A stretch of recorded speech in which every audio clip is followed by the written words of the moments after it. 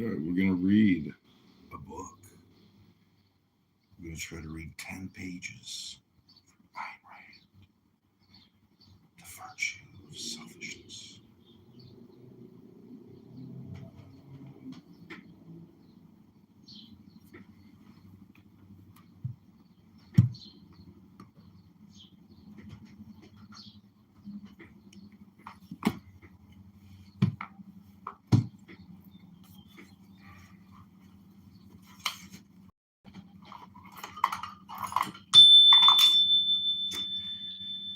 The need for such an experience is inherent in man's nature, but if a man lacks the self-esteem to earn it, he attempts to fake it, and he chooses his partner subconsciously by the standard of her ability to help him fake it, to give him the illusion of a self-value he does not possess, and of a happiness he does not feel. Thus, if a man is attracted to a woman of intelligence, confidence, strength, if he's attracted to a heroine, he reveals one kind of soul. If instead he is attracted to an irresponsible, helpless scatterbrain, whose weakness enables him to feel masculine, he reveals another kind of soul. If he is attracted to a frightened slut, whose lack of judgment, standards, allows him to feel free of reproach, he reveals another kind of soul. The same principle, of course, applies to a woman's romantic sexual choices. The sexual act has a different meaning for the person whose desire is fed by pride and admiration, to whom the pleasurable self-experience it affords is an end in itself, and for the person who seeks in sex the proof of masculinity or femininity, or the amelioration of despair, or a defense against anxiety, or an escape from boredom. Paradoxically, it is the so-called pleasure who are concerned only with having a good time, who are psychologically incapable of enjoying. One of the hallmarks of the man who lacks self-esteem, and the real punishment, function of pleasure, is to afford man a sense of his own efficacy. The neurotic is caught in a deadly conflict. He is compelled by his nature as man to feel a desperate need for pleasure as a confirmation and expression of his control over reality. That is the reason why his pleasures do not work, why they bring him not a sense of pride, fulfillment, inspiration, but a sense of guilt, frustration, hopelessness, shame. The effect of pleasure on a man of self-esteem is that of a reward and a confirmation. The effect of pleasure on a man who lacks self-esteem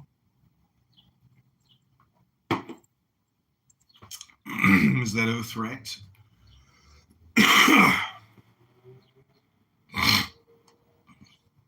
The threat of anxiety, the shaking of the precarious foundation of his pseudo self-value, the sharpening of the ever-present fear that the structure will collapse and he will seek psychotherapy, is that nothing has the power to give them pleasure, that authentic enjoyment seems impossible. Unclouded capacity for the enjoyment of life is an unusual moral and psychological achievement. Contrary to popular belief, it is the prerogative not of mindlessness, but of an unremitting devotion to the act of perceiving reality and of a scrupulous intellectual integrity. It is the reward of self-esteem.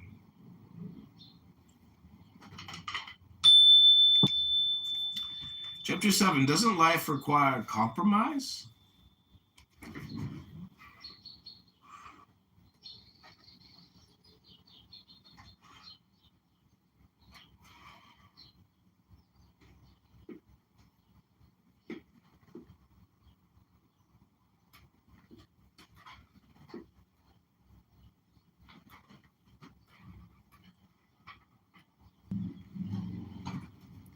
But first, I gotta go to the bathroom and get this big booger out of my nose. This big boogie. It's hanging as much as possible on camera.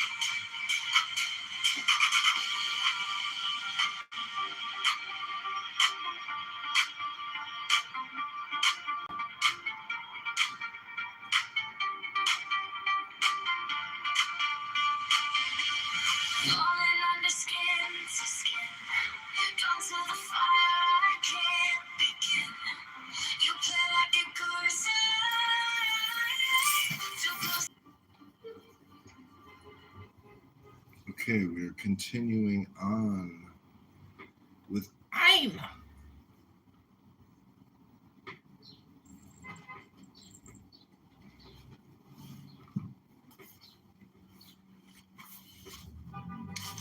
Chapter 7, doesn't life require a little compromise?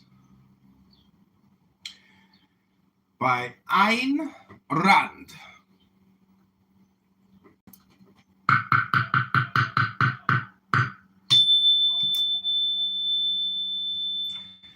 A compromise is an adjustment of conflicting claims by mutual concessions. This means that both parties to a compromise have some valid claim and some value to offer each other. And this means that both parties agree upon some fundamental principle which serves as a base for the deal.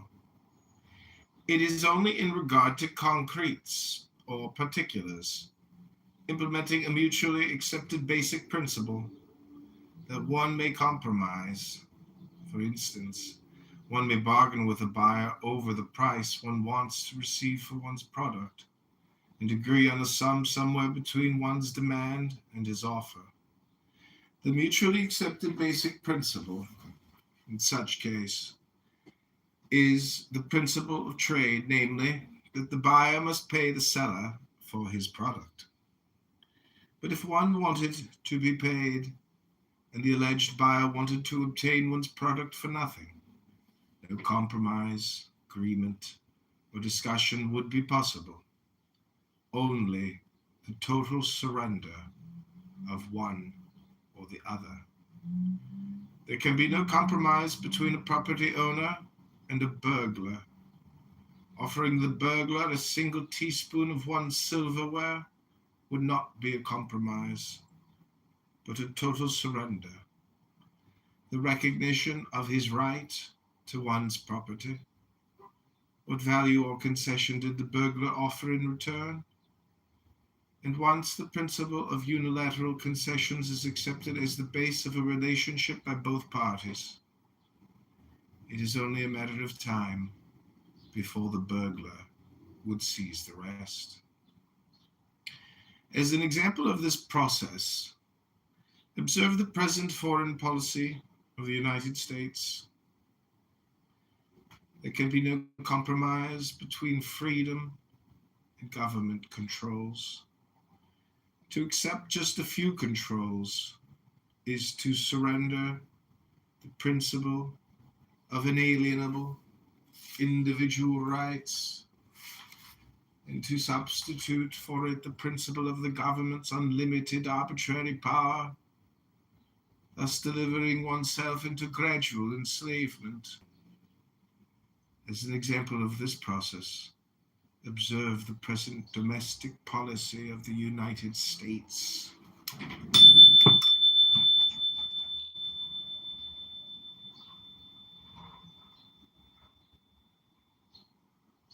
Mayoralship, go to mayorkitover.com or chicagomayorvote.com. We are reading from the brilliant Ayn Rand. I hope you enjoy this book on selfishness, on egoism versus altruistic suicide. People often ask me, John, why did you want to run all these phones?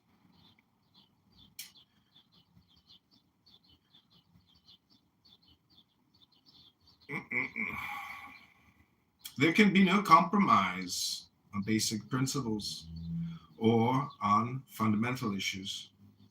What would you regard as a compromise between life and death, or between truth and falsehood, or between reason and irrationality? Today,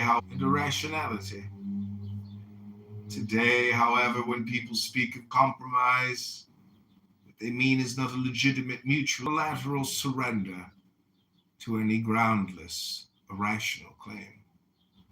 The root of their doctrine is ethical subjectivism, which holds that a desire or a whim is an irreducible moral primary, that every man is entitled to any desire he might feel like asserting, that all desires have equal moral validity, that the only way men can get along together is by giving in to anything and compromising with anyone.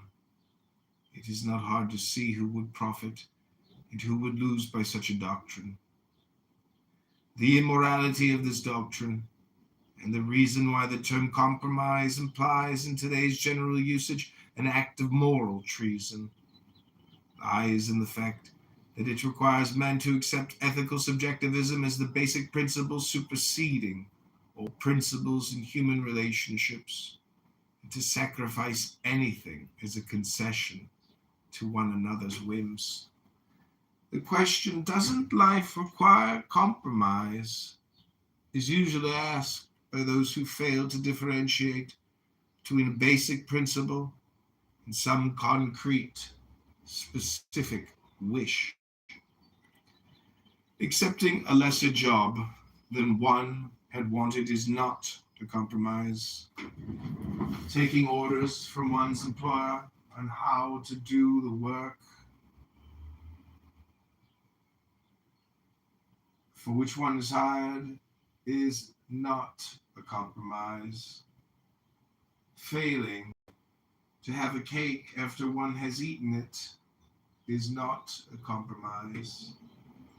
Integrity does not consist of loyalty to one's subjective whims, but of loyalty. Is not a breach of one's comfort, but a breach of one's convictions.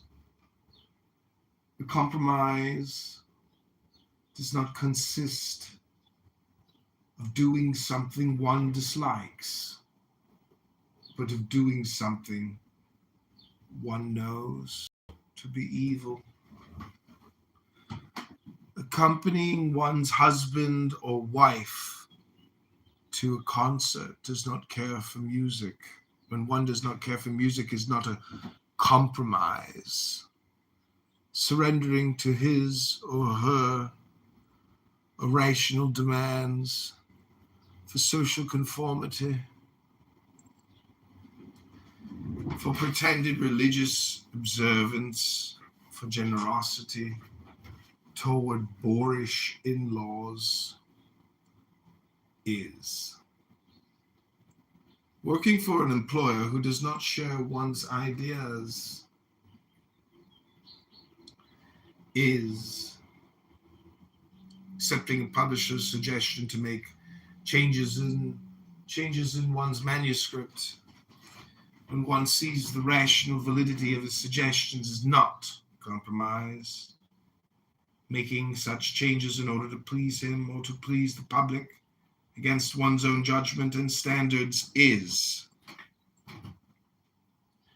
The excuse given in all such cases is that the compromise is only temporary and that one will reclaim one's integrity at some indeterminate future date. But one cannot correct a husband's or wife's irrationality by giving in to it and encouraging it to grow. One cannot achieve the victory of one's ideas by helping to propagate their opposite. One cannot offer a literary masterpiece when one has become rich and famous to a following one has acquired by writing trash. If one found it difficult to maintain one's loyalty to one's own convictions at the start, a succession of betrayals which helped to augment the power of the evil one lacked the courage to fight will not make it easier at a latter date. It will make it virtually impossible. There can be no compromise on moral principles. In any compromise between food and poison, it is only death that can win. in any compromise between good and evil. It is only evil that can profit. Atlas shrugged. The next time you're tempted to ask, doesn't life require compromise? Translate that question into its actual meaning. Doesn't life require the surrender of that which is true and good to that which is false and evil? The answer is that precisely is what life forbids. If one wishes to achieve anything but a stretch of tortured years spent in progressive self-destruction.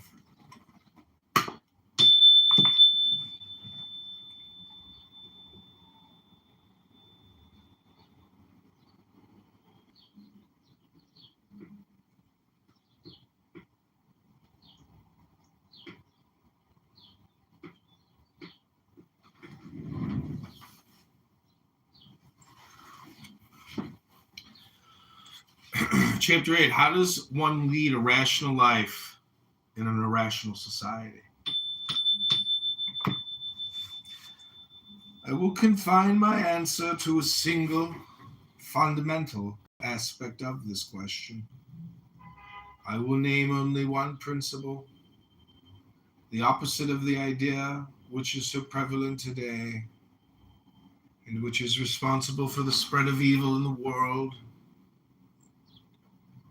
That principle is one must never fail to pronounce moral judgment. Nothing can corrupt and disintegrate a culture or a man's character as thoroughly as does the precept of moral agnosticism. The idea that one must never pass moral judgment on others, that one must be morally tolerant of anything, that the good consists of never distinguishing good from evil. It is obvious who profits and who loses by such a precept. It is not justice or equal treatment that you grant to men when you abstain equally from praising men's virtues and from condemning men's vices. When your impartial attitude declares in effect that neither the good nor the evil may expect anything from you. Whom do you betray, and whom do you encourage? But to pronounce moral judgment is an enormous responsibility. To be a judge, one must possess an unimpeachable character. One need not be omniscient or infallible. And it is not an issue of errors or of knowledge. One needs an unbreached integrity, that is, the absence of any indulgence in conscious, willful evil. Just as a judge in a court of law may err when the evidence is inconclusive, but may not evade the evidence available, nor accept bribes, nor allow any personal feeling, emotion, desire, or fear to obstruct his mind's judgment of the facts of reality. So every rational person must maintain an equally strict and solemn integrity in the courtroom within his own mind, where the responsibility is more awesome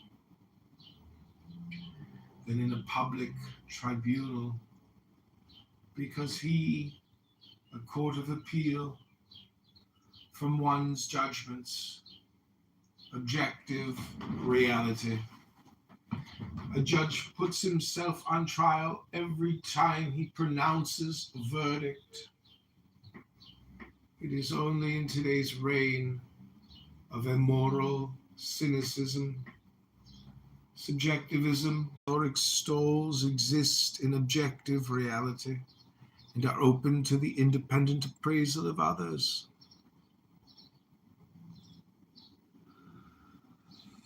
It is his own moral character, standards that he reveals when he blames or praises. if he condemns America and extols Soviet Russia, or if he attacks businessmen, defends art, and defends juvenile delinquents, or if he denounces a great work of art and praises trash, it is the nature of his own soul that he confesses. It is the fear of this responsibility that prompts most people to adopt an attitude of indiscriminate moral neutrality.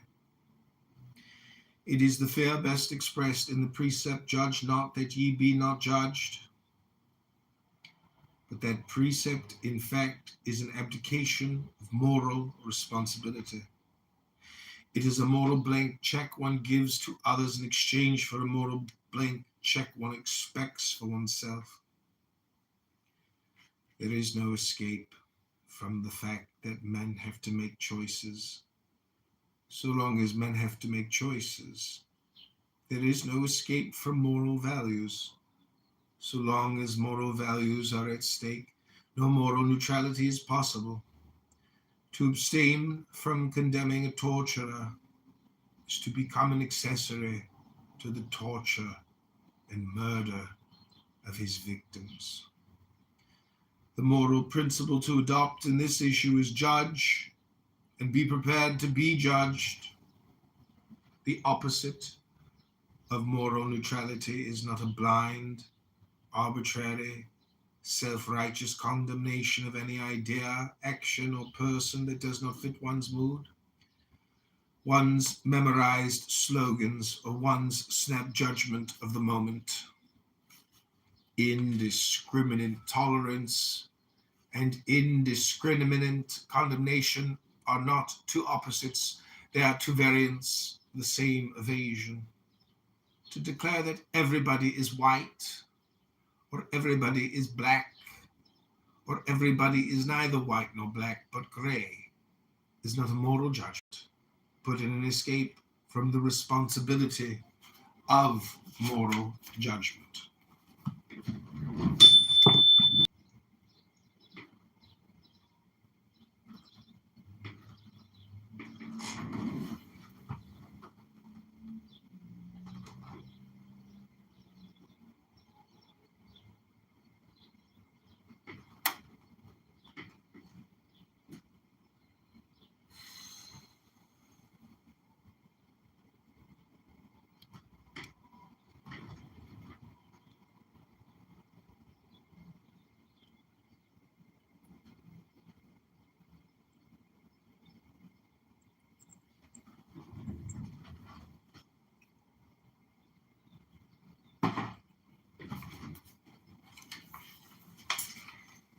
Standard. It is not an easy task. It is not a task that can be performed automatically by one's feelings, exacting the most ruthless, objective, and rational process of thought. It is fairly easy to grasp abstract moral principles. It can be very difficult to apply them to a given situation, particularly when it involves the moral character of another person. When one pronounces moral judgment, whether in praise or in blame, one must be prepared to answer why, and to prove one's case to oneself and to any rational inquirer.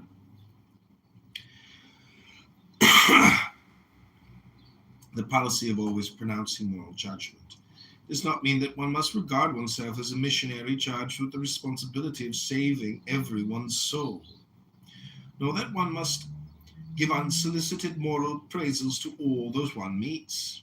It means A, that one must know clearly, in full, verbally identified form, one's own moral evaluation of every person, issue, and event with which one deals, and act accordingly. B, that one must make one's moral evaluation known to others when it is rationally appropriate to do so. This last means that one need not launch into unprovoked moral denunciations or debates, but that one must speak up in situations where silence can objectively be taken to mean agreement with or sanction of evil. When one deals with irrational persons where argument is futile, a mere "I don't agree with you" is sufficient to negate any implication of moral sanction. When one deals with better people, a full statement of one's views may be morally required. But in no case and in no situation may one permit one's own values to be attacked or denounced and keep silent. Moral values are the motive power of a man's actions. By pronouncing moral judgment, one protects the clarity of one's own perception and the rationality of the course one chooses to pursue. It makes a difference whether one thinks that one is dealing with human errors of knowledge or with human evil.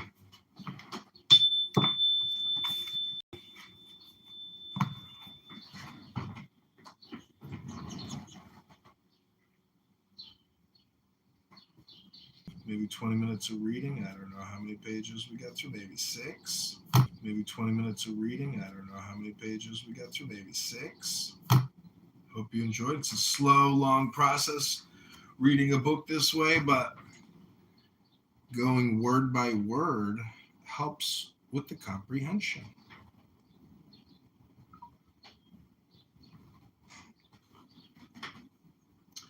We've also been filming this on Meta, as well as Loki, as well as B. All AI wearables. Remarkable technology.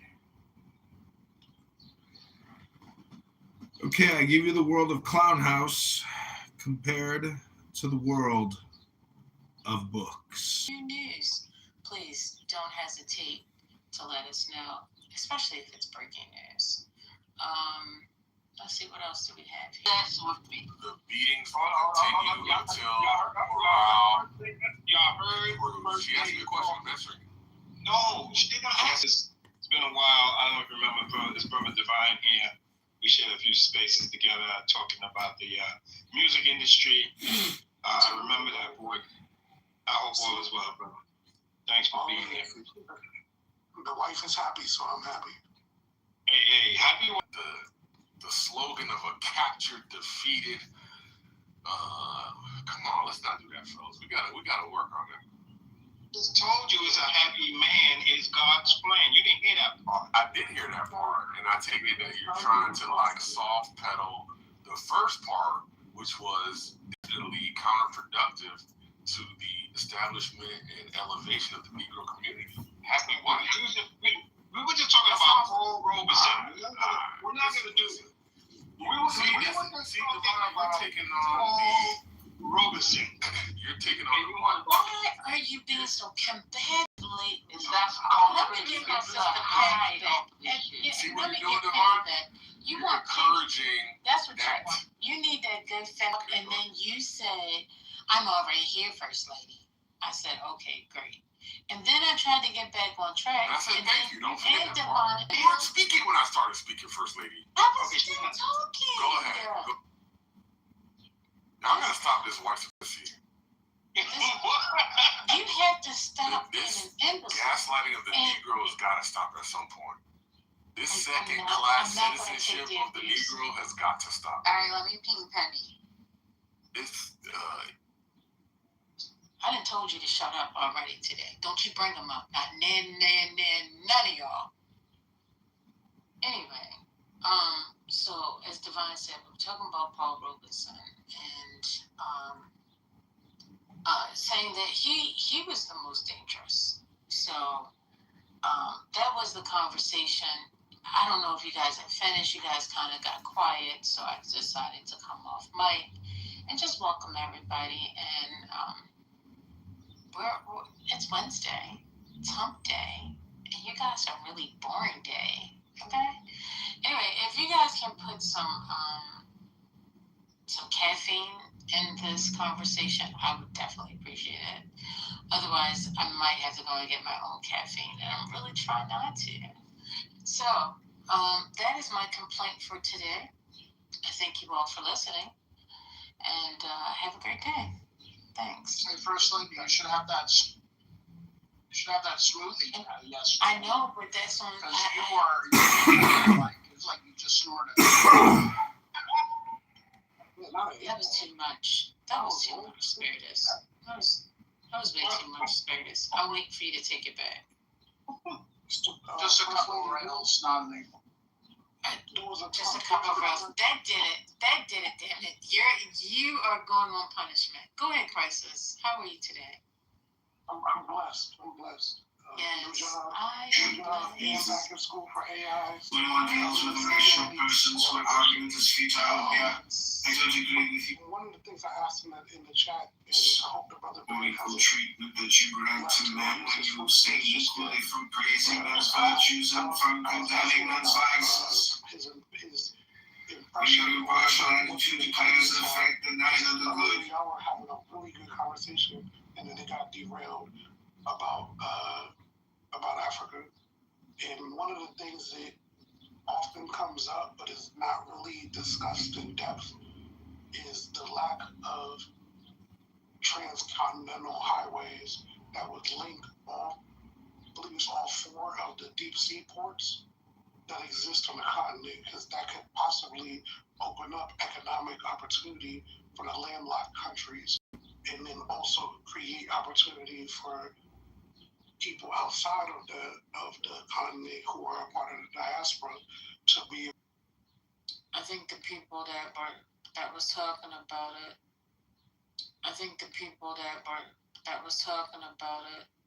I don't think they're here. I think Ben is part. There was an error. Hey, Dr. Lomberg. There was an error. Hey, Dr. Lomberg. Grand Rising to the stage.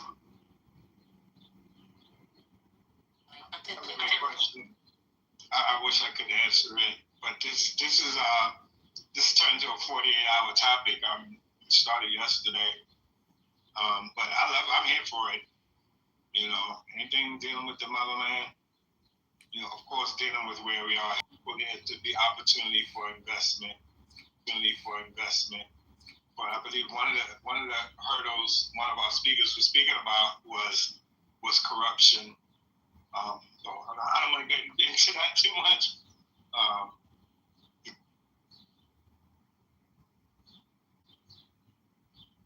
Dr. Library? Yes, I'm here. Oh, okay. Was that to me? Sorry. In Africa, Oh no, and I have opportunity no for information about any of that. I'm so That's okay. Specifically to the deep sea ports. So I believe there's 4 deep sea ports. Yeah, I believe it's 4 now. I know that one of the newest ones is the project that they're building in Krebi in Cameroon. And unfortunately, a lot of these deep sea ports are being funded by nations outside of Africa, obviously. But the opportunity, if you're able to connect the deep sea ports through rail or road, it would actually open up trade, commerce, and business for the landlocked countries if you're able to connect all of the deep sea ports. But that would require outside investment.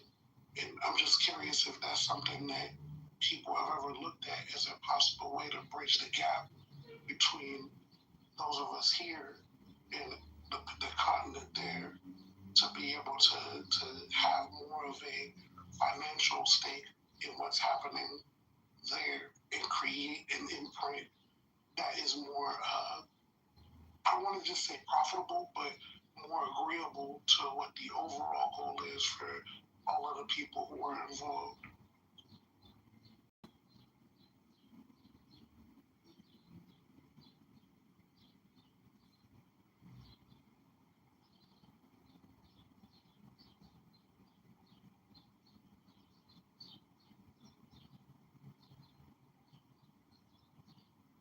Social media, everybody's talking about Ghana back, and then you just don't hear anything anymore. Yes.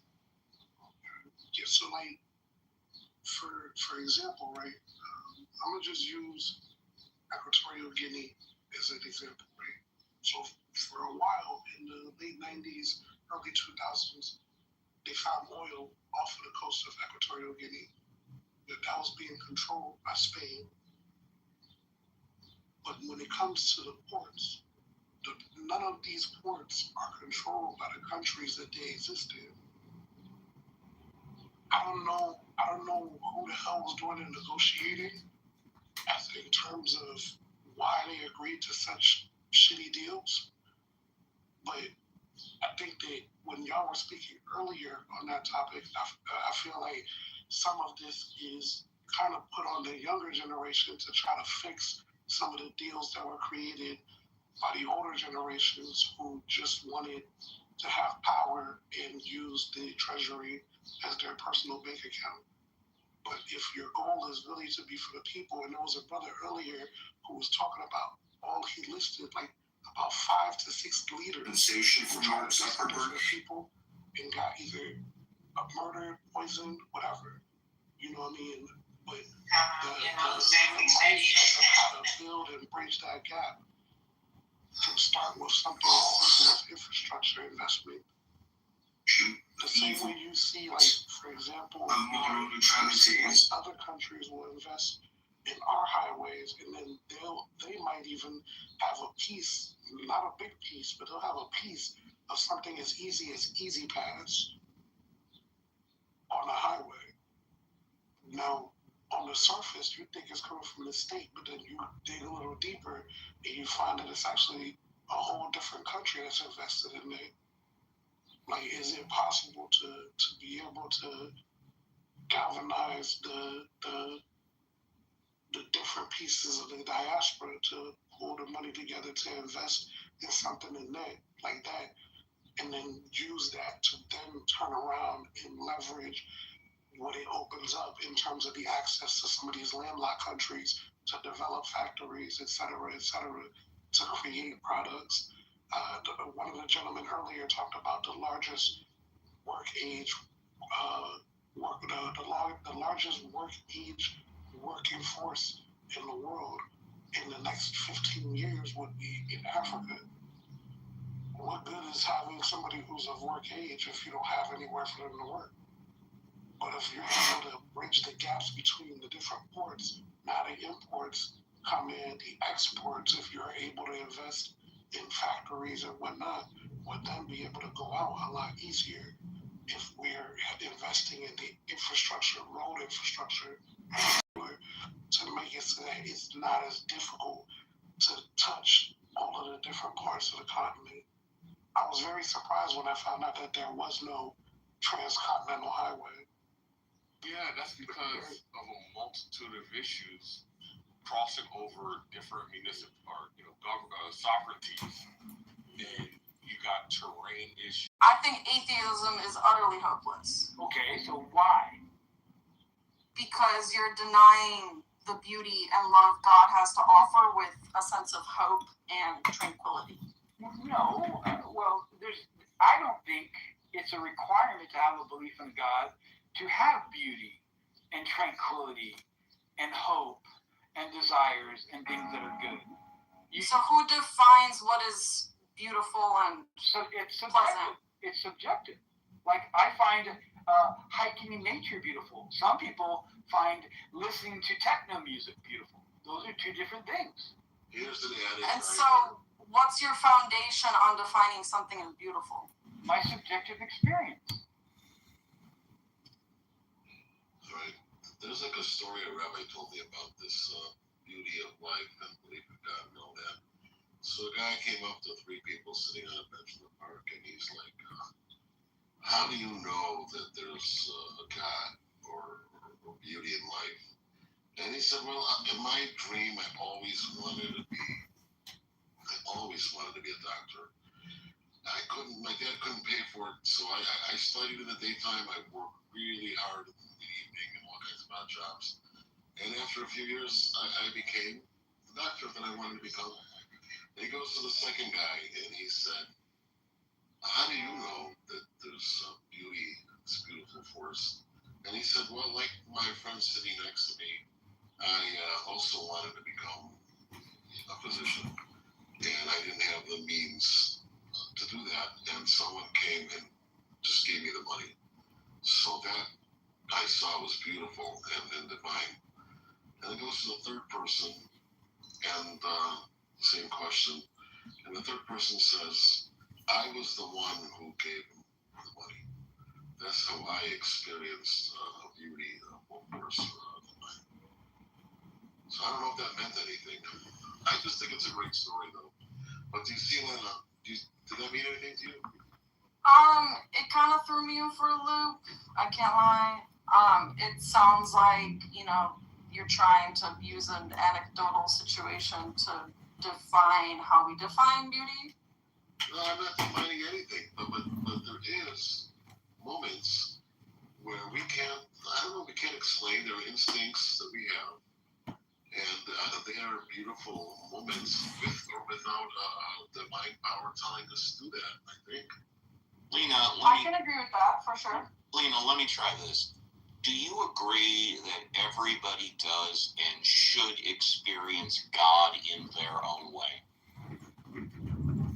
Do I believe everyone deserves God? No, that's not what I asked. I'll ask again. Please. Do you think everybody both experiences God in their own way, good things about God, correct? About life in general. About life in general. Do you think that they experience misery and despair?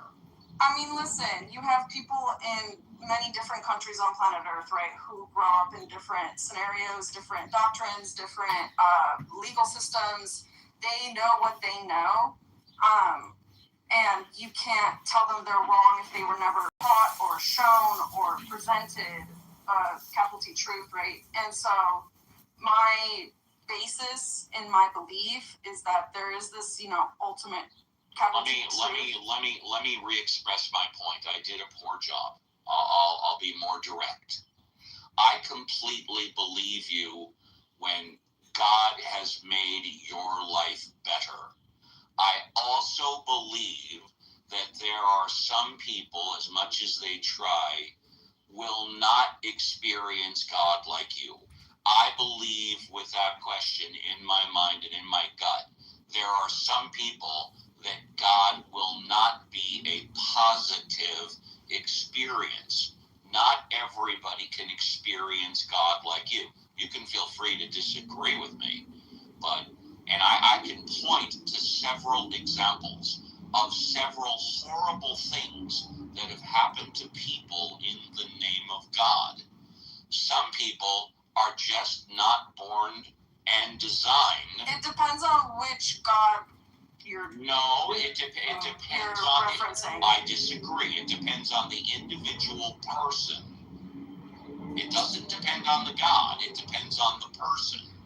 Well, I think what I mentioned is actually quite crucial because someone can be misinformed on what God and who God is. Right, because of the individual person. Which we not because of the teacher. To our demise. Not because of the teacher. Not because of the God. Because of the individual. So I hold a belief that God will present himself truthfully and purely to everyone at some point. And I believe that God will present himself differently to everyone. Right. And let me just clarify. Yeah. In my belief system, yeah. At the end of our lives, we have a judgment moment, right? So, for clarification, I'm an Orthodox Christian, and so salvation is constantly strived for. You're not just saved, whatever. But at the end of our moment on this earth, we are presented to Christ, and we can choose in that moment. Yes. Do we believe he is who he says he is and who has been what we've said he is, and he's presenting to us straight in our faces, or whatever the being looks like of our being, right, in that moment? Or we can choose to deny him and follow through with the deceit that has been fed us. And the only thing I changed about what you said is from the word we to the word you. Yeah, it's my belief system. Yes. It's okay if you don't align with it. Yes. I full-heartedly believe this is going to happen for everyone, and it has happened for everyone since the formation of. No, it hasn't. It has happened for you. It has Well, not you can happened. you actually can't. You can't objectively say that. Well, you can't objectively say it either. Right, then. and that's why it's my belief. A third of the planet, 2 billion people, believe the way you believe, but significantly smaller for the Orthodox Christians, but I see what you're saying. yeah, but 4 billion people don't believe the way you do. That's the only reason I'm saying I'm not disagreeing with you when it comes to you. I'm just disagreeing when you say we. That's all. And I think, people come from illiterate countries, they can't read the Bible, they are in either Islamic state, so they are indoctrinated with different beliefs, right?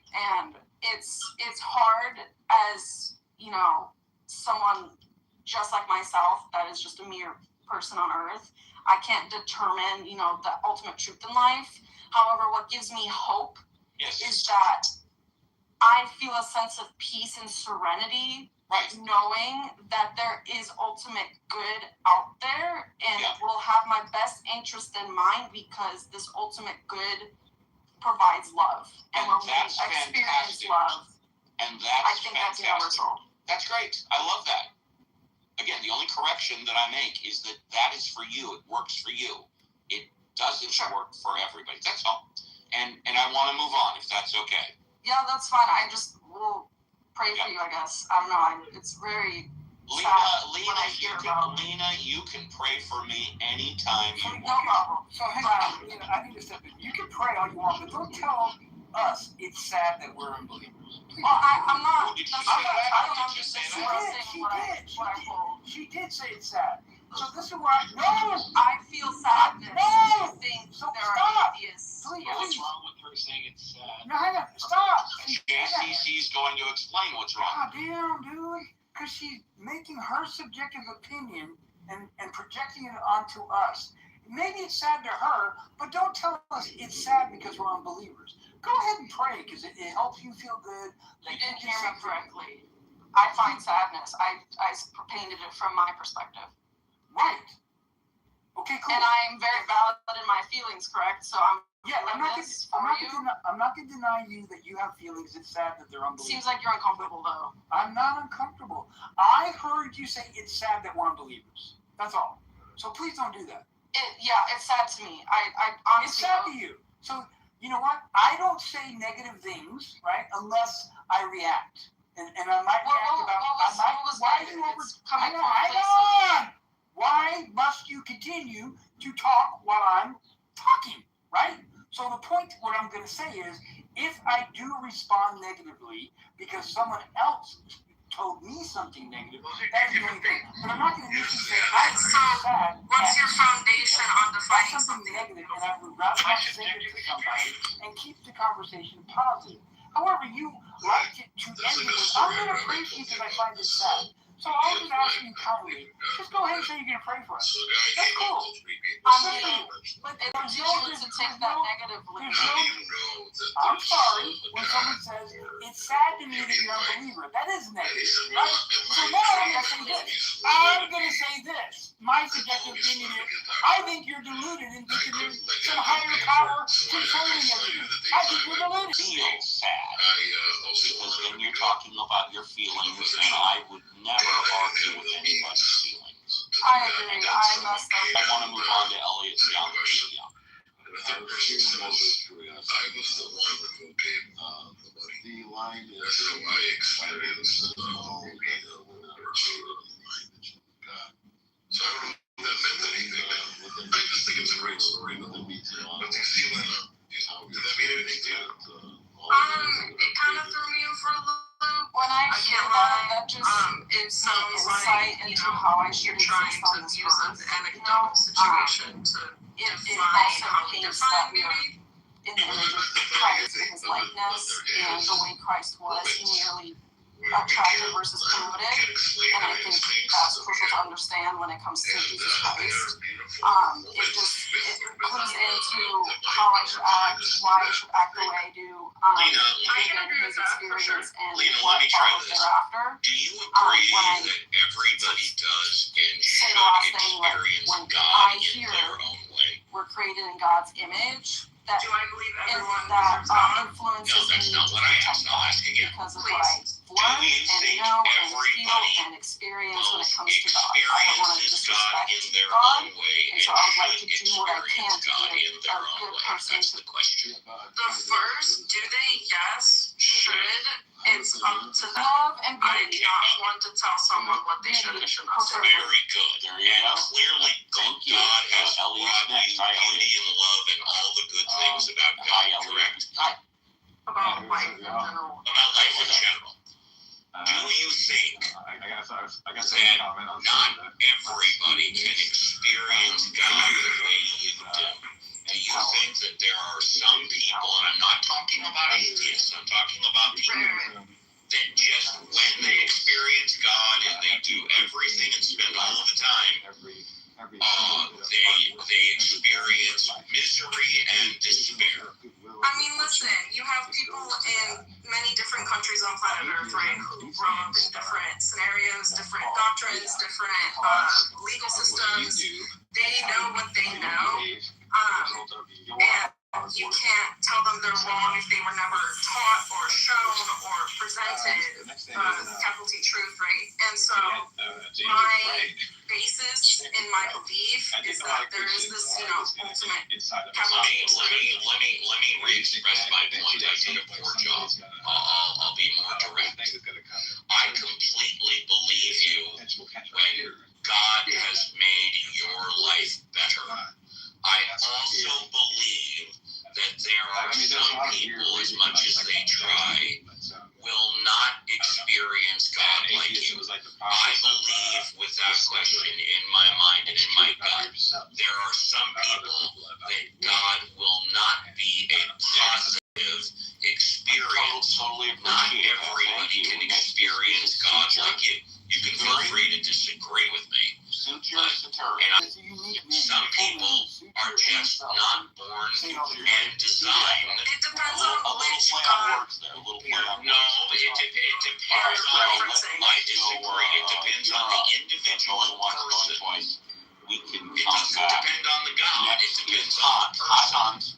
Well, I think what I mentioned is actually quite crucial because someone can be misinformed on what God and who God is. Right, because of the individual person.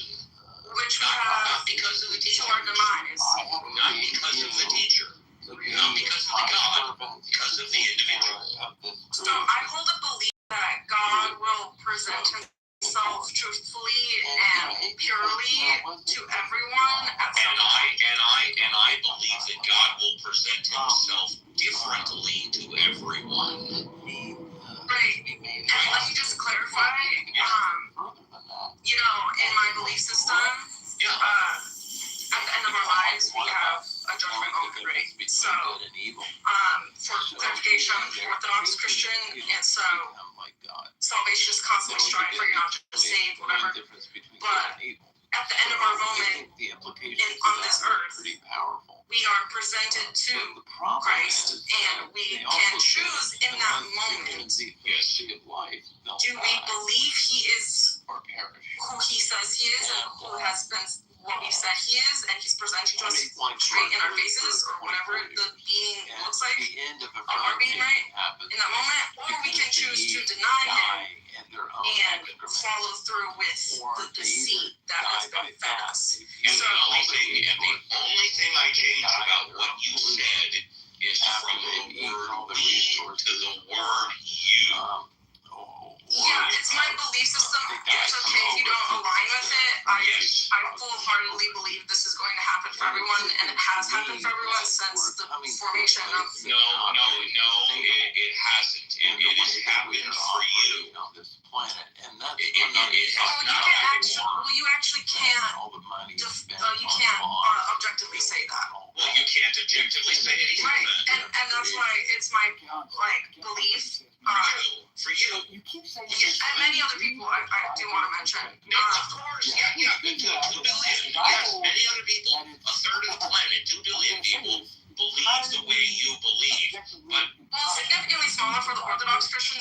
what you're saying. Yeah, but 4 billion people don't believe the way you do. That's the only reason I'm saying I'm not disagreeing with you when it comes to you. I'm just disagreeing when you say we.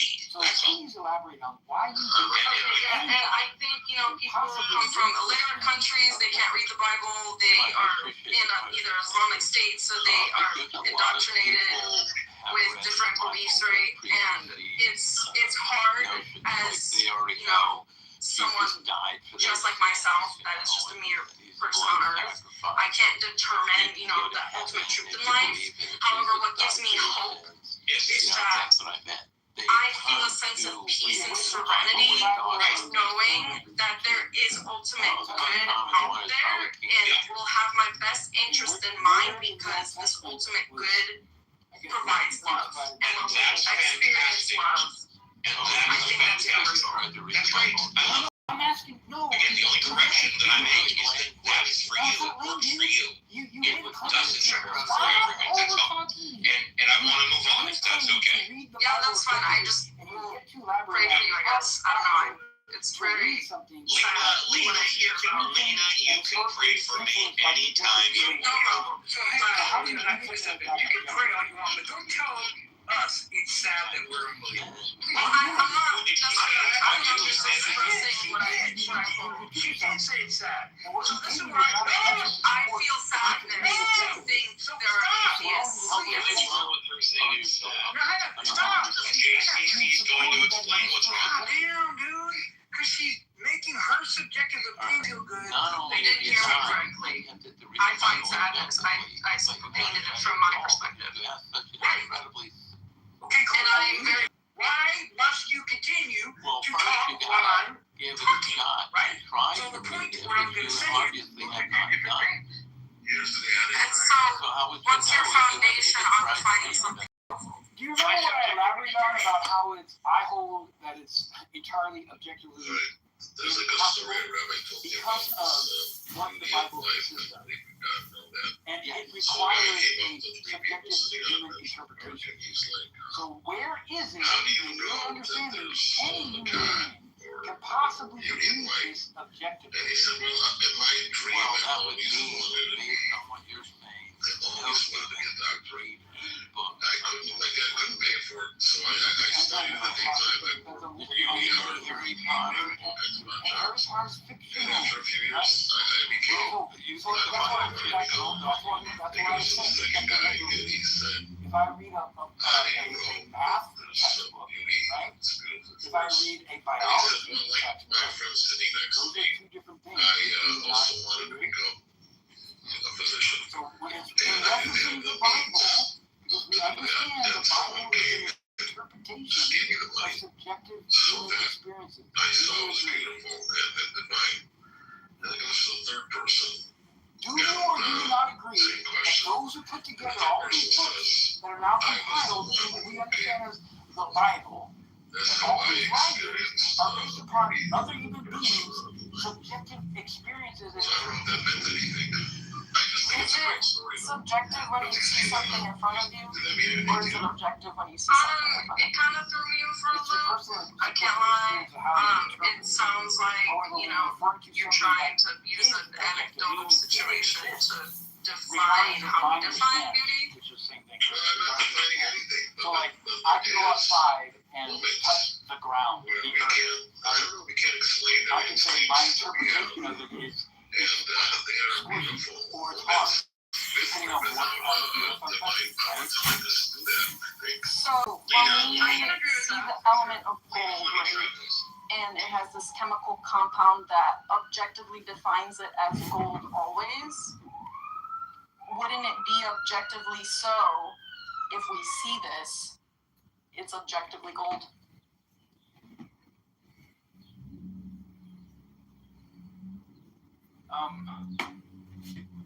So when you say we see the gold, we know the gold has been measured and calculated to be the gold that it is. Is that what you're saying? Like, someone can say, I see gold, and it turns out it's really not gold, i.e. food. Yeah, but I'm talking about it is gold, and we're witnessing it as gold. Yeah, So, it's it's objectively gold. It's been objectively tested and verified it's gold. So yes, I see gold. So you can objectively see something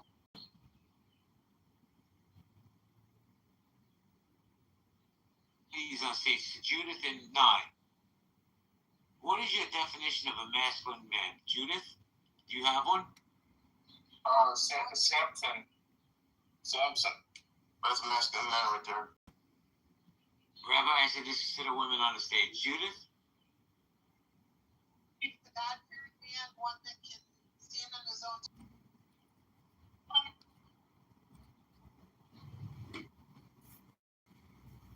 Can't hear you if you talk. Nye, what do you think? He has to be consistent. He has to be committed. Whatever his goals are in life, committed to his well-being, committed to his family, committed to making money. He has to have emotional strength. That's so important. Manage your emotions. A man who's not violent and aggressive, that's masculine to me. Integrity, did I already say integrity? Resilient, protective. And listen, because I love Jesus and the Lord, I do think it's very masculine for a man to admit that he loves the Lord and he fears God. And I think a man who fears God leads a certain type of life and makes certain type of decisions. He follows a moral code that cannot be, broken. He cannot be persuaded to do anything that's outside of his moral code. So he's humble, humility. He's secure enough to admit when he makes mistakes. He's reliable. And well, no, you won't find, and lastly, let me say this: you won't find a masculine man anywhere on Clubhouse bitching and whining and arguing with women and bitching about women all day. And I'll land it. Well, it's something that maybe it's a recent phenomenon. Because, I started dating again since I got divorced. And I noticed in a lot of these profiles, if you're MAGA, don't swipe on me. If you're a libtard, don't swipe on me. What the fuck does it matter where my political affiliations land? If I treat you right, I'm loyal to you, and I'm just a good man to you. Why does who I voted for matter so much? I think that's one of the problems that we have in society. Women want to dictate how a man should think. Who would want to date a MAGA? Vice versa, you're a MAGA. Wow. The people are too far apart politically. It's politics. I don't think they can coexist in the same space. I know I could, but I can imagine dating a girl that was fucking MAGA. Black girl that's MAGA. But wait a second, Hakima, don't even mute up. Let me ask you this: What if if you meet a girl and she's gorgeous and you have chemistry and she's MAGA and you're not, right? MAGA's not going to be around forever, but you might be with that girl the rest of your life. I don't think we have chemistry though. I don't think that would happen. As soon as we say any conversation gonna spark political conversation in these days, so it'll get there quick. So I don't think the chemistry would ever get there. And that's my opinion. I don't think so. Can I add to that real? No, I was gonna say this. I kind of understand Hakima's point, and I probably would not agree. If we were having a discussion maybe 5, 6, or even 10 years ago, I would have said, hey, I don't care what your political affiliation is. If we vibe, let's vibe out, right? Now that because I feel like the modern liberals, not for arguing. Go ahead. No, don't mute up. Let's have a conversation. So you're pretty hot, right? Let's put that out of the way. You're a really good-looking woman. Let me finish. To me, you have bad intentions. Let's just say that, and that's fine. I don't really care. You did it, no problem. Why would that stop you? You and I get along better than I get along with anybody in the South. Why would that prevent us from being together? It wouldn't. For me, it wouldn't because here's the thing. I would not spend all day arguing with you. Let's say you were more liberal. Okay, I'll just take your scenario. It wouldn't. It wouldn't because I've gotten to know you on this app, and I know that you and I agree to disagree with politics, and it will not affect our friendship. Or if we were romantically involved, it would not affect our romance. But you see, a lot of modern humans, Americans, I should say, they're not mentally mature to respect people's political points of view without being hysterical and being triggered.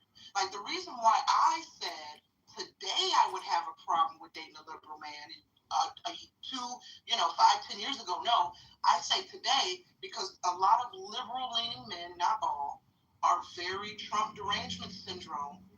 But that aside, let's take Trump out of the equation. They don't seem to have a moral code. Anything fucking goes. Transgender the kids, men and women's sports, abortions for all. Fuck God. Like, what do they believe in? Right? Anything goes. The household can be topsy-turvy. You can't discipline the children.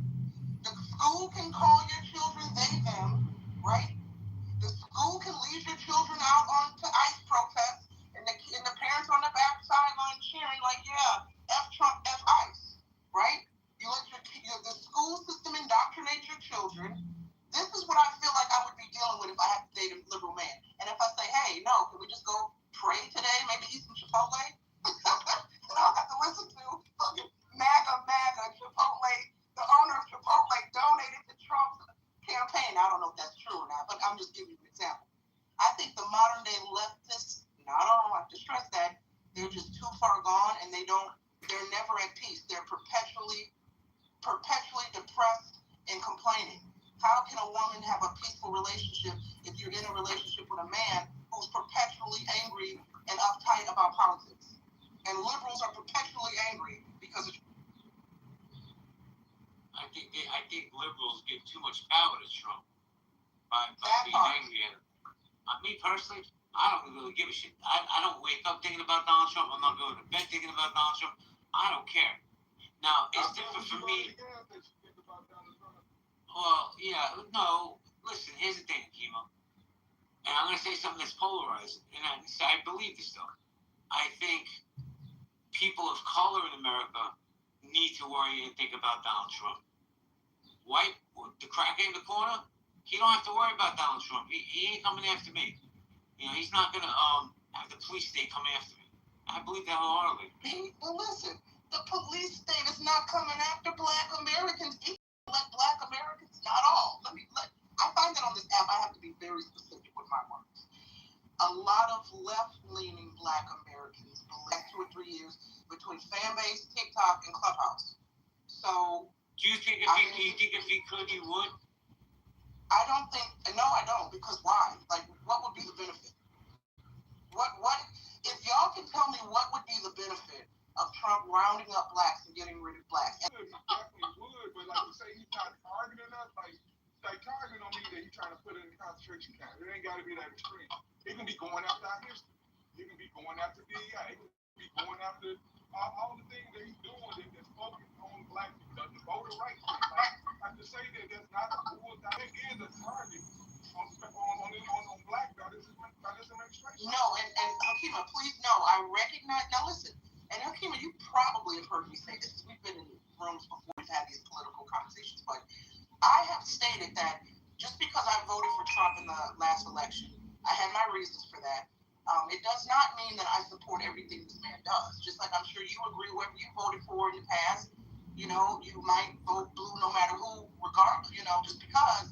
But it doesn't. I would like to think it doesn't mean that doesn't mean you agree with all the policies that a Democratic president put forth. You know, whether it be Biden, Clinton, or Obama, right? So I agree with you. Do I think I've certainly had my criticisms this year about some of Trump's, you know, moves, and especially as it relates to the black community. I still don't regret not voting for Kamala. But at the same time, my thing is this. If Trump's administration is anti-black, it's not the first anti-black administration, and it's not the last. That's the most blatant in the past 40 years. Oh, shit. Hold on, my boss is calling. I gotta take this call. Sorry, JP. It's okay, no problems. Say hello to Josh. Ash, come up, Ash. Retro, how you doing, Retro? We got Dawn. Moosey, what's up, Moose? His Will there. This is unhealthy debates. If you have a pink ticket, cash it in. Have men become too pussified? Is Me Too still a thing? I think men are afraid to be men. They're afraid to speak their mind. What's up, John Wiley? They're afraid to speak their mind without being canceled because cancel culture is real. And that's where I had the conversation. If you want to come up, raise your hand. Everybody's welcome to the stage. Just be civil and be respectful. Thank you. Can I comment to JP about the mental health issue that you brought up earlier about how you don't like it being blamed, that mental health, people need to get help? Be my guest. Go ahead. I'm a living testament of that. I later in life, after menopause, was diagnosed with a mental health issue, and I had to go out of state to get the help that I needed to be able to be medicated, to be able to be a productive member of society. And I've just come to terms with the fact that this is an issue that I'm going to probably have for the rest of my life, and it's not going to go away. And yes, there is help. Yes, there are things available, and they're readily. Let me say, I get help, but here's the problem. When some idiot lowlife walks into a school and shoots 17 kids and they blame it on mental health, how you address it, I have no idea. But I think that too many people use it as a crutch to get away with bad things. Just that's what I meant to say, Jude. I didn't mean to insult you or anybody else with mental health issues. I just agree with you on, help is available, and we need to as individuals seek out that help and take responsibility. And I think it has to do with the pussification of men too, because if they need help, they need to ask for help, and they need to get over themselves, and they need to be accountable. I think people need to love themselves more and be accountable to themselves. I agree 100%.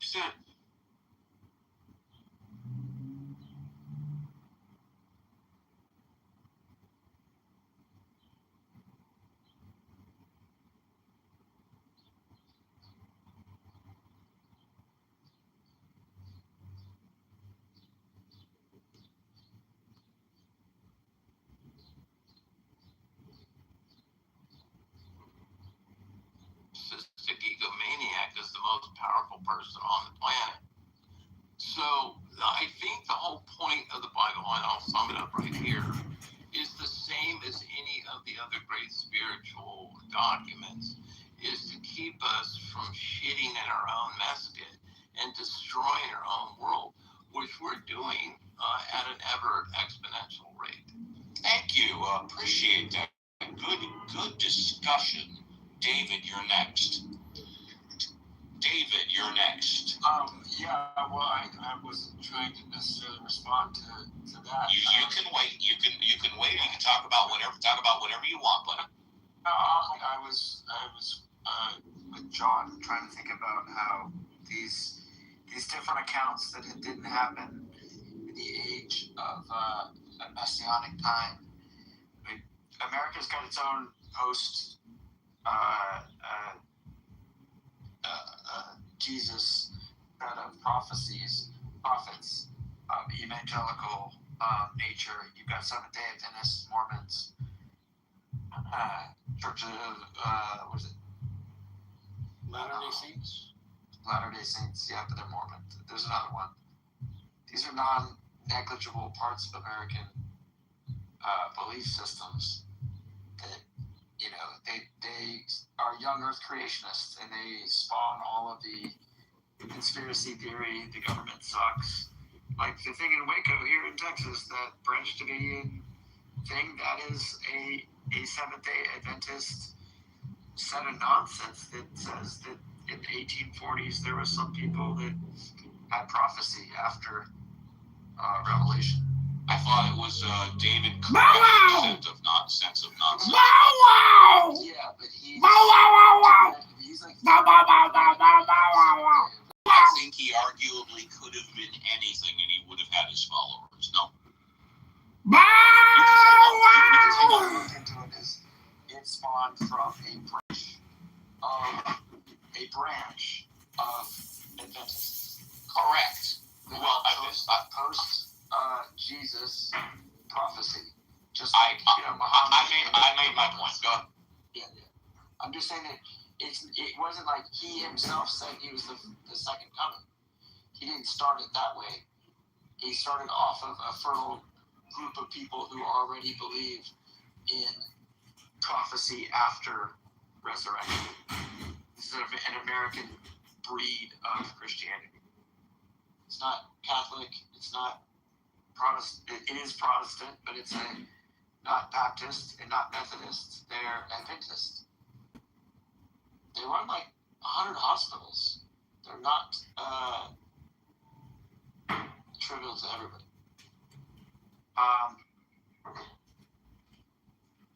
Is she a Muslim? When people say, oh, Sharia law or something like that, how is it okay to have a Mormon politician if they're not Christian? They seem to be Christian. They use the hierarchy of Christianity to get along in life. I don't understand your question. It was to the room. It was. I know it was to the room, and I know it was to the room. How are evangelicals not seem to be wackos? That's what I'm asking. They're wackos. Go ahead. No, I'm just saying he referring to this way far out branch of what they would like to call Christianity, but it's not true Christianity, and it's that's your opinion. Based on the historical knowledge. Doesn't matter what it's based on. It doesn't matter what. Welcome to the show, Bow Wow. What are you talking, dude? She's such a fucking liar. I was like, what the fuck is going on? I'm like, I don't care for the most part, but whatever. Like, I came in here, I thought you were like playing previous nights or whatever. I don't know. No, bro. It's fine. That chick is a fucking waste of time, bro. I mean, Clearly. That other chick, Cindy in LA, holy shit, bro. Talk about a waste of time. Whoa. I can't do. Dude, I mean, she's like, oh, I missed my workout time. Now I have to go to 5 o'clock when the guy is hot instead of the girl is hot. It's like, she's like, oh, I'll put you in touch with my agent. My agent will take care of it. She's like fucking retarded, bro.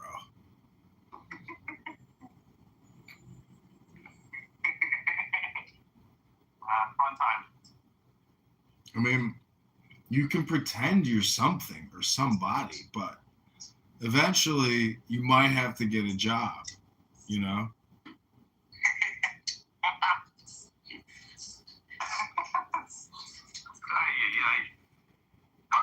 I mean, how many years can you sit in a clubhouse room and like not say anything intelligent? Now, see, I read a book this morning that puts me in the top 1%. Yeah, you are 1%, John. Yeah. But that's only because I read. In fact, my cell phone is sitting on the book that I just read right now. That means you are standing on Ayn Rand's virtue of selfishness.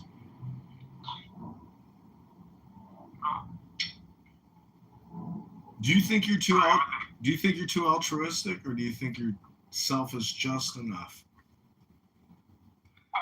I'd like to think I am. In the grand scheme of things, I like to think I'm the betterment of altruism, but my actions prove otherwise sometimes because I'm human, and I can only be selfish.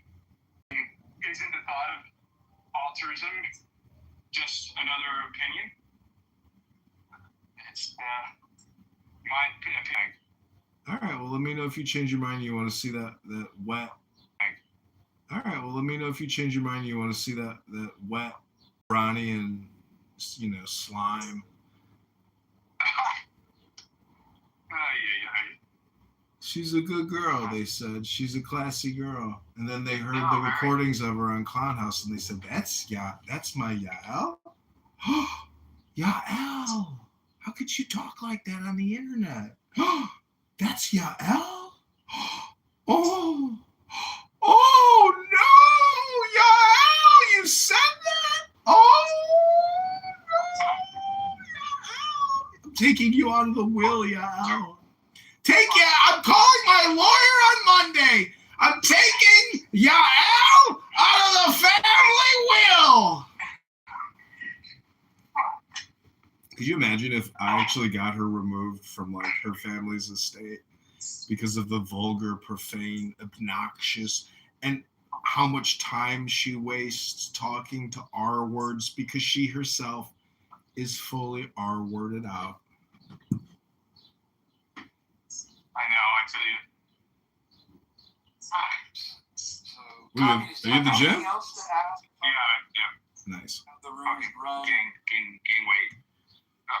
Well, you know, it's so much of it just, you got to work out every day, but then how much you, it's not what you, It's how much you, it's how much, yeah. Like, if you go to Chipotle, don't get the burrito, just get the bowl and don't get any extra chicken. You got to, like, eat the minimum, not the maximum. Yeah, I'm self-aware. The problem is, if you get a job a few months ago and, you become more sedentary because you're sitting at a desk. Yeah. And you're like, oh, yeah, no problem. Now, 3 times a day or 3.5 times a day as opposed to just 2, right? And, I don't know. And then I packed on fucking 15 pounds in like a month. I'm like, holy shit. Well, you could lose that in a month. You know, the thing is, you gotta make sure you sweat and break a sweat every single day. Yeah. It only takes 15 minutes to break a sweat. Unfortunately, at this age, you can't be sedentary. You can't, dude. If you don't move, you're gonna die. Yeah. One day, it's like fucking 4 or 5 days a week, you have to be. Just think about how much time you spent listening to Yael, that stupid twat, and that stupid other girl in Los Angeles who thinks she's an actress. If you took all the time that you spent listening to their retarded voices and you put that into the gym, bro, you would be gold. You would be made of gold. You would be made of gold. So what does that tell you? These women are vampires. They are attention economy vampires. All women are worse. No, they're attention economy vampires. They are parasites. Parasites. They are parasites.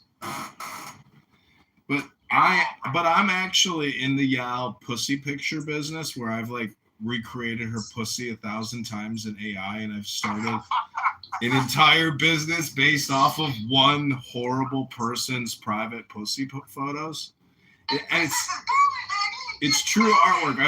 I've like inverted it. I've had like AI expand it and then zoom it back and then overlay the universe on it, and it's very artistic now. You actually can't tell that it's a pussy. It actually looks like a roast beef sandwich from a Jewish delicatessen. Howdy or Nanny? Yael has huge labia. You've never seen Yael's pussy photos?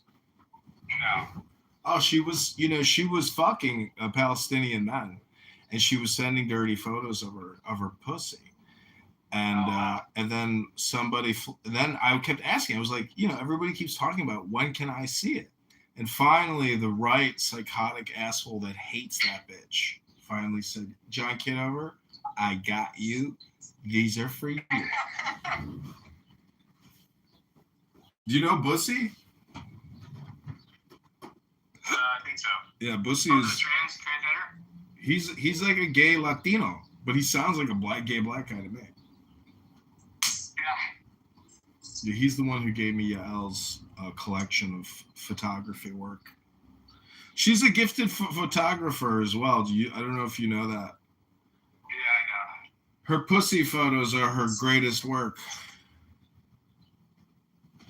Anyways, I'm just totally kidding about all these pussy photos, but it's fun to mock that fucking obnoxious woman. Because as a Mischling, she loves to say that I culturally appropriate her religion, her cult, etc. It's like she said so many things to me. She's called me a P word.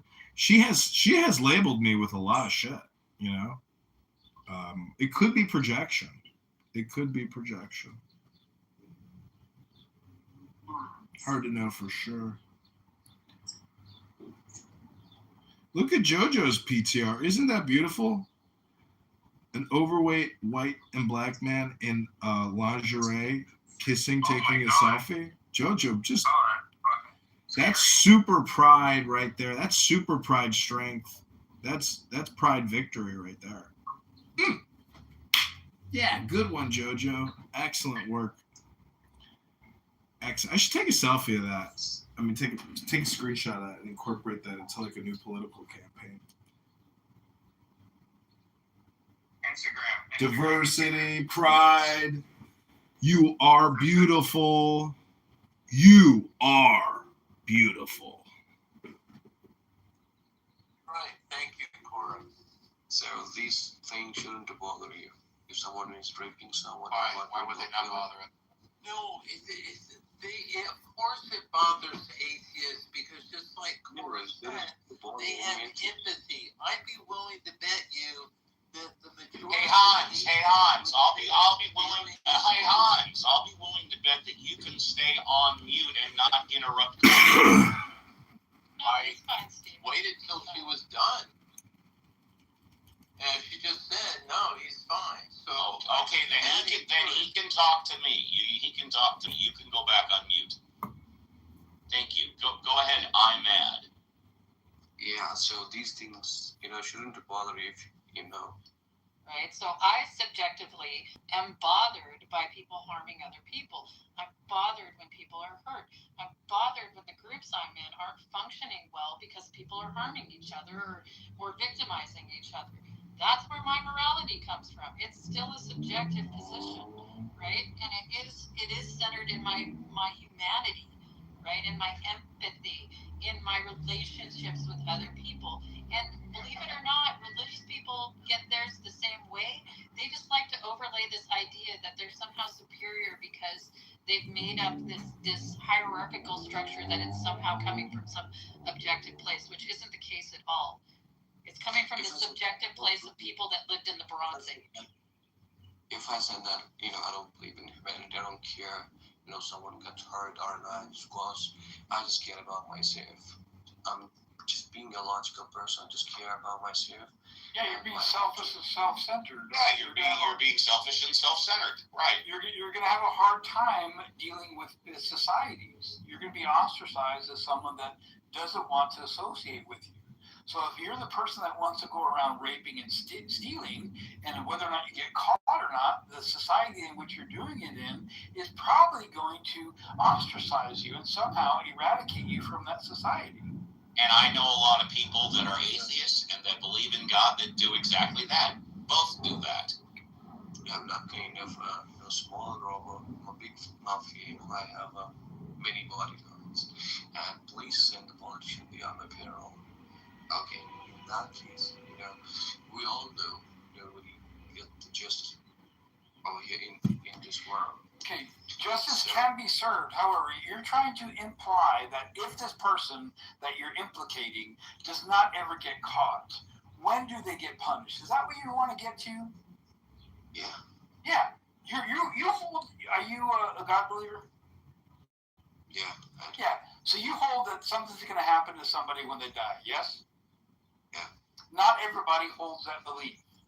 We can understand that there are people in the world that do atrocious things and don't get caught. It sucks. We don't like it. So you ask, why does it bother us? It bothers us because we wish that not happened. That's why it bothers us. And if I were you, I would double check with your bodyguards because the little bird told me they're planning to turn on you. Hey, can atheists who aren't mods speak in this room? Well, let me go through the queue and then we'll open it up. And as long as it's civil, yeah. Well, we just got 2 more people in the queue, and then absolutely. Legalist left. It appears that way. Okay, so next is Andrikis. Hi, Andrikis. Hey, how you doing, Steve? Good. Yeah, this conversation always deeply confuses me. I'm not sure at what point in a religious person's thinking that their own internal considerations and feelings got switched off, or they think they got switched off. Like the way if an action is taken against them or they take an action against somebody. I mean, unless you have severe psychological issues where, you're some kind of like a psychopath or something where you don't have those emotional responses. For a religious person to not, those feelings don't occur, that those moral considerations don't occur within a person. I can't understand what they're trying to argue when they say, when he just made it blocking those average normal human responses. You've just got to be doing something to make people feel stupid for being atheist or something. That can be, there can't be any genuine motivation in something. Thank you very much. And last but not least, is it Amy? Let me see. Hello, Arnie. Hi, Arnie. Hello. Hello. Hello, everyone. Well, English isn't my first language, so please just bear with me. Okay. I do have a question. If someone was born into a religion they didn't choose, how can they be sure that they are religious? They cannot. The answer is they cannot. I thought so. And one last thing.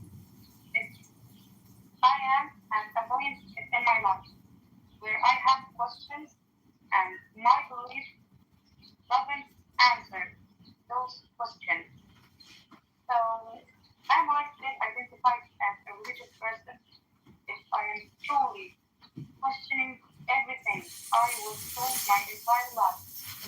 If I think that the book doesn't serve me justice, I think that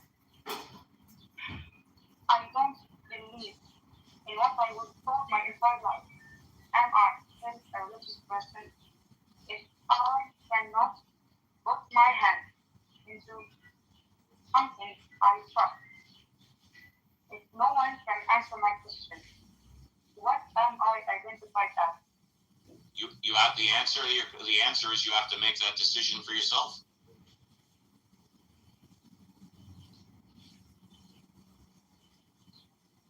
Well, actually, it's not that easy. It's not that easy? Yes, after living it for 30 and 5 years old, being told everything in your entire life, and now you have questions that no one answers you. If it was that easy, you wouldn't have to ask the question, right?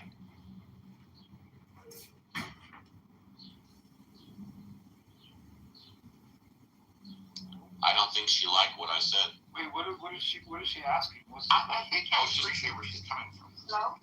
I appreciate very much. You're going through a very difficult time. You could ask 10 people the same question, and they could give you 10 different answers. The bottom line is you have to answer the question for yourself. And if you cannot answer the question for yourself, then maybe you need to do a little more soul searching. Maybe do a little more educating. Maybe you want to ask the question to more people that you trust. But eventually, the only one that can make the best decision for you is you. I'm just curious, what was the question? Because, I fixed my audio in the background. All right, communist, you can stay unmuted. Just give me 10 seconds. She was born a religion. She was told she was into her religion. Now she's starting to doubt it. She's wondering what religion she really is. I was wanting to talk to Army really quick. You know what, Cora? Go ahead. It's fine. So, Army, I think a lot of people, like I was raised in a religious household. I think the difference is I never was able to believe the things that they were told. Around the time I was like 13, I started not questioning, because I didn't question. I already knew I didn't believe it. But I started looking into more as a curiosity of why did they believe this, right? And I started studying their religion, curious about, and enjoyable. And I realized along the way that I don't have to believe things to know about them and understand them, right? And for me, it makes it easy to engage in practices with people that are religious without, being oppositional to them, even though I don't believe what they're doing, right? So I don't think just because you're an atheist, you need to be like oppositional when in certain settings around religion. But you can be honest about like, I understand what you're doing, but I don't believe it. That's kind of where I'm at. All right. Oh, go ahead. Now I am at a point in my life where I think that morality has nothing to do with any religion. There are some times when religion makes me feel less of a human being just because I'm a woman. And I live in Egypt, which is an Arab country, and life isn't that easy for a woman any place around the world. But with the religion in the equation, it doesn't serve us justice. Now I think that morality and humanity has nothing to do with being religious. Actually, you could be religious and less of a human. I've seen people who are very religious, but they're monsters. And I have seen people with no religion whatsoever, and they are wonderful human beings. So to be human, to be kind, to be righteous, to have empathy, it has nothing to do with a religion. And let me say this, doesn't feel safe. Well, it's to not. even share my thoughts with anyone around me. Yeah, it sounds like you're well on your way to being maybe more of a rationalist about these things, Army, which is a good thing. And but I think the main thing is, and I don't know your background or anything, but always number one, stay safe, right? Actualization and self-expression, and not be oppressed by the preferences of others. So I hope you're staying well and safe. Cora, that was beautiful. You were the right person at the right time to talk to her. Okay, we're going to go to Communist, and then if it's okay with JCC and the other mods, we'll go Popcorn. Again, Communist, can you... Why? He wanted... Yeah, so you guys did a whole lot of stuff. Room is run, if you want. Okay, so could I make a complaint? I could complain? You can complain. You can complain on the weekend. Okay, so you can complain on the weekend. Come back on the Saturday or Sunday show. Okay, if it's okay with the other mom, I'm gonna go on mute and we can go Popcorn or JCC, Cora, and Elliot's a green bean. Good. Welcome, Dave. What's up, Dave? You got Hey, well, yeah, I was kind of interested in what is in the room made the case for the resurrection of Jesus. Well, I'll go first. Oh, JCC, go first. Go ahead, Steve. Go ahead. Yeah, no, I do not believe that Jesus died and was resurrected. I believe it's impossible for anybody to be verifiably dead for 3 days and come back to... I don't think it's ever happened on the planet at all, I think.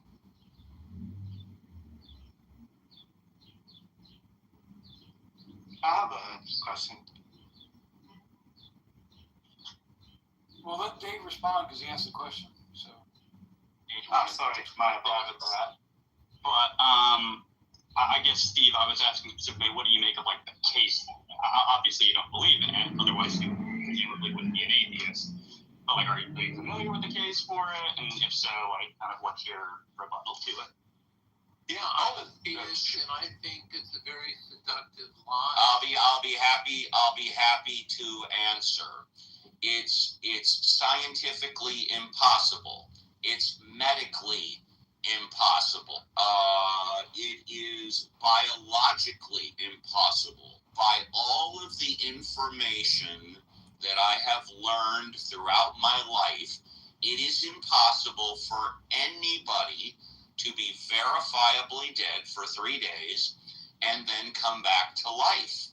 I think that I don't believe in the paranormal or the supernatural.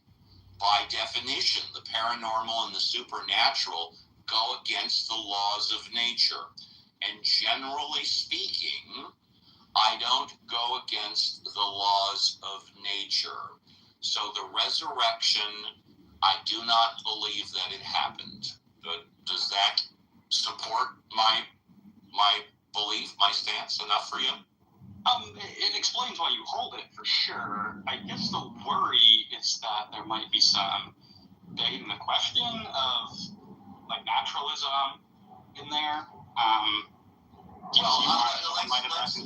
Let's reverse it. Why don't you give me your case for it happening? Be specific. Sure. The general structure of the case would be that I think we have testimony in the four Gospels saying that Jesus was resurrected. I presume you.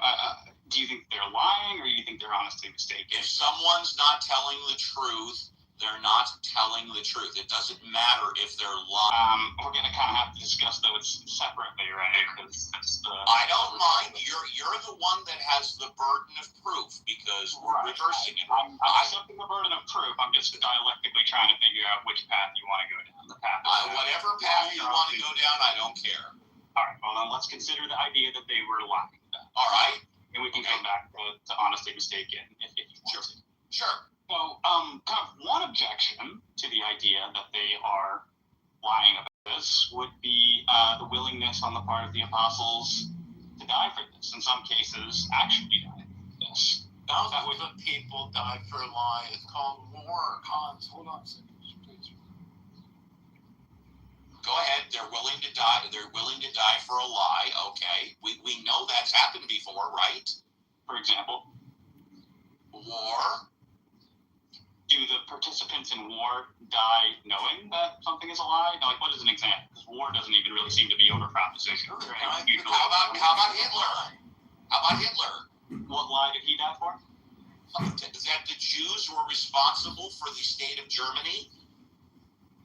Yeah, I don't think he died for that lie. Oh, why did he die? Because he bit off more than he could chew by, And how did he bit off more than he could chew? What was by attacking all of Europe, specifically, attacking Russia. It's obviously that. He had the Germans behind him because he blamed everything bad about Germany on the Jews. Isn't that correct? Sure, but that's not what. No, sure. And he lied because he knew it wasn't true. Okay, well, there you go. You asked me for an example. But why are we saying he died for this lie? I have another example because I come from a Muslim background. So a lot of Muslims die in the name of Allah, and that is a lie for you. So there is an example. All right, thank you for the example. Please continue, sir. I think the difference there, though, would be that. No, I don't think that's on point, but that's fine. Please continue. I think Hitler is directly on point. All right, I actually think that's a better counterexample. With all due respect to Steve, I think that's a better counterexample. Well, he said all Muslims believe it, and that's a lie. That's not true. Well, I think he was saying, specifically, say, the 9/11 bombers, for example, right? They died for a belief that in regards to lie. Just like in the history of Christianity, a lot of people died for their faith.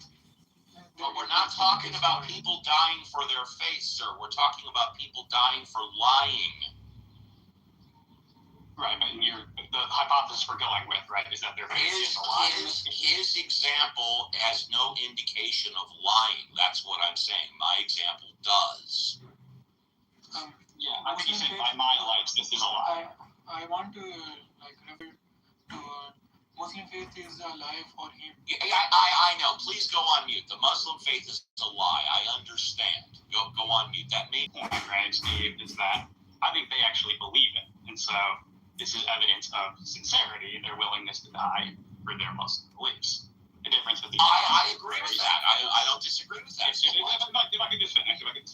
You can the difference finish. with the apostles is that they're supposed to have seen this themselves, right? So they're not believing this on the basis of what someone else told them, the way that Muslim markers. So that'd be the key difference.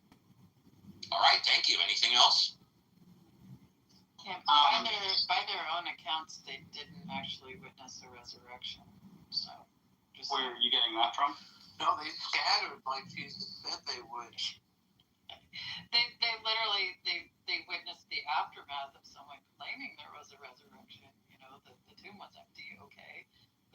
actually like witness the resurrection occurring. They didn't witness. Oh, you're talking about the resurrection event. Back to life. Yeah. No, I agree with that. What they claimed to have witnessed, though, was the resurrected Jesus. When we just established they lied. Well, we didn't, right? I gave you a reason. No, we did. They did not witness the resurrection. They heard people telling them. Wait, who told them? Cora just said. They did not see Jesus come back to life, is the point they're trying to make, Dave. And no one Yeah, did. I already granted that, right? But I said that they saw the resurrected Jesus. Is Cora saying that someone told them about that? Because if so, then if that's not what she's saying, then that's just not relevant to the argument, right? Yeah, that's what I'm saying. It makes far more sense. Like, it could have been that they literally saw a Jesus that was unconscious and placed in a tomb and then removed from the tomb and, nursed back to some level of health, but still had scars and cuts and things like that. So, that he was even placed in a tomb instead of thrown into a mass grave hints at that as well. Like, that just didn't happen. Like, people that were crucified were just thrown in a pile. What is your They evidence for weren't that? given special burial rights in Joseph of Arimathea's personal, tomb. Like, what is the evidence a for that? freshly made tomb that was only a 2-minute walk from the cross. Hang on. I'm just trying to see if Cora can back this up. records of how Roman crucifixions went. Like, Which ones are you appealing to? How are they about Judea? they are about Judea. No, they're Literally, there's an actual site where all of the bodies of people that were crucified were thrown outside. Not in Judea. In fact, we have no archaeological evidence of mass graves in Judea. And we have explicit testimony from Josephus that prior to the Jewish-Roman War, even crucifixion victims were buried. And this is backed up in, the discovery, for example, of the ossuary of Jehoiakim, son of Hakol. He was a crucifixion victim. The nail is, in fact, still in his feet, and yet he was given a proper burial. So, I know it's a popular talking point, but I don't think the evidence backs that up. Do you believe in the Shroud of Turin, Dave? No, but I also haven't, So you think the Shroud of Turin is a fraud? I don't have, a super defined opinion on it, but I'm inclined to think that it's, a Eastern Orthodox relic that was mistaken by the Crusaders for being an actual relic. Okay, so how many millions of people believe that the Shroud of Turin is real? Don't have statistics on how many people. I bet there's quite a bit, don't you? Probably. Mel Brooks is teaming up on it these days to make some extra cash. He's saying the Shroud of Turin is legit. Can you get to the point? Well, my point is that a lot of people are easily seduced by a lie that they want to believe. Like, they want to believe that someone is going to pay for their sins. They want to believe that they're going to go to heaven and see Uncle Bob. They want to believe that they're going to live forever. So it's very seductive, this lie. And there are 2 billion people that do believe that Jesus is the one and only Messiah, but they also believe that this idea of the resurrection is a monstrous lie, right? So I don't think you have much to stand on by saying that he magically came back to life, because no one... Do they want to believe that all their family members are going to go burn in hell? What's that? Do you think that those people want to believe that their family members are going to burn in hell because they don't believe it? That's right. And that's why You think that they do want to believe it? Christianity is a very seductive No, lie. I don't think you heard what I said. You think that they want to believe that their family members will burn in hell? Well, I can think of a few family members that might burn.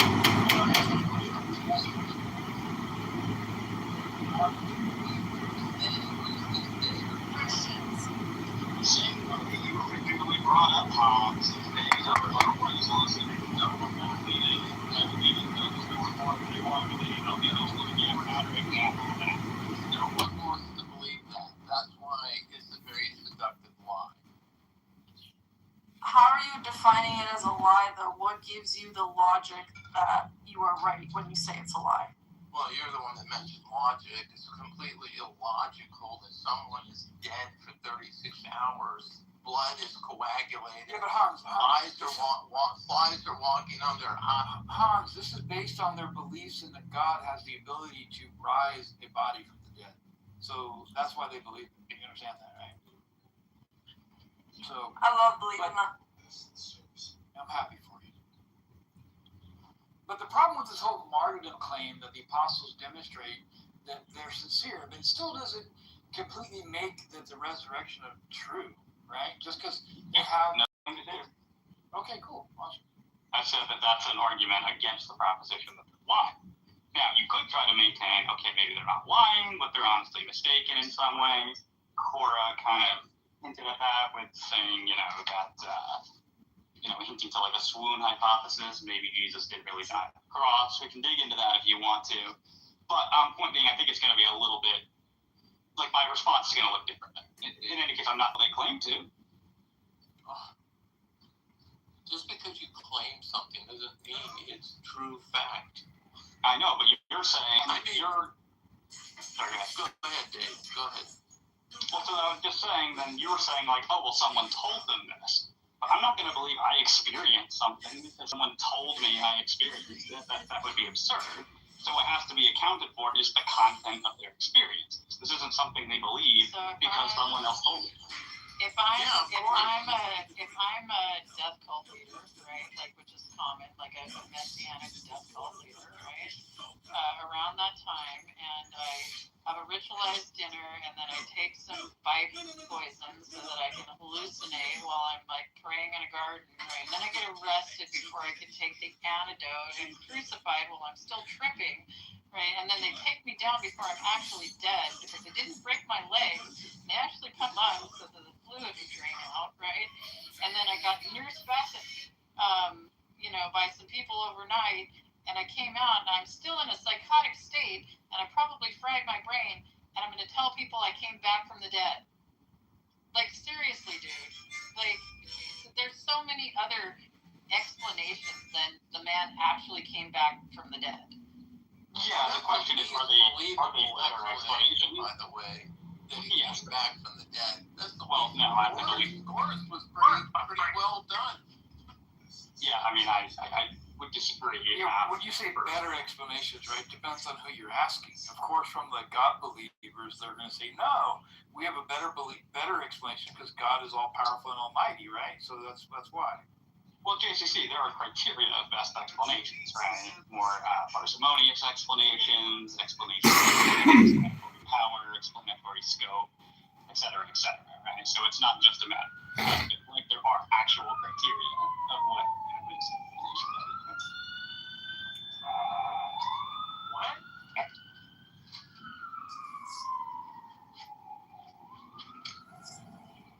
Well, what is the criteria that justifies Jesus rising from the dead? The general criteria that I just listed for a imprint to the best explanation.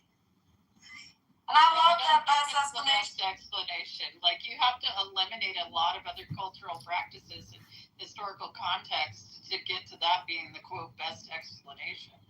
Like, it's silly. There were all sorts of other practices in the region, all throughout that area, that mimic the same things. Even like the story of Lazarus, right, is indicative that there were common like practices. Like, I think the better explanation for Lazarus was he freaking went unconscious from doing some sort of like ritualized, hallucinogenic thing, and they thought he was dead. They put him in there, and Jesus went in, gave him an antidote, or like talked him, got him revived, but he wasn't really dead. He was just like unconscious, and then brought him out. Did he smell? Was he in there a while? Sure, but he probably smelled because he shit himself. Like, seriously, there's so many other better explanations. Corey, have you read that story recently? I have. Because Jesus doesn't go in the tomb in that story. No, he calls him out. But you know what, Dave? It makes far more sense in the Synoptic Gospel where they talk, and I'm sure you're familiar with this. This rabbi comes to Jesus and says, save my daughter, right? Jesus comes in the house, all these people are shrieking because they think that daughter's dead. And what does Jesus tell these people actually happened to the daughter? You'll probably have to refresh my memory. Well, he tells them she's not dead, she's asleep. She's like unconscious, right? Mm-hmm. So that's far believable than what these people who were not lying when they told us she was dead. They believed that she was dead out of their own ignorance. They believed that. They didn't know the difference between a sleeping person and a dead person? Stop freaking out. She's just sleeping.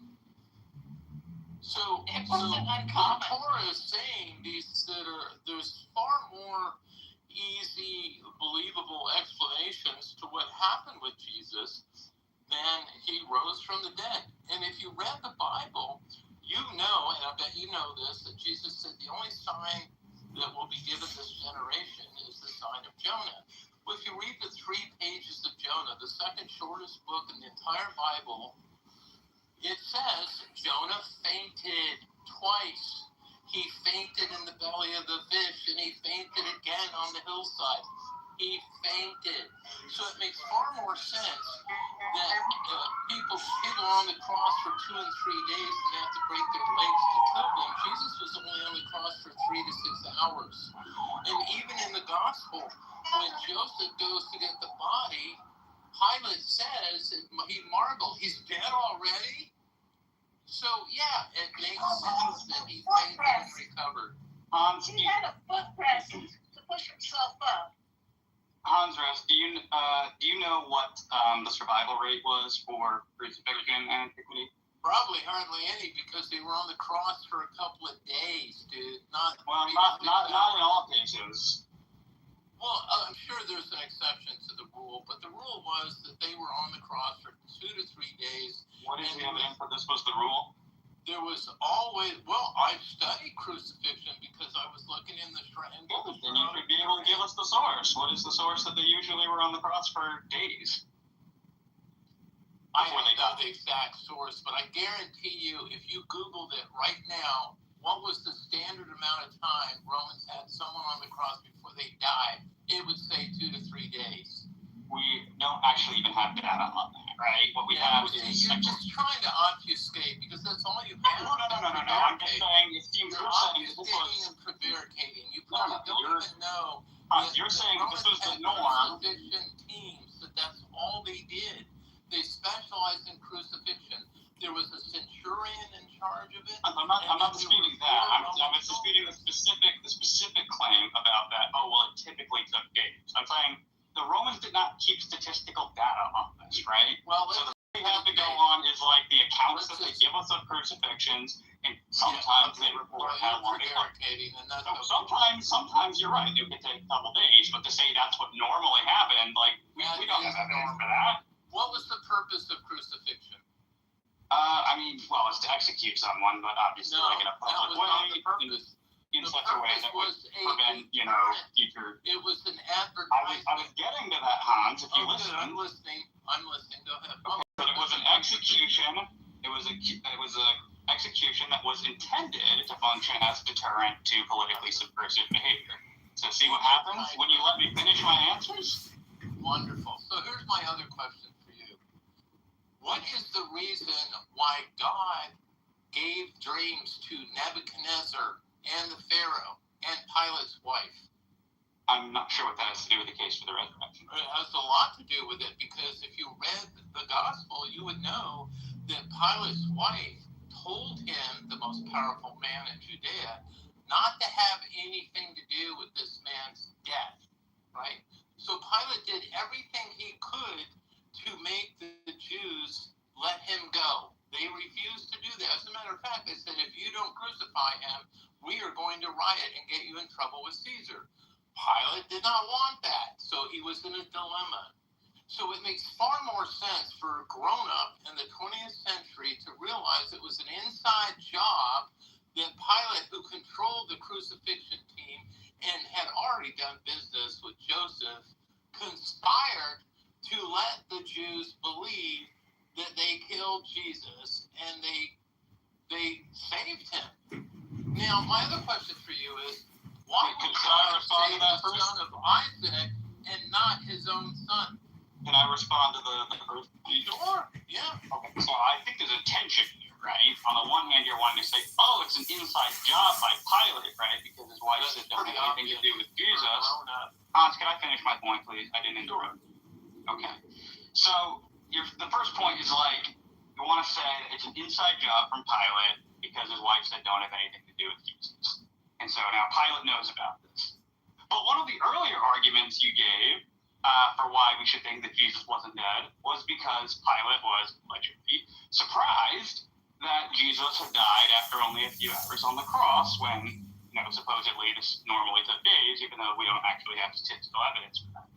Now, you can't have that both ways, right?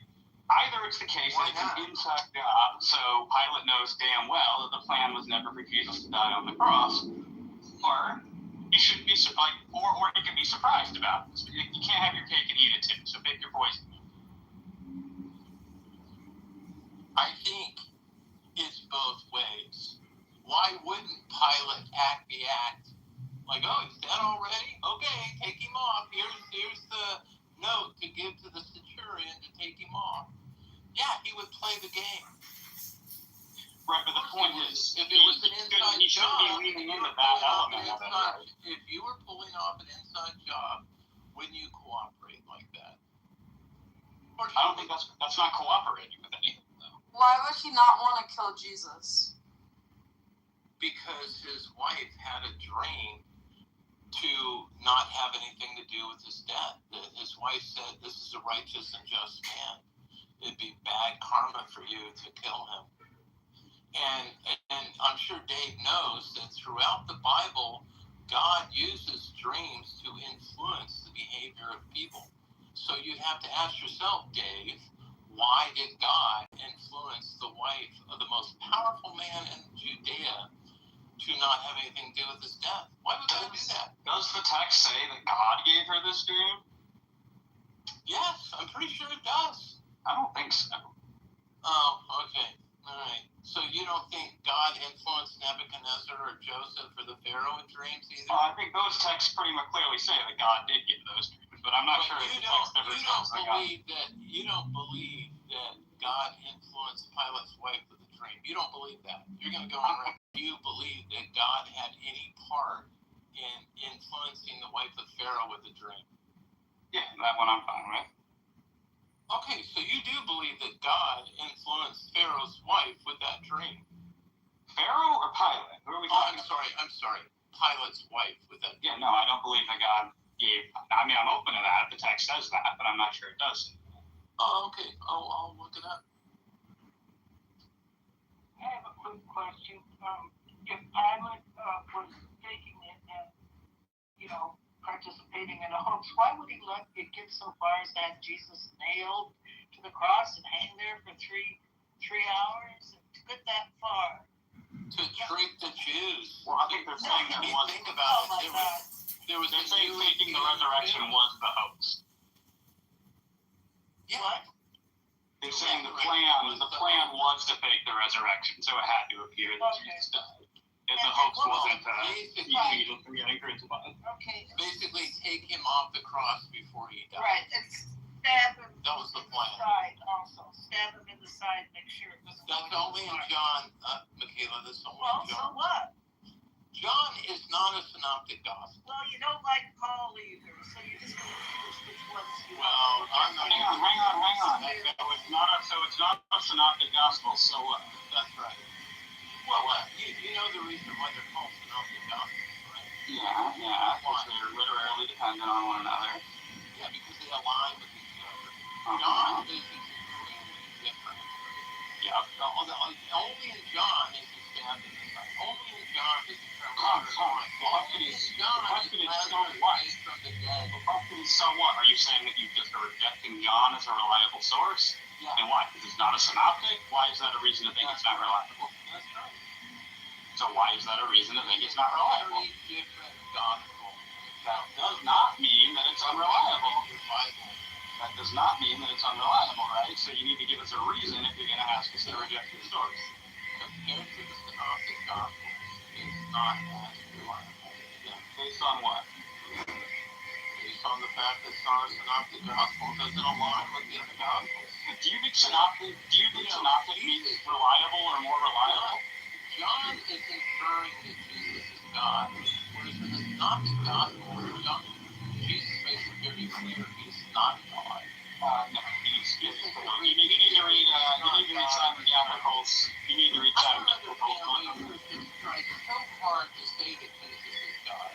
Will you not believe his teachings if he's not God? You seem to be Aren't his teachings enough for you? You seem to be No, they wouldn't have authority. conspiracy theory get around the story. Did I call?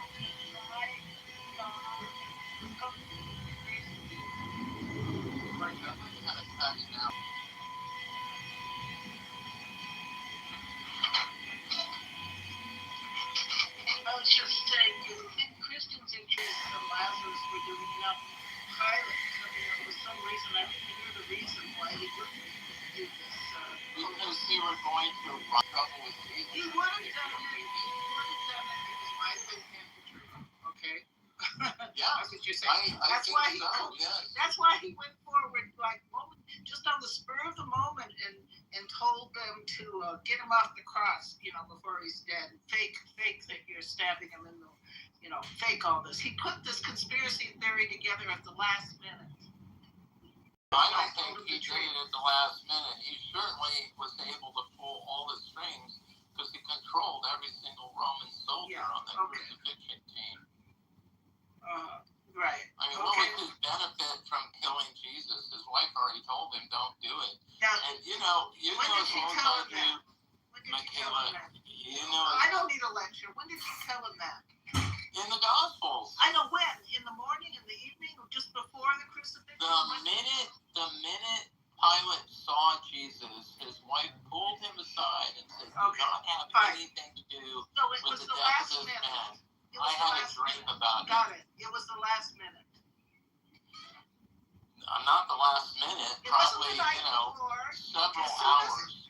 Yeah, right. But it was just during what was happening. Okay, he was brought to him. Okay, I got to figure out. Okay, I'm going to figure out how to do this. I'm sure he did quite easily. It's just kind of amazing that, and this may not apply to Hans in particular, but I think it does apply to Cora, right? But the same people who'll say that they can't believe in a resurrection because that's never happened before are willing to say that Jesus was like the only person in all history to survive a full Roman crucifixion. Dave, there are 2 billion people who believe that Jesus is the Messiah that think the resurrection is a monstrous lie. 2 billion people believe that, all right?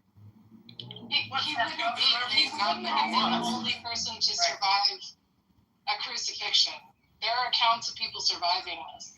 Nope, you've got one other one, and it wasn't a full Roman crucifixion. No, you don't have the full document. What do you mean by full Roman crucifixion? What I mean is someone who wasn't deliberately taken off while they're still alive. We have one account in Josephus. He comes across 3 of his friends. This is after the fall of Jerusalem in 70 AD. How do we know Jesus wasn't taken off while he was still alive? Well, again, they're granting the gospel accounts, right? So the impression is that he's dead, right? The impression is, right, but nobody. It's not like someone had they never wrote down that someone is inspecting him and that he is now officially dead. Right, but Jane, the point is that you have to say this is the only person in history for whom this happened. It's not. He was taken down within 6 hours, and the other account of them have taken him down was also about that same time period. Like length of time on. So he Why are we assuming time length is the only relevant reference class? I'm not saying it's the only. I'm saying it's similar. Taken off the cross with 2 other, right? And they both died anyway. Yeah. Is Christian fascism, which every Nazi was a Christian, and they had on their belt buckles inscribed, "God is with us." So that's a lie right there. God was not with the Nazis. So, and they believed and they died for that lie. So I'm happy for you to be a Christian, believe in all that, but please don't become another fucking fascist that goes after everyone else that doesn't believe how you do. Well, that's one way to derail the conversation. Can I offer a piece of advice that I was just thinking about while you guys were talking? I'm new here, so I just wanted to forward something while I have a chance. Does anybody mind hearing a piece of advice? Go ahead, Jordan. Thank you. Thanks, guys. So I believe there was a legal precedent for soldiers if they were told to crucify somebody, or they were told to keep a prisoner, or they were told to make sure that somebody was executed, that if they didn't follow through with that and the person survived accidentally, that person would be executed in either a similar way or a similarly brutal way. So it seems like there's, unless you have Pilate conspiring to keep Jesus alive, so maybe he wouldn't have been processed in that same way, though he did have higher ups. And if there was a riot, it would have been his fault. Would it add weight to the other side of the scale to say that, like, the centurions probably wouldn't have lied about this because then they could have been killed? No, the centurion would follow the chain of command, which anybody that's been in the military knows. You serve the rank right above you. Right. I'm actually a 6-year veteran in the Army, so I know quite well. So you know the chain of command, right? I understand. Yeah. I don't think that following orders that could get me and my men killed in a brutal way would be something that I would do just haphazardly. But I'm just trying to forward the idea that maybe it adds a little bit of weight to the other side of the scale. That, like, if Jesus had survived, if there was a chance that he'd survived, and it wasn't somehow proffered by Pilate or somebody of the higher ups, then these people could have been punished. But just a thought to that. Good point, Jordan. Good point. Well, in 6 years of the military, Jordan, how many times did you deny the order of your immediate superior? A couple of times, yeah. You're allowed to deny an unlawful order. In fact, you're obligated to by the Uniform Code of Military Justice. That's why I asked you, how many times did you deny? It was a few times. Immediate superior. It depends on the nature of it. Like, a lot of times it was more of a conversation.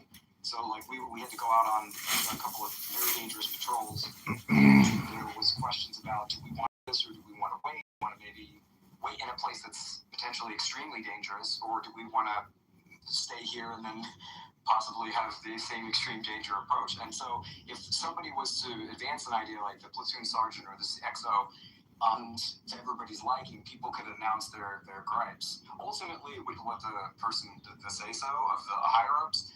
But there's many situations, especially where lieutenants and captains and other people who are commissioned officers are completely outranked by the people who are non-commissioned officers, which is not how the rank structure works. But if they know that they don't know what they're talking about, and they recognize that the non-commissioned officers are going to do what they want anyway, it happens quite a bit. Though you do salute the rank, and it is extremely important to follow orders. I wouldn't suggest that that's not what happens typically, but, like, in a situation where it's actually dangerous, usually the XO or even the person who's in charge has to be subservient to the person who knows what they're talking about, and the person who's going to keep the most troops safe. So I hate to give, like, a long-winded, like, breathy answer to that. It is complicated, but I would be concerned that a Roman centurion would be something like a sergeant major. It would be a very, very powerful person, extremely dangerous, extremely hard, and extremely adept with combat. Has no problem killing a Jewish guy. Has no problem causing. If they caused a riot, they would just kill these people. Like, it was like. So I'm not saying it was necessarily trivial, but at the same time, it does seem like there's a lot of precedent in Roman law that if these centurions, or if the soldiers involved were to not follow through with the execution, they would be horribly executed themselves, and a centurion would have lots of people underneath. Yeah, I heard that. Who could get my point is far simpler. Then I guarantee you the centurion followed the orders that were given to him by Pilate.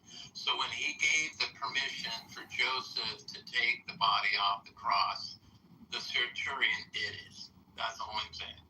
Understandable. Yeah, and if the idea is that Pilate did listen to his wife and he was scared, and so he tried to, like, this put-up job where Jesus was taken off the cross early, it does seem like that's possible. But, like, again, like, I think Dave's got a good point when he says that the whole Roman crucifixion is a really hard thing to survive, especially since he was also scourged and other things. And we have no examples of that happening. Which scenario, Jordan, is more plausible to you? That Jesus' blood coagulated and he had flies walking across his eyes for 36 hours and then came back to life, or that it was a conspiracy with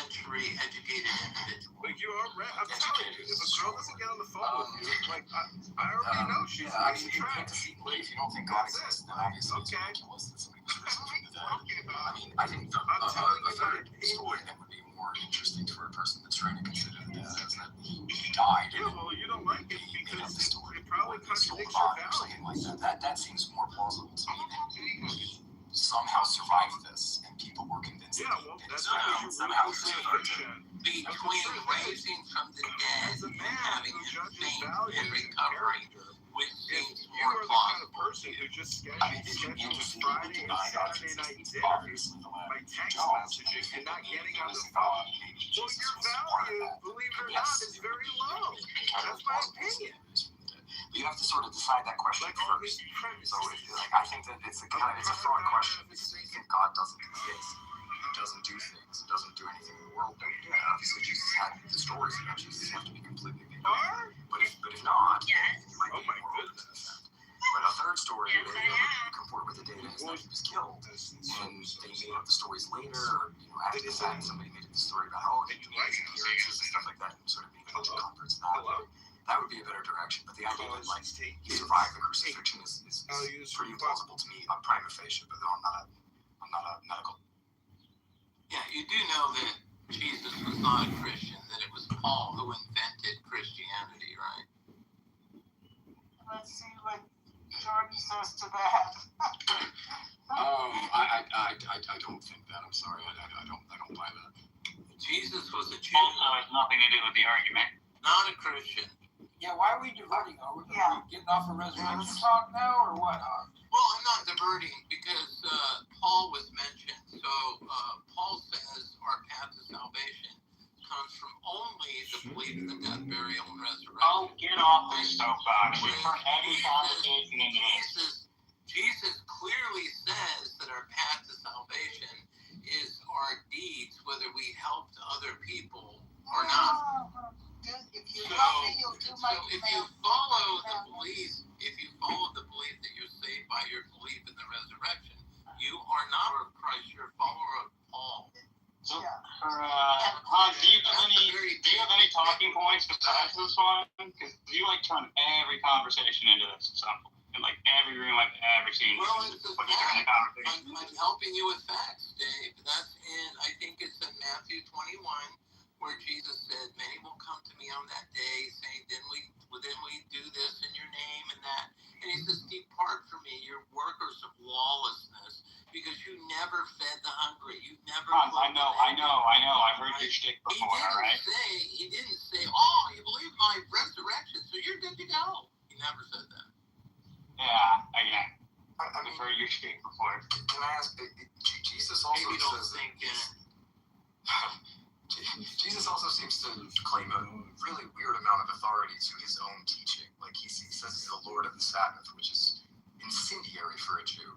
He says plenty of things. But one thing that really sticks out to me when it comes to what Jesus thought of himself is, I believe it's Mark 14. I don't know off the top of my head, but it was pointed out to me recently that Jesus quotes Daniel 7 of himself, and Daniel 7 is the passage where the Ancient of Days brings out one like the Son of Man and gives him all power forever. And it's this pretty insane passage in Daniel where it's called the thing is called the two powers in heaven doctrine, where you have Yahweh and you have the Son of Man who also is Yahweh. And it's this extremely strange text, especially when you have Shema saying God is one. But Jesus' trial, adjured by the high priest, he says, I adjure you have to answer. Jesus was saying anything, they're punching him, they're beating him up, and it's a kangaroo court, ridiculous, hung jury and everything. And, it's a bad courtroom thing. At the guy's house who wants to kill you. And Jesus says, he calls himself the cloud rider, which is, he says, I am the son of man. You'll see me judging on the clouds. He calls himself that. The high priest tears his robe, which was illegal by Jewish law, and then votes and says he's worthy of death, which was illegal. The Jewish trials had to vote from youngest to oldest so that the youngest people weren't swayed. There's a number of things that went wrong in that situation, which showcases the incendiariness of what he's claiming. So it seems to me like he doesn't think of himself as like some ordinary Jewish person. He thinks of himself as the Son of Man in Daniel 7, which is out of control if you actually look at what Daniel 7 says, which I was baffled to find. I didn't know that this was a quote until recently. I thought it was interesting. So his self-understanding does seem to make him singularly unique in this situation. Now, whether or not that's correct, I mean, he could be entirely mistaken. If you think that he is, that's fine. But what he thought of himself was not like some ordinary itinerant teacher that was just sort of like promulgating Jewish law in some happy way. Right. He saw himself as the Messiah. You are correct. Yes, but even more than that, like calling himself the Cloud Rider is a shocking claim. Which is why they killed him. That's okay. I just wanted to bring it up because if you were forwarding the idea that Jesus sort of just was Jewish and Paul invented this, Jesus was the one who claimed of himself that he was the Cloud Rider, not just Messiah, though he does claim that of himself. Yeah, he says repeatedly, I have come to gather up the children of Israel and bring them back to their proper covenant, right? That's it. I have come for them to bring them back so that they can become a nation of priests to guide the world into justice and righteousness instead of the shit show that we're experiencing now. Okay. That was his only goal. That's debatable, but okay, I can see where you're coming from. Yeah, but as a Muslim, you think that the whole scripture has been perverted, so that's why you are don't put words in my mouth. I'm a follower of the teachings of Christ, not the teachings of Paul. It's that simple. It's that simple. In what? Muhammad also. I believe that Muhammad is the last messenger because his teachings are synonymous with Abraham, Moses, and Jesus. Paul's teachings are in conflict with Abraham, Moses, and Jesus' teachings. So why would you cast out the teachings of Abraham, Moses, and Jesus for the teachings of some monobrow, bald-legged, prematurely bald homosexual? Come on now. Oh, lovely characters. Well, that's true. All right, very true. Yeah, made up like the Koran's interpretation. Oh, by the way, Paul was the misogynist as well. Oh, God. Please go. So why would you prefer Jesus over Paul? That's very simple. That's a simple question. I think Alex trying to say something. What's up, guys? Yeah, it's been chill listening to you guys talk. Hans is definitely right about something. Jesus thought that he was the Messiah. He was a Jew. He knew about all the the traditions of the and he was familiar with the Torah, all this kind of stuff. He was definitely a Jew, but he thought that he was a Messiah. Even in the New Testament, and somebody mentioned Matthew chapter 21 earlier, it says a lot of stuff in Matthew chapter 21. One of the things that it says is it has a story about Jesus. He tells some of his homies to go into a nearby town, grab themselves a couple of donkeys, and bring them back to him so he can ride them as a triumphant king. Well, maybe he doesn't say as a king, but right? But the point is and then Jesus he quotes a couple one verse out of Zechariah chapter 9, starting at verse 9. There's a whole prophecy in there about a coming Messiah, just like Hans is talking about. And the Christian Bible is full of this kind of thing.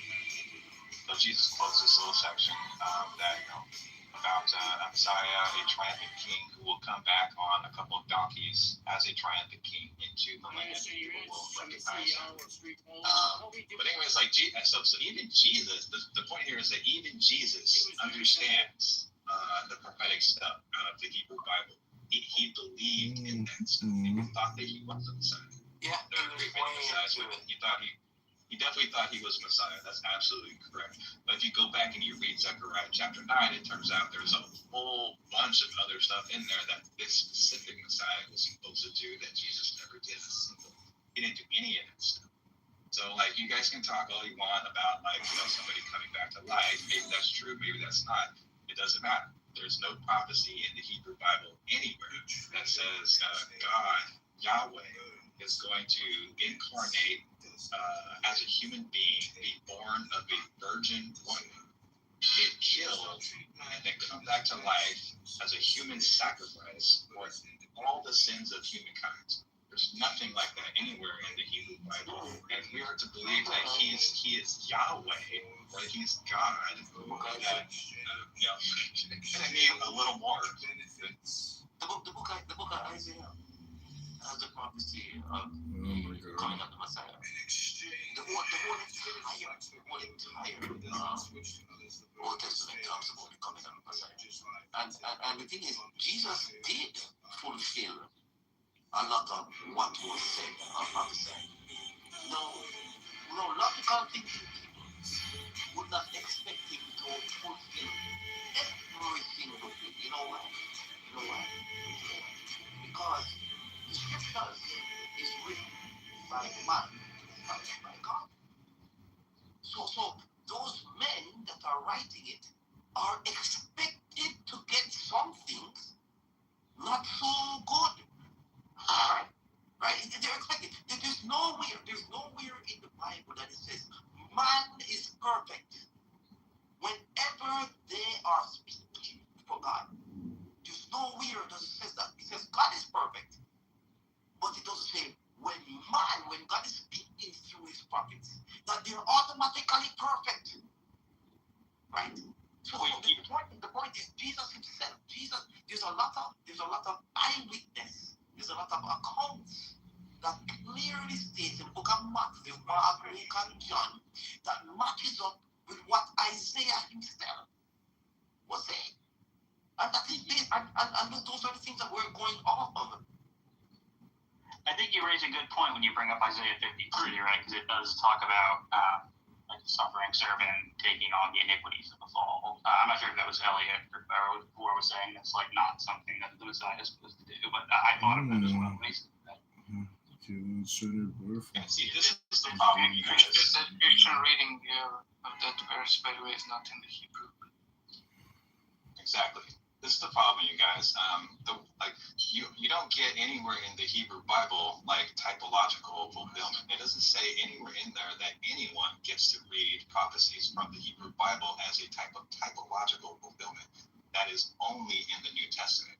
So why should anybody think that when we go and we read Isaiah, specifically chapter 53, and there's a bunch of other stuff in the Bible, like why is it that Christians where do they get this idea of typological fulfillment from? Because it's not from the Hebrew Bible. So, if you just go and read if you read Isaiah chapter 53 from start to finish, nowhere in there does it say anything about anyone dying and rising for your sins. And in fact, if you read the whole thing, Isaiah is written in sort of three different time periods. There's first Isaiah, there's second Isaiah, and there's third Isaiah. Second Isaiah is about the deliverance of the Israelites from the hand of the Babylonians, essentially in a nutshell. That's what the whole, everything from Isaiah chapter 40 up to around 55 is all about just the Israelites being delivered from the hands of the Babylonians. Okay, that's what it's about. And it tells you on 10 different occasions explicitly who the suffering servant is in Isaiah chapter 53. It says it is Jacob. It is Israel. Over and over and over and over. It tells you repeatedly who it is. And when the Christian comes along and they read Isaiah chapter 53 and they say, well, this kind of sounds like Jesus, so we'll just say that it is Jesus. You guys what are we doing here? It seems like when you guys look at these fulfillments, you're kind of going throughout the Bible and you're just kind of picking anything that remotely sounds like Jesus and going, this is a foreshadowing of what's to come in the future. But the problem is there's no objective criteria by which you can say this is a prophecy, this is not a prophecy. The Hebrew Bible itself doesn't tell you that you get to read prophecy this way. So, I don't know that it really matters, right? The original point, as I understood it, was that there's not any sort of precedent in the Old Testament of this expectation that the Messiah is going to die for people's sins. And my point was, from what I understand, I'm pretty sure that Second Temple Jews did, at least some of them did understand Isaiah 53 to be messianic. So whether they were rational in doing that is completely beside the point, right? As long as they did, then I don't think you can say that that there's nothing in there that would indicate this is what we were going to get from the Messiah.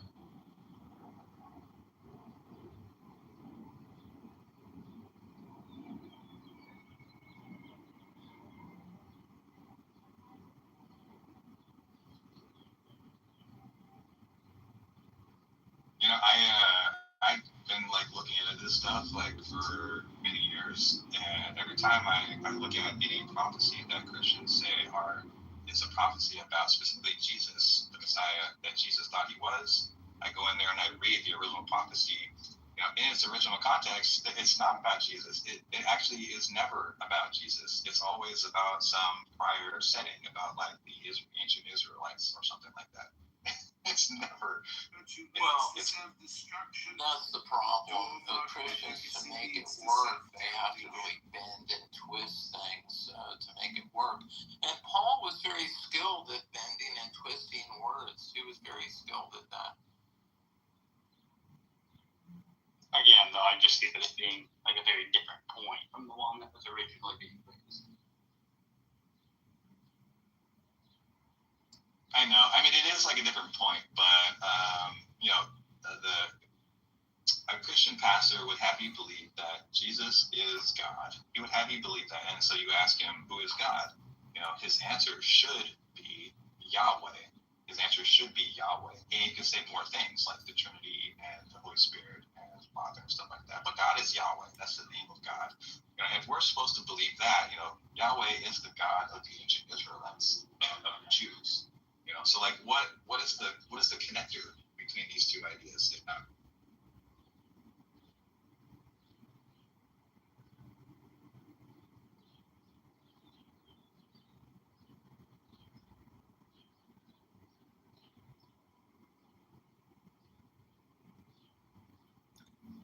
What is the connector between what two ideas?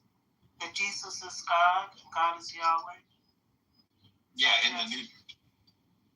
Yeah, Christians today will have you believe that, if you ask them what's the name of God, they'll tell you it's, they'll say Jesus, they'll say the Holy Spirit, but what they really mean is Yahweh. That's what they really mean. So, like, why should we believe that he is God?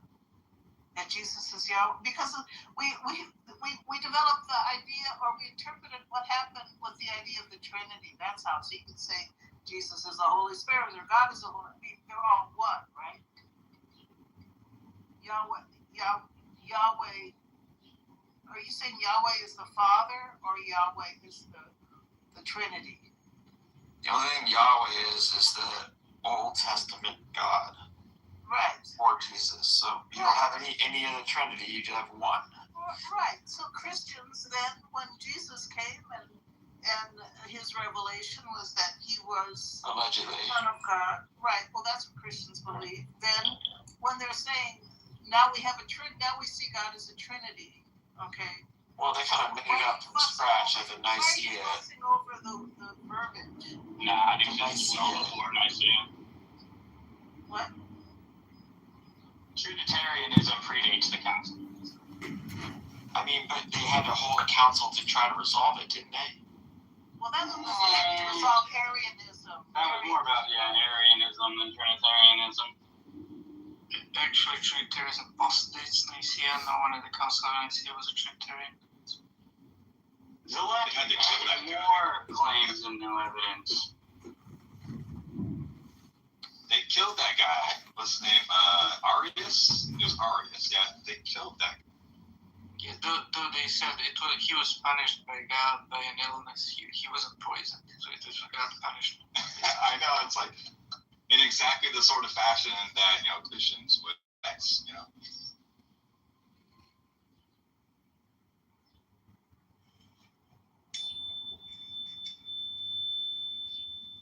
For trivial differences, like Arius, believed in the Father, Son, and the Holy Spirit, believed Jesus was the incarnation, of the Logos, who's the Father's cosmic helper through whom he created in the universe, etc., etc.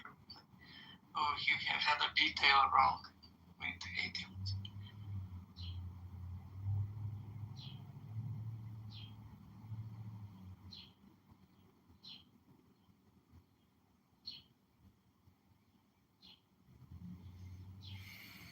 I guess you guys in your conversation with Hans. Oh, I'm sorry, Elliot. Go ahead. I just wanted to ask Delaney if what his thoughts on the resurrection are. I mean, I already said that these days, I don't believe in physical resurrection.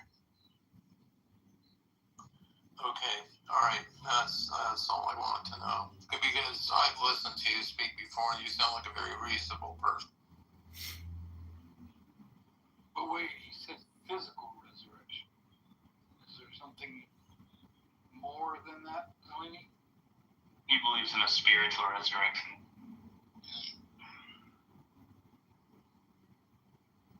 Which is just a term from Christian history where, like, it's basically you believe Jesus' soul survived his death and he's alive after the death of his body.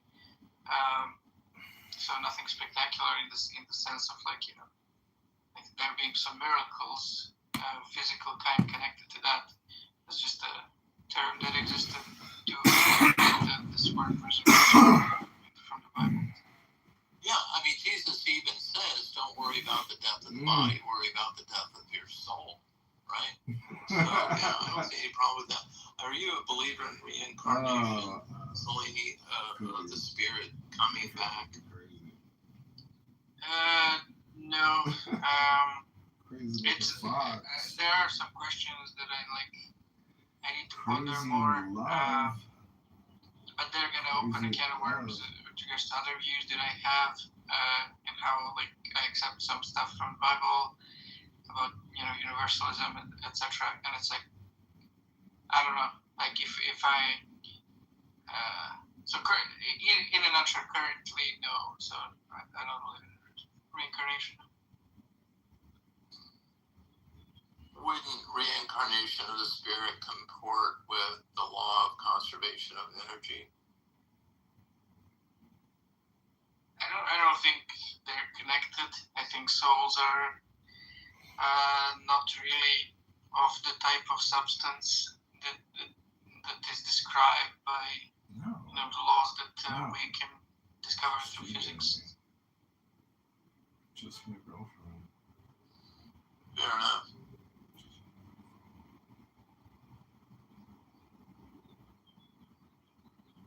I mean, I just don't need to believe that Jesus rose from the dead to follow his teachings. It's just, I mean, his teachings, for me, make enough sense to follow on their own merit.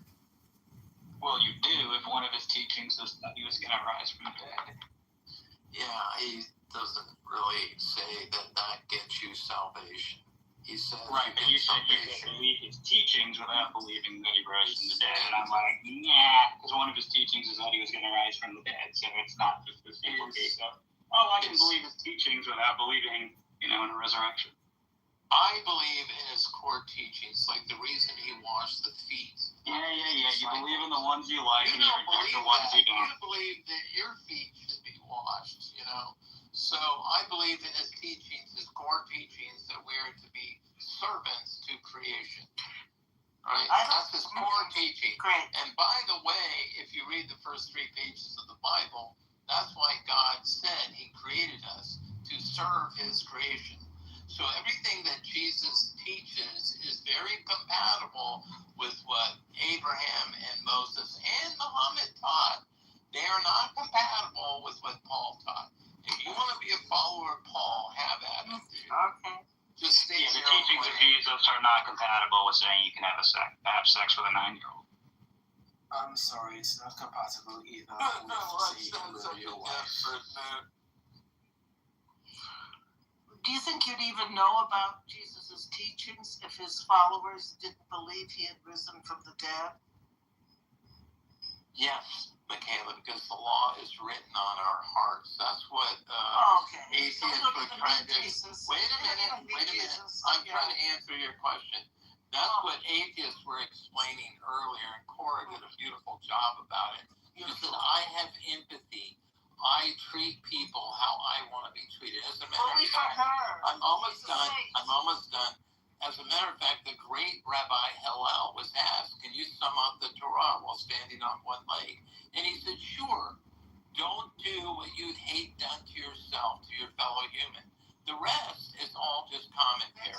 That's right. So there's nothing more. Why get into all this other stuff? Well, you say it's written on our hearts. In the first place. You say if it's written on our hearts, we don't need any of these religions. No, you don't. Fine. I mean, some people do. My 45-year-old daughter, when her kids were like 3 and 5, she would put this elf on the shelf and say, "Oh, this elf is watching you all day long and all night, so behave so you can get good presents for Christmas." So if some people need that type of guidance, I'm all for it. The problem is when they start condemning other people for not believing the absurd things that they believe. That's the scary part. Well, I agree with you. But I don't think the teachings are absurd. But I don't like people being threatened with hell. I don't really understand where that came from, and I couldn't have come back to the church if I had looked that square in the face this idea of hell. So, but I agree with you there about the threat of hell. I don't like it. The beliefs are certainly no more absurd than thinking that pedophiles can be profit. Aw, good for you, Dave. More points for you, Dave. See, this is why Christians hate Islam so much, because Islam exposes the resurrection lie. Yeah, we hate pedophiles. Oh, God. They hate Christians because Muslims call them out on it, and they call the resurrection a monstrous lie.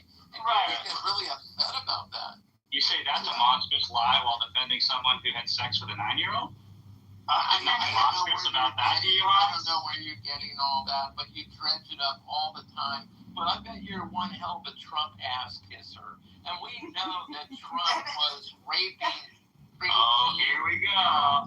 You know, so you bring that up all the time. But I'm willing to bet you're one hell of a fascist Trump supporter. And who made polygamy part of the religion, you know, that's an absolute contrast to Christ. One man, one woman. Joseph Smith and the Mormons still practice. Yeah, they're not Christians. They're not Christians. Oh, they think they are. I know. What is this thing? They polygamy take, but like the entire Bible has polygamy throughout it. Yeah, but that's Christ exactly right. Yeah. Let's not overtalk each other. Y'all can have the back and forth banter, but yeah, just maintain the decorum at least. But I'm also interested, Hans, you keep saying that the first 2 words in the Bible, in the beginning, God created the heavens and the earth. That's more than 3 words. But no, I said the first 3 pages. Oh, first 3 pages. Correct. And in the first 3 pages, God clearly says, "I created you to take care of my creation." Where is he calls it his garden. Where it says that? Keep reading. It might, it might grow on you. You're talking Genesis would grow on me. I just want to read it. Well, go ahead and read. Go ahead and read the first 3 pages. Okay, thanks. I think we've used the word I'll see if I can find it for you, James. I think the word has been used, dominion, or there's another word, but I don't know if it's like serve. There's dominion and something nicer than dominion, but I don't think it's serve.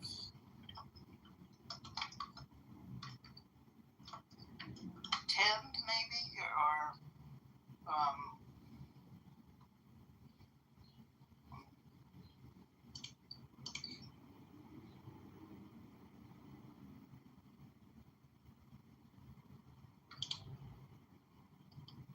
Well, I mean, do other believers in God think what he's saying is accurate?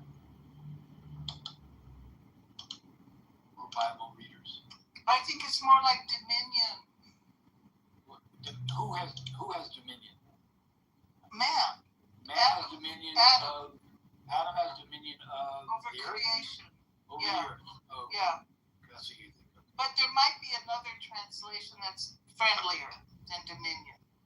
Okay. No, I don't think that's the verse. I think it's the verse. I've opened it now. 2:15. And God Yahweh to command. Sorry, let me open the actual translation, not just look at the Hebrew word for word. The Lord God took the man and put him in the Garden of Eden to work it and take care of it. Now this word to work in Hebrew can mean in some context to serve, because like usually peasants, were serving the landlords. So it can mean like, to serve as a subject, like to a king or something like. But it can also mean to work in the sense of like, to till the land, or it can mean to work like be employed by a person. So I guess you could say to serve and take care of creation. Yeah, we were created to be basic servants to serve God's creation that He made. And He created us to take care of it. Not to exploit it, but to enhance it and make it better. And by that, that's everyone from plants to humans. We are basically compelled to take care of everyone from plants to humans that are lesser than us. But what I find interesting, like, okay, 2:15, Genesis 2:15, the Lord God took the man, put him in the Garden of Eden to work it and take care of it. And the Lord commanded the man, you are free to eat from any tree in the garden, but you must not eat from the tree of knowledge. So then it goes off into telling the man what to eat, not eat. Not necessarily, holding to the claim that Hans is sticking to, like, make sure you take care of this good and do all things the best for it. Like, this is your job. It just seems to, like, that's not very precedent as far as I can tell. The precedence is like, listen to me and do as I say kind of thing. Yeah, and what He said to do was take care of His garden and not to eat from this tree of knowledge of good and evil. That was the basic commandments. I mean, it's like an employee, right? Here are the rules, there you go. I'll talk to you. I think it's a trick. It's obviously a trick. It's like taking you. Yeah. Oh, yeah. It's like you take your kids and you put them in the kitchen and you leave like a pot of cookies in there or whatever, and you say do whatever you want, but you just can't eat these cookies. And what do they do? They're gonna eat them. I agree. I think it's a great trick, and I think it was done for a reason. I agree.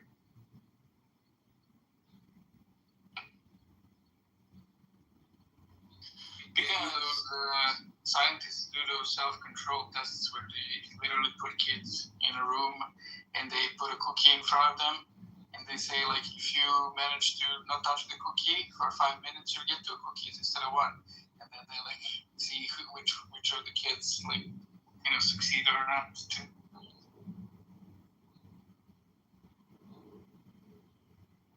Well, I think it was a trick and a test, Elliot. And if you want someone to manage your creation, they can't be read-only memory. They have to be able to be pragmatic, and the only way you can begin to be pragmatic is you have to be able to look out for your own best interests. So that's why it says, unless you eat from the tree of life, you'll die or you'll lose your soul. Because what God wants is, like in the Shema, that you look at everything as oneness, that you value other people as yourself. So the first step is to be able to value yourself, which was eating from the tree of knowledge. And the next final step was to value other creatures equal or as essential as yourself. So not to exploit other creatures. But so following that line of thought of eating from the tree of knowledge, if this God exists and actually wants mankind to take care of the land, wouldn't you want your people taking care of the land to have a differentiation between good and evil?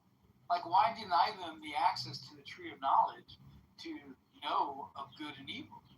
I think that's a profound question, and the only answer I can come up with is what Elliot said.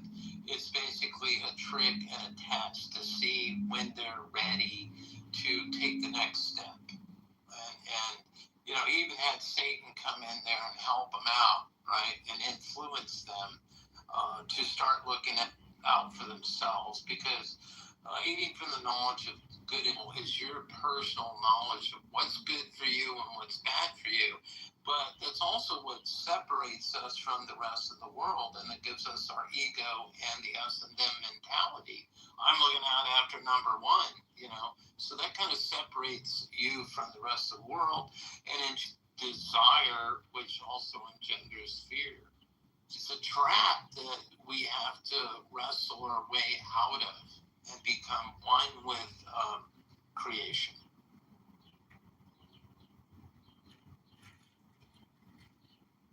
But yeah, I agree with Elliot. I think it's a trick and a test.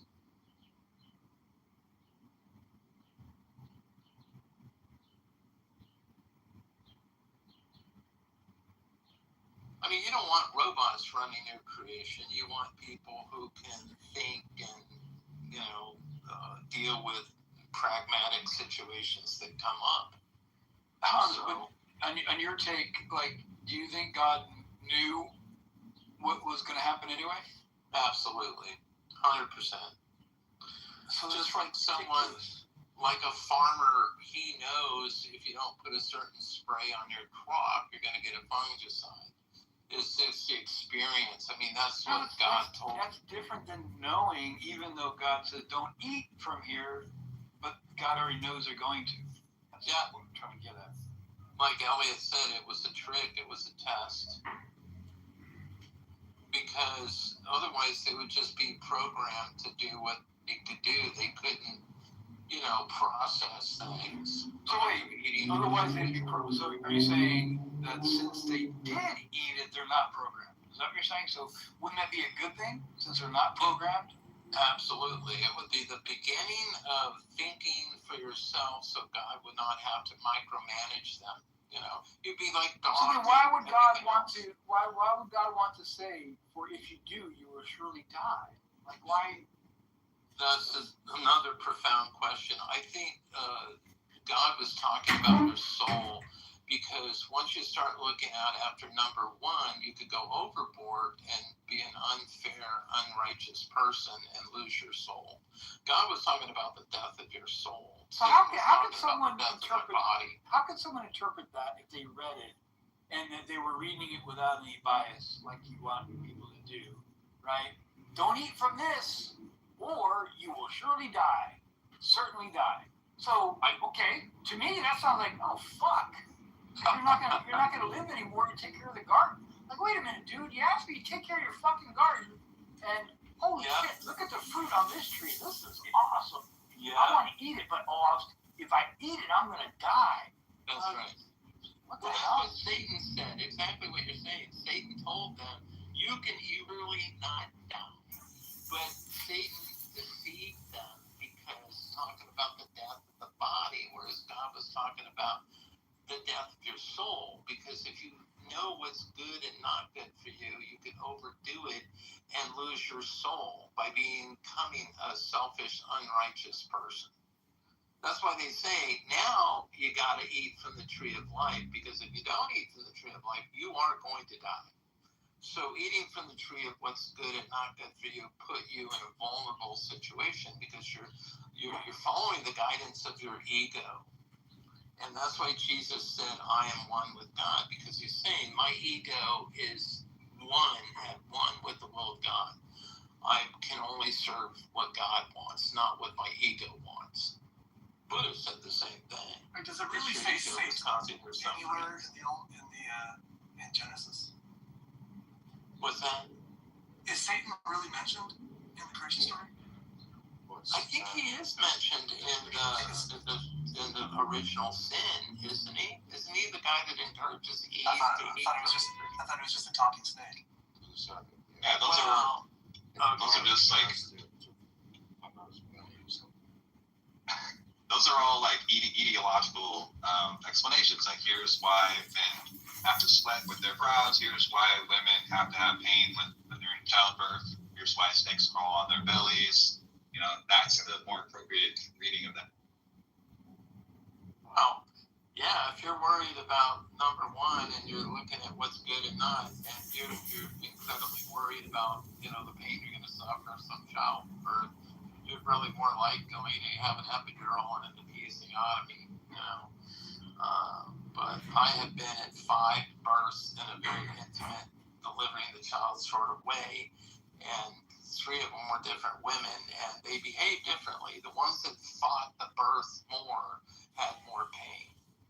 The ones that were worried about the pain suffered more, and the labor lasted longer. The ones that just went with it, okay, I'm going to go with it.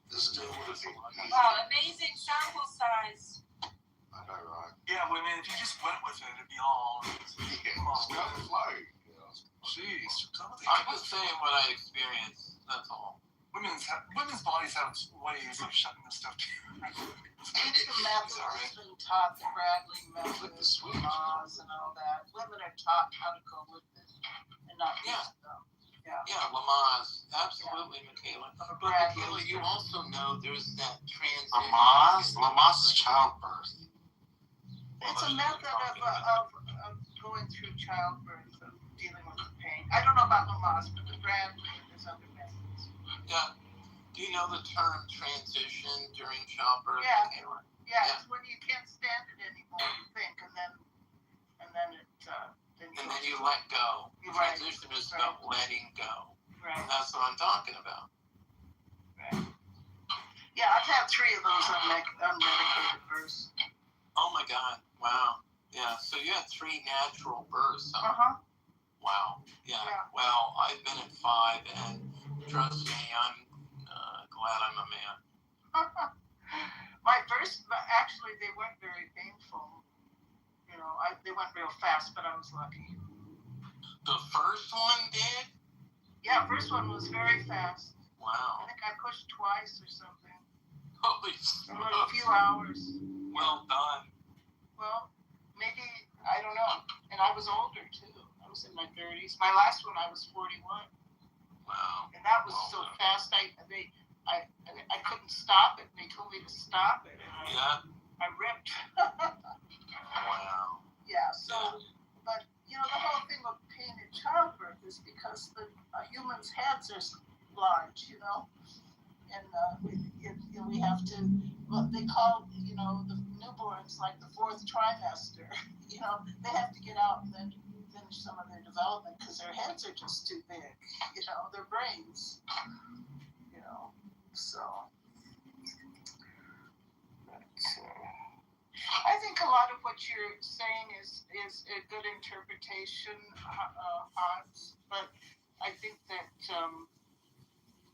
I disagree with some of it. I think you've got this, do you even believe in original sin? I think you have sort of a Muslim point of view. They don't like to look at original sin and talk about it.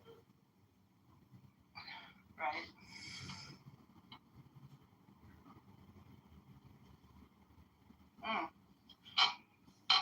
Okay.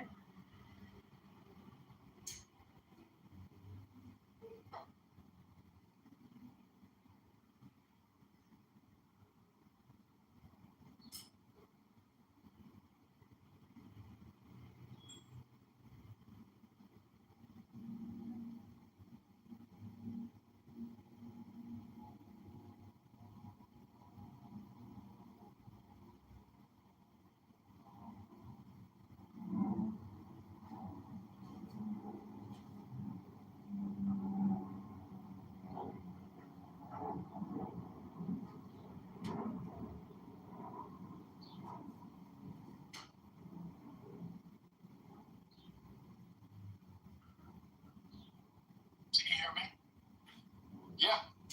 What up? I just got my hair and beard cut. I went to this old school barber shop, and it was kick ass, man. Get the hot towel and all that good treatment? Fuck yeah, the razor on the neck. Oh yeah. Dude had, he was old school. Yeah. When I was in the military, I used to do that when I was in the military. I loved it, yeah. Oh, it's great. The experience is just top notch, so love it. I think there's places here where they have some hot women and do that, and then you get whiskey. Oh, yeah. Yeah. Thoughts?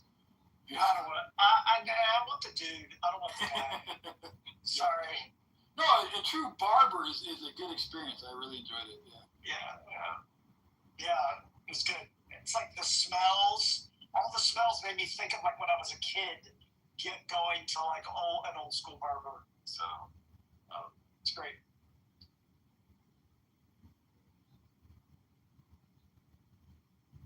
Ladies can't really, I mean, they don't understand, so gotta be a guy, so. Oh, they got salons and stuff. I worked in one for like.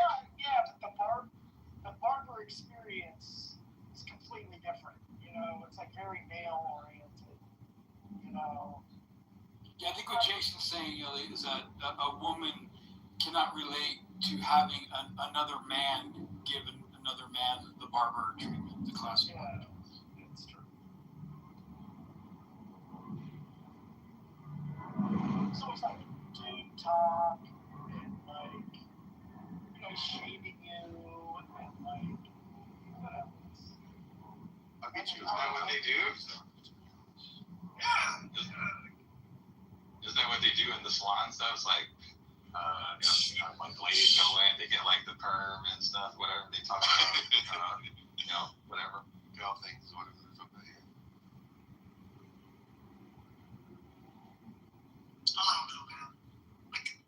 Like this guy's like expert at like beard, the beard look, like just getting your beard just right.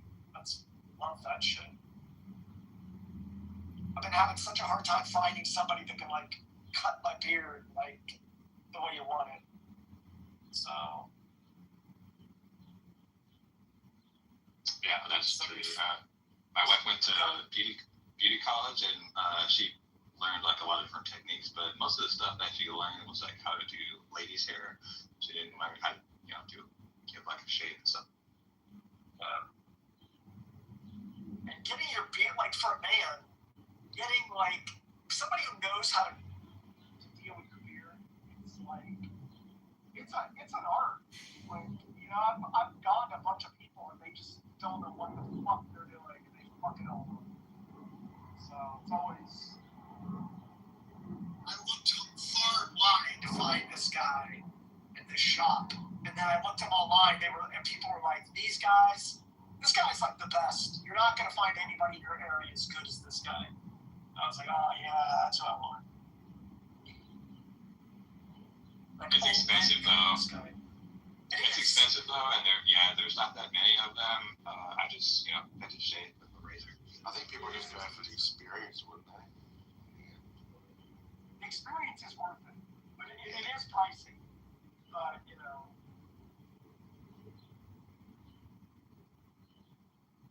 but he made me feel very at ease. Loved it. I was relaxed. I guess he would have to if he has like a razor sharp blade on your throat. He's gotta make you feel that like Sweeney Todd or some shit. Yeah, no, seriously.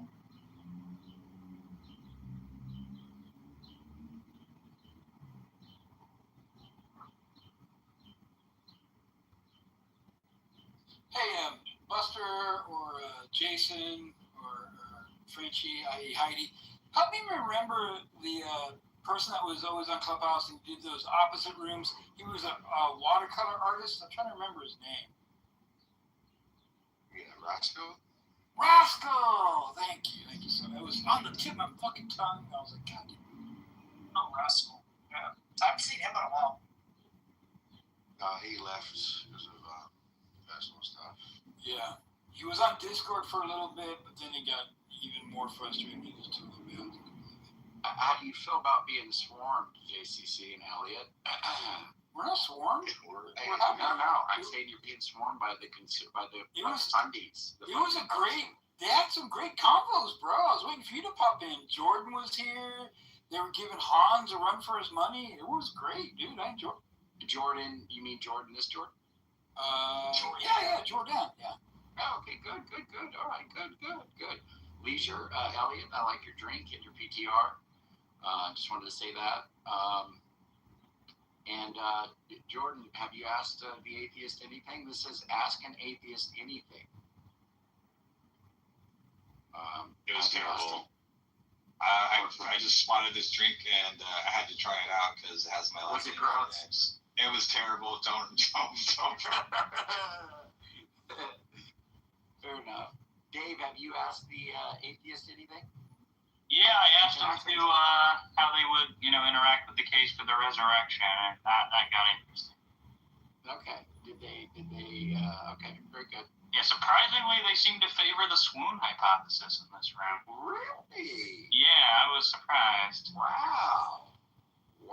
Swoonies. Who would have thought? What's the swoon hypothesis? I think Steve was actually interacting with you. He said he didn't die. Yeah, so Jesus didn't actually die on the cross. He resuscitated. That he fainted. The theory is that he fainted on the cross. They took him down after 3 to 6 hours.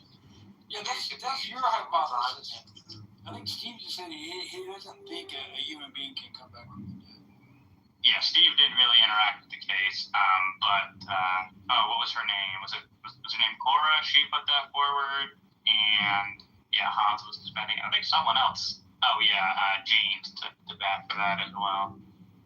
I mean, medically, the best solution for anyone needs is for them to lay down, right? Because the possible.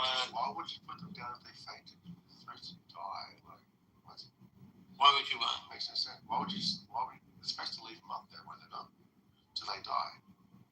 Well, actually, the men on either side of Christ, they broke their femurs so that they would speed up their death. Yeah. I mean, one theory is that the sponge that was lifted up to him had opiates in it, and it made him basically pass out. But I think it's far more profound that it was spoiled wine because it was a failure. The whole winemaking thing, metaphor throughout the Bible.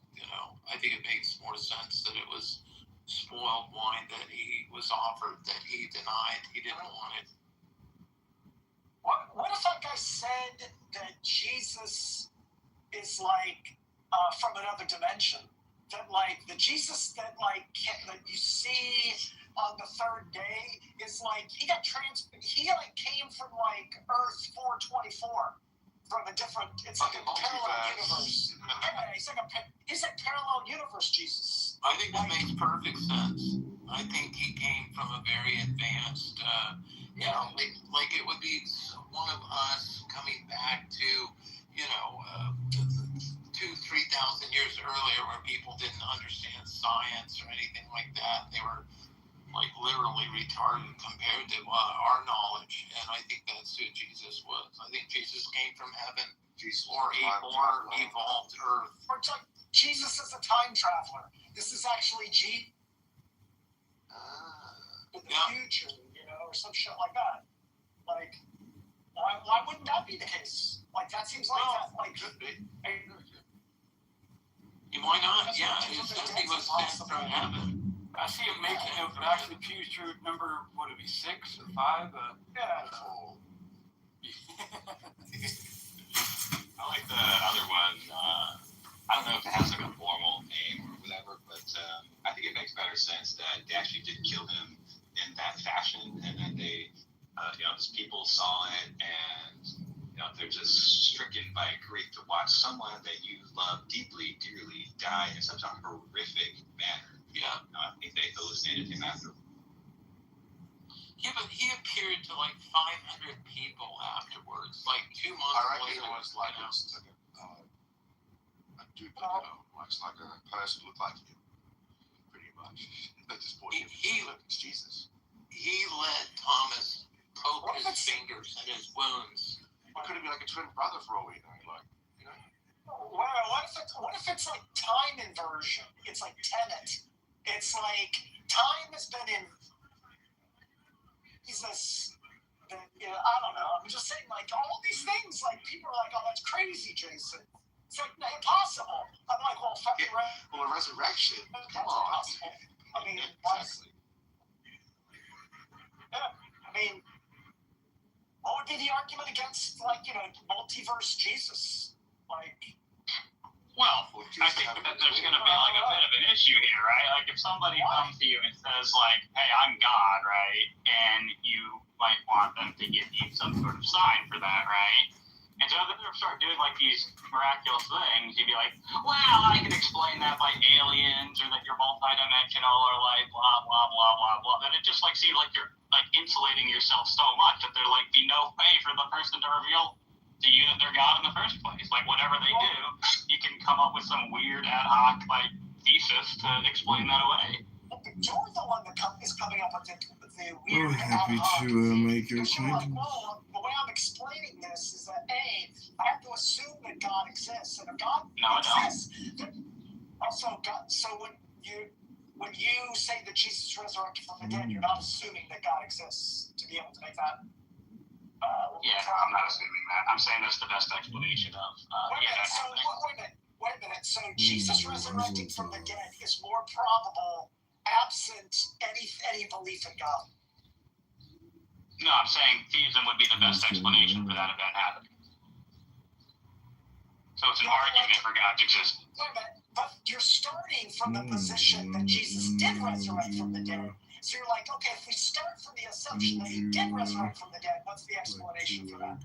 Right? Yeah, that's after we've already gone through my case that the resurrection happened. If that's been established, then yeah, I'm going to say God raising Jesus from the dead is the best explanation. No, the position is we don't know if Jesus resurrected from the dead. And so we're trying to determine what, I guess we're trying to determine what actually happened. And what possibility is he resurrected from the dead? And your evidence that he resurrected from the dead is that God exists, and therefore it's possible that he resurrected from the dead? Oh, okay. You heard my argument, of course. You know that's not how my argument goes. You're gonna wait a minute, but is your argument some type of like minimal facts, maximal facts argument?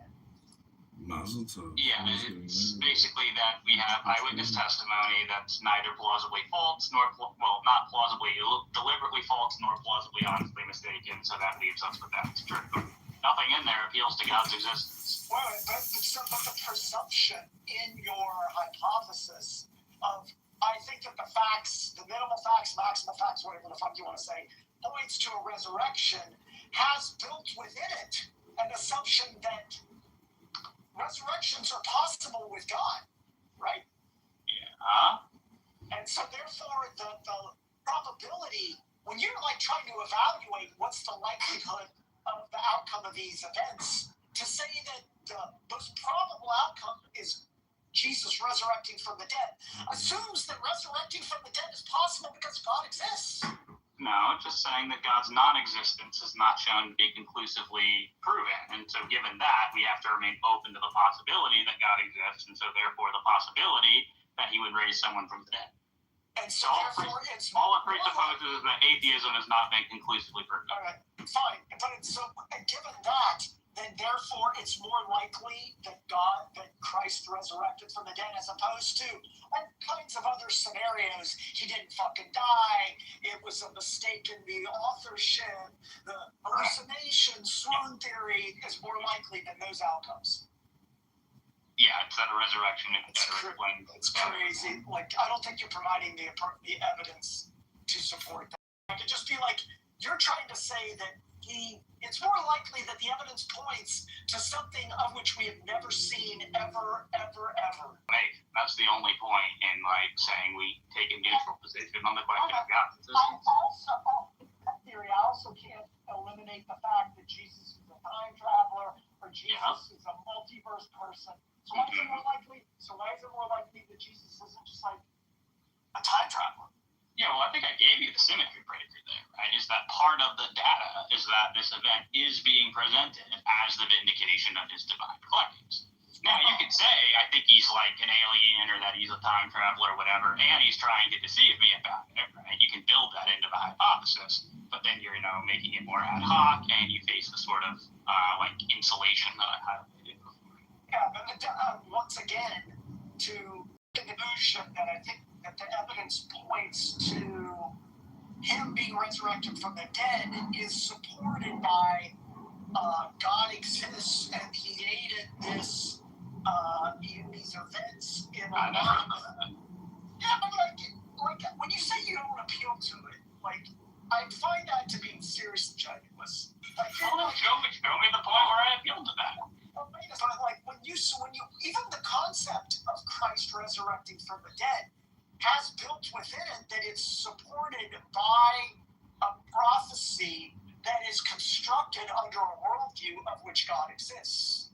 I mean, you don't have to include anything about prophecies in there. I mean, I think it's there, but like that's not doing any work in my argument. So if you just eliminate all of that stuff, you think that the evidence that there were these things written down in the Gospels that like that kind of stuff that leads you to believe that provides this overwhelming evidence that it's more likely that the guy actually resurrected from the dead, as opposed to these other things that we know are possible. You want to go to the one thing of which we have never seen or suggest that biologically it's not even possible.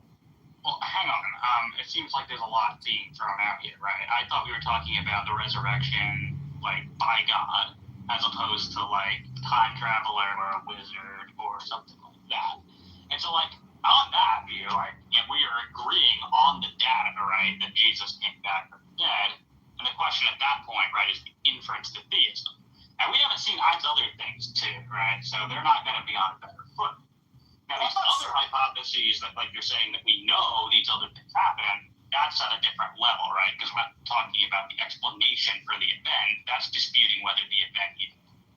Well, there are two separate things, but, like, one is whether the event of the resurrection did happen. But one way of explaining it could be that I saw this guy walking around that was after he died.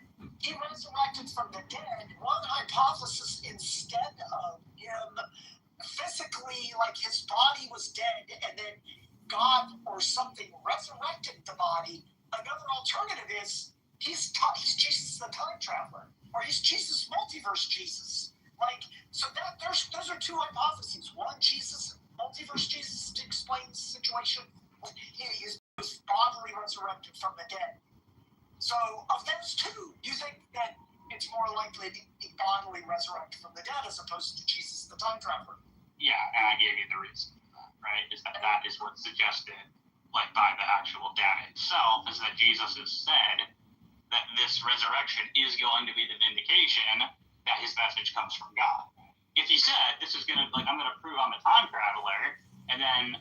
it could really happen, like, how do I frame this? I don't know if I'm framing this correctly, but, like, we have a claim that he resurrected from the dead, and then we have writings, Jesus saying, this is what I'm going to do. I think that, like, I could explain that in other ways. And then, even with those two things combined, it's more probable that there are other outcomes as to what happened as opposed to him resurrecting from the dead. Well, I mean, that's fine, right? Then I, ask you to present which one, you think is the most likely, and we can talk about it. But again, I was really more narrowly focusing on this, like, time traveler. Yeah. Now, the reason I brought that up was because people want to say that Christ resurrected from the dead, and if I were to propose, well, Christ is a time traveler, or Christ is a multiverse duplicate, somebody might say that's just crazy, Jason. That's just like not possible that he traveled in time. And I'm just going to then say, well, what's crazy is that you think he resurrected from the dead. So that's kind of the reason why I brought it up. So I don't know if it's an actual, like, it's not my position, but... Yeah, I hear you. And look, if we were just dealing with, like, the bare fact that Jesus rose from the dead, right? Like let's take Jesus out of it completely, right? Like, let's just say that, like, King George III comes back to life tomorrow. given that, like, yeah, I don't really have a great reason to say it's more likely that God did that than that King George III is a time traveler or that, you know, some other explanation is in play. So if we're just dealing with, like, that bare fact, Jesus came back from the dead, then, like, I agree that kind of taken in isolation, it's a bit ambiguous. It's when you have the specific context with it, right, provided by the Gospels, that's when I think it becomes a lot more plausible that God is acting here, because that's the way the event is presented. Yeah, but I think that, like, one framing of this could be that we have a story. First of all, this concept of, like, resurrections, of people coming back from the dead, which have associations with divinity, are not uncommon. So that kind of mythos is not uncommon. So we have a story that is of people who wrote some shit about this person many years afterwards. Even I know you want to say 12 years, but the consensus is more like 30, 40 years, of which they want to guess the story of divinity, associations with Jesus. Those stories are real, maybe some embellished, and I think it's just more likely that the combination of, like, those stories being written to support a view that they want to promote, combined with some people that thought it actually did happen that were mistaken, some people who had hallucinatory outcomes and were, you know, had this view, other people that had other motivations, like, all of those combined provide a story or an outcome that may be much more likely than actually saying that the guy resurrected from the dead. So I just think that you could construct these kinds of these things that fit with the statements that are in Paul or in other historical documents that are actually not in alignment with Christ resurrected from the dead. And that makes more sense. Well, maybe this will be a point of agreement. Right. I think if, like, the mainstream scholarly position with respect towards the Gospels, like, namely that they are late, anonymous, working from earlier traditions, definitely not coming from eyewitnesses, or at least not, like, directly from them. If eyewitnesses are involved at all, there's a heavy dose of legend and, like, blah, blah, blah, blah, blah. If I accepted that view, then, yeah, I probably wouldn't believe in the resurrection myself, right? Certainly I wouldn't be anywhere near as confident in it as I'm being. My own judgment, having, you know, looked at this, I mean, fairly considerably, is that assessment of the Gospels is just wrong, right? And so I really think that is where, like, the heart of the conversation should be happening, right? Like, not whether, you know, aliens are a better explanation than God for raising Jesus from the dead or wherever else these arguments usually go. I really think, like, one's judgment about this is going to be heavily informed by, like, what do you make of the testimony?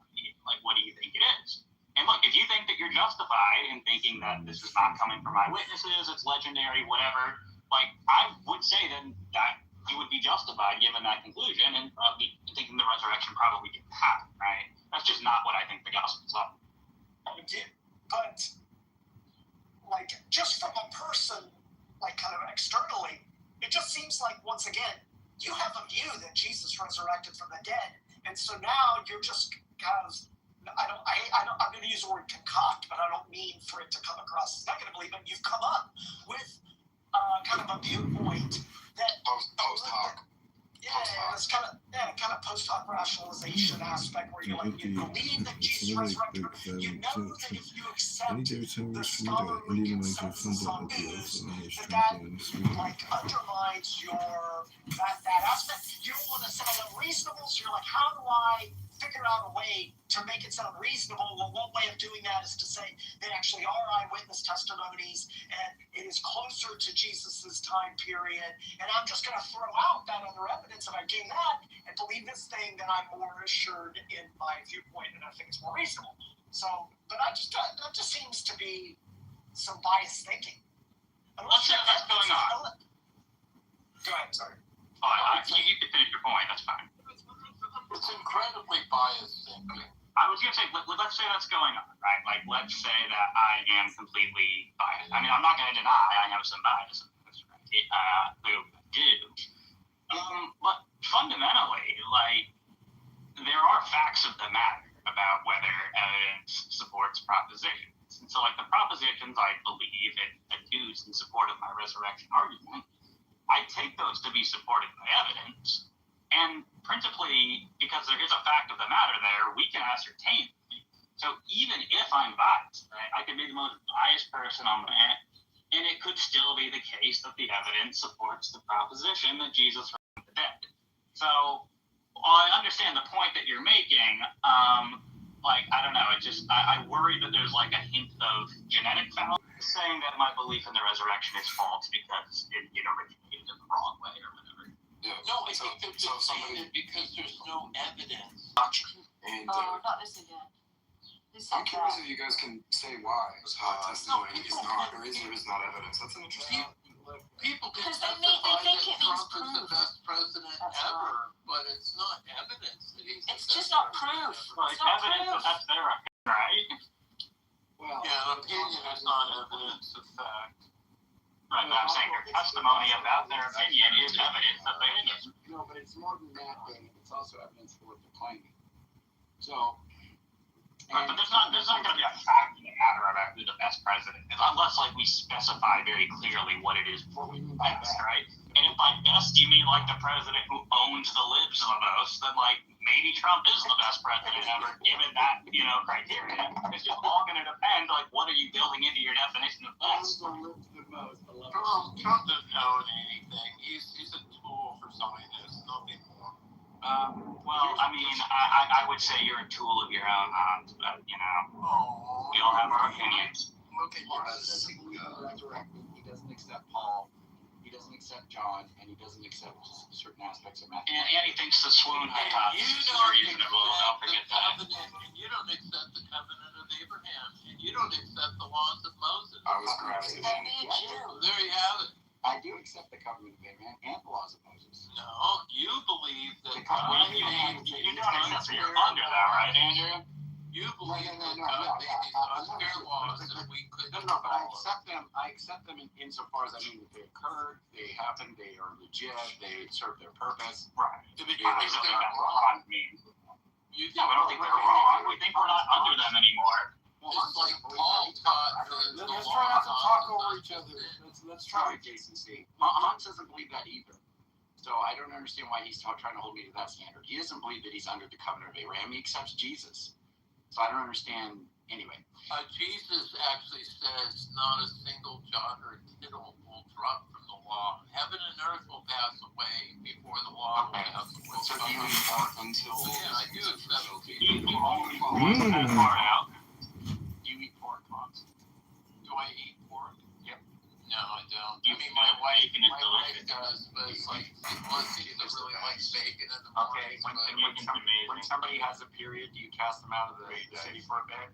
Get cleansed? Or At least the half of the laws are obsolete because there is no more temple. Okay, so you agree things can change. Let me finish. I believe since half the mitzvahs are obsolete, I believe what's far more important is following the spirit of the law.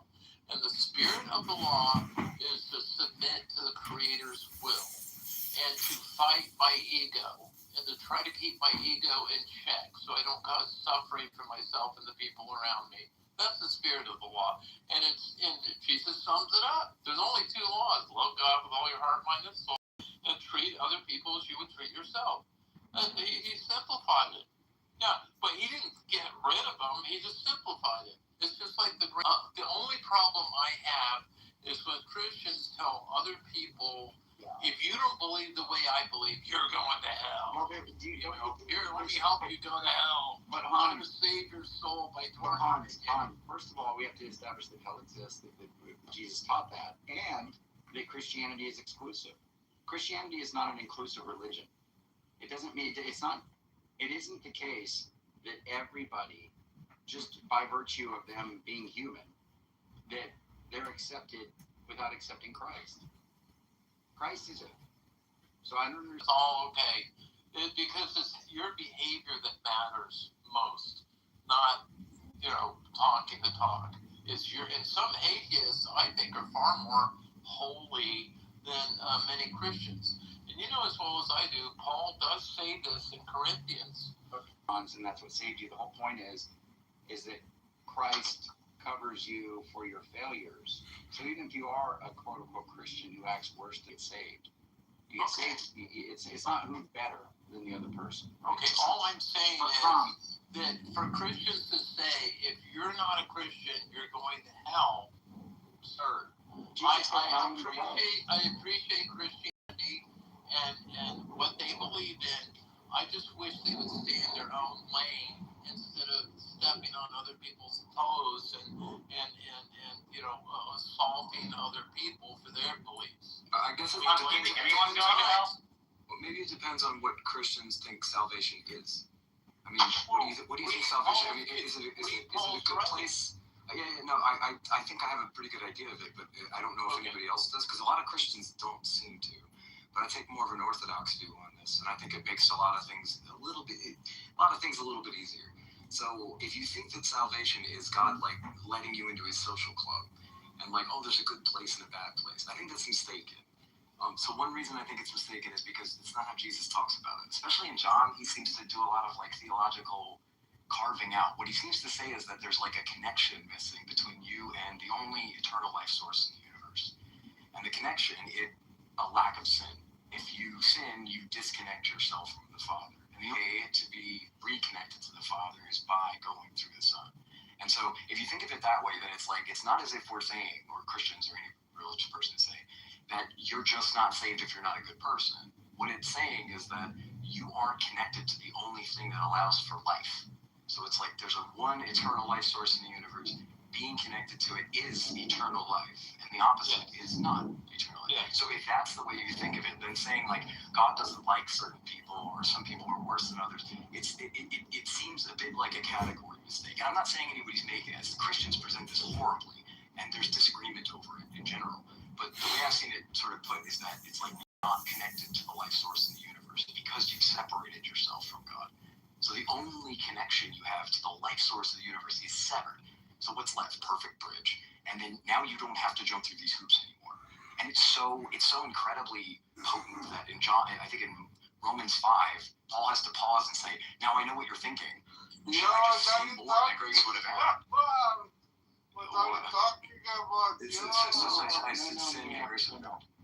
Is to serve creation.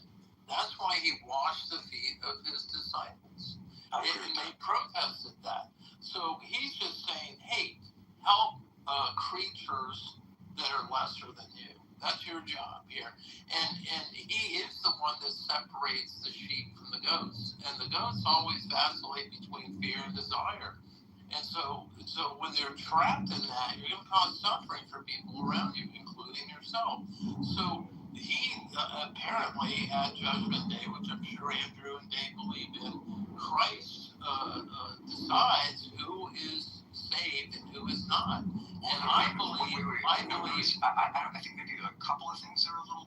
I would tweak a couple. I agree largely with what you said. I think that human beings are supposed to be the go-between between like the natural order and God. We were supposed to do that, and we completely blew it. And so now what we do is we dominate nature in horrible ways, and we misuse our prerogative and our abilities. And look at the mess it's got us in. I mean, if we were actually following what Christ said, we would be doing what you say. But I will say this: Christ actually says, he goes, "I'm not here to condemn anybody. I'm here to give the world he's extreme with grace." But it's the fact that you have to accept it. That's the troublesome bit. Now, I don't say you have to agree with this, but I think that it's like if you see Christ as judge, you're right. But he says, I don't judge anybody. I just give grace. Like that's it. But if you don't co-sign on this and accept the free gift of salvation, you have no part with it. So when he separates the sheep from the goats, he's sort of talking about who's there and who isn't. He says, I don't know you. Not get out of here, I don't like you, or something like that. He's like, I never knew you. He says, I never knew you because you never served anyone. Oh, no. He says he's very clear about practice lawlessness. He said, well, I know. But I think the general, maybe you disagree with the sense of what he's saying, but I get the sense that what he's saying is that it's like there's not a connection between you and me. You've refused that. So what's left He's all. And the reason there was no connection, he says, when did you clothe the naked? When did you feed the hungry? You didn't. So he says, depart from me. Yeah. And that's when he says, I never knew you, right? So I'm just saying that I do believe that he chooses between the incorrigible, unrepentant people who served only themselves and those who serve the creation. And wouldn't you rather be hanging out on an earth that's civilized with people who are following the golden rule versus heading out to a new earth, caveman style, starting over again with the worst offenders that were rejected from the planet? I think that's what hell is. Hell is you okay, now you're going to go hang out. Hell is an in-person clubhouse. Yeah, hell is like an in-person clubhouse situation. All the same. The guy who thinks a pilot had a secret. The guy who thinks a pilot had a secret clue to keep Jesus from actually dying on the cross. This is the guy. And apparently he's saying that he's gonna. And apparently he's saying that he's gonna die and resurrect and all that. All that stuff that you don't believe. I don't believe in the resurrection. Well, I mean, what do you know about Paul? Maybe we can cut to the chase. What do you know about him? Wait, does this same book club members fighting? Right. I read the Bible as an atheist. I came from an atheist family. My father was raised on an Indian reservation. He fucking hated Christians because he thought they were hypocrites. So that's the environment that I grew up in. I did not even pick up and read a Bible until after I graduated from college. So I read the Bible too. At it with a different perspective. I'd be willing to bet you that Dave was born and raised in a Christian family. Wait, so we all read the Bible? I have. And you guys the only difference between me and you guys is that you guys believed it. Is that right? You thought it was like an accurate depiction of reality and what it I believe the goal of the Bible doesn't believe it. Well, he believes the parts blanks. Well, no, but you guys all believe that like it's somewhat accurate of a representation of what God would do and what he did and stuff. Yeah. Don't need honey badger. I'm just trying to get a clear bead on what you guys are actually fighting about. No, I mean this is pretty standard line from the atheist. No. Yeah. Well, when I was 10 years old, I just stopped believing that it was actually real. I was like, oh, this is like Aesop's fables. Okay, I get it. And you guys just kept going with it. Okay. Yeah, I didn't start till I was. I think that's pretty accurate. Maybe you should stop giving up on stuff so early. Maybe go to a little bit of a. Well, wait. What is this? Believe in leprechauns and fairies and Santa Claus? Like we should all believe in all this stuff as adults, really? I don't know if I stopped believing those things at 10. Well, I kind of stopped the whole Jesus thing. It was still kind of romantic. I could like meet girls and stuff at these like events, and I could listen to Pastor Rick Warren. Yeah, I could listen to Pastor Rick Warren before he was a big mega church. Obama opening guy. Reverend Wayne Gary Wayne, right? From yeah, I could listen to all this stuff and still be like realistic about what I was taking and absorbing as a child. Right. So what's your or do you doubt was realistic about the Bible? Wait, do you doubt me when I say that? Like, is there something wrong with me? What's your background? I'm curious if you have. I just told you some of it. Did you hear what I said? No, your education background. I'm curious what you do.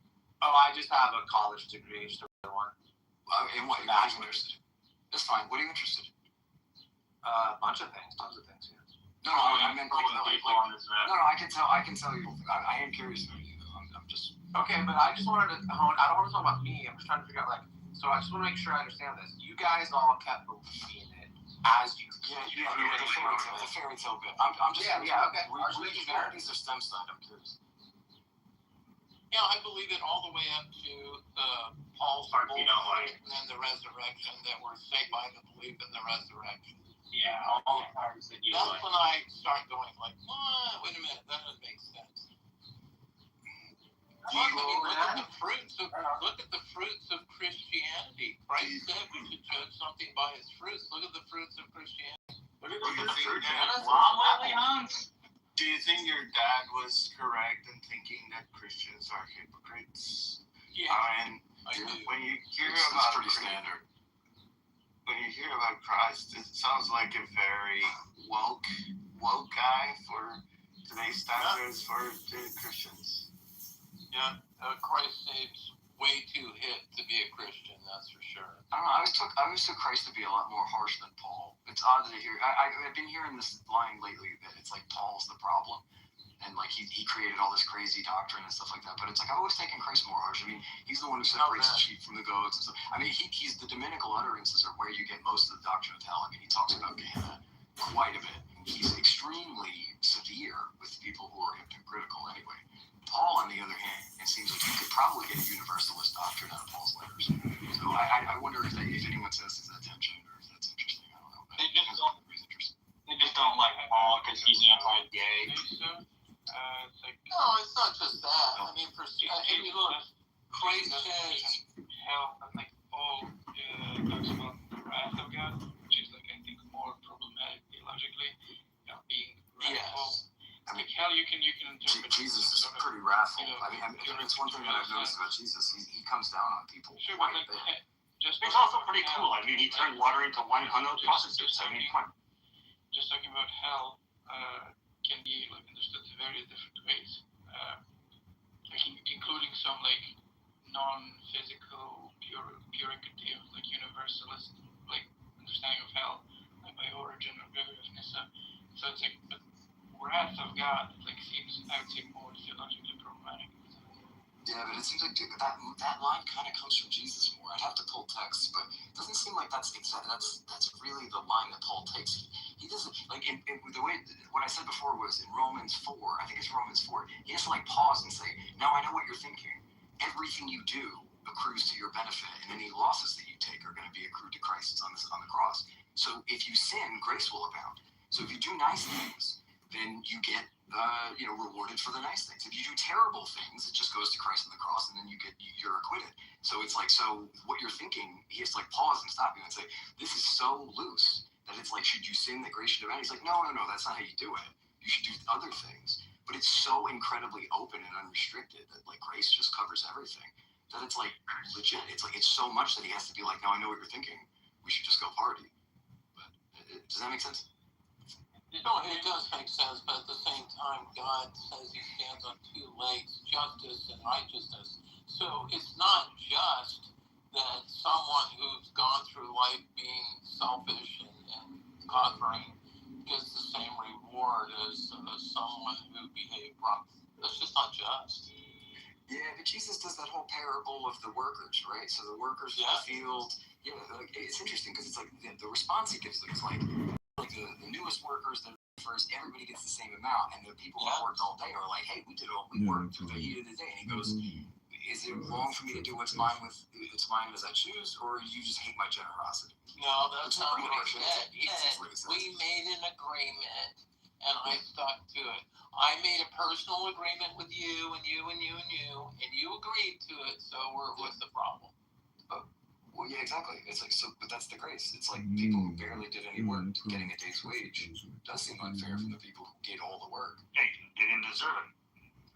Exactly, it's grace. Well, look, he was talking about a harvest, and I think he was talking about vineyard harvest. You wanna get it picked, so you're willing to make whatever deals, to get it done. Yeah, but they were jealous. That was the point. That they were mad at the work they put in wasn't acknowledged as more. And he's like, I agree to give you the same as the other people. Why are you mad at my generosity? That was the only. I'm not trying to be contentious on the point. I'm just pointing out that even when the work was the response. Even when the work was the same, even when the work was the same, like with Cain and Abel, like just because one had an agricultural sacrifice and the other one had an animal sacrifice, doesn't mean that the work was any less. You know what I mean? He just preferred the sacrifice over the plant sacrifice. So he just picks and chooses arbitrarily sometimes. Now, I think I've wondered about that too. I don't think that Cain gave the best of what he had. I think that's why God was displeased with his sacrifice. It doesn't really make it clear. You're right about that. But then God asks him to, raise your countenance because if you think badly of yourself, you're going to sin. And he killed his brother. So I don't know. I mean, Cain had an issue. Who knows? What do you think, Dave? What do you think's going on there?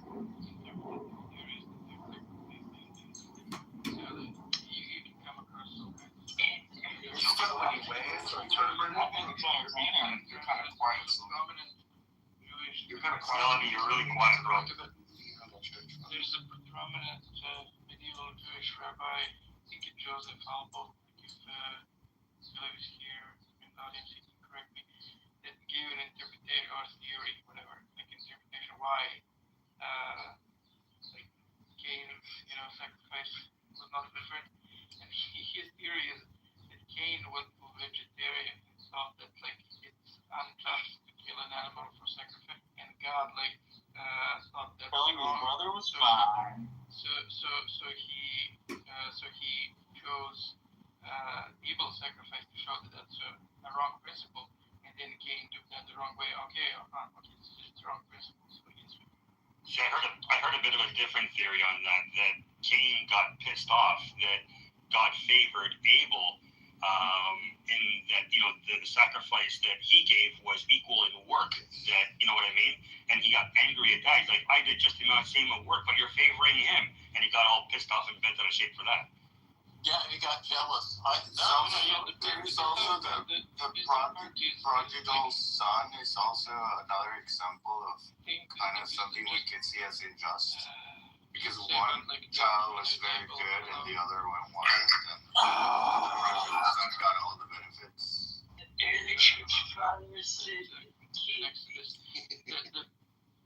Being pissed off, because God didn't prefer his sacrifice. I think that's virtually explicit in the text. Like the question is theologically, various Christians and Jews have proposed creative interpretations. Why does God prefer evil sacrifice? That was the question. That's not answered in the text. Maybe God likes a barbecue. I mean, what's the Hebrew word for barbecue? Yeah, so some people have actually thought that, but yeah. I mean, it could just be that God doesn't have a preference between the things they were producing, but Cain just did a shitty job. Well, no, because the Bible says that God likes the smell of burnt flesh, so that's clearly not the case. And say God is Some people have made that connection from pleasing the raw of meat. Yeah.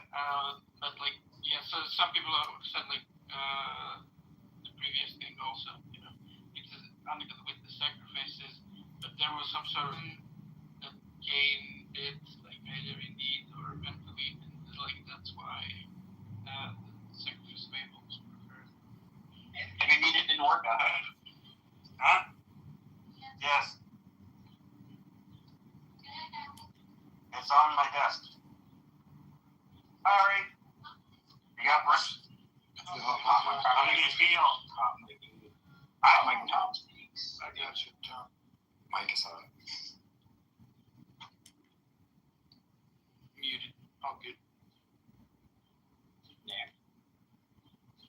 I still think the Abraham and Isaac story is the most interesting of those early Bible stories. The Cain and Abel thing is less. It's less mysterious. Killing animals, here and there, killing some.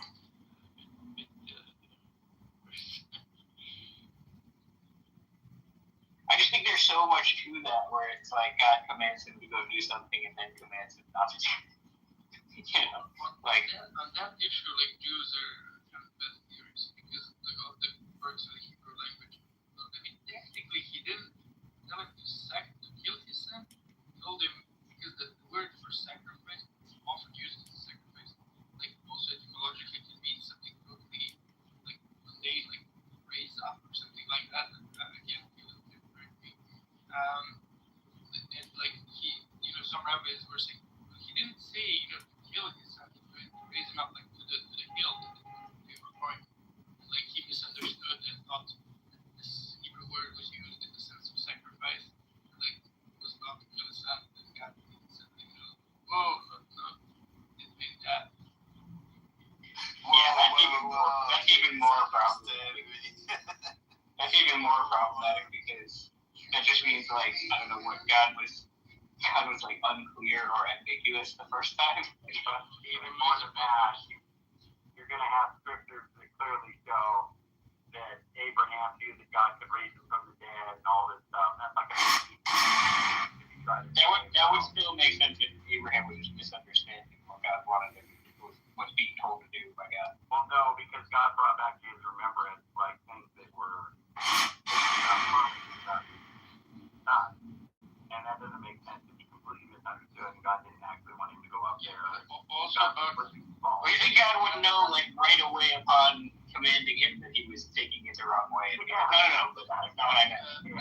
also about God raising Isaac from the dead. Like there are some other now, like rabbis who have a different opinion, and they say, well, actually he killed Isaac, because there's also like a quirk in the Hebrew text, like where it says they go up the hill, but then he goes there. Like in some points, like it switches between the plural and the singular, and you want to say like, well, the text is indicating that Isaac is dead at that part of the text, and then like he gets resurrected by God, and like the bull, or not the bull, the ram is given like to sacrifice. Thank you to God for resurrecting Isaac.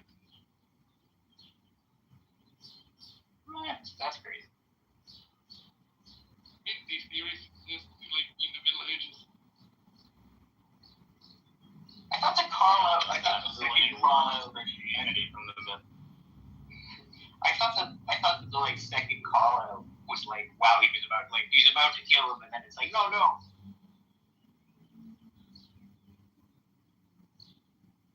don't remember details. Like I just know such a theory exists, and they like make the Hebrew work somehow. Interesting. Hey Zali, I looked up the thing you gave me yesterday. It was interesting. It was mostly about Jeremiah 8 though, because he says the lying tongues of scribes and the lying pen of the scribes and stuff like that. But they do mention 7:28 or whatever. It was interesting. But I don't think I got exactly. I couldn't remember like if he actually. I know that I think I vaguely remember the author of that paper does think that 7:22 is an example of like the corruptions that are referred in 8:8. But I could I was like, when I told you the name of him, I was like, does he mention in that paper at all? I couldn't remember. There was a collection of things, but it was mostly it was a lot of squabbling. It was a lot of people squabbling about that Muslims say that the Torah is corrupt. That was the usual. That was the general line. It wasn't like they were trying to say like the specific thing that we were talking about was not quite what was at issue. But it was relevant. What he said was relevant, so I'm glad I followed up on it because it was an interesting study. Does he mention in that paper? Does he mention the Ephraimians and these other like early Christian sources for alternative Torahs? I can't remember. I didn't see. I looked at the paper, but I don't think I got exactly the paper. I saw like a collage of views because I looked up the reference you gave me, and then the collage of views that came up was like. It was a lot of different debates from people at the popular level. It wasn't really scholarly work. The Torah. The title of the paper is called False Torah. Like a Google Scholar, if you type in. Like, there's your thumbs up. I think that's the name of it. Yeah. I think what happened was I googled it. Don't eat too much Indian food. I went down the line. I got distracted. Don't eat too much Indian food. I actually looked at it. Yeah, so it was interesting. Maybe I should have said at the beginning. Be careful. Yeah, you shouldn't have to say that, but I think I maybe just got distracted in the middle. But it was interesting that's a point of debate, and I've been reading Jeremiah recently. So it's just interesting. Because it's like historically it's weird. Like there are some data points like that are secondhand. So like Epiphanius and some other sources mention these existence of alternative Jewish groups, and they say something Don't like, eat too much Indian food. Torah, but Be not careful on the chicken makni on day number 4. They have some other Torah which is different in content, and then like Epiphanius says, for example, for this group, don't eat too much Indian food. He says like, and their Torah does not have commandments of animal sacrifice. He says as an example of the differences between like their Torah and our, the official one.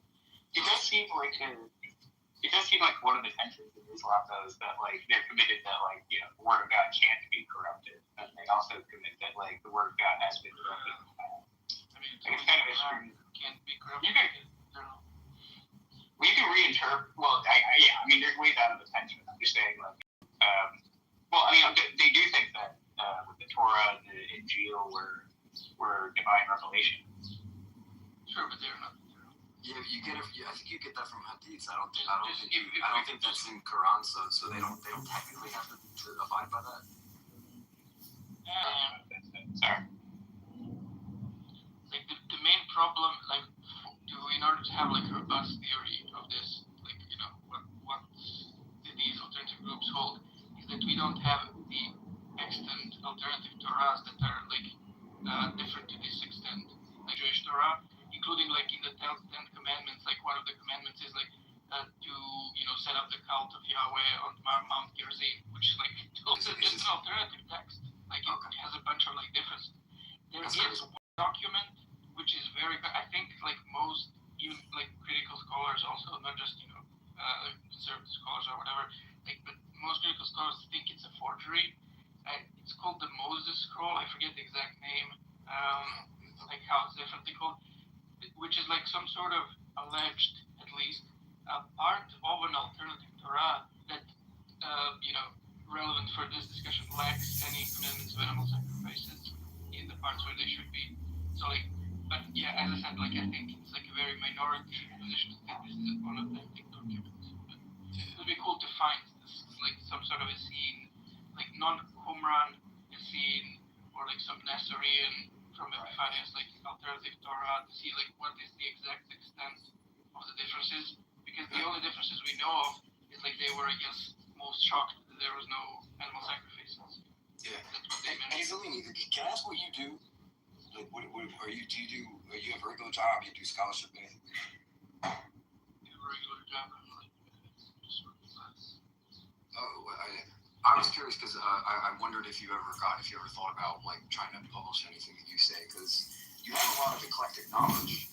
I mean, obviously you and I disagree on some stuff, but I would like to, I don't know. I just wondered if you ever thought about digging into any of that, or like any sort of like putting work out there. Like time, I kind of just lost contact with. So I was first in seminary, and then right after seminary I went to philosophy, and at the end of philosophy, like I got kids and like just lost contact with the college. Like I didn't have time to do anything. Like some people have like called me like for a few years. I was a member of like a bioethics society, which was kind of like it's a facultative. It didn't give you like any points for classes or anything. Like but it was just like assistant professors, and there was a few like of us students who were like doing various discussions, writing some essays about ethics stuff. But like they were calling me at least to come back to that, but I was like, no time. You could do a substack.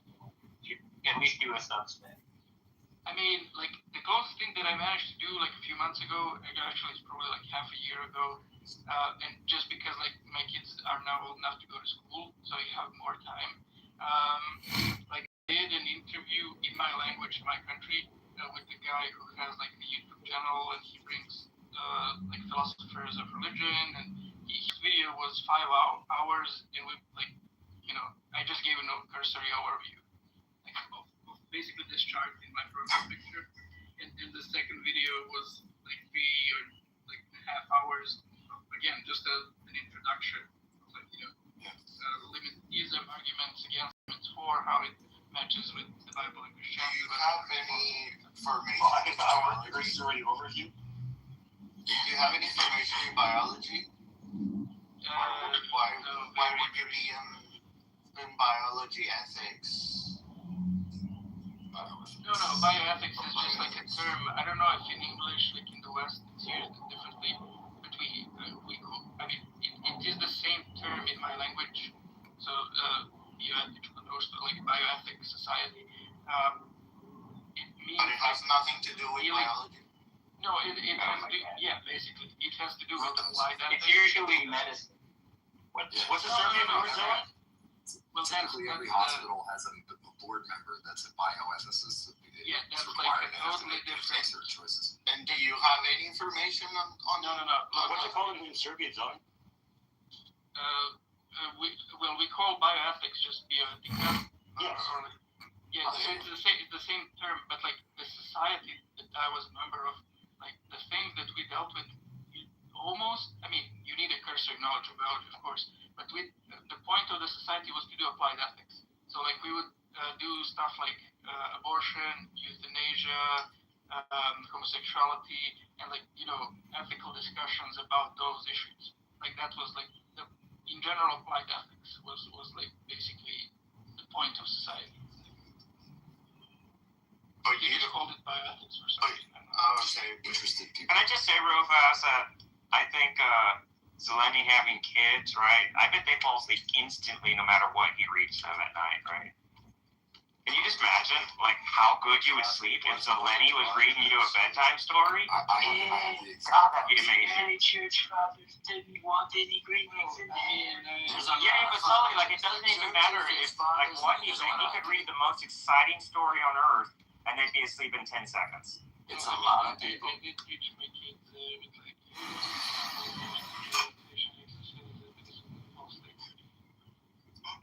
I think you gotta start like respiring with jab. You're just gonna end up talking more than.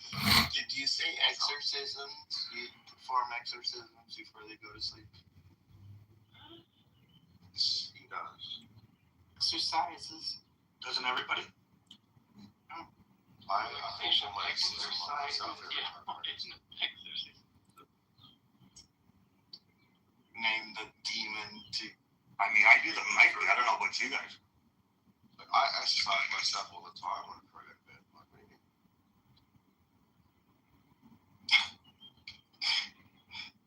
So what else is going on?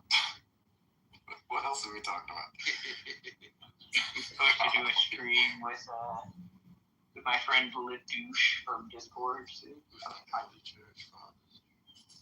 Oh, what's it about? So. It's about we're like reacting to the Joe Schmidt and Miles Donahue fine-tuning. Can you give me I'll use $10 word. Can you limit it for me? Yeah. So Joe Schmidt and Miles Donahue did a video where they just went through a bunch of objections to the fine-tuning argument. And so they each, they go through like and say something about each of a few of these objections, and then my buddy wanted to like respond to what they were saying in that video. So they go through like multiverse responses, electrons in love is another one. There's a few. So I mean, you're probably familiar with some of the common fine-tuning responses. Yeah. It's not really my area, but I got the chance to delve into it a little bit. I've mostly heard arguments for, and then people push back. A lot of times the pushback that I see is they confuse it with the design argument, and that's aggravating because it's like that's just not really what it is. Like the William Paley variety, and it's like it just isn't like. A lot of times people will be like, because he really did a number on the design argument. Like saying that it's like, well, better.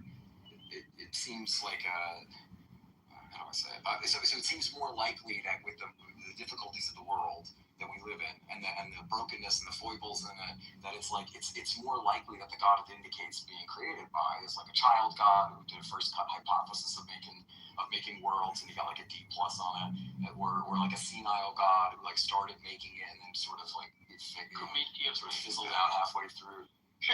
Yeah. So yeah, I mean, I think that's good. The Paley stuff is kind of weak to begin with, but like, I mean, I would still consider fine-tuning to be a design argument. It's just like a different sort of design. Like it's still, you could class it under a bunch of different types of argument sides. So sometimes it's considered a cosmological argument.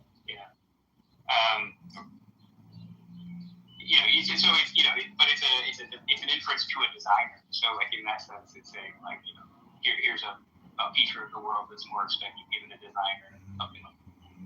Yeah, like it depends. Like I'm sorry. So it depends on how you take it, because like the thing that I found interesting about it initially was that like fine-tuning is not like some philosophy of religion label that people are like, oh, it's got to be a design. It's Will is here. He wants to see if he can come up. I don't know how you do that, so I was gonna let him off. But you guys will start the ball. Yeah, I mean, Dan Linford does a good job of like explaining that when a physicist says fine-tuning, they don't mean the same thing that the apologist means, right? Or that the everyday person. Or at least what he says is there's like a few different things that. Only one of them is. Two have different definitions. It's one of those terms like theory has a scientific meaning and a colloquial meaning, which are close to the same. I mean, Dan will say like there's a few different usages in physics of the term fine-tuning, and probably the most common one is to say that like a theory is fine-tuning. which is a defect of a theory, right? You want a less finely tuned. Yeah, you want a less finely tuned theory because like fine tuning is like it's a bad thing to have as a spandrel of your theories because it makes it seem like it's not. It makes it seem well, like spandrel's not the right way to think about it. It's more like curve fitting, right? It's like okay, you have a framework, and then you have to fit the data by like finely adjusting certain parameters in your equation. You know, 50-50. Right. Yeah. So you want a theory that just does that for you. The data looks like fussed with. Like curve fitting is a good term. The theory is the thing that's like, it's like, so we have a broad curve, and then in order to have, so it's, I mean, curve fitting isn't an exact analogy I'm talking about anyway, but it's like, say, you have a broad theory, say it's got laws, but like you go to what the constants are, and then you go and check the data, and you say, okay, if I make the constants this, then it works, right, with these equations, right? The goal. You want a theory that like you can just use to predict those values without having to do it by measuring them first and then building them back into the theory if you can get them, right? And that's the mark of a better theory. Because like I'm so competent with model building in this kind of regard. I'm more my ground is less in that range. I can do stuff like that now because I have to do formal epistemology sometimes. So it's like my secondary advisor is a formal epistemologist, so I can kind of outsource more than anything. But no, it's an interesting idea. Like model building isn't my purview though, so I just like that. So it's like some of this stuff is a little bit occlusive to me, just because I don't do it. I work with it all the time. So does that make sense? Sully, I thought that the thing though was not so much that it's a defect of the theory of the fine tuning, right? But that because it is like this is just like the way very specific. Well, hang on. That it is because it's theory specific, right, or model specific, right? It's that you can't take it to be saying something like actual about the universe, right? Is what Dan would say, right? Not that it's as much a defect as just like not like something that you should assume is significant at long. No, but we're just talking about when physicists talk about fine tuning in physics papers. Like what do they like? They're not talking about this art. Yeah, but do physicists say that it's a defect of the theory? I don't think they say that. Yeah. Well, they think that like the more like yes, you want a theory that doesn't require like fine tuning. If there's a better theory, you would like your concepts to be derivable, right? Right. But so like, so the point is that like, okay, here's an example that's like relevant to the argument, right? So the cosmological constant, there was a predicted value from quantum field theory, which is basically like a vacuum density calculation, right? That they used to get a prediction for the cosmological constant, and then it's like widely known that it was one of the worst predictions in the history of physics because it failed by 120 orders of magnitude when they went and measured the cosmological constant. Yeah. It's from that they did. Yeah, that's literally where the number comes from, by the way. Which and I also know that I think it's asymptotic safe gravity or something, right? Like one of the things that proponents will put forward is that it does derive like the gravitational universal constant. One of those constants, right, that are just brute force put in there in most models, right? It actually does make the variations for rather than just right. And we look at that as a good thing because the theory requires much fine tuning. Basically, is the idea. And so this is a good the cosmological constant 120 orders of magnitude thing is a good example. The idea is that the theory had to be tailored to match the data by that many orders of magnitude. And that's where people like Luke Barnes get this idea that, so the cosmological constant can vary across magnitude, and only a small fraction of that way. The problem I've always had though,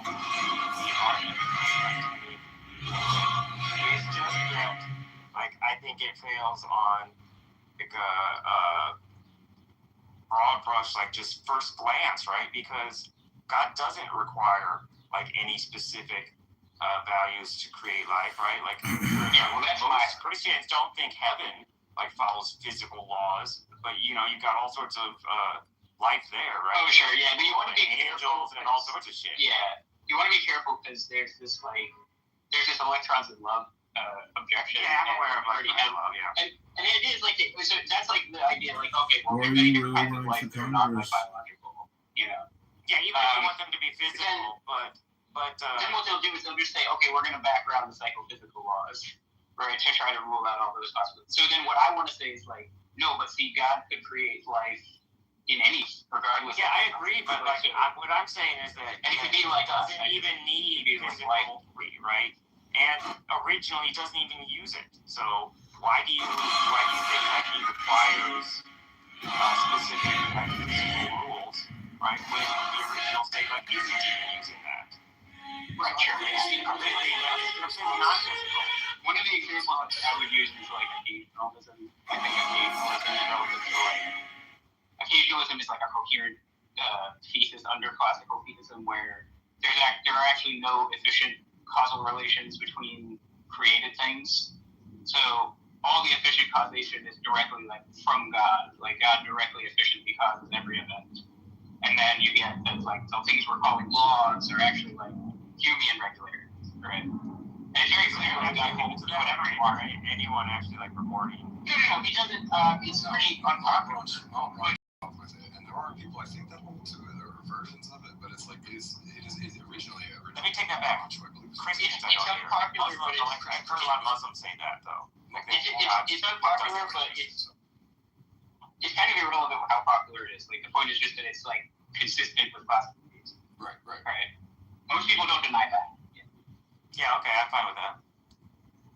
And then from there, it's you at least get this idea that like it may not be us if you're like an origins essentialist, but like it would be very similar to us. You know, like if he poofed a rabbit into your lap, you would think that the rabbit is like a biological organism. You know, so he can make life like us in universes that have deviant constants. And then the question is like, does he have a reason to value these sorts of constants? And when you realize that the instrumental relation is breaking down, he has any special value for these kinds of quote unquote life. Yeah, like there's a tension that I think any theist, right, who thinks that is like a good argument, they've got some tension if they also think like God's omnipotent, right? Because like it does seem like it'd be a very good argument for like just a potent God, right? But if you think he's omnipotent, then there's no reason at all to think that. Yeah, like Zeleny, like it'd be a good argument for Zeleny, I think, but not for like normal theists. Which is, by the way, the same. This is like I was. Sally is gonna like hate this because it's repetitive for him. I sent him like a DM with these quotes. Stuart Mill like pointed things out like 150 years ago. He was a limited theist, by the way. He has this like it's called 3 Essays on Religion.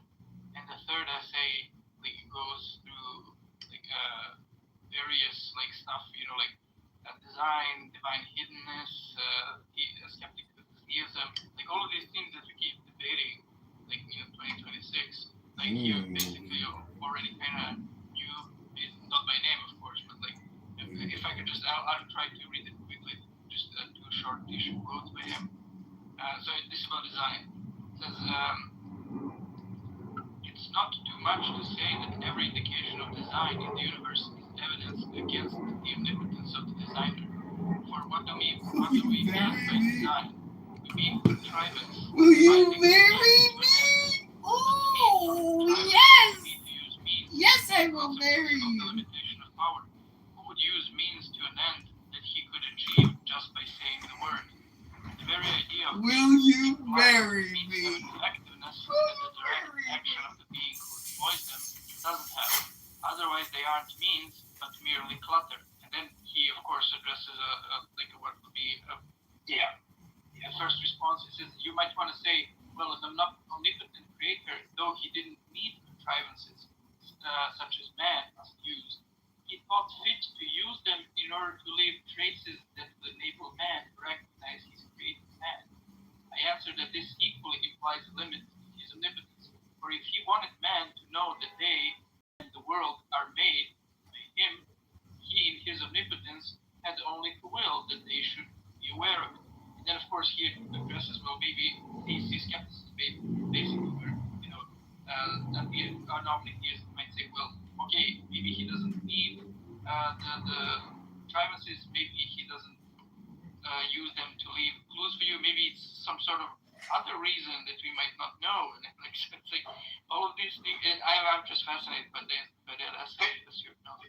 But okay, like that response and so on, and like it comes up so often that they will appeal to no arbitrary limits to get like a priori likelihood boosts where it counts and stuff like that. If you can't do that move, I think that you'll just like lose like one of the pillars that's like holding up the whole thing right now. So like even though like what I'm saying doesn't apply to limited theism because maybe a limited God would have some reason to value certain constants and parameters if he had control of them or whatever. It's gonna fail at like a different stage of the dialectic. Can I just say something really quick here? Can I say something really quick here? Sorry. What I know from the fine-tuning argument, it's a strange conclusion when, like, over 99.99 ad infinitum, basically, of the universe is instantly lethal to humans. Like, if I walked into a house where, like, every room, hallway, and surface would kill me, I wouldn't, like, infer that this thing was designed for me. I'd kind of infer that I'm, like, surviving in one little tiny corner. Yeah, but I don't think they want to say that it's, they don't usually say it's built for humans. They say it's built for life, biological life. Well, they're kind of inferring humans, let's be real. I thought the stronger argument, because I'm pretty skeptical of this. I thought the stronger form of the argument was that it's not necessarily that life would exist, but that atoms would just goop. That there's very few iterations of the universal constants where you even have any interaction between fundamental elements of the universe. That's one step. That's not necessary, but life would be hostile to me. It's that you wouldn't have anything, and so it's a backwards mystical. Well, if we just had atoms, it's about life permitting universes. The whole, you have to be a lot of things if you want to, right? No interaction between matter or energy. Yeah, so that's necessary. I thought that was the claim. Yeah, but what's like saying, they could found a puddle in the Sahara, and the Sahara is now designed for water. Like, no, it doesn't. I don't know. It doesn't add up to me. I'll tell you what was my criticism. And I thought this rejoinder was stronger. The argument is hold on. The argument says that the conditional probability of life permitting conditions on theism is higher than the conditional probability of life permitting conditions on naturalism or atheism. The conditional non-design. There's a few different ways to say it. So that's one premise. Conditional probability given that life exists. Yeah, exactly. The conditional probability. No. Given theism, but the conditional probability given theism is the one. Can I just finish? There's two. So there's a relatively good premise which is just saying like this data is more expected on theism than naturalism, and then there's a sort of constraint on priors, premise which just says that like the prior on naturalism is not so much higher than the prior on theism that it swamps like the strength of the is like astronomically low, like you were saying, right? Which is like it's very very astronomically low on chance or on naturalism, right? And then they this is how they support the relative likelihood premise by saying it's very low on naturalism based on this stuff from physics, and it's not that low on theism, clearly, because reason. I just wanted to make that point because I think if you start to say there's a weaker form of this that I had always responded to extremely skeptically, which was, life is we have a carbon-based life form, life's designed for us. And the answer's like, well, you'd just be a different kind of life, right? That doesn't prove anything. But if you start with you can have just no matter-energy interaction whatsoever, then you get around the odds that carbon-based versus silicon-based versus some other kind of based life. So I do think that's probably the way to think about the stronger, the more Steelman version is like you just have no interaction. Yeah, that's why I say like life fitting versus life fitting, right? Very different. Right, well, what they mean is that so there's this like parameter space that So basically, the argument goes like this: they want to hold fixed in the background the form of the laws of physics as we currently understand. That's something we could grant. I don't think it makes much of a difference, so like we can grant that. And then there's a couple other things that they want to put in the background, but like that's the most important one is the form of the laws. And then they say, the possibility ranges for these constants that we're not holding fixed, right, are huge. And only a small, sliver of that can even give rise to complex structure formation, right? Which is what you're saying, right? Right. And that's why they say, so when they say like permitted conditions, really they mean like conditions under which like complex structure formation is possible. Right. Sorry, I could add one more thing. In lieu of supernatural intervention. Right, so I gotta ask you a question based on this. The thing is that that's such a bad argument because, like, given that there's something that has very small probability of happening, right? We don't make conclusions after the fact. Like it's like once something happens, like if you win the lottery, right? You have very small probabilities of winning them. But once you win the lottery, you don't calculate and say like, oh, I won the lottery, like that there has to be a miracle explaining this, right? The person who won the lottery, right, doesn't necessarily have like some fine-tuning example of like, oh, this person must have like divine intervention or something like that. It had to happen somewhere, and the place that happened. Can I ask you a question? It didn't have quite that. It's not quite that. It wouldn't have been a lottery whatsoever. The selection effect thing is a well-taken point, but like the idea that this would have been just by chance seems pretty unlikely to most people that examine the specific physical, the constants. That's the usual idea. So, sorry, I shouldn't be the puddle example, and like a that it was, it's perfectly fitted to the ground that it's set in. Yeah. That's not quite the claim. The claim is that there are ratios between like the strong nuclear force for some of them, right? So there's on how much they could vary for some of them, right? So there's on how much they could vary by and still give rise to conflict. But the point is that even that range for which they could vary. Conditional probability, right? The fact that you're saying like, what is the probability that these things are fine-tuned given the life? Isn't that like it's not Maria Celeste. Okay. What is the probability that these constants were chosen? Given How's it beautiful? It's isn't that number one? We're not putting windshield down on the probability distribution about the intentions of an infinite mind. The point is not to background anything or any entailed concept. So think of it like the teleological, like the strongest one of this is. So I agree with the selection effects criticism, so I'm not a supporter of the right-tuning argument. But if we're steelmanning their position, I think it's something like, it's not, this one thing happened, I won the lottery. It's I was walking down the beach, I found a space shuttle. What are the odds that the space shuttle just randomly assembled itself in one shot? It's more along it's not even just, there's further responses. Right, but you're right for the first shot. The first shot to say like, we should probably just maybe we should background that there's a single universe. I still think you can rebut the argument. But if you do a selection type effect thing, so either you have like a multiverse or the constants change. Multiverse kills those. Well, no, because then what they say is like there's many different ways that you could have a multiverse, right? So you could imagine like a multiverse where all the universes have the same constants, or a multiverse where just like these types of constants that you have are still like whichever way helps your particular argument.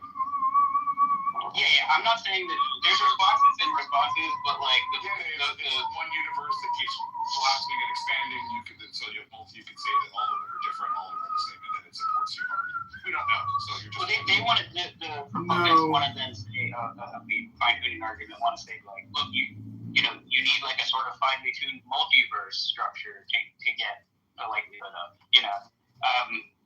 Is that how Luke argues it? I have a fortunate universe, but I don't remember how he actually hashes this out with his Hey, Sully, you sound like you know this. How much of that you need to find? Is there evidence for that, or is that mere postulating? Like, is it like, okay, so everything is true? Okay. So you need to find it through multiverse. Yeah, would you need to find, that they would all be the same, or do we know enough about that theory that we can make reasonable prognostications and knowledge of just as far as like MCUs right now, From the queue. yeah, they're very like broad frameworks. I'm going off for Jack. Background that we don't get a whole lot because even just for our universe, there are like 500 dinner million for different models. These men who for years are repeating themselves, saying the same shit. The same thoughts. Oh, I know. In the epistemic possibilities of the fine-tuning arguments. Yeah, probably. I'll be back. I just wonder if it's just a matter of, it could be this, it could be that, if there's any actual, evidential arguments supporting it.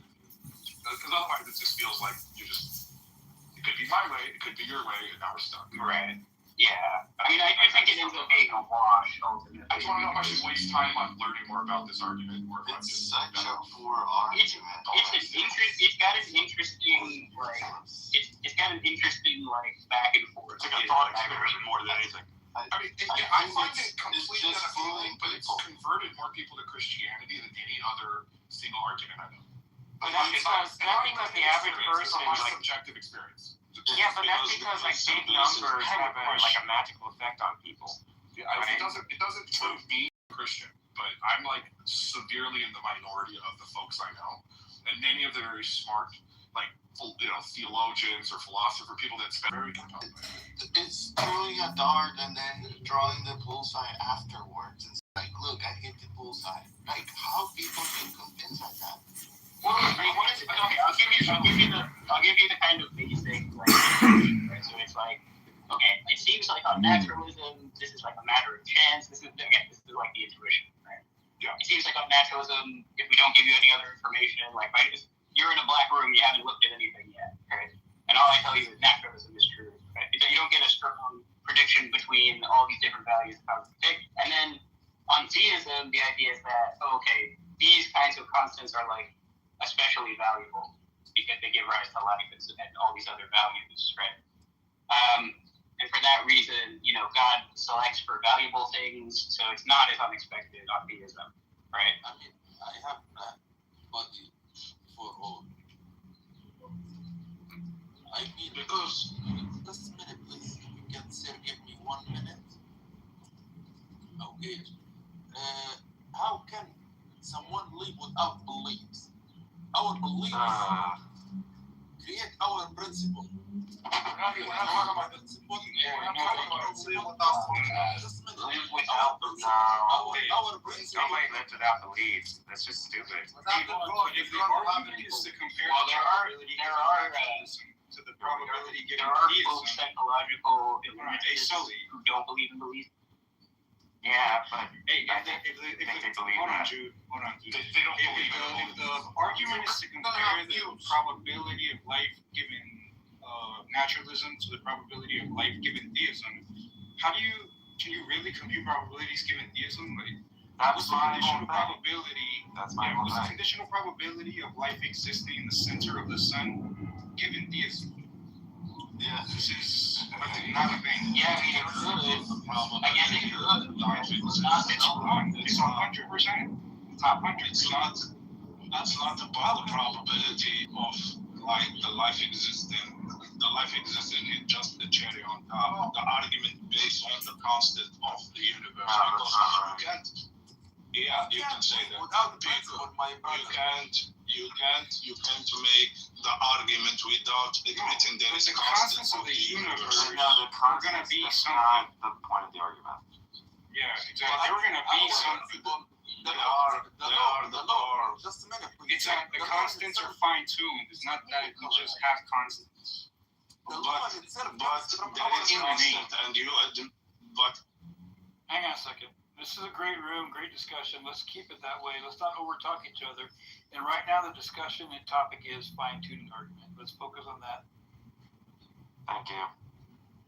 I mean, the law meaning when it comes from our principle. Can you beat this guy? Yeah, dude, catch up to the conversation. For the Russian and the Gulag. Yeah, if you admit there is constant, you already lost, by the way, in the universe. In Soviet Russia believes Jews. It's not that there's just constant. It's that the constant fine-tuned. And fine-tuned for something. It's not just random constants fine-tuned for anything. Yeah, but you might be mistaken your terms. If you admit there is constant, if you admitting there is a designer. Wow. The constants are fine-tuned for her models, not for her existence. They're fine-tuned for That's not can I flip the question then? Can I flip the question or not tuned is the question. Okay, can I flip the question then? Can you imagine perfectly cube thing? It's not like design, it just exists by chance. Yeah, we can imagine that. Well, those aren't the two only options. But what's the probability of power universe? The perfect cubes don't exist because they're not designed and it's not by chance. What's the probability of perfect cube existing by chance against? It's not by chance. Like if you're a Platonist, it's not by chance. Jesus Christ, they're necessary Platonic objects. All shapes are necessary objects that do not exist by chance and were not designed. So they are not designed and they're not by chance? Yeah, that's right. Those aren't the only two options. What's the third option? And there is no perfect cube. The third option is that they are necessary objects, right? That they're Platonic objects that are necessary. Fourth option is they're just brute, right? That like chance isn't really involved at all and no designer. Like, I'm sure there are more than four options, too, so... Okay, Mohammed, you're talking about, like, a mathematical cube or, like, a physical cube existing? All he said was perfect cube, so I interpreted it, either way. I thought he was talking about, like, a physical cube existing, which... Physical cube. Okay, that could still be, like necessary because the laws are not random. Didn't just, like, bump into each other. It's just a probability question, right? It's less likely you'd have a physical cube. Like, it's less likely you would have a perfect cube than a non-perfect. That's all I'm saying. It's just a reiteration of the same point, right? That exactly. There are more ways that you can have a universe of goop than a non-universe of goop. So the probability is such that you're more likely to have the goop. We didn't have the goop. Then there's some odds that there's a design. That's all it's saying. And then the rejoinder is just okay. It depends what you mean by goop, right? The lower probability thing could happen. Yeah, it depends what you mean by goop, because if goop is like a physical thing, right, made of at least like subatomic particles. Not interacting matter, right? Like just inert dead space, something like that. Oh, okay. I wouldn't consider that goop. I thought goop is like a physical thing that can be touched. No, meaning you're just people call it helium soup, but they didn't really say it. Okay, so you just mean like the mass density is so low that you don't get any gravitational interactions? I thought that was the strong form, because as soon as you start talking about fitting this to existing life, you just can posit, well, there could be different kinds of life, and now you've gotten yourself nowhere. So I think the strongest form of this has to say, no. It's that you just have no interaction once there'll be different kinds of life. Response goes away. Or like recollapse into a vacuum or something. Yeah, it's something where you have no interaction. You can't even. It's not even having complex forms. You just don't have forms, right? You just sort of have basic constituent parts at most. That's also the argument. It also depends on your the non-intuitive. Like if you're me and you have a non-intuitive response, and this doesn't move you, it's because you go. Sometimes the low probability thing happens. Yeah, but it also. And so that made it. Well, in my case, I depends on your on your ability theory, right? Like, yeah, I'm doubtful that's even possible. If you're like, sorry, what are you not amazing, right? Then this is not going to move you at all. Right. Well, I probably the thing is like, if those things happen at random, let's say that this goop universe and like non-goop universe, like do we want to use a different word than goop just before we go down? Okay. Yeah, I know use a different word, right? Because I completely misunderstood what you meant. Let's say non-stable. Let's say non-stable universe. No, non-stable would be active. Let's just say inert. A nerd's clear. Okay, So an inert universe and a non-inert universe, right? Let's say that an inert universe is much more likely to happen if we had like a probability distribution. All this universe have the same chance, and there are much more possibilities for inert, right? And kind of the argument that you're saying. So the fact that an inert happened, you're gonna say, oh wow, like there was a such chance of happening.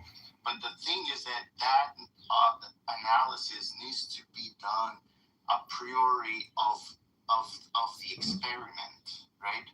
Not a fortiori. Like if you're trying. What experiment are you talking about? Like the experiment of the experiment is like if creations of the universe, right? If you were to run to vision of the universe at random, and since the probability of getting an inert universe is much higher than a non-inert universe, right?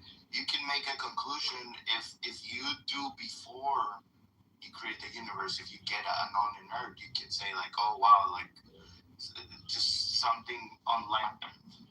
But the fact that you're analyzing it after the fact, then you need a conditional probability to understand this, and then you run into this condition and like, oh, what is the probability of this universe existing, given the existence of the universe, or given the existence of life in the universe? And that's pretty much one.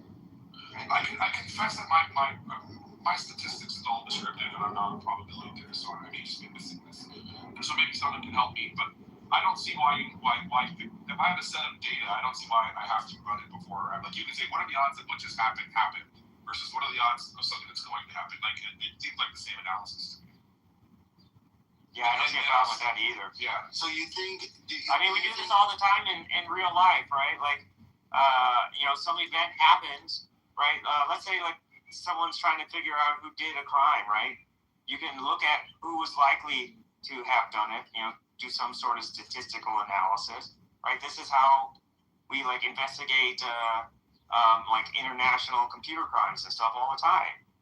Like, and it's part of it. And all of my data when we run like group. This is basic statistics stuff. When we run like group studies on people, we get all their answers, and then what's the adjusted R-square, what's the p-value? Like this is all after the data happened. I say, what are the odds? No, that's not true. That's not true. You start with a null hypothesis, right? And then you say, this is what we want to prove. That's before the experiment. If you were to do that after the experiment, then you messed up the whole experiment, right? I mean, you can set the null hypothesis. I mean, in theory, you can set the null hypothesis after. Before, you do it before. You accuse me of p-hacking potentially, but you can just set the null hypothesis. What are the odds of the universe doesn't exist? I think and then go like you can do that after. But look at the difference of these two things, right? Like, I can say that what is the probability of William existing, right?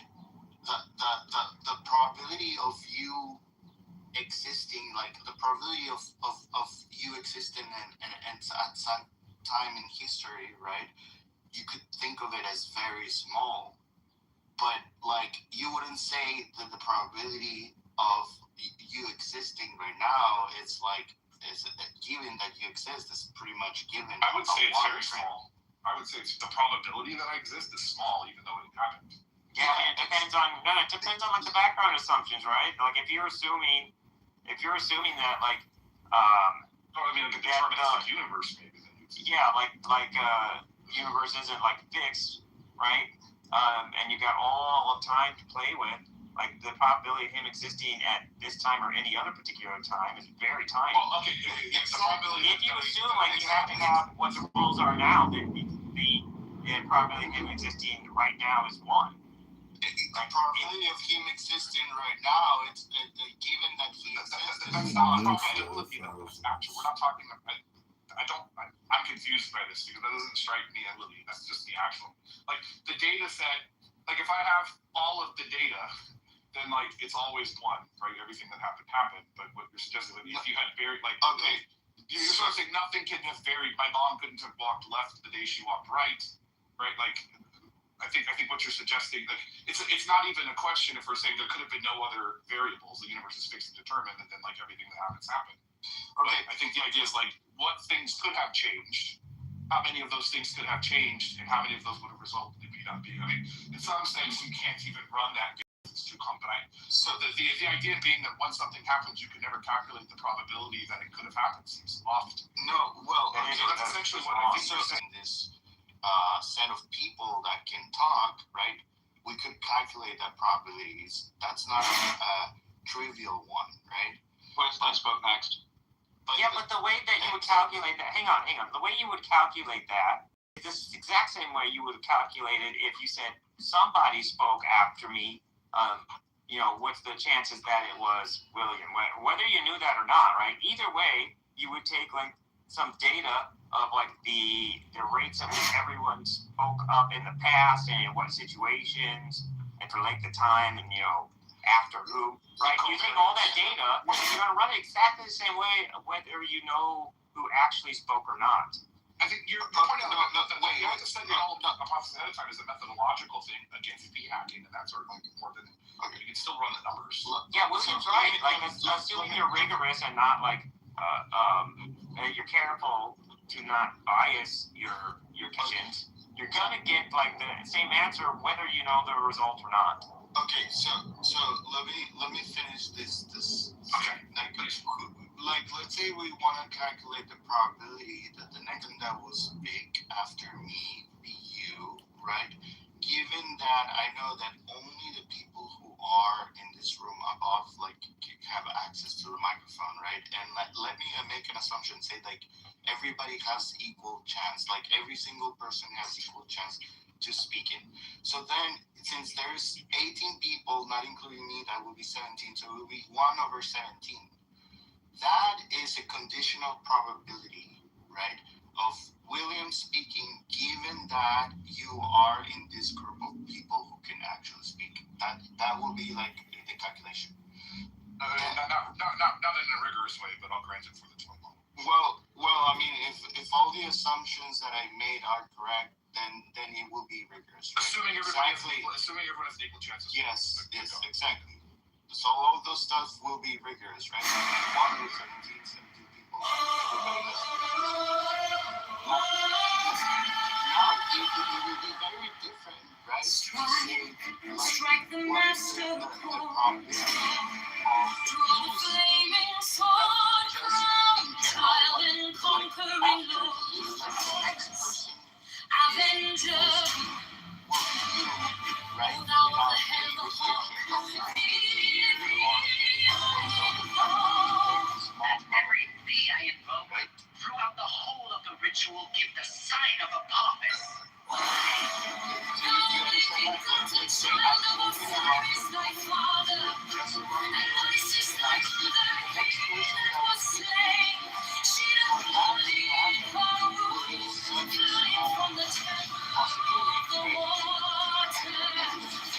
That's what I'm saying to you. That gives you a conditional probability. You cannot say like, oh wow, it's such a unlikely event, because it is not once you have that information. This argument already has very specific information, in particular, our own existence is part of the thing. We couldn't even consider this question to be done if we didn't exist, if there was no one to ask this question. I've rolled 5 times, so it's probably going to come up. Like I'm overdue, right? Does that make sense? Okay, I'll see what it does. Okay, yeah. So the inverse gamblers. Yes, I'm important. It makes sense. Yes. The inverse gambler's fallacy is that you roll a 6, and then you look at the die and you go, well, they must have rolled a certain amount of times beforehand. That were like, I must have rolled like 5 times beforehand because I just got a 6, and that's highly unlikely. Okay, so if you're looking at something like Wheeler universes, which apparently is like the multiverse theory, I'm going to read this because it's from Roger White. I was just like looking at this while you guys are talking. We note that against all odds, the Big Bang has produced a life-permitting universe, extremely unlikely in one shot, but highly likely after several. So we conclude there must have been, or that there have probably been, many Big Bangs in the past. The mistake is in supposing that the existence of many other universes makes it more likely that this one, the only one that we've observed, will be life permitting. Okay, does that make sense to you? So that's a pushback on something that's in here. I'm not sure if that makes sense to everybody. I'd rather forward that to you guys and see what you think. Have I explained that okay? Look, there's such a thing as ex ante and ex post probability, and there's no difference in calculating the two. Yeah, exactly. Yeah. Just Google ex post probability. I think that's right. I hesitate to speak authoritatively the first time I took it. Yes, the first time. And so I'm not the guy for this, but I know a lot of stats. But it's not this kind of thing. Me and Art the same. We just have both worthy on. How surprising is it that William spoke? Not surprising, he has a big mouth, but it's still how surprising. That's a different. I don't see why you can't. It's more like it's not like William speaking, so everybody else must have gotten a chance. That's all kind of. Ex post and ex ante has to deal with historical versus forecasting. Why would you think that they'd have the be equally weighted? How surprising is it that the only reason to look at it in those perspectives is to account for changes going forward vis-a-vis the historical trend. The reason you would look at it differently is where you are in the time continuum. Does this thing already happen, or am I wondering if it's going to happen? It's going to be the same math. No, it's not the same. Again, as using that, I only know it as conditional probability, right? You know, like once you know that it's like, for example, you are in this room available to speak, right? That information tells us that the probability of you speaking is not such a small probability. I love that. And since you're talking, about that, I want everybody except Concrete to mute up. Concrete, unmute, please. Concrete, if I may.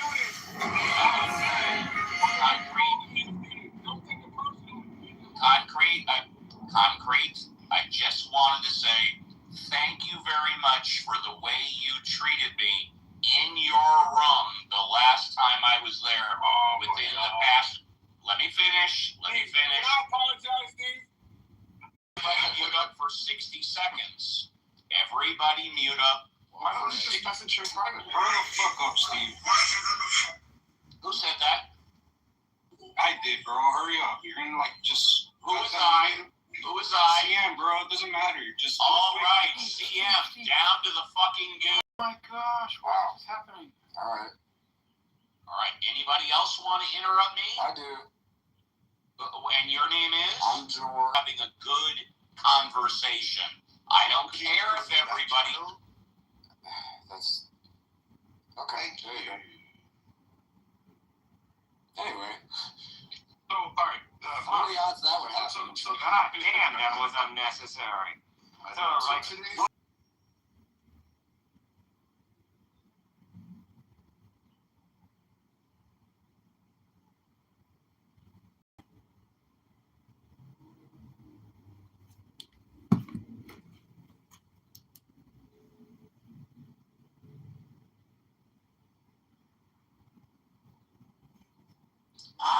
Let me tell you, I grew up with two brothers. Me too. I grew up with three, so I know. Just make the house with peanut butter and bread. Yeah, he don't eat the peanut butter. He don't do the nuts, but Soda or any favorite beverage you have. That's the good thing. Yeah. Mm-hmm. Oh, Jerry.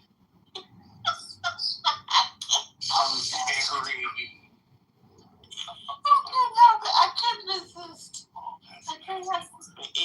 It is very nasty, I will admit. That is nasty. I don't deny it.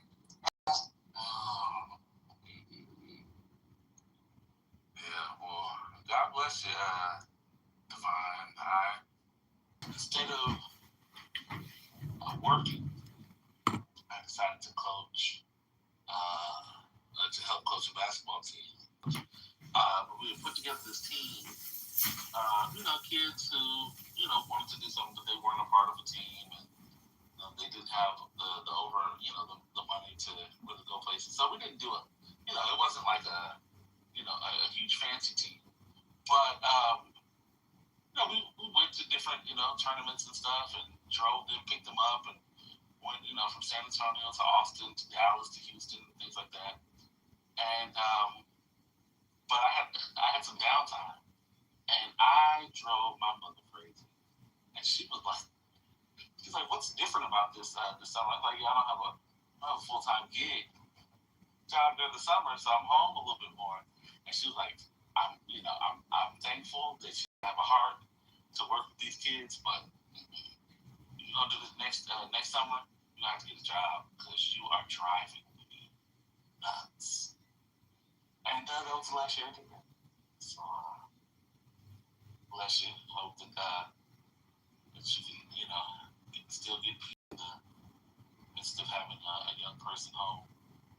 But it seems like they have something to do, so that's nice. Yeah, he gets on his mother's nerves more than me. He kind of leaves me alone. He kind of leaves me alone. He just all I get is Zelle requests. That's the That's hilarious. You seen that thing where they making songs out of their begging ass kids? I'm gonna make a song out of this guy. That's hilarious. Zelle requests. Some of it. There you go. Thankfully. Oh, yeah, that's good.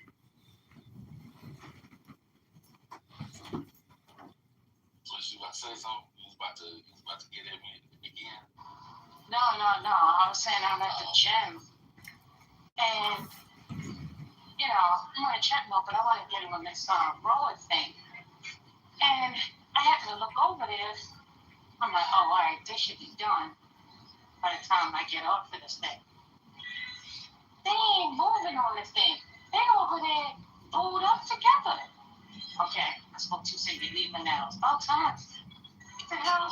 This ain't no come make out gym. What the hell's going on?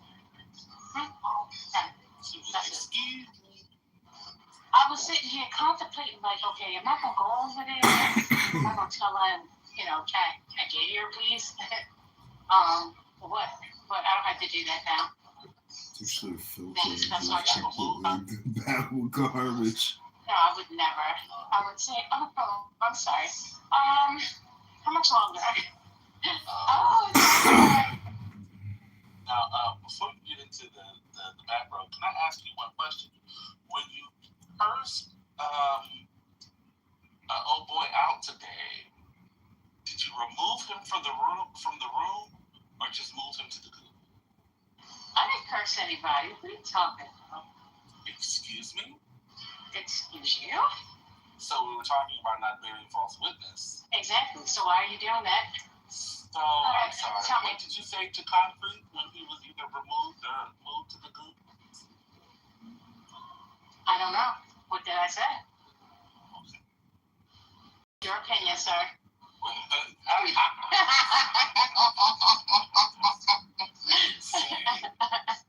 What the curse out to me is a rapid fire of curse words.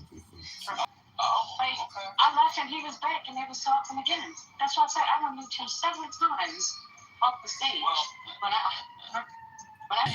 When somebody was playing with the dial, and yeah, so I'm being needed.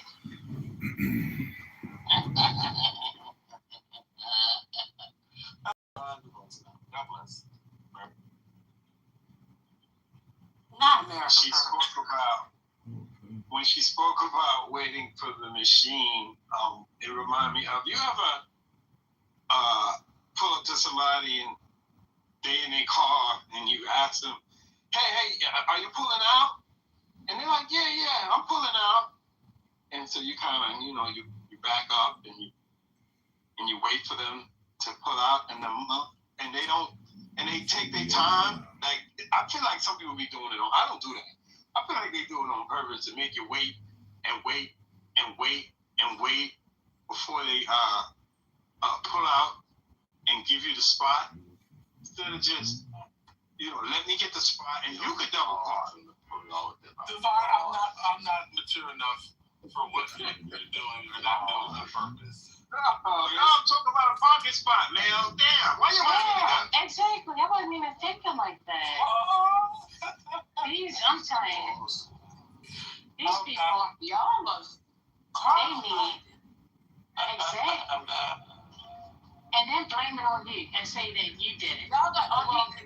else do you get it? How else do you get out of the parking spot? Walk in the spirit first, lady. That's it. Yeah. I'm sorry. How else do you get out the parking Spirit spot? moves on. They just nasty personally. Devon, how else are you supposed to get out the parking spot? Exactly. You supposed to poke. You don't pull out? You Why you don't pull out? You supposed to poke. Hey, You wait, supposed to poke wait. that. Okay. Now, You supposed to poke the head out first, first lady. Whoa. Whoa. I thought it was the back. No, you supposed to poke the head out first to get the, to get the angle. Right. And then you can pull it all the way out. Oh, okay. Y'all would turn a regular conversation into mad. That was straightforward. Hold on, Javon. That was straightforward. You know I wasn't going in there back like that. Today is tell the truth. Yeah, I went in there right straightforward. First of all, let's be clear. Nobody calls the front of the head. So that wasn't even The headlights. The headlights. That's why I said the Y'all tail. look great. headlights. Y'all look great. I was talking about the headlights, sir. That's why I said the tail. That's why I said. That's why I said the tail. Doing Because double meaning, what y'all did was double down on the double meaning, no longer making it a double meaning, but just a single meaning. Homosexual. Double is something. Bro, Messi, she was talking about the scriptures. that's it. Not the head, The not the tail. Lord said give you the head and not the tail. The same scriptures that Sweet read. I've never ruined it. They ruined it. It's terrible. They got outdoor rowing, but they don't have indoor rowing. For you. If you're there. Hello? Can you hear me? Do you plan on going to Summer Stage? You know it's the 40th anniversary. Summer Stage, where is that at? It's in your neck of the woods. Yeah. Yes. I didn't see anything interesting, to be honest, but I'll put it in the chat for you. Yeah, give us the line. Give me the line. You would have to come to Manhattan for that. Yeah, because of that. It's at Central Park. Well, we have one locally here that I frequent. It's called Wingate High School, and they have a summer stage as well. And we get some pretty cool acts that come through. It's like what about Prospect Park? Yeah, are you in Brooklyn? Yeah, I'm in Brooklyn. Prospect Park. I'm not. Oh, the band shell. Yeah. Well, I don't think Prospect Park is free. I know for a fact that Wingate Park is free. I was at Wingate High School. Their track and field, they turned it into a venue, and yeah, they have some good things. I've been going there since I was a child, and they always have a reggae night, they have a gospel night, they have a soul night. So it's on a Monday. Come to Brooklyn, spirituals. Check out Wingate High School's summer stage. You'd be like, oh shit, I'd go to that. And then there's I don't know why they still call it Harlem Week. It lasts longer than a week. Harlem Week is like 3 weeks. Yeah. But they just didn't change the name, so yeah, there'll be some stuff in Harlem to do this summer.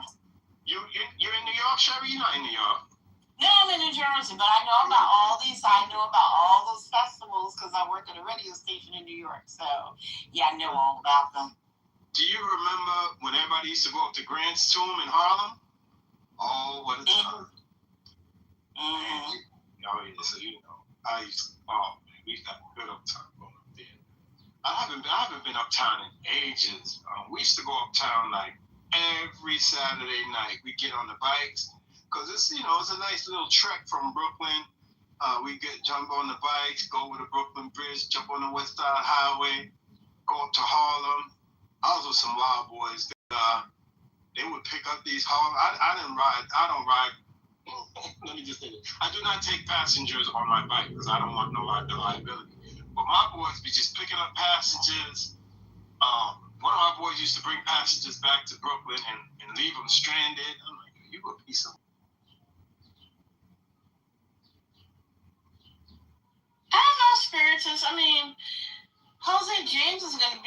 June 10th. Oh, I like Jose James. Yeah. I've seen him a few times. Where are you seeing that?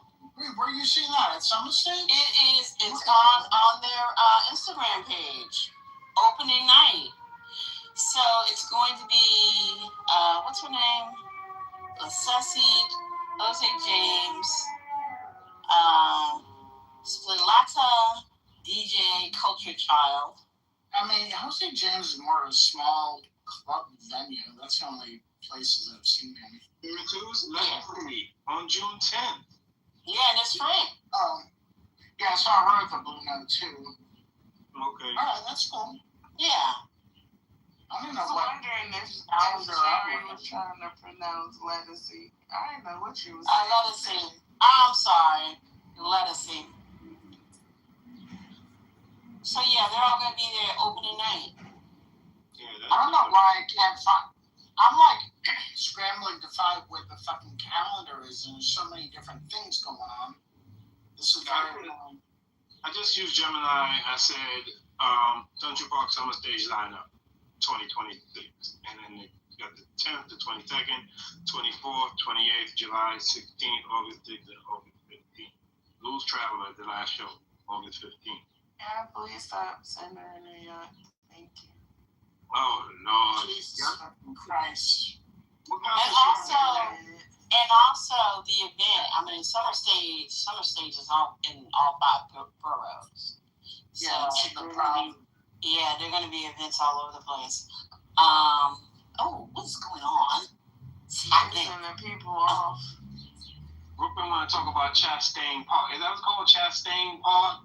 Whack ass venue down there. I'm not saying. Listen, I am against the censoring of cities, but especially New York, because it's a special place that people like to hate about. So. Oh, Legacy is doing Dinah Washington? Oh yeah, she did a whole album. Oh. Yeah, I think when was the album release? I want to say, was it 25? Yeah, in 25. Oh, they got the Metropolitan Opera on the 15th. Mm-hmm.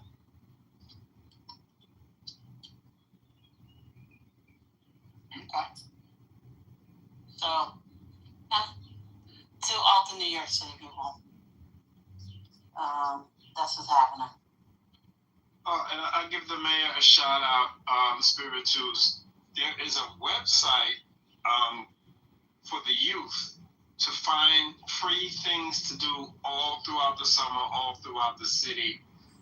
There's quite a few things, so they're trying. And another fun fact, since the Knicks have entered the finals, Gunnins has gone down astronomically. I don't know the number. There is a percentage. These people like to give numbers. I can give it. But yeah, shout out to them. Do you want me to throw out another stat? I just read a report. It said the run-up, not including the finals, but the Knicks run-up. For the damn, I don't know where that money goes, but no player should be leaving the Knicks because of the price. The ticket prices should be enough to make sure that these players are well taken care of. It's ridiculous.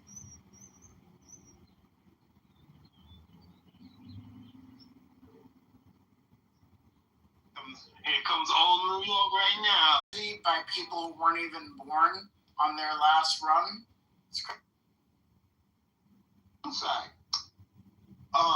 Patrick Ewing is heavily involved in Brunson's life.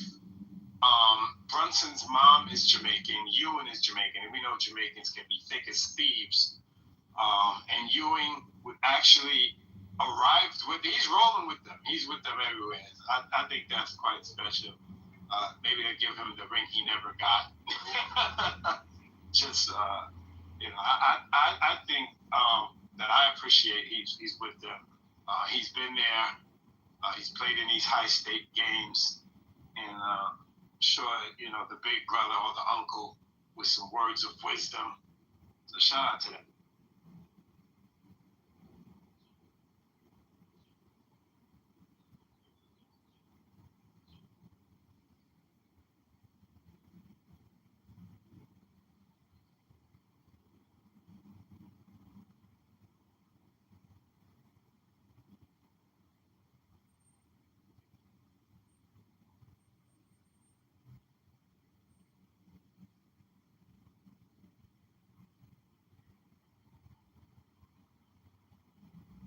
Jews should leave the city. Yeah. And remember they used to have that, I don't know if they still do it. Arthur, do they still do that fresh air fund when they used to take kids from the inner city up to the Catskills, up to upstate to see the other side of New York? They do. I thought that was, oh, they still do? Yeah, that's good though. Yeah, there's a lot of different organizations that do stuff like that. But yeah, that's a game changer for a lot of kids.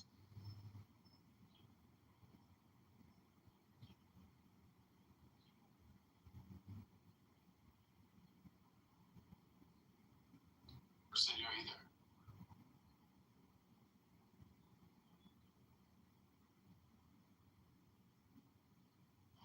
Hey, Banshee Nuts, what's going on? Fine. How you feeling? I'm good.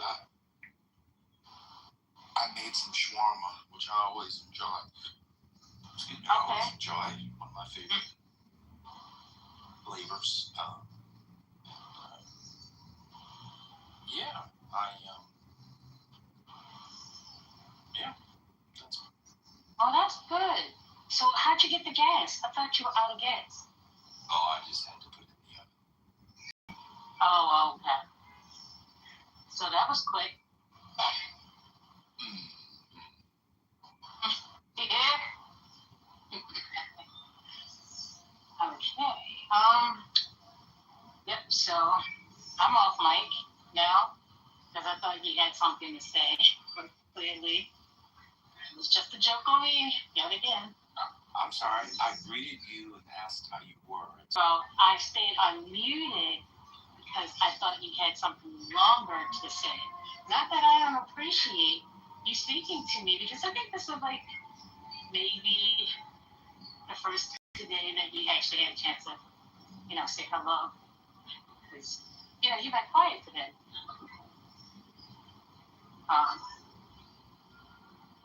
You don't think you've been quiet today? Oh, I know you've been quiet today because I listened 6 hours, 7 hours. So, yep.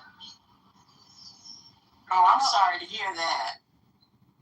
Oh, Sherry. We've arrived, looking sexy, looking fly. That's chicken side, DJ, jam the night. Spotted me, a time to find. There you are, come on back. Do you want to dance with me? Can you handle me? Please. Sherry. This is, I think y'all put a battery in Oscar's back last night. If you like what you see, move groovy and with me. Body looks like I can shook up and scared of me. Buckle your seatbelt, I don't think you're ready for this journey. I don't think you're ready for this journey. I don't think you're ready for it. Okay, so, Patty, can you handle this? First lady, can you handle this? Sandra, can you handle this? I don't think they can handle this. Did you put espresso in your shawarma? Don't let that decline. He's kidding. Make his phone, somebody. No, don't do that. Don't take his phone. When was the last time you had any plantain chips? Right. I haven't. He moves on to the next. So I haven't heard him smacking. Have you guys heard him smack? I haven't heard him smack. Have you heard him smack? Then he had the shawarma. Was it chicken shawarma? Yeah, no, but I think saying that we used to hear him eating the plantain, throughout the day. But I said, forget it. Just forget it. Get body, get body, get body, get body, get body, get body, get my body, won't you get me body, want my body, you got my body, want you body, get me body, get me body.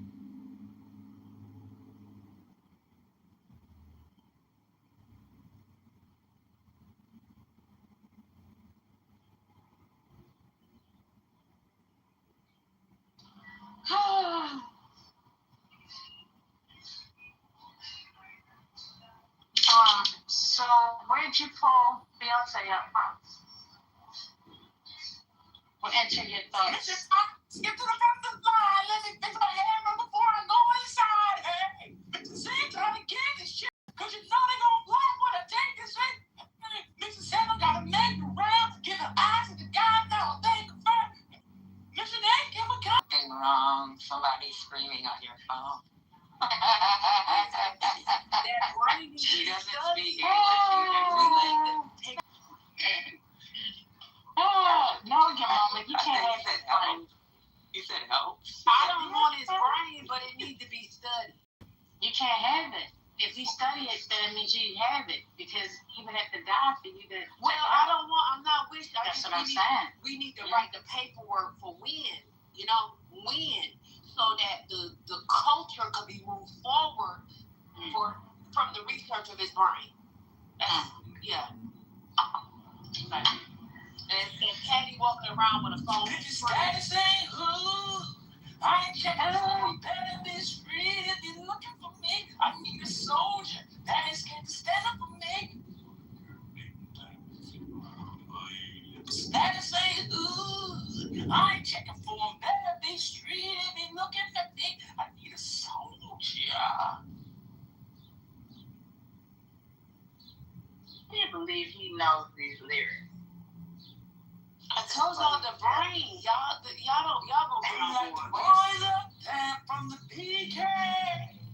I lived that money 3 ways. Always riding big on the freeway. East Coast slang, because he's like low cut season with the deep way. So good to snatch up Beyonce.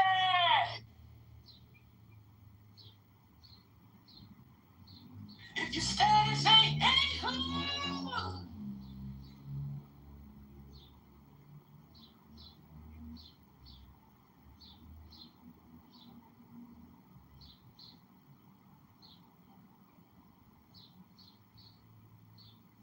Nixon for. What'd you say, Spiritus? Did you say, you a bad girl and your friend's bad too? Oh, we got the swag sauce, we drippin' swag good.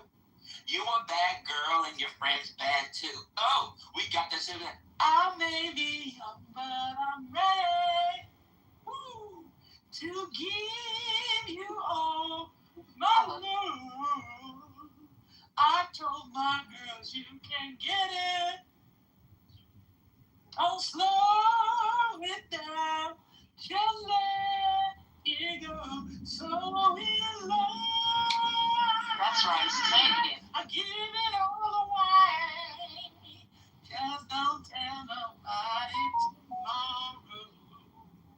So tonight, I do it everywhere. Speakers knocking till the morning light. Cause we like to party. You know what y'all do. You know what y'all do. Hey, your touch is driving me crazy. Woo, I can't explain the way I feel. Top down with the radio on, and the night belongs to us. Oh, let's get into it. What'd you say, Spirit? What did you say? What'd you say, Spiritus? That song bothers me. I may be young, but I'm ready. Oof, it's insane. Spiritus, what'd you say? I don't know. I think it was like TKO or something. Oh no, it was Nixon. You said rest in peace to somebody. Oh, Peebo. Something that you told me stayed in my head all night long. Oh. You wanted me to love you when you said softly, reach out and touch me. My love is in your hand. Feel me. Ooh. I want to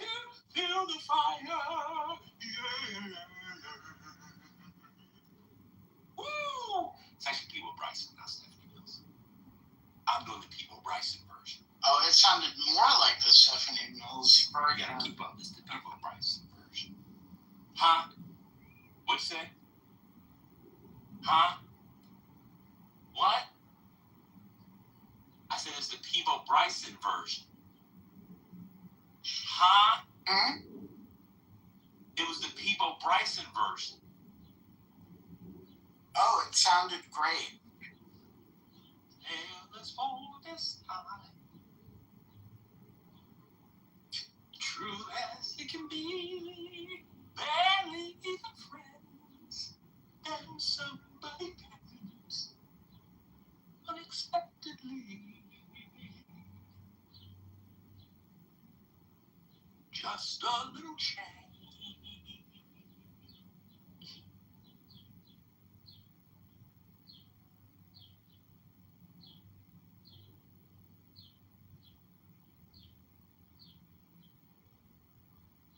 Honey and happy.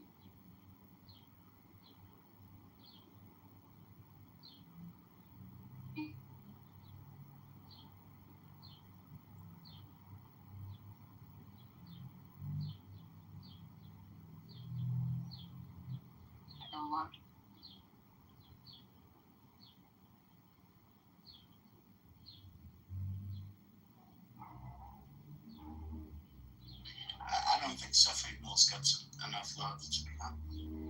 She doesn't. I agree. I concur. Oof.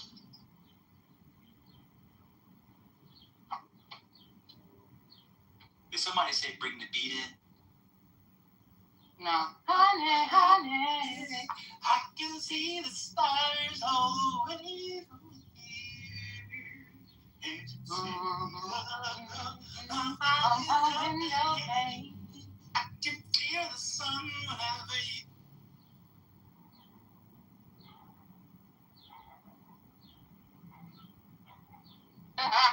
Somebody needed you. Ooh, somebody in the chat said this is the manic portion of a bipolar mental health crisis. Yeah, the person that said that has the charisma of a comatose gnat. who's been stricken with yellow fever. And so that person doesn't know these songs, and the only person Well, go ahead. because you get jaundice. It turns you yellow, turns your eyes and your body. Oh, yeah, that's right. But wait a minute. But at least the man who said it is 666. Hello?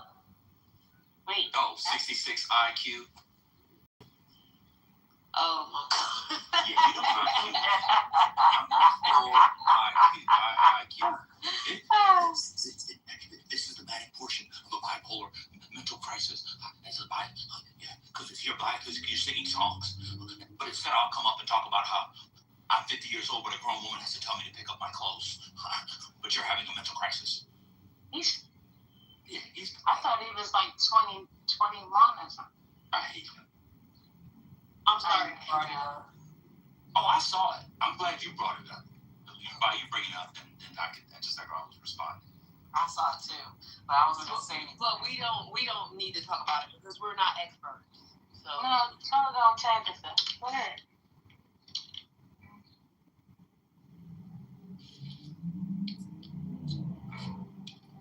Hello. First lady, are you there? Yeah. But to get no promise.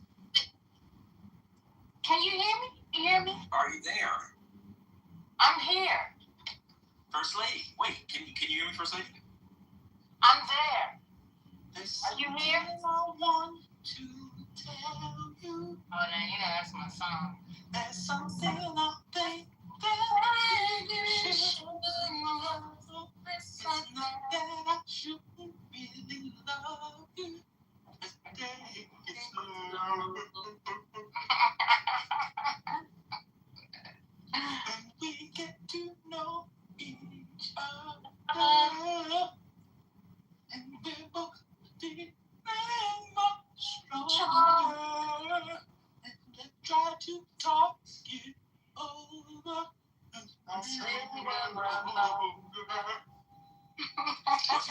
She said to all you niggas, she said, Let's wait a while before it's too late. Let's wait a while before we go too far. 1 to 20 is 26 means eating ass. Send a kiss in the mouth. Oh, let's wait a while before it's too late. Let's wait a while. Wait, do you ask? Oh, sorry. Do you ask? I'm gonna ask anyway. Do y'all ask for tests before you be asked? I'm just asking. Just go straight into it. People just go straight into it. Okay. If you get hepatitis, you get hepatitis. Fuck it. That's part of the thrill. Okay. So what's wrong with you, sir? I want to take that about. It was really just a question for man because he was the only one on the stage that had experienced that with me. But I mean, you know what? I didn't mean that. That was a revelation. Oh my God, Spirit Twos. Oh my God. I didn't mean that. Oh man. I mean, I didn't mean that. I meant, you know what I meant. Like, anyway, keep saying. No, I didn't know what you meant, but I was say did. We letting it roll. We're gonna let that ride. Just let me ride. So the last I remember. Okay, so. So what's going on actually? I don't know. Your mama might as well tell y'all. Falling on the rooftop. Oh, your mama, tell me why'd you have to go? 'Cause this pain I feel it won't go away. And today I know this year I'm missing you. That's another banger. There's some real singers from non-singers. Tamia can sing. You don't like her stuff. Oh wait, is this the category? This is the category? She got MS. Not too much. No, she makes good music. Well, okay, she can sing. She can't blow. How's that? I think it's singer.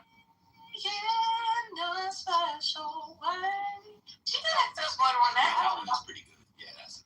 Yeah. Stranger in My House is pretty good too. Yeah, that's a good one. I take back what I said. Yeah, I take back what I said. She can sing. Oh, wait a minute. Didn't she sing You Got a Hold on My Heart? Or Hold on Me? Or was that somebody else? Hold on my heart. Yeah, she has a nice soft, voice where she can. Yeah. Okay. Yeah. Do Foolish First Lady. Who? Ashanti. Ashanti sung that? No, I'm saying do Ashanti. Think she can't sing. Alright. It's a good song. It is a good song. Which song? Foolish. I don't remember. Yeah, you do. You gotta start it off. I don't know it like just saying foolish. But Murder Inc. Ashanti. I know Ashanti, but I'm saying I don't know how that song. Why are you laughing at me, sir? No, that's how it starts. Oh. Everybody or whoever you start with say the name of the song. Somebody else go without you, but my heart. Murdering.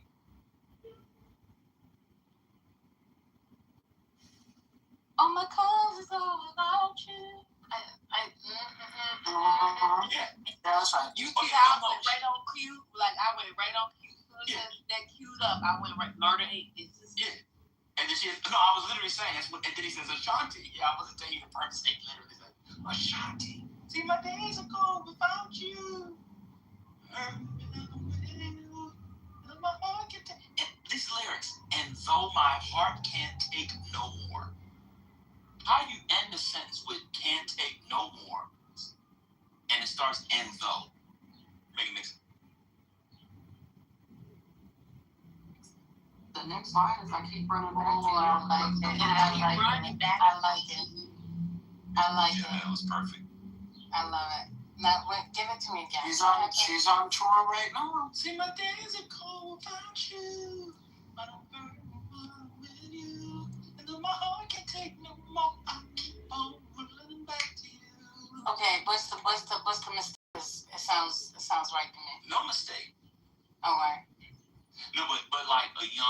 22-year-old girl in the hood probably not in the hood, and thus, and though my heart can't take no more. It's good lyrics. But it's THO, to be fair. And though my It could have been thou. But who wrote it? Who wrote that song? I don't know who wrote Foolish. It's like, let's see who produced Foolish. Someone picking Quinn, he might have. Oh my. That was, So it says here, Shanti Douglas, composer, lyricist, but also Enterline Jordan, Mark DeBarge, Marcus Vest, so basically everybody, like 5 different people. Irv Gotti. One line each. What? No. Irv Gotti. He got the name. Yeah. What you call it? No, they're production. He got the name publishing. Which y'all think is more profitable without looking it up? Because I don't know. Publishing or the masters? Which I think it's publishing. I think so, but I could be wrong. Yeah, I don't know either. He answered the question before we could even hear that question. What's going on? I said, which one do you make more money on, publishing or masters? I think the masters, because when you own the masters, you can release it whenever. You can do like a 25th anniversary type of thing. And yeah, I think you could do things with it. Spirituals might be right though. Publishing. I may be wrong. When I hear about artists up their catalog, that's the publishing, right? So when I hear like Bob Dylan selling his catalog for fucking a couple $100 million, I think that's, I don't know. Goliath said the masters. Goliath is the master. Okay, Yeah, I bet Goliath is the master. Yeah, I bet you with the popular stuff, it's definitely, like, especially the last 40, 50 years, it's masters. But I feel like back in the day, like a Burt Bacharach song. Right. I bet you was the publisher. Right, I think that's cool. Matt is in the chat. Matt is in the chat, man. He said, "Let the QJ relative teach y'all." Oh, he's on the beach. No one's listening. Yeah, the election's over. He's breathing. All the way from where you at? I don't know what it is. Look, he in the Bahamas. He can't even bang. He got a Mai Tai in his hand. Oh, well, come on up here and bang. With your tits out in Nassau. Oh, not the tits. He's in a little thong. I bet he is. I 100% bet he is in a thong right now. Cheeks up. Yeah, sipping out of a coconut. Yep. Hold on, let me read something real quick. It's all wild. Y'all wild. So it says, in the music industry, publishing composition is generally considered the more valuable, lucrative, long-lasting asset compared to masters, the physical requirement. However, the definition shifts entirely if you are discussing careers and education in the book or the media world. The music industry, publishing refers to the underlying composition, blah, blah, blah, blah. Master's rights refers to the physical side of requirement. Yeah. I mean, we know what these things are, but they're saying the publishing. Because Taylor Swift, remember how they sold her masters, and what she did was she just redid everything, and she told her fans, "Buy my new stuff." Wait. So that's why I was you can talking find 2 different versions of the same song by Taylor Swift. She did, yeah, all her albums, yeah. Taylor's a genius. She took it's smart as fuck. Yeah. She redid them all. Yes. All of them. And then she went to DTC to get all her fans to buy it. Yeah, she's like, fuck the owners of my masters. Here's a new version. I'm the master. Period. I mean, it's like when Prince changed his name to the symbol, right? He said, "Fuck y'all, I'm no longer Prince. I'm this symbol, and I'm gonna put my own shit out, and I'm gonna keep all the money." Yeah, but the music is I'm gonna be honest with y'all, like maybe 2 songs. But Divine is actually better because literally they got fans to stop playing the old stuff, buy the new stuff, It literally devalued everything else. Yeah, he bodied a I mean, Matt said his body is T, but she bodied the old master. Now, let me ask y'all a question then. So I remember, what was the big Taylor Swift song maybe 15 years ago? What's the name one of the big songs that she had? Shake It Off? Shake It Off. 22. Shake It Off. Yeah, Shake It Off. There you go. Shake. Wait, that's Mariah Carey, but she had a Shake Off too. So that version, somebody now owns. So she has another version of that. Well, she made more versions of certain albums, and she was going through her whole catalog. And then she got to a point where she was able to then devalue the old masters and then buy them back. And now she owns everything. Who advises her? She's like Ray Charles. And gets to walk away. America. How old? I don't know anything about that. How old, was this person? I don't know anything about it. 14-year-old. Oh, are you? Oh, really? Oh, God. 14-year-old. Seriously? And really? Yep. And they let it, really? I mean, how did that's, this is fucked up. Exactly. I'm sorry. I can't listen to this stuff. I just don't, this country, that is disgusting. I'm so sorry. It's kind of the news I didn't want to hear. Sorry about that. See, we got to educate, well, I don't know, we got to try to combat the massive mullah ideology in this country. Because we think that that's something that's okay. It's insane. It's something the mullah would do and get away with it, you know? A jury of their peers, of the mullah peers, said, yes, acquit him of all charges. Let him walk free. People, what do you think he ran from the store? Flight or fight. 14-year-old teen. He already was pressed in the store, right? He didn't walk out of the store and start to run. He was pressed in the store. Hey, what do you got in the pockets? He shook the pockets. He said, I don't got nothing. I don't have anything. You know, multiple questions sat there. Left, was walking out, and then people started to chase him. And it was just his instinct to run. But he did have something in the pocket, didn't he? He sure did. No, he's going to shoot anyone. I mean, come on. I mean, that's the only thing is worse. Like, people, the thing is that the problem is that people, a 14-year-old kid, I mean, people have done things like, we have a president that's doing wrong things, and like, we're going to try to justify this? I mean, come on, people. I'm sorry, it's disgusting. 14-year-old kid, I mean, like, shit happens. You don't fucking shoot someone. Sorry. You know, I agree with you, Steve. But I just, you know, the fact he had a legal gun, so that's why you hear people on this app that think to shoot him. I don't see it. I don't see how. They say he turned around and brandished it, but I don't. Well, they say. There are stories. Different stories. The boy's father, so Rick and Andy were the store owner, and Andy is the store owner's son. They're the ones who chased after him, right? The father wanted to protect his son, so he shot Cyrus, killed him, boom. But this is the thing. Even Andy's, he knew, he fled because he knew that he was in danger. He knew that these people are unhinged. He knew it. And was he right? He sure was. That Rick was carrying a .45 cal in his pocket. To do what? Chase him where? Why? How? When? What are you going to do? And he pulled that gun to say, hey, look, protecting myself. What happened?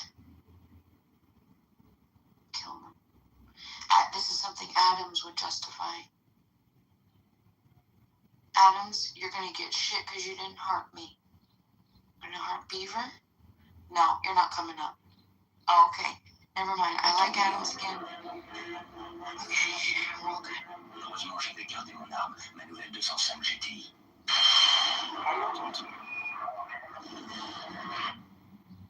He was found out about this show shooting acquittal.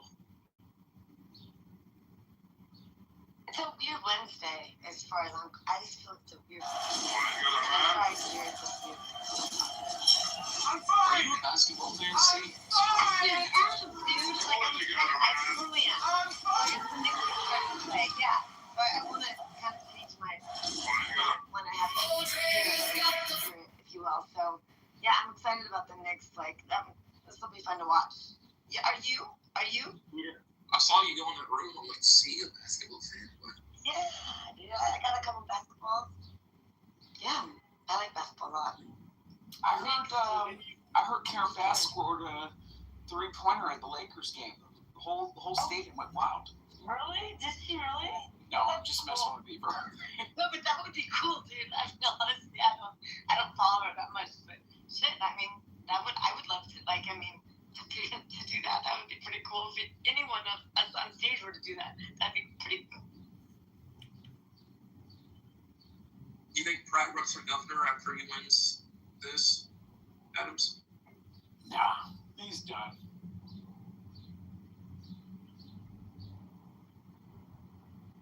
You know, the numbers are updating, Beaver. You know, Spencer Pratt, you know, he slipped out of the 30s. Nithya Raman's catching up to him. The cheat is on, isn't it? Not just enough of those. Yeah, I'm a little bit upset though. My governor pick didn't. He's not doing too well. Bianco.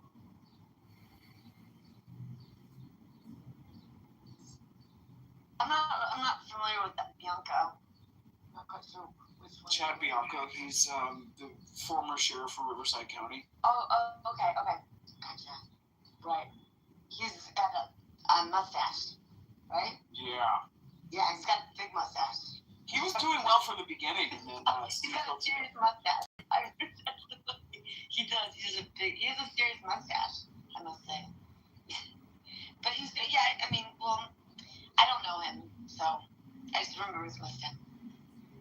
Yeah. He's up against, Steve Hilton is taking, it looks like Steve Hilton's leading. I have some concerns about that. I definitely don't want somebody representing my state that's been an American for less than 6 years and used to be a very, very intricate part of a foreign government think tank and strategy. I think that's a horrible idea. I hear you. I totally feel you. Like, I totally hear you. But, I mean, you know, look at, like, the president's wife. I mean, who are we to say it? But, yeah, so he's at 28%.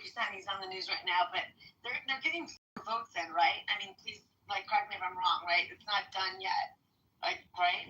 Oh, no, it's not done. Like, and this is what I was saying from the beginning with the LA City race. It's going to most likely be Nithya Raman and Karen Bass. That's mainly going to be the runoff. So Raman, I don't know. I'm from Northern California, so I don't know. I don't know much about, I don't know anything about Raman. I just know Karen Bass a bit, like, about the players and all that stuff. But I just heard some things about Raman that people didn't like his attitude or something. I really don't even know who this person is. So. She just had a voting record of just voting on policies that were just not conducive to cleaning up the homeless problem. But outside of that, she's pretty popular in LA. So, I mean, people look at the Pratt campaign and, they hear things that they like, but at the same time, they have to understand that those things that you're hearing that you like and that I like aren't necessarily going to be practical things that people are even going to consider through this election cycle here in Los Angeles.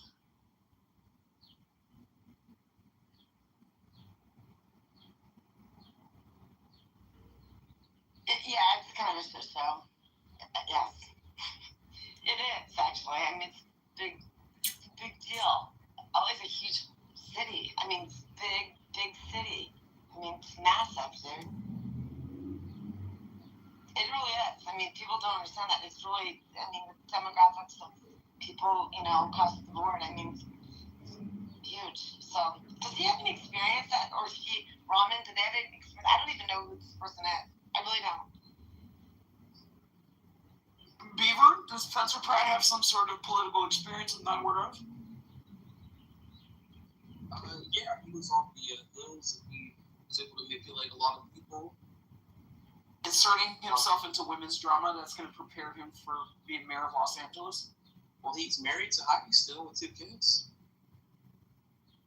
He stole Heidi away from LC. I can't believe I watched that bullshit. I can't believe you did either. That's actually I'm a little bit disappointed, Beaver. What's going on? I don't think people growing up like it. Do you necessarily need? I don't think that's matter to people these days. Political experience? Yeah, I don't think it. I mean, really? No one has been broken. I mean, seriously? Like Trump. Trump didn't have any. Yeah, that's a little bit different. Ronald Reagan was governor. Schwarzenegger, name recognition. People actually like Schwarzenegger. People did not, and if you remember Spencer's run on the hills, people did not like him. Yeah, but that means his message is resonating because we're out of the shit, the literal feces on the sidewalk. Okay, have you ever and his message, and let me tell you how his message is resonating. Okay, his message is resonating. Ramen called him a MAGA Republican on that stage. That was over for him. But he's making the runoff. He's not making the runoff because they're not done counting ballots, Beaver. It's like a 98% certainty that he's going to move on. No, it's not.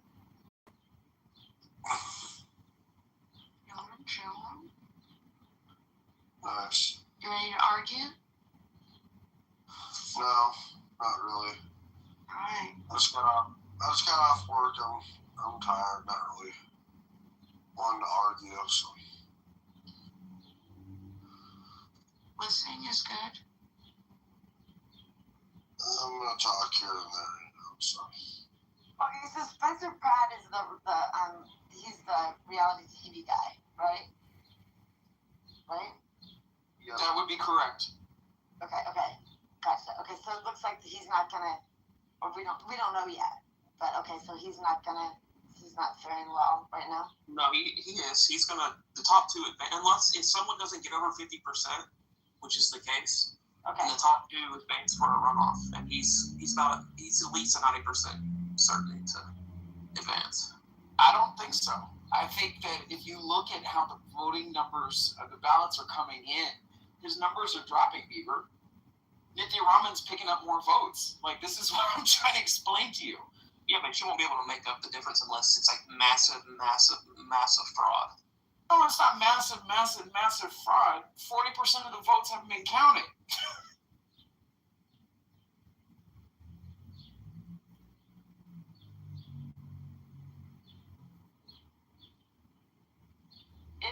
So, do we know about the governor race? I mean, is that decided yet? I mean, do we have... It's looking like it's most likely going to be Hilton and Becerra. That's really interesting. Wow. It's looking like it, though. They say a lot more votes are going to be coming in. So, it's really interesting. So he's only been here 6 years. Is that what he said? Yeah. Hilton, right? Yep.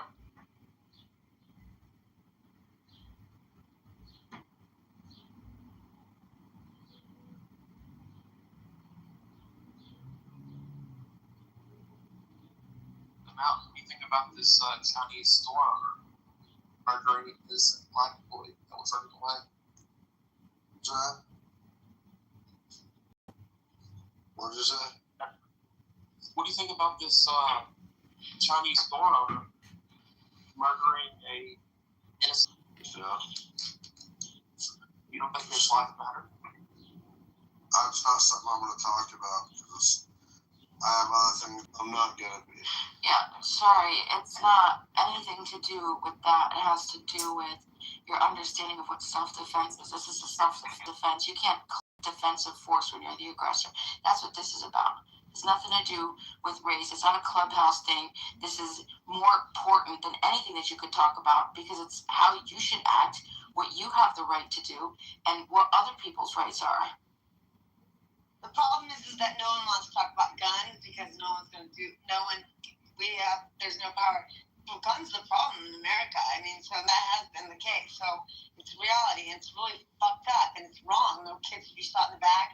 Kids, are that age is ridiculous. It's wrong. I mean, but we can't. I mean, it's really sad. I mean, that we live in a country that this is what we live with, and it's really unbelievable. I mean, I don't even know how to comment on this. It's really just more than disturbing. But I think you don't even hear anyone bring it up anymore. We just let it be. Like, okay, it's bizarre. I mean, it really is. It's really fucked. We got to keep our guns, though. We have to. We need our guns.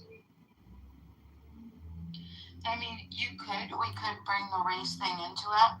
I think that that's a whole nother conversation, but I think that could definitely be a conversation here. But I don't think that most people would be able to separate principles from that conversation if we mix them. So we could just focus on principles. We don't have to bring up race. People can find out later and then do whatever they're going to do or think whatever they're going to think. But you think that this would have happened if it was a white kid? To be honest, I have no idea anymore, honestly. I mean, our world is getting so, and I mean, I hear you, I'm sure, like, a higher chance, of course, like, that if, like, probably not, but I don't know anymore. Like, I think that we are literally changing as a country, as a society in so many different ways. I don't know how things are, I really don't know anymore, because, I'm being serious, I really don't know. Like, it's really disturbing to say that, but I mean, just disturbing to think that, like, it would be someone of any color or any, like, none of it should be happening. But the thing is, like, that's the point.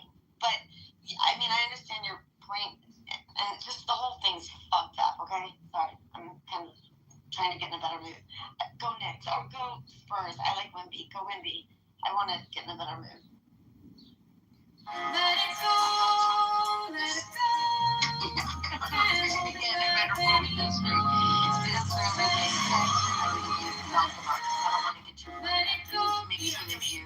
You don't feel obligated to stay. If you have to go, you go, okay? I don't want you to get upset. You know what I mean? There is a store. Gas station. Gas station has Rick, the owner, Alice, his wife, and his 23-year-old son, Andy, working in the store. Kid comes in with a backpack. Alice says, hey, keep your backpack up front. Kid says, all right. Takes his backpack off, keeps it up front. Kid goes to the back, goes to the cooler, opens up the cooler, takes out 4 water bottles, and for the sake of this part, I'm not going to tell you what exactly happened because this is post-facts, right, that we find out later. So I'm going to only give you with what happened at the time. So he takes out 4 water bottles, and then it looks like he pockets one. He puts some of them back, and Andy, the son, suspects that he stole a water bottle. So as he goes to the front, because now he has nothing in his hands, he goes to grab his bag, and the wife says to him, Alice says, hey, what do you got in your pockets? He says, I don't have anything. And she says, let me see. And so he has a hoodie on. He has his hands inside of the hoodie, like the pocket in the front, and he like shakes it to show that there's nothing in there. Andy, the son, says that he saw something heavy. He believes he took the water bottle. So the kid then takes his bag, walks out of the store, walks to the corner of the store. Andy decides to run after him. So Andy rushes out of the store, runs after him. Rick, the father, follows Andy, and as soon as the kid realizes that Rick and Andy are chasing him, he starts to sprint.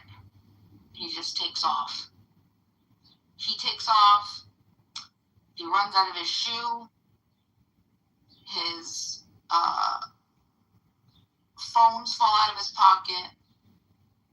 They chase him for a football field and a half off the property of the gas station. They just keep chasing him. At one point he falls, stumbles, gets up. Andy, because he fell, got real close to him at that point.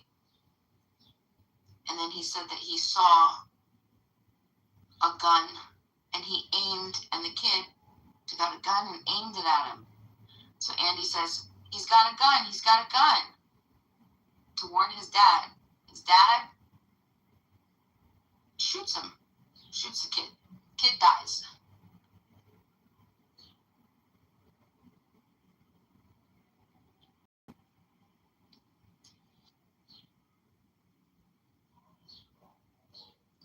Is Rick responsible for murdering Cyrus?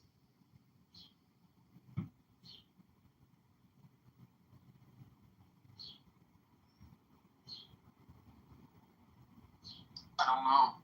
I bet the jury just felt compassion for the hard work. Married and has a kid and he's a professor, has had all the opportunities, all of this, right? But he can snipe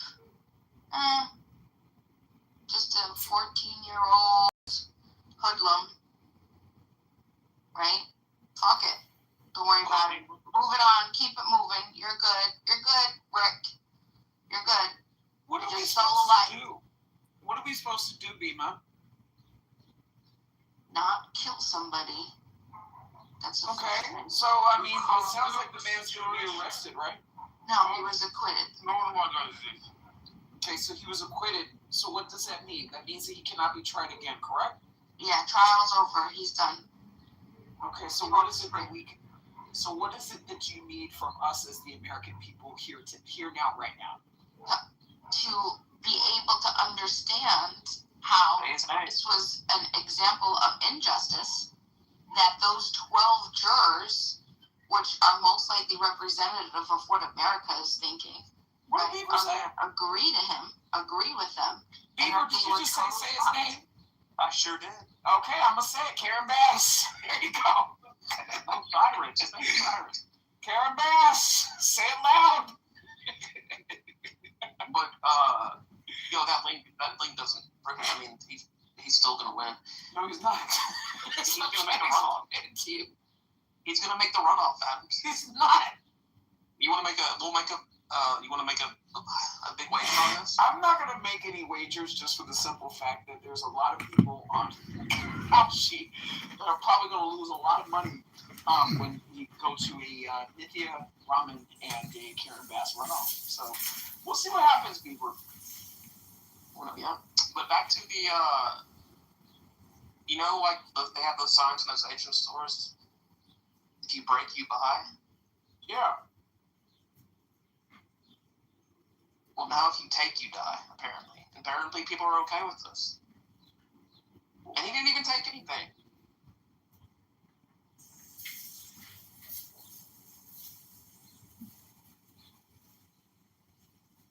Peter, what were you saying? You were saying something. America's fucked. I was saying that the person my idea is that the person who is handling the gun was the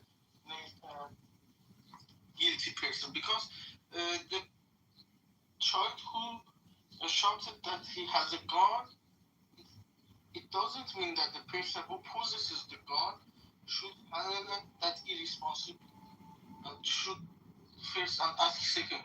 He should have made sure that he has gun. And for this, I think that, as he said, what should we do about the situation now? It is some kind of no feeling. He's normalizing and he wants to move on. It is not that easy. We need to, for example, condemn the situation. It is not a normal thing. If you hear something like that and you want to move on, these are just words. This is the process. The trial already happened, so it's their words. So they that aren't made very clear to the public as to why they acquitted him. The jury acquitted. Okay. Well, yes, because he was innocent. The blood didn't fit. You saw it. So we have the clown justice circus. Yeah, this is like there is no. I would have the same exact position if those elements were shifted in the discussion. It didn't matter who pulled. It didn't matter if the kid pulled the gun first or if the kid aimed it or not. I would still have the same position. You can't aggress upon somebody, right, with uncertainty. You could follow them. Right? You could do all of that, but you can't manufacture an incident where somebody else then believes they have to use defensive force and then claim the use of self-defense. This is how fucking stupid Americans are. This is how fucking stupid Americans are. And the worst part is we ran this story through, Clubhouse and people are, it was defensive force. He's self-defense. Fucking idiots. Well, it sounds like it was self-defense. Did you not hear what I just said? I did, and it sounds like it was self-defense because the jury acquitted him. I don't understand why are you guys so pressed over this? That's the whole point, is they're claiming that it was self-defense. The man claims that's why he did it. He did it in self-defense of his son. But I'm saying that you have full responsibility for manufacturing an entire incident where defensive force had to be used. Somebody else felt that they needed to defend themselves, and then you say that you need to defend yourselves because you're aggressing upon somebody else who gets scared for their life and they take out a gun to defend themselves, and then you kill them and walk away. No, honey. That's murder. You caused it. You're responsible for it. You manufactured it. You caused the entire incident to happen. It was all you. You don't get to walk away. You don't get to just take somebody's life. That's crazy. I don't know. What you just described sounds like self-defense to me. I mean, that sounds like the begonias of self-defense in my opinion.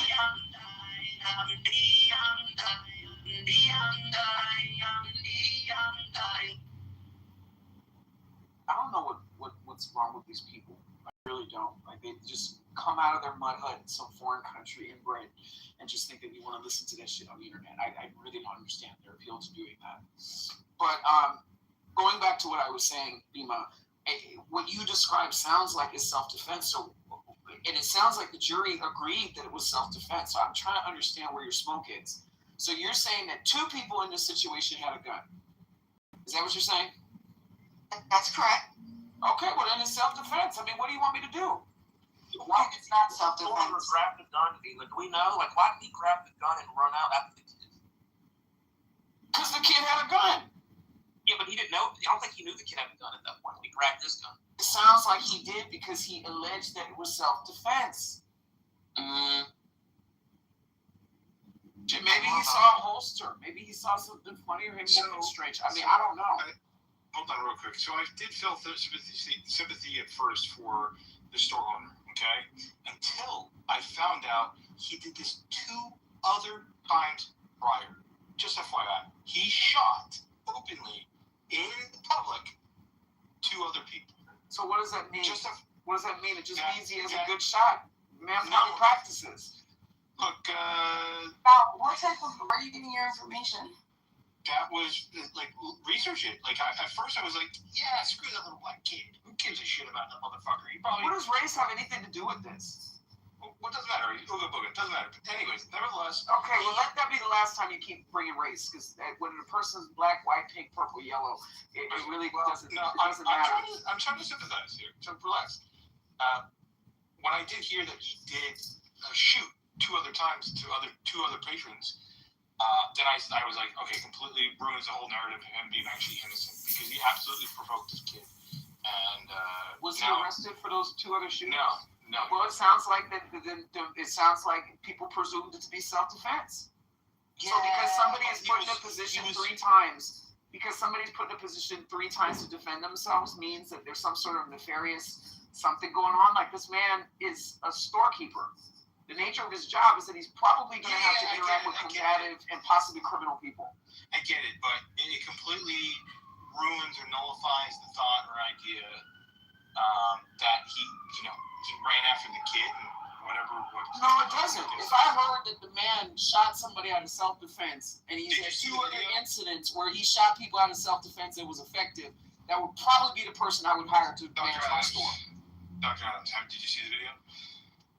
What video? Post the video at the top of the Oh, I can't believe it. Yeah, just like you guys like to, you showed me that video of that cop shooting that woman that threw that pot, and you wanted to hound and fight with me for months at a time over this shit. Listen, show me the video.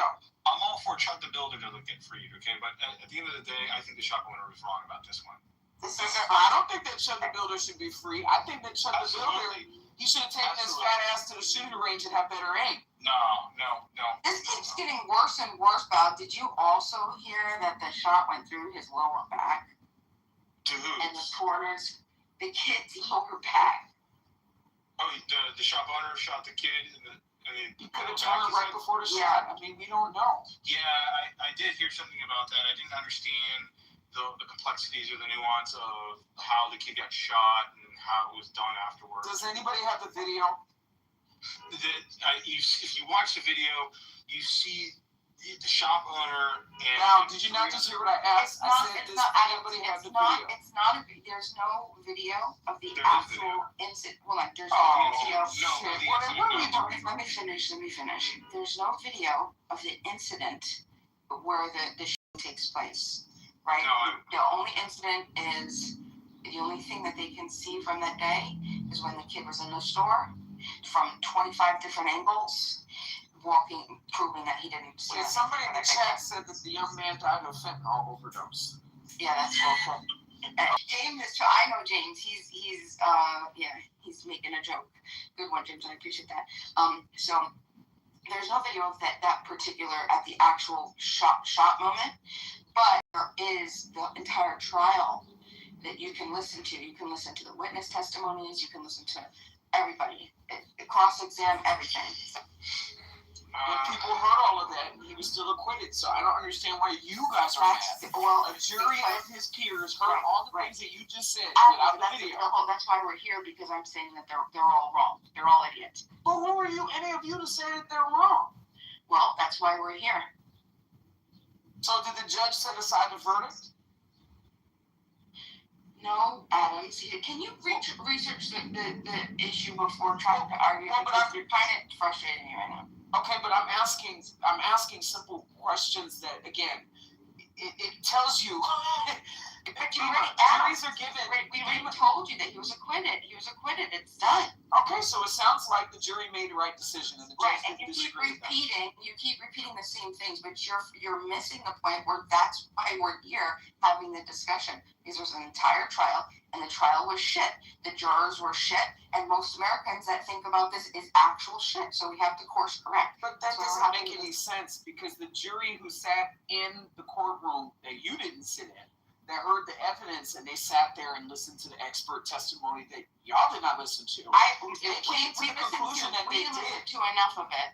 listened to enough of it. But they heard all of it. We listened to hours of Andy's actual testimony. But they were there. The 911 calls. Right. We listened to the things straight from the horse's mouth.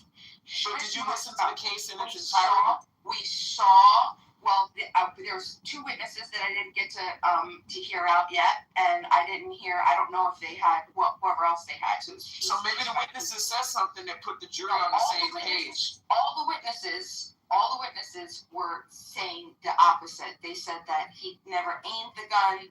They were in support of the kid. So It's even worse. So you got conflicting testimony. You have a judge that has not set aside the verdict and accepted the verdict.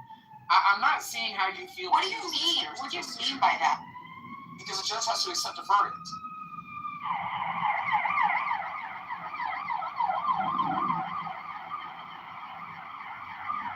At some point, it's a doctrine. Probably the veto of verdict. Yeah, they can set the verdict aside. But that'll No. They ruled. He's been ruled not guilty. It was read and accepted. It's over. I keep saying that to you. I said that like 5 times. It's over. He walks. It's done.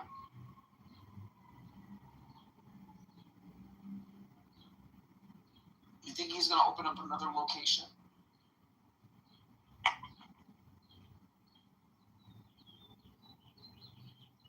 This guy's fucked in the head, boy. Hey, he can start a franchise. Ducking bullets. Convenience.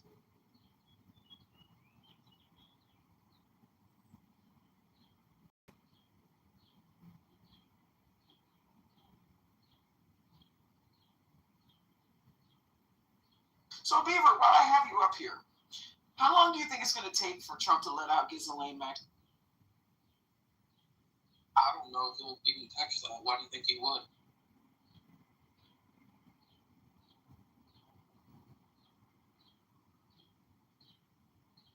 I think you want to be educated. There aren't any. I mean, at this point, our fucking society, if we look at the different types of ethics and principles that would have us make an assessment on this, every fucking scenario shows that you can't claim self-defense when you've manufactured the incidents where somebody else fears for their life and your property isn't stolen. Your property isn't taken. That's your responsibility.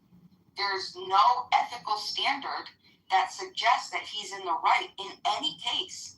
If there is, I challenge anyone to bring me an ethical standard to prove that you can claim self-defense after you've initiated you've aggressed upon another person, causing them to claim self-defense.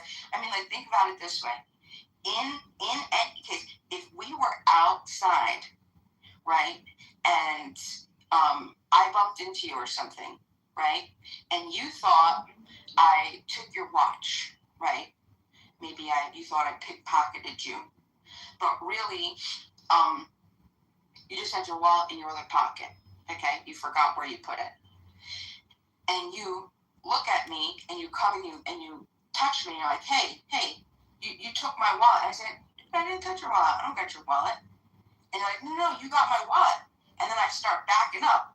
And I'm like, I don't have anything. And you're like, come here, you got my wallet. And so I start running, right? I'm like running away from you. At some point I fall.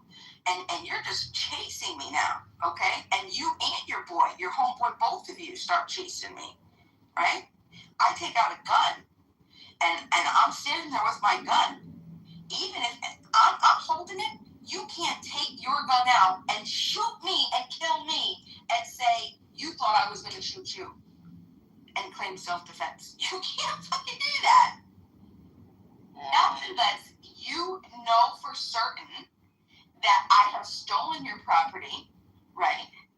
And even in that case, when we're talking about lethal force, okay, you only use lethal force when lethal force is being threatened. If I have your property and I've stolen your property, your life isn't being threatened. You know what I'm saying?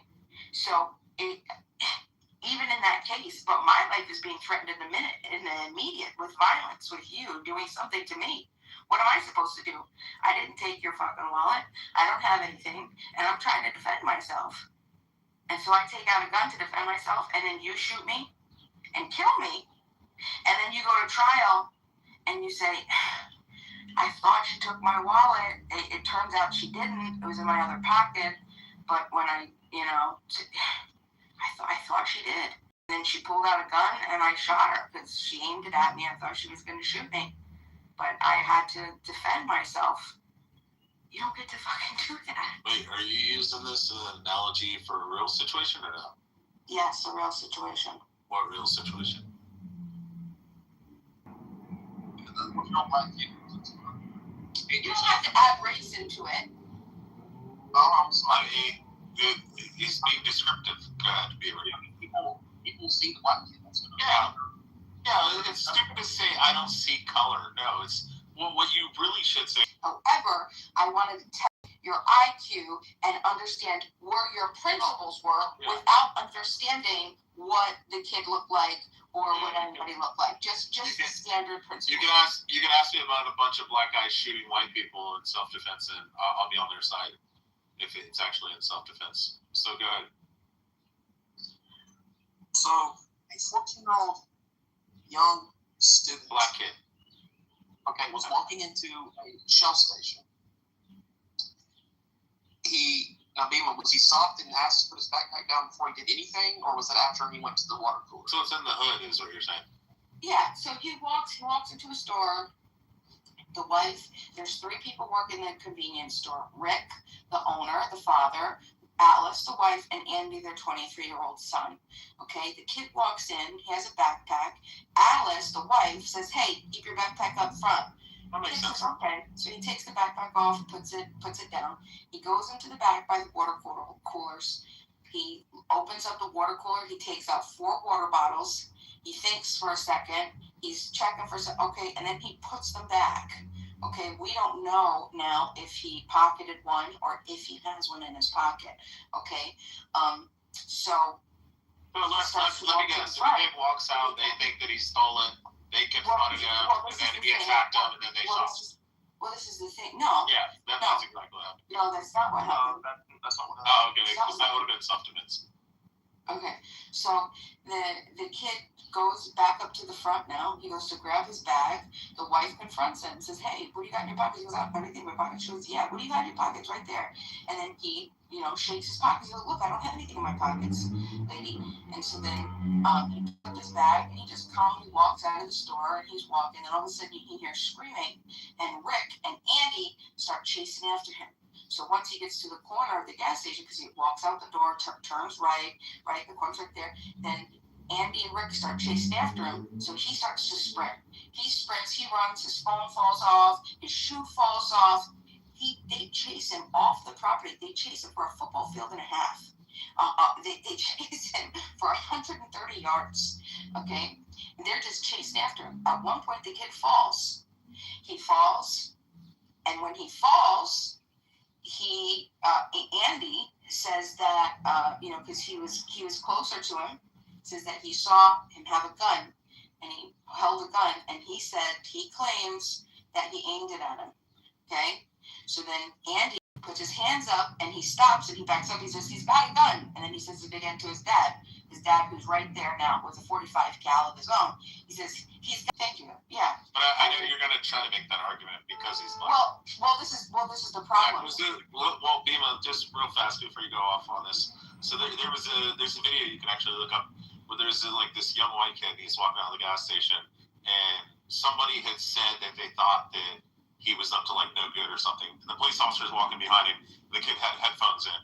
And he's like, "Yo, come here. Hey, you, get over here. Yo, get the fuck over here now."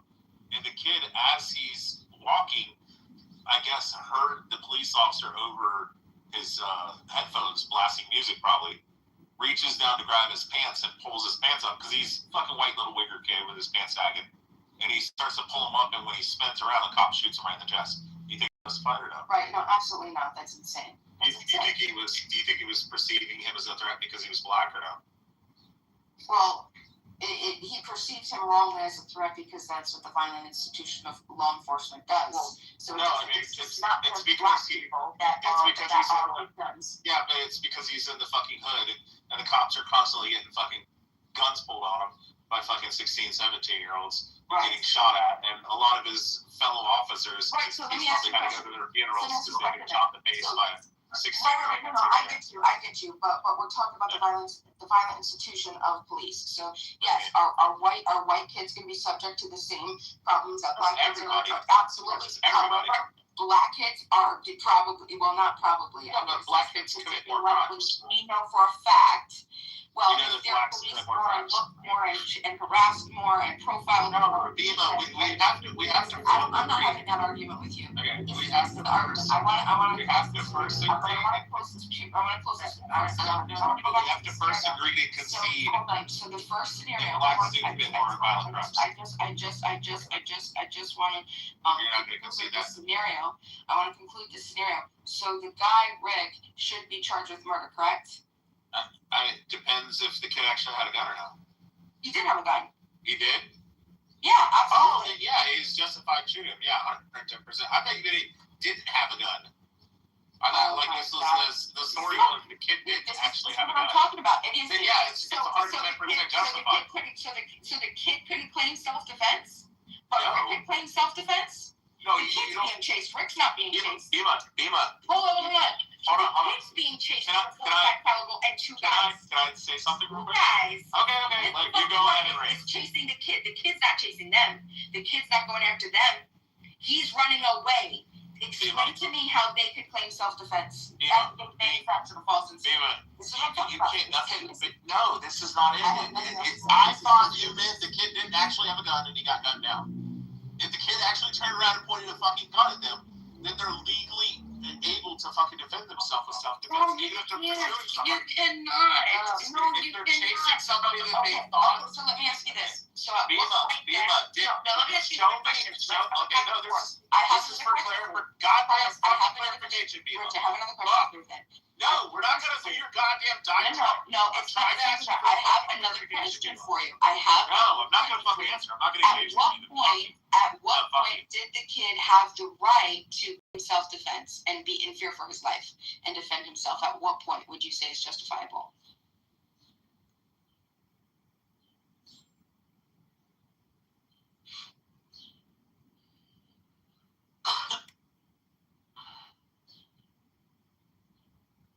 Fucking socialist Nazi. I am more freedom-loving than you. You are No, you're not. You're you are a authoritarian as fuck. rule-breaking statist. You're authoritarian as fuck. You appeal to the law. You're authoritarian as fuck. Instead of want to be appealing to morality, you want to be your self-governing authority. That's the first logical fallacy. Like 90% of the founding, 90% of the goddamn founding fucking fathers, you goddamn munchstarts, said that they didn't want slavery to be fucking returned, and they knew it was all the fucking goddamn All stuff. you have to do is appeal to principle. What I'm asking, what I'm going to challenge you to do is show me You and your fucking 90 IQs, like deep fucking show me the principle You're on the that same says fucking tier that level. if you're in fear for your life, okay, and you take out a weapon because you're being aggressive, someone's chasing you, and you take out a weapon, You guys from a gas station that are then chasing you without somebody else weapons. can kill you. They're chasing you without a weapon. In fear of their life. They're chasing him without a weapon. Oh, They're chasing him without a weapon. No, they chased They're him with a weapon. chasing him without a They weapon. chased him with a weapon. 45 caliber. Let's see. Okay, They shot him with a 45 caliber. Was the goddamn fucking gun concealed or was it fucking open carry when he was running with it? It doesn't matter. It doesn't matter. No, it does matter. It does not matter. It doesn't matter. It fucking does matter. It doesn't. About the fucking It's self-defense is self-defense. This Whether is I what's have going to come out in the Okay, evidence. explain to me. If you're a gas... Hold on. Okay, Whether you you stupid have a fucking gun, goddamn mustard whether bitch. you have Listen, a gun, if you you don't are like to- fucking chasing so you somebody don't like logic, and you're not all you wanna threatening do them is with appeal fucking to the deadly law. violence, All and you're not saying, I'm going to shoot you, You're stop, not able to or think stop, you outside fucking of the nigger, I'm law. going to shoot you in the back, or You I have a can't gun. think outside of If the he's not law. saying any of That's that, your stop, problem. like young little 15-year-old boy who Here, let me ask you has a fucking illegal gun. Clearly it's fucking illegal. Rich, He's underage you and have, concealed you carrying a have, firearm. listen, do you think He's you running should with a have the goddamn ability fucking gun to and turns defend around and yourself points the gun at him. and have They're Second legally Amendment? justified And in if shooting you him. do you They think have that not it should shown. only be They have not shown concealed? that they were Because there are willing some to use states that are lethal or concealed, deadly but there are fucking some states violence. that are open carry. Like this fucking Is that correct? goddamn stupid ass. So if it's concealed, the entire it doesn't matter. The entire paradigm of this fucking argument changed the second that I realized that, oh my god, he has a gun. And yes, they're legally justified in shooting him. This is the idiocy, the low bar, low IQ inability to actually look at principles. If a fucking security guard, if a security guard on a goddamn mall property, if a fucking security guard on a goddamn mall property, if a goddamn security guard, if a goddamn fucking security guard is on the mall property and he's chasing someone that he believes stole property, he's chasing the person on the property, even off the fucking property, we just had the same goddamn thing happen in the fucking 60s. Concealed or if it's seen. It does not matter. No, it does. It does matter. Because those young kids, I'm trying to see goddamn dirty mugshot fucking 90 IQ, retarded, who fucks somebody with 5 IQ fucking niggers. I want you, okay. Goddamn dumb nigger lover. You're gone. That's what you wanted. That's what he wanted. Sorry, I'm not going to be disrespected like that. You don't have to be. Oh, by the way, without appealing to law, okay, so don't say the law says. Prove to me that your right to self-defense changes is if your gun is concealed or if it's seen. Go ahead. Dumb fuck. Self-defense once you're being the aggressor. The only way is if the table's turned, right? If he stops, okay, and he stands, hold on. The only way that it would change is if then the kid started chasing them and chased them all the way back with a gun. Then he can turn around and claim self-defense. But he was running away. He was still running away when he was shot in the back, gunned down, cold fucking blooded daylight. And everybody just said, well, self-defense. But what if you could say that the kid came in and he touched the 4 bottles and put them back and then left and then they told him to stop and he didn't, which he, of course, I guess he doesn't have to. But then he takes off running. I mean, is there any culpability on him for escalating the situation by taking off some grenades? Absolutely not. He's allowed to. He has the right to run. He has the right to run, jog, hop, skip, flip, twist, twiddle tail. He can do whatever the fuck he wants once he leaves it. It's up to the store owners to set their standards of what they allow in their store, and he abided by every rule that they asked him to. He said, put your book bag up. He did that. He was not violating private property at any point. He went into the store. He went to go shop for whatever reason. He changed his mind. Most likely because the simple reason is you forgot your fucking wallet, or you just changed your mind. Maybe you wanted to use your money for something else. Maybe you thought, maybe getting a gallon, maybe getting a gallon of water is cheaper than buying 4 water bottles, right? And maybe they don't, because there's plenty of times that I've gone into gas stations and they don't have gallons of water, but they have water bottles. So what do I do if they're out? They don't have gallons of water. I'm going to go to the grocery store. It's cheaper. He's a 14-year-old. He doesn't have income, I'm assuming. There's a million reasons why he goes. Okay. But what about the suspicious behavior of him taking 4 bottles and putting them back? It doesn't matter. That would set off my alarm bells. It can set them off. And then it can set them off. Wait, let me finish. And then he decides to abruptly leave. And if I don't get a clear look, I'm thinking he probably took something. Or, I mean, why would he go in there? So I put it back, and then I just get myself to leave. That's probably, in all honesty, that's probably what happened. Or another possibility could be he got pissed. They were asked, the guy, one of the witnesses said that it's common. It's common in that area for kids 13, 14, 15 to have guns.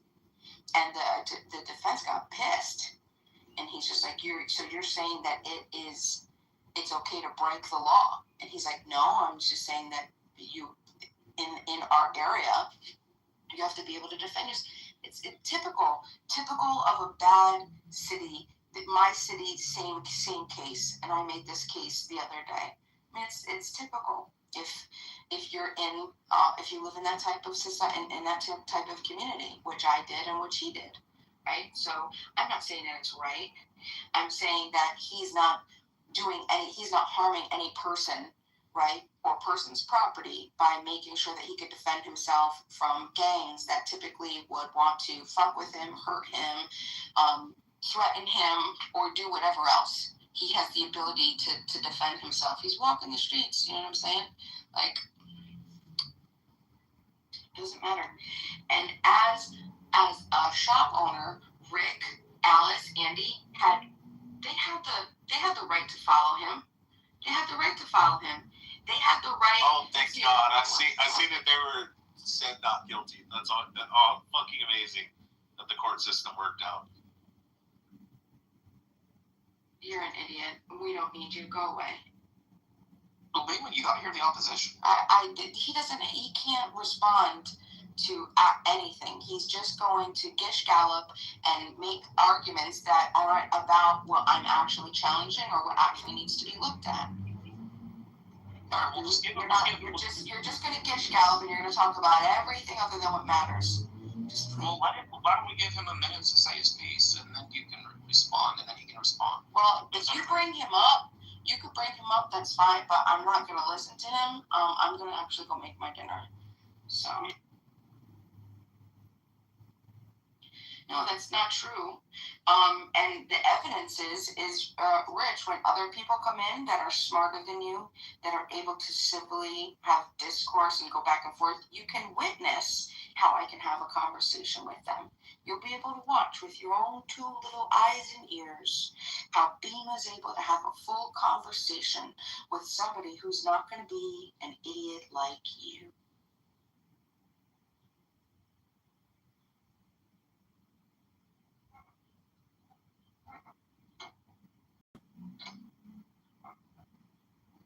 Well, I don't know how I feel about this. Rich, Thomas Patrick.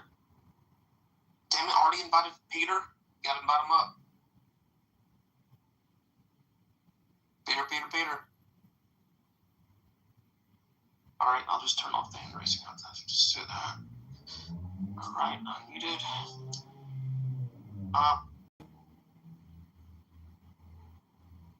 Alright, Rich, let's go.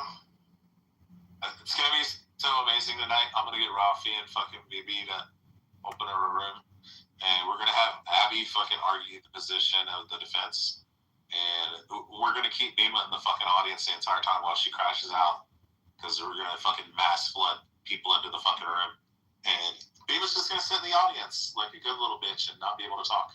Rich, just like she wants to do. I didn't disrespect you. Yeah, you did. You disrespected me when I was trying to refute what you said, and I was asking for clarification. And you did this goddamn nigger fucking shit where you jumped out and you kept screaming over me.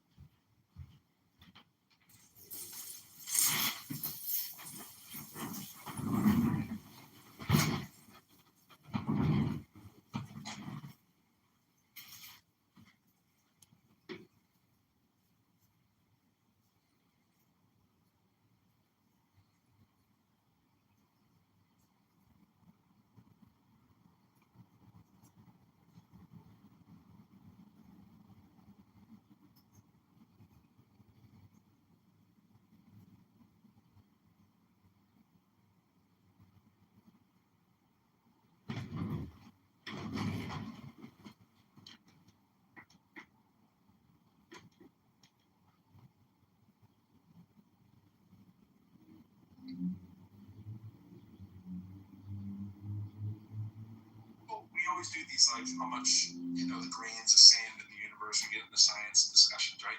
It's a good way to frame it. Like, if I say, how many grains of sand do you think there are on all the beaches of the world, right? And you say, I don't know, 5 trillion. And then I say, I don't know. The fact I don't know, it doesn't make it a belief that there are 5 trillion grains of sand. It's just a statement about what JCC's saying. It's my epistemic position, right? Like, normal adults, you don't have anything that would even come close to holding a candle to invalidating all laws of known physics. And you go, yeah, but I have this book from 2,000 years ago. No human being in the world would pick up a book if it was written today that said that kind of stuff and go, this has to be true, unless they have something mentally or cognitively, the same thing, wrong with them. But you're saying wrong with them, but that's not, okay.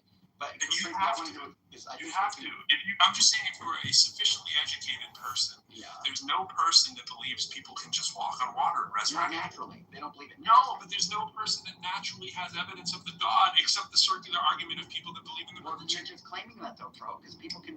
I don't have to claim it. I'm just talking about a person that's grounded in laws of physics. There's nothing else to be grounded in.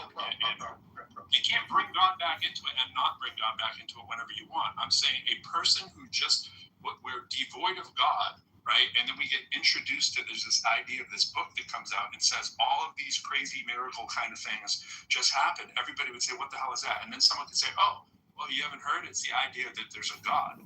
Oh, what does the God do? Well, the God has, you know, he's all powerful, all knowing, all loving, the kind of stuff that you guys do in your specific religion. And what I'm asking you to do is not divorce yourself of that idea. When you say that, there's no plausible way your mind can make sense of that statement, because there's no way that the most intelligent, powerful, super incredible thing can just be the first thing that created everything. Nobody would say that makes sense. They'd say you have to be out your fucking mind. No, but that's the premise of the religions. That's the premise of the Abrahamic religions. And you sound pretty certain that it's nonsense, right? No, I'm certain that nobody today, unless they had a biblical book telling them that this is what they should believe, would have any reason to think that's true, because that's not how anything else works. We don't have that. It's nonsense, then. Right? What if I was? How does that change what I'm saying? That would make you an atheist. No, it would make me an atheist, but how would that change what I'm saying? Whether I'm an atheist or not, whether I believe Michael Jackson is the best singer in the world, how would it make the fact of what I'm saying any different? I was just trying to figure out if you're an atheist. I'm agnostic. Well, apparently not. Apparently. You literally just went on this whole spiel about how stupid it is. I can't go on a spiel. I can't go on a spiel. No. I can't go on a spiel. So you can't take this. So you can't walk this with me. Apparently, you're a theist, right? Hold on a sec. Someone's looking at me. It's probably God. Or Jehovah. I think part of Jehovah's Witness. I think part of the thing is too. What I'm trying to argue. The Mormons. Saying that you're agnostic. We got a planet for you. Saying you don't know. I'm saying that you can still believe one way. No, I can't. I can think something has some merit, and I can assign some probability to it. That's all I do. No, and that's exactly what I'm saying. I can't do. I cannot affirm that we could be in a simulation. I'm not telling you. Sorry, I'm not saying that you can't based on your evidence, your life. That's all I'm saying. I'm saying somebody who's using this modern label of agnostic, the more modern usage, which is like not knowing if there's a God, or even saying it's unknowable. If I say I'm atheist and say I do not have your belief in a God, that doesn't mean that I don't believe in God per se. No. Think about the difference. The possibility of the sun not rising tomorrow. Frenchie, there's no basis for anything that you said. If you think that you're saying something, the fact that you wanted to jump into the conversation midway and think that you're saying something to me makes it sound like that you think you have some leg up on what I'm saying. Ask you one question, because I don't want to answer your questions. Exactly. I stated what I do, like men do, right? I said I'm a grown man, and I have this. And you can say you don't know if God exists or not. However, I already did. Yeah, but on the belief side, do you believe a God exists? Yes or no? I have no active belief that a God exists. I hold the possibility that one could. Do you understand the problem with that or not? No.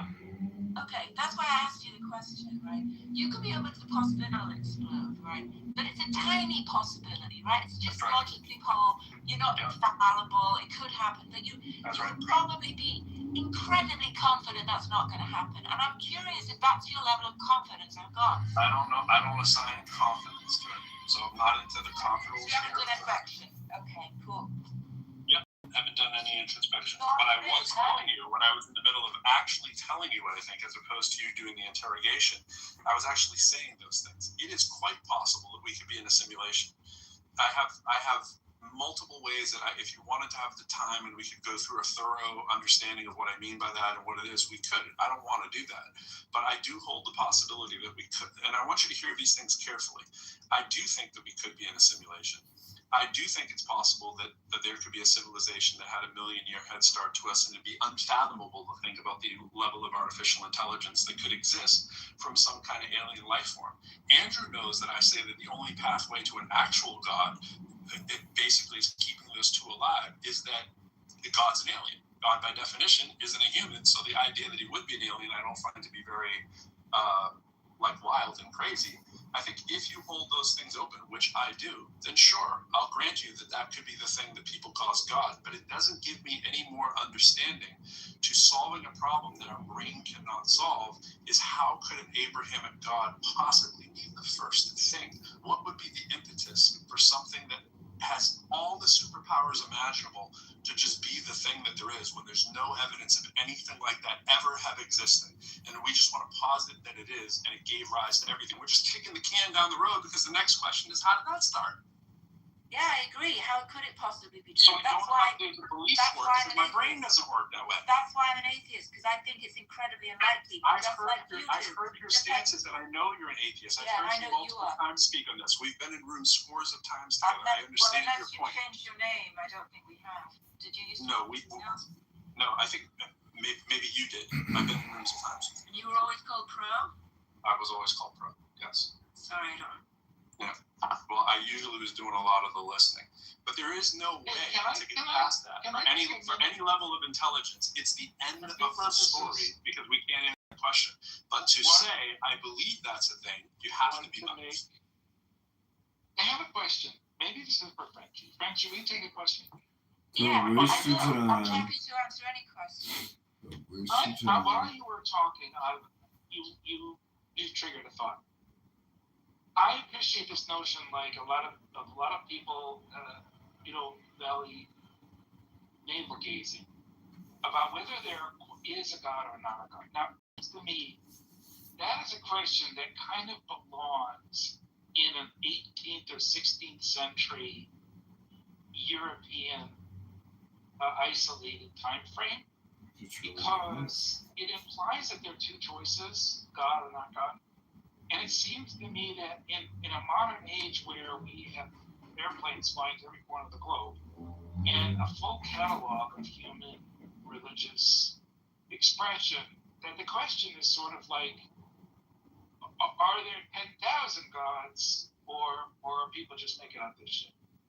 And this question, like, is there a God or not a God, just seems really archaic to me. And do you feel that? Or do you think it's still relevant today? I think it's probably more accurate to say, as an atheist, you believe there are no God or gods. You could just say gods, if that makes no sense to you, if that's your question. We typically just shorthand it to God because we live in a culture that has Abrahamic single gods versus, we don't all live in India where there's thousands of gods. But if we did, we would say, I don't believe in gods. I grant that. I said you kind of agree with me, right? This is a cultural. Yeah. This is a cultural vestige of the 16th century conversation, which is highly rooted in the singular God. But to me, the way I resolve this is I say I believe there are 10,000 gods. I just believe that every single one of those 10,000 gods is some fanciful imagination that somebody farted out of their ass. Farted it out, yep. Now, real quick, Frenchie, the agnosticism thing that I was trying to point out, and hopefully you'll see what I'm saying here. So, agnosticism has a burden. And most likely it's going to be a burden, certainly in the Western context, where you have people that are familiar with hearing the Kalam and fine-tuning and all these different arguments that have been around for centuries, and different formulations of them, popular apologetics, Frank Turek and William Lane Craig, and all these people, right? Because Christians certainly want to get their message out, right? So the chances are you're going to be, you have been exposed to it. Conversely, you've been exposed to the problem of evil. Most people thought, if God exists, why am I suffering? Why is it, So you have these different reasons for and against the belief in God that have been presented to you. And you do have some burden. I'm not saying this to you, friend. I'm just saying if you understand where I'm coming from here. You do have some burden, unless you're like some kid that was raised by wolves and didn't have any exposure to apologetics or anybody that are anti-apologetics. Unless you, and sorry, Jason, I was just getting ready to say, can somebody bring up Jason? I meant to say that a second ago. Unless you've been exposed to, unless you haven't been exposed to those things, you're going to need to give account as to why these particular reasons don't persuade you, right? So, in other words, somebody could be like, hey, the Kalam, I think, does show God exists. And you say, well, it doesn't for X, Y, and Z reasons, right? You're going to say, well, premise 1, I don't agree with that, or premise 2, and that's why it doesn't bring me to God. These deductive arguments, right? Or whatever it is, the deductive versions of these arguments. It's like, well, I don't come to God's existence because I get off the train somewhere, right? And so that means I don't have this chance to survey them back and forth, to consider them, deliberate back and forth. If you haven't had any of that, then you could just be like, okay, I'm invincibly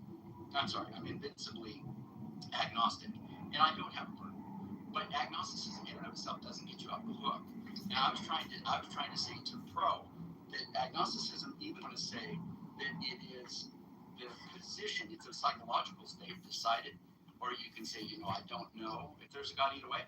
You still are going to have beliefs surrounding that, and that you're going to have beliefs, namely, theism, and the arguments for theism don't work.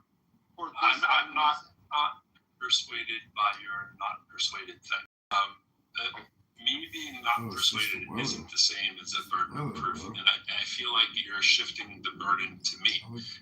If somebody just comes up to you and wants to argue that God exists because of the Kalam, the burden's on that person, as it always is in any kind of scientific room, making the positive claim to support the premise. I don't need a complete alternative cosmology to say I don't think the argument succeeds.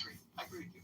Yeah, but just like if somebody says the defendant's guilty thing that we were talking about earlier, a jury doesn't need to solve the crime to say the evidence hasn't convinced me. I can just reject the argument. It's not the same thing as proving the opposite.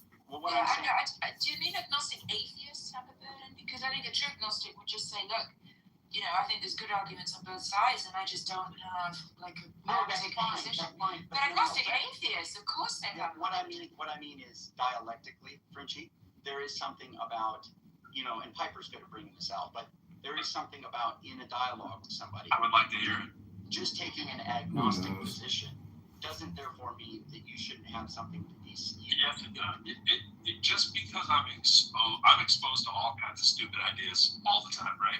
Exposure doesn't create obligation for me. Like you're saying, I've heard the arguments, therefore I owe an explanation. Why? Not necessarily. I've heard in this room arguments for flat Earth, the homeopathic stuff, and astrology and all this stuff. Just because you have an argument doesn't give me some kind of burden. In fact, I don't do it. I don't go debate flat earthers for that reason. I actually listen to them and tell them why they're being dumb on certain things. But I'm never in there trying to prove the Earth is a sphere. Why stop at Christianity, Andrew? Like if the exposure creates some kind of burden, then all you Christians have a burden too. Because have you studied the Quran? Have you studied the Hindu metaphysics, the theism, and why we don't believe those, or why we think we don't have to? Okay, so we could do that, right? But it's weird to do that across the board for everything and say, well, I need this person to give me a reason for not doing it, but why? Notice what I said, though, only if you've been exposed to it, bro. Only if you've been exposed to it. If you haven't been exposed to it, then obviously it's not reasonable to say remember when I said invincible ignorance, right? So if somebody has invincible ignorance, meaning they haven't had exposure to any of the arguments for a particular proposition, then no, you shouldn't be asking them, hey, what are the reasons you don't accept this particular proposition? You see when I go in your rooms, and I've debated people on Kalam or whatever, and you see how tired I get with this stuff, right? And how like silly it is.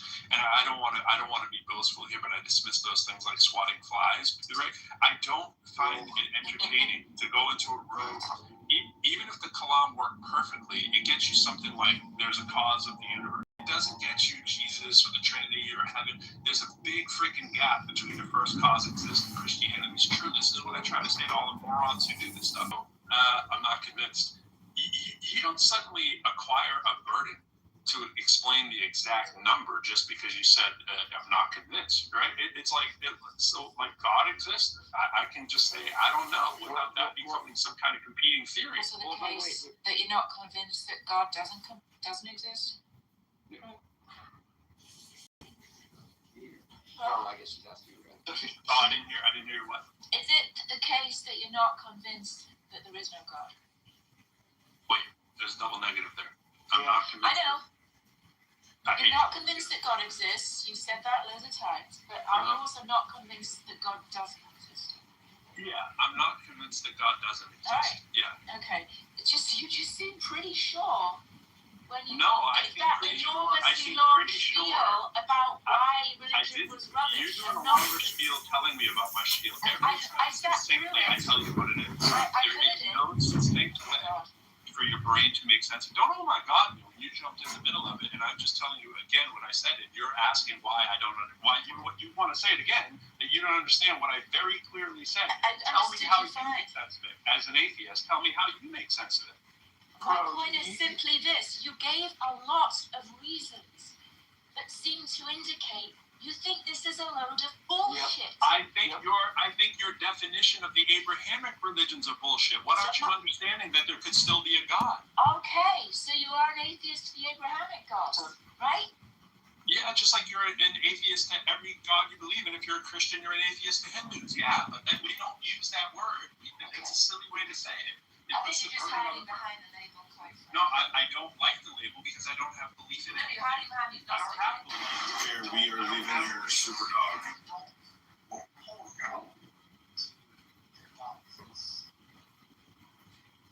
You don't believe God exists, all right? You don't hold. I'm just I trying to. do not hold a belief that God exists. No. So technically, maybe you don't. Yes, you don't. There's a reason why. There's a reason why that she's saying I'm hiding. Ignore Frenchie, she's a moron. Bastardized and corrupted, and only for it. No, I'm withholding saying atheist for a reason because nobody uses that word for anything else but religion. You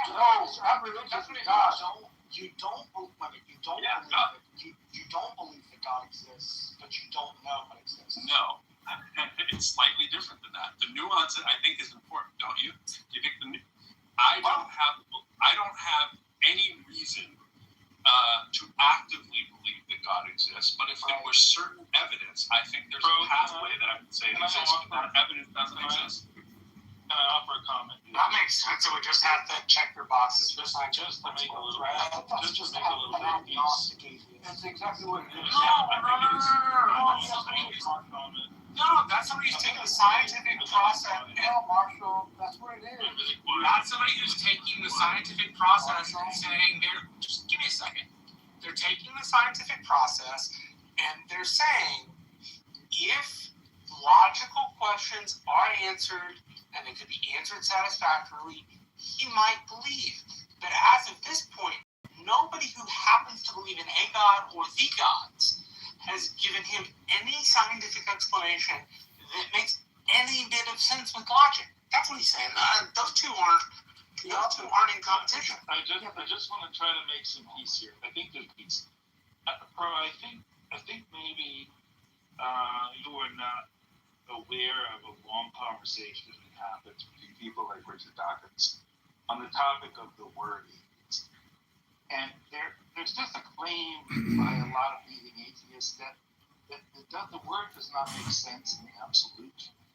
And if the only people who are atheists, if it only applies to this nascent, narrow, I think it more generally is like the the third people, or the third of the position, in which the agnostic is like the middle third of probability, and atheism is like the other third of probability, the lower third of probability, right? That's just the general category. All that stuff, right? And I'm not far off from all of that, by the way. What I'm saying is the Bigfoot thing. We don't do this, right? Like, do I think Bigfoot's real? No. Could I be wrong? Yeah. It's that simple. And the fact that theists are so hell-bent on having a word for that because they don't understand the nature of without belief, and they try to turn it into a whole other thing than it is frustrating to listen to. It's just, the word is good enough. Like, atheist means without belief. Right? They don't mean that when they say that. That's not what they mean when they say it. Let me see if I can proselytize. Let me see if I can proselytize Frenchie. She'll probably say no, but I want to knock on her door and offer If some I need to, can I just state my position like really quickly? Because Rose being like, we'll. Okay. Wait, was I close, Frenchie? Was I close in my assessment or off the mark? Well, to be fair, you just started, so I just want to state my position so everyone understands it. I think Pro has a belief. I think his belief is there are no gods. I think he has loads of reasons to support that belief, and he's happy to express them. And I think that makes him an atheist. Okay, I'm done. Okay. I'm just saying, Pro, like, I don't know, man. So, if you say that Wait, I have a question for Frenchie. Based on what you just said, Frenchie. Yeah. Based on what you just said, I have heard all the same from Steve Appel, that he doesn't believe that God exists. Now, Steve Appel regularly celebrates, calls himself a religious title, says that he's a member of a... Oh, come on, don't do that. Totally irrelevant. Please don't. It's a question for... No. Yeah, I already answered it. He's a cultural Jew. Who cares? Fuck. Okay. Benjamin, you're being a dead horse. Stop it. Stop it. That's it. We're good. Andrew, go ahead. And then Ellie. Thank you. So all I was going to say is, no. Elliot is next. That wasn't a derogatory. So finish your thought, Andrew, because I'm trying to, Benjamin. So, Pro, when you said you're an agnostic, okay, and by that you mean you don't know either way. Well, then I have to ask you a further question because it doesn't tell me what I'm wanting to know. What I'm wanting to know is if you think that you don't know either way, that's fine. But I take knowledge to be justified true belief. And then I'm wondering, okay, well, do you believe that there is a God or isn't a God? Like, do you believe that there is no God or isn't a God? Like, do you believe that God does not exist or God does exist, right? Because saying you're agnostic you could still be under that definition, saying that it just means that you don't know one way or the other. You could still believe there is a God or believe there isn't. So I have to ask you a further question, which is why I don't like that use of agnostic. I prefer agnostic just to mean undecided. Theist means you believe in God. Atheist means you believe there is no God. I get hung up on the word belief, right? I regularly claim in rooms that I don't really believe anything, right? I think agnostic answers what I know, and atheist answers what I believe. I don't know with any kind of certainty, but I also don't currently believe the God claim is meeting any kind of burden that I think you guys should be running around saying you believe it. I don't like believe. No, I think. You have said that before, and I remember when you and Shamos had a big old blowout over that, and because you said that you don't believe anything. And the thing is I take belief just to mean that you affirm something is true. So if you say... belief is a subset of knowledge, or knowledge is a subset of belief, whichever way it goes, actually. But knowledge is a subset of belief. Knowledge is a subset of belief. It starts with belief. Yeah, exactly. Elliot was next. Let's hear from Elliot. It is peculiar. Okay. Andrew, your question was asked and answered. Elliot, what you got? Well, we didn't quite... thank you, Benjamin. You gave an answer. No, Benjamin, it's left ambiguous. It's not quite finished. Elliot said he had something I want to make clear, Elliot, but we can't get to the bottom of it. He's struggling to get to his mic. So, go ahead, Elliot. You guys are wild. So like usually like when I go into rooms and I talk with people about religion and atheism and all kinds of other kind of wacky things, flat earth and vaccines and all manner of shit. I want to give them the benefit of the doubt from the outset. I want to understand where they're coming from, why they believe this, why they believe that, and how they think about those things. So from that perspective, like if somebody comes at me and they say, look, here's how I define atheism. This is what atheism means to me. I'm just going to take them at face value, and then we can discuss the reasons for it. And Andrew, you were dead wrong earlier when you said that the historical definition of atheism was the more modern version that the philosophers use. We have belief that God don't exist. That's what God. Okay, well, if you had those mixed up, okay, then all right. No, I'm just so you know that it is. No, I'm just saying it is true that the historical understanding of atheism is without belief. That is the historical understanding. It was that way for thousands of years, and there is utility with how modern philosophers use the word atheism in a different way. There's utility in that. But the point here is just to say that it is, at the end of the day, just a philosophical definition that people can accept or reject. I agree with that, Elliot. I'm saying I feel the same way, bro. The same way about what the standard, the order of operations is, right? You go from belief to knowledge. That's what we had the big blow up, and you've answered that many times. And I think that's not what people do when they speak normally. That's not what they mean. I'm fine with saying people usually mean this. Okay, this is how people. No, before you go, I wanted to comment real briefly on what Elliot said. I kind of strongly agree with Elliot here, and I do mourn when a word loses its utility. And I think that it's clear just for spending 20 minutes in this room that these words, agnostic, have lost their utility. Because the point of a word is to avoid having to go in and define it. If a word is just an invitation to argue about its definition for an hour, it's really a shit word, okay? It's really a shit word. And you all need to use better words. This is my central point.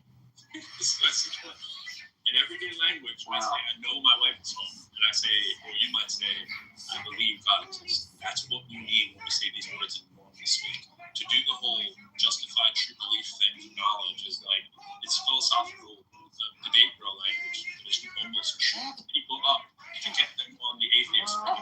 There's a reason why people use this kind of language, because it's trying to be less sloppy with the terms of knowledge and belief, and that's why philosophers use it. So I think it's been under attack since the 1960s, right? This stuff has been, but the philosophers themselves don't treat that definition as settled. That stuff's been out there. What are you talking about? You get here, bro. That's what happened back in the 60s.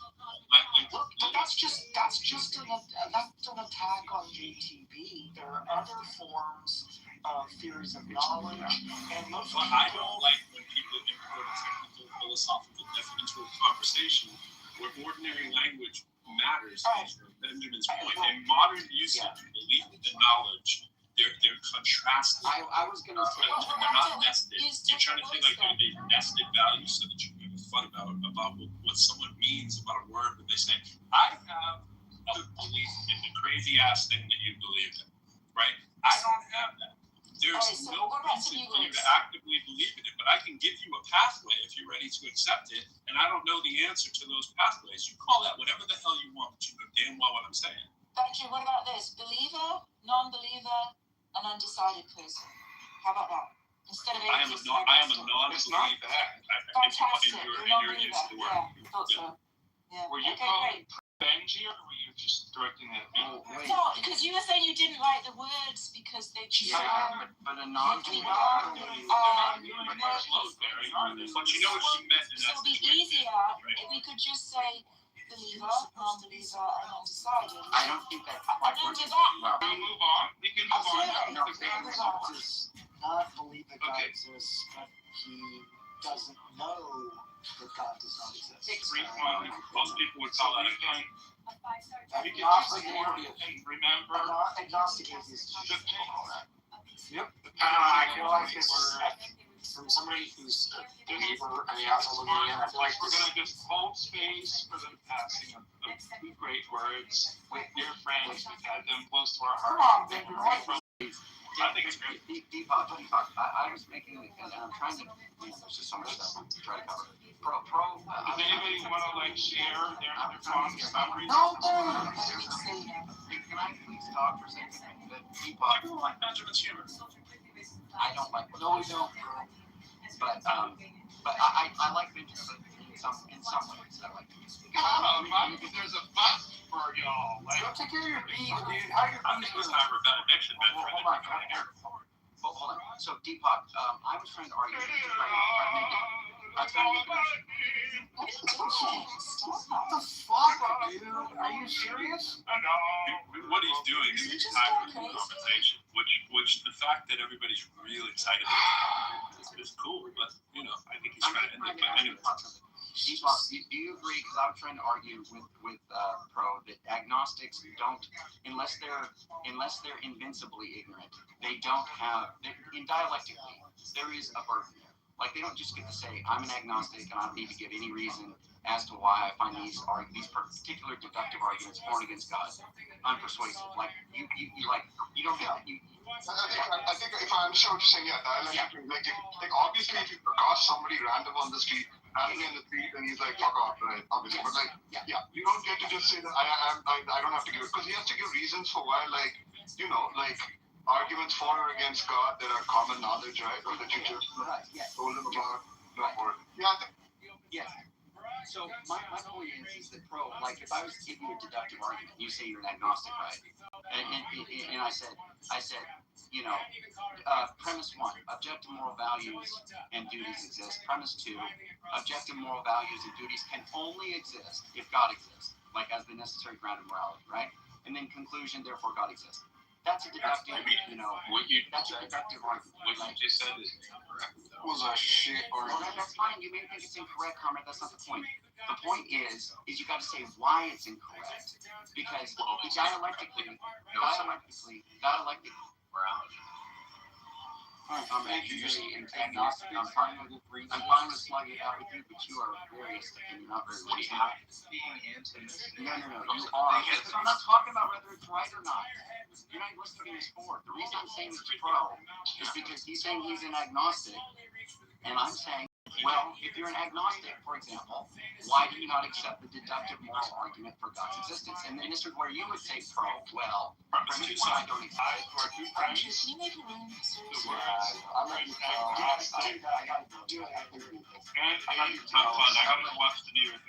Benjamin, you just fucked up a good room, dude. Hope you know that. Just like Steve did earlier. Wait, fucking Dory. Andrew and Frenchie go and make a new room? Yeah. Are they blocking you?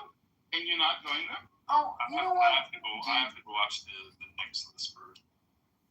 Yeah, the third quarter's about to start. Have fun trying to come in a room with me, Benjamin. Have fun. Fucktard. Yeah, dude. So when Benjamin's... I'm not blocking you, but I'm going to make it kind of difficult for you to talk. I'm going to do what you do in your... About that, little boy. You little airplane boy. You need to read why you don't know whether God exists. Like, if you're... I understand if you're an atheist, you don't believe in God, it's probably good to have reasons. But if you're saying you don't know whether God exists, you need to have reasons as to why you don't know. Sounds kind of weird. Just a little bit. Just a little weird. I have to eat. Why? Science says you don't think Even going far. I actually think it's, for you guys, I think it's far simpler than that. It's just me from the outside looking into this discussion. Scientists, really good scientists, and those that are trained correctly, are always willing to reconsider their point of view once new evidence and information has been provided. That's not a bad thing to do if you're an atheist. That's right, exactly. That's a mature, humble thing to do, right? So when you say, let's call it non-resistant non-believer. Non-resistant non-believer. What I mean by that is like, no, I'm telling you what that means. It's a non-resistant non-believer. I'm going to announce the birth of a bright new shiny word. Non-resistant. That's not new, dude. That's not that. It's a good word. No, but it's not that. It's not that novel. That's not what I mean by it. I mean, But that's exactly what you're saying, though. if you let me finish, it would be I really will. nice to get the whole thought out. Thank you. I really appreciate that. Please let me get the whole thought out. So, if one says, I don't believe in God, but if I ever got valid scientific evidence, it might make me rethink my position. That seems like a scientist training taking a hold when it comes to religion. Thank you, Marshall. Yeah. Which does not seem like a bad thing, in particular for people who are scientifically minded. Yeah, that's what a non-resistant non-believer is. They're open to be convinced of a God existing, regardless of their position. Whether they're a scientist, a biologist, an archaeologist, a retailer, I mean, it doesn't really matter. Someone who does not... Which God, please? Existence of God. That is the definition of a non-resistant non-believer. JCC, which God are they open to believing? Any God that they can be convinced all of them simultaneously? Okay, I don't know. That's a little bit more than I can answer, honestly. So, if there's a claim of a God existing, and they don't believe it, or any gods existing, and they don't believe it, and then all of a sudden, they're being open-minded, open to be convinced of any of these gods to exist. And then something comes along that convinces them, and now they believe in that said God. That's all I'm saying. That's exactly what a non-resistant non-believer is. And I am one of those. I'm a positive atheist that I say, I believe there is no God or gods or anything supernatural. However, I also recognize that I'm a fallible human being. I am open to be convinced. I'm demonstrating that I am mistaken. I'm not going to look at the how do you exactly says that there are level of meaning why the gap is up there talking loudly from a body using like foul language. No, like that. So you're acting like right. Yeah, okay. You know what? You say. That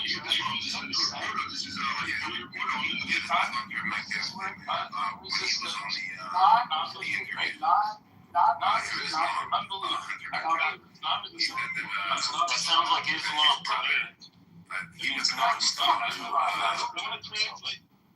I want to translate this. This is a single person who will absolutely change his religion in a heartbeat for the right girls. That's right. No, that is not right at all. Any hot pussy's not going to believe in God. I've had many women in my life that were God believers, and they accepted me for who I was. I didn't have to be fake and say I believe in God just get in her pants. I've never had to say it either, but I've withheld evidence. Let's just say that. Withheld evidence. I have not told a lie, but I have not told the whole entire truth. I've definitely gone to it very easily. Sure. You talking to me, Elliot? I'm going to ask James a question. I have the answer for that. With a woman who I thought, this might go somewhere. Yeah, this is pretty cool. I just think it's funny how atheists get off the hook. How theists get off the hook when they're atheists in every religion in the world, and we don't make them do this. Hey, I want you to drum down all of your reasons why you don't believe every religion on earth. It's like, hey, raise your hand if you think the room is better now than it was 5 minutes ago. I'm waiting for the conversation about this moment. I know, right? Not yet. This is such genius. You are in the hands of the master. So the real thing that I'm sorry. Go for it. Well, I mean, it's interesting. It's interesting listening to you guys talk. But I do want to say this thing too. The God that fucking James is talking about, he says, I'm just a non-believer. The God there is the God of classical theism. Anybody can look that up. That's the triune God. Aseity. It's forever, eternal, unchanging, and there's a bunch of. I don't know. There's a formal definition. Like it's just calling someone out. But what James is talking about is. Well, no. I feel like the thing with her is, I feel like she switches her personality, like depending on who she's around. So it's like if she'll be around like a certain demographic of people, then she'll embody different stances politically. She'll think differently about religion. She'll, she's very pick me, and that's like one of my big pet peeves. Like I can't stand someone like that, and it's just been so many situations where I feel like she's been a pick me, and she is like, again, just like, I don't know, switched up in like her way of thinking, her way of seeing things. Like she'll say this one day, and then a week later she'll be around that person, and then she'll say something else. Like I just think it's like, I don't know, it's weird, and I call it out. Why? Thanks, Stray. Hey, girls. Hey, Jerry. Love the show from Comedy Central. Did you bleed your ass? On a parade float. It's gonna be so exciting. Hello? I'll see you on Market Day. Excuse me? She's bad, and she's on the stage. Yasmin Pussy Pics going for $1 a labia. $2 get you the full labia. Welcome to the room. No, her pussy looks disgusting, I swear to God. You've never seen a roast beef and pastrami on rye? She has like her fingers in her pussy and it's wet and it's so disgusting. It's slimy pussy juice. It's the reason why we're gay. Sephardic cum. We were talking about this earlier in the clubhouse room. I believe there's more variability in the total possibilities of combinations of ways that vaginas can look versus penises. Do you agree? What? You know what? Maybe. I don't know. I'm not gonna say no because you know what? I have no idea. There's a lot of different types of pussies out there. That's just a fact. They can look very radically different in shape and size. And There's a lot of different places too, but Jeffrey Epstein's penis was described as cone-shaped. Well, yeah. I heard Jewish ass love that fucking shape. That's really like being called Girthmaster. Did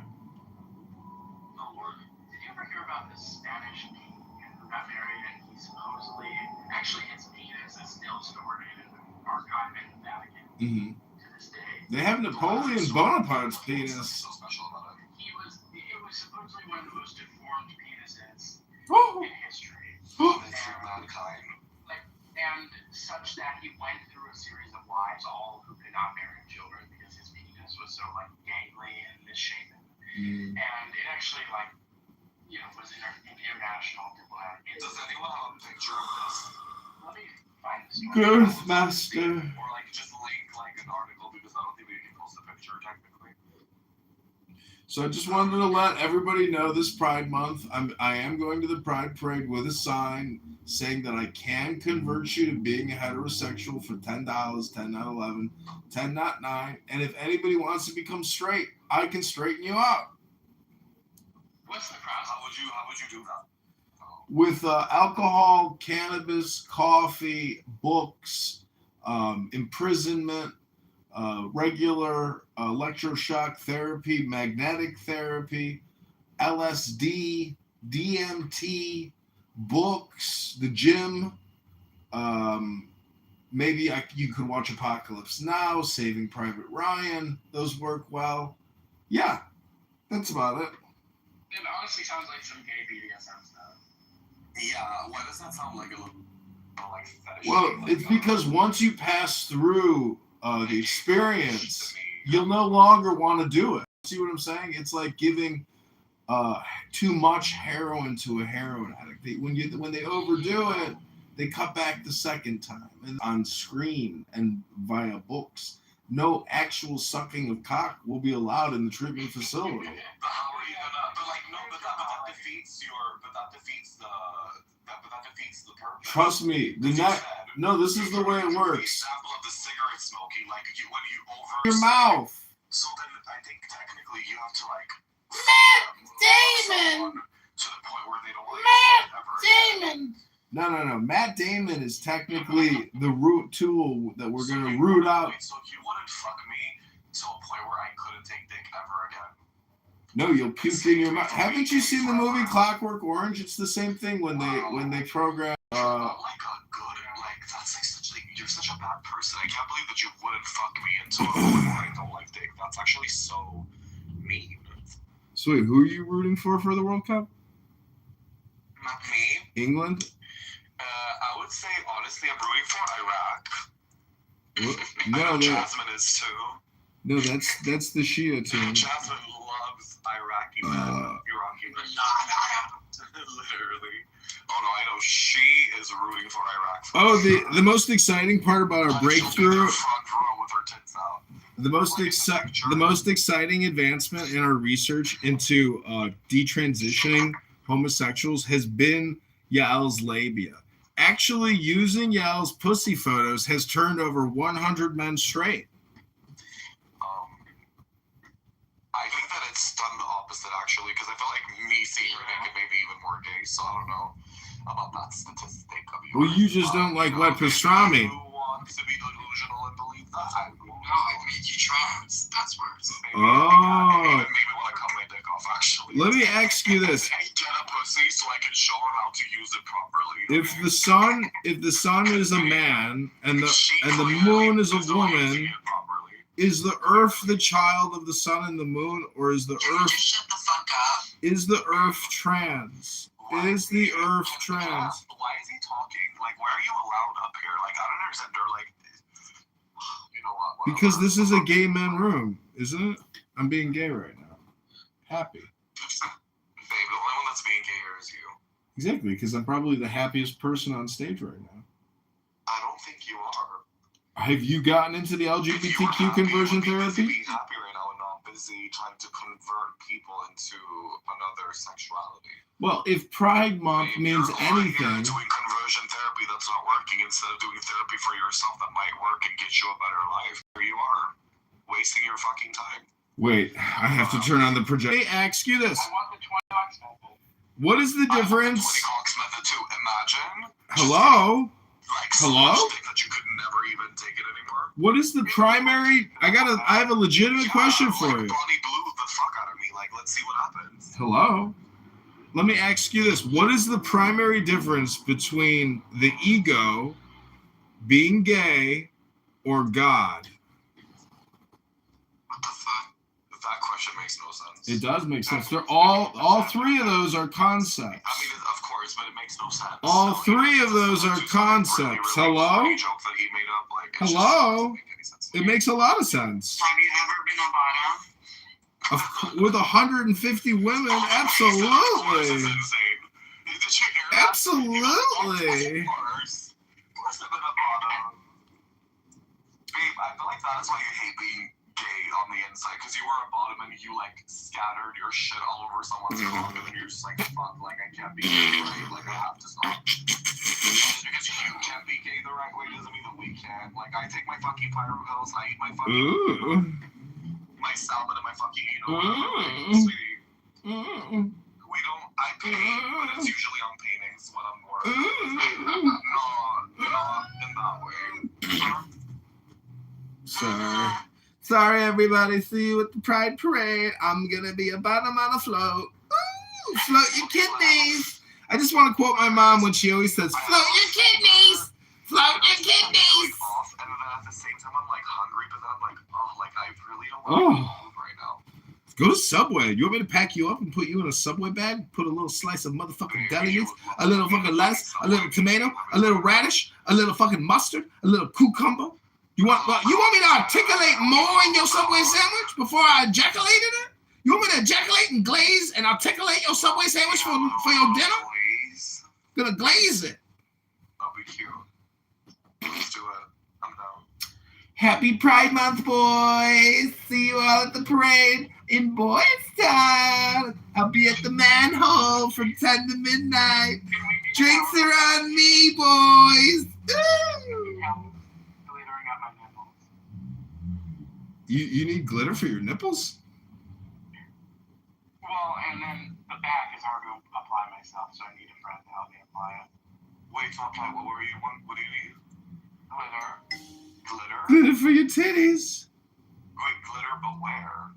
All over. On your body? Yeah. Don't forget to put Vaseline on your butthole before you apply the glitter glue. That's good advice. You're welcome.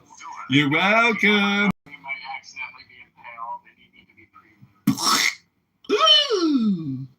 I didn't yeah, we had our own navy. I won't eat for a few days, so there's no risk. I won't eat for a few days. I love that. Babe, honestly, if you want to log the right way, just get fucking fiber pills. Like, this has changed my fucking life, let me tell you. The way I can eat my pasta dinners and everything, and nothing. So bad. It feels like there's a steel ball in my stomach. Not too bad, it's fun, though.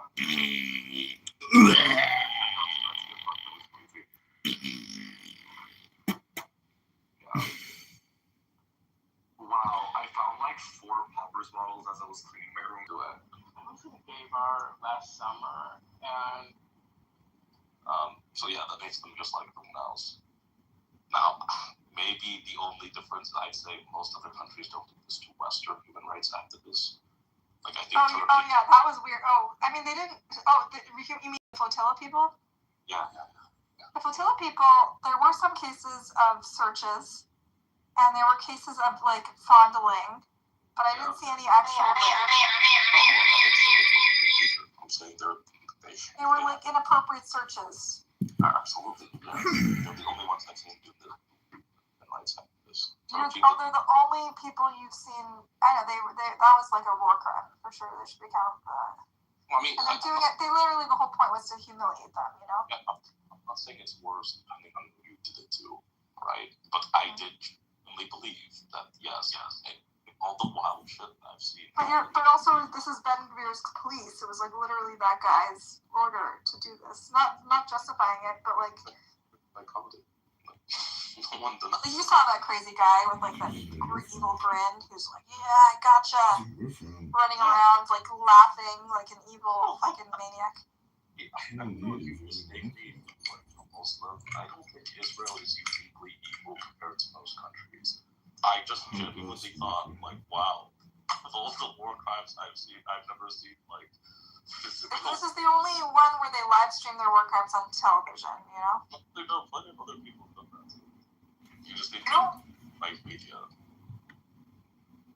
It's funny, like, how many people have such a distorted view about Israel. And the funny thing, the best thing is that, like, 99% of all people that talk all this shit about Israel have no idea until they actually, like, if they had a chance to actually go to Israel and actually experience Israel itself, I think they would have a very different view and perspective. Is this your Hasbara pitch or what? Yes, it is. But the thing is, you can also go to America and enjoy, human rights, but it does not justify whatever they do overseas. Oh, I agree. Listen, I don't agree with like the whole semantics and everything that's going on right now, but overall, before October 7th, anybody that had any idea about criticizing Israel and the people itself, complete different world from what other people think, and there are perspectives, like if you go to Israel, like complete different world. It's a complete different world from what you would actually think. Before October 7th, really on. No, I can't say anything. I can't attest anything that's happening now after October 7th. It's so fucking messy now. I mean, October 7th, it's buried Egyptian soldiers alive in the Sinai Desert. Yes, you would take like isolated incidents, but that overall things were there were periods of relative quiet where people went on, right? There are periods of quiet in the Soviet Union, Laos, China, like. You really lost a lot of credibility when you told me you've only seen one army in history ever rape prisoners. Zion, if you really believe that, you're like new to the world, my man. The word that you think you'll find. Annie, you're breaking up, Annie. He thought the Nazis didn't even rape prisoners, different male prisoners. Are you kidding me? You guys are He doesn't know fucking basic history. You guys were defining rape It's differently so than I am. fun to know more than Zion knows something. Did I really not tell you that, yes, I'm well aware that the Nazis castrated black people in the world? Like, I can I tell you but they about, also raped their prisoners. Can I tell you a testament to, like, what Vietnam is? Like, my dad was in Vietnam. Putting balls and stuff. No, I'm talking about literal dick and ass. Okay? So far, you've provided zero evidence of any dick and ass. Okay, but you haven't provided dick and ass. You claim to have seen a video, and a video was literally, if you had read the indictment that accompanied the video, it literally said he was penetrated by a metal rod. And you claim to have seen something that only showed an impression of something. when I see people thrusting and I hear someone got raped. There's no one thrusting that video. You saw a guy on the floor. That video. And you see people kicking him on the floor. You all saw the same video. Just FYI, like, just even from my father's when he was in Vietnam, I could tell you, attest to not only like did Americans like sodomize the Vietnamese, it was also the Vietnamese that also sodomized us as well too. So it goes tit for tat. It doesn't matter. Like that's just warfare. Disputing sodom. It's just warfare. I wouldn't go that far. It's like it's to minimize and to like morale, breaks down morale, like even people like POWs and all that. Like they would. I mean, they break their arms. Do you think it's justified? You think it's a good method of war? Val? Doesn't matter. They don't give a fuck. They're like, well, we're gonna have to put them in camps. They're like, well, we gotta fucking like make them feel like shit. We're gonna fucked up their psyche, and they would rape them. No one's disputing that. Yeah, they were electrocuted. I think Zion's just like innocent. You know, he doesn't understand. No, it happens everywhere. I'm saying he's so sweet. It's a tool. It's a tool. Zion, it's a tool in warfare. Even heterosexual males, they would sodomize other people just to make other men feel inferior. You need to understand this is a tool in warfare. And it's not whether or not they're actually attracted. It's to minimize and make them feel lesser than what they are. That's what warfare is. I think what Annie? I think that's that. He gets that it's not sexual. I think you talk good. All kinds of good. Like talking. Yes, Ollie, what's up? People have been castrating and I'll specifically dick and ass, dude. Literally, you brought no evidence of no dicks and ass. It's all they do these fights. It's a tool, like any other tool, to minimize and undermine your enemy. You keep saying this like I didn't hear you the first 10 times. Yeah, I understand that, but you need to understand these are the issues. These are the everyone's repeating themselves, but why do you keep saying dick and ass when you've provided no evidence of that? You guys keep arguing and correcting something I never said. Yes, I believe. You said that 4 times. But because you keep saying it. You keep saying you didn't know the Nazis sodomized people. Yeah, I know they electrocuted people's balls. I don't think more than that. No, they did not. Israelis, but they did the same type of sexual violence that literally the Israelis are doing. Yes, electrocuting people's balls and shoving balls. Yes. And that's what Israelis did. Okay, I thought the Israelis put literal dick into ass. Okay, but you were mistaken. The video that was leaked from the prosecutor of the army because of the State Taimon rape case with the 5 guards. Well, so in the indictment, it talks about and the medical records. It shows that a metal rod is inserted that did damage to his internal organs, right? But this guy, this pervert over here, thought that it was actual guys fucking him in the ass. I thought I saw the guy pumping. That's such a Christian nationalist view of things. Everything's fucking perverted. Everything's about gay sex. Why am I perverted for thinking that okay, this is good? Because you imagine dick in your ass. Nobody did. No, that was actually what they were doing. I've known since 2021 that the Israeli army electrocutes people's balls. So no, it's not that. I just believed this could be but I saw a video. What does that have to do with dick and because I saw a video about yeah, but you're just a pervert for thinking that. You're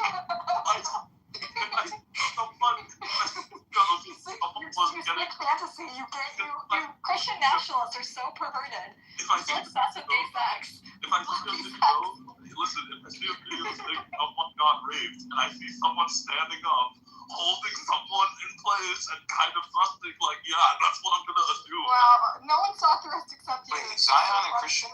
Isn't it funny that it was pornography for this guy, this Christian nationalist who hates gays? Wait, Zion is a Christian national? I'm not a Christian national. I'm just no, he's not. He's anti-Zion. He's a Catholic nationalist. He's a fundamentalist Catholic. He's a fundamentalist Catholic. He thinks we should ban pornography. What's your ethnicity? I'm Nigerian. You're Nigerian? You have no room to talk. I even think less of you now. What the fuck? Nigerian? Talk about what? Nigerian? Motherfucker. You got no room to talk. You lost all your credibility. Wait, for what? Be specific about. Be clear. No, I don't listen to anybody from Africa. Fuck out of here. That's really racist.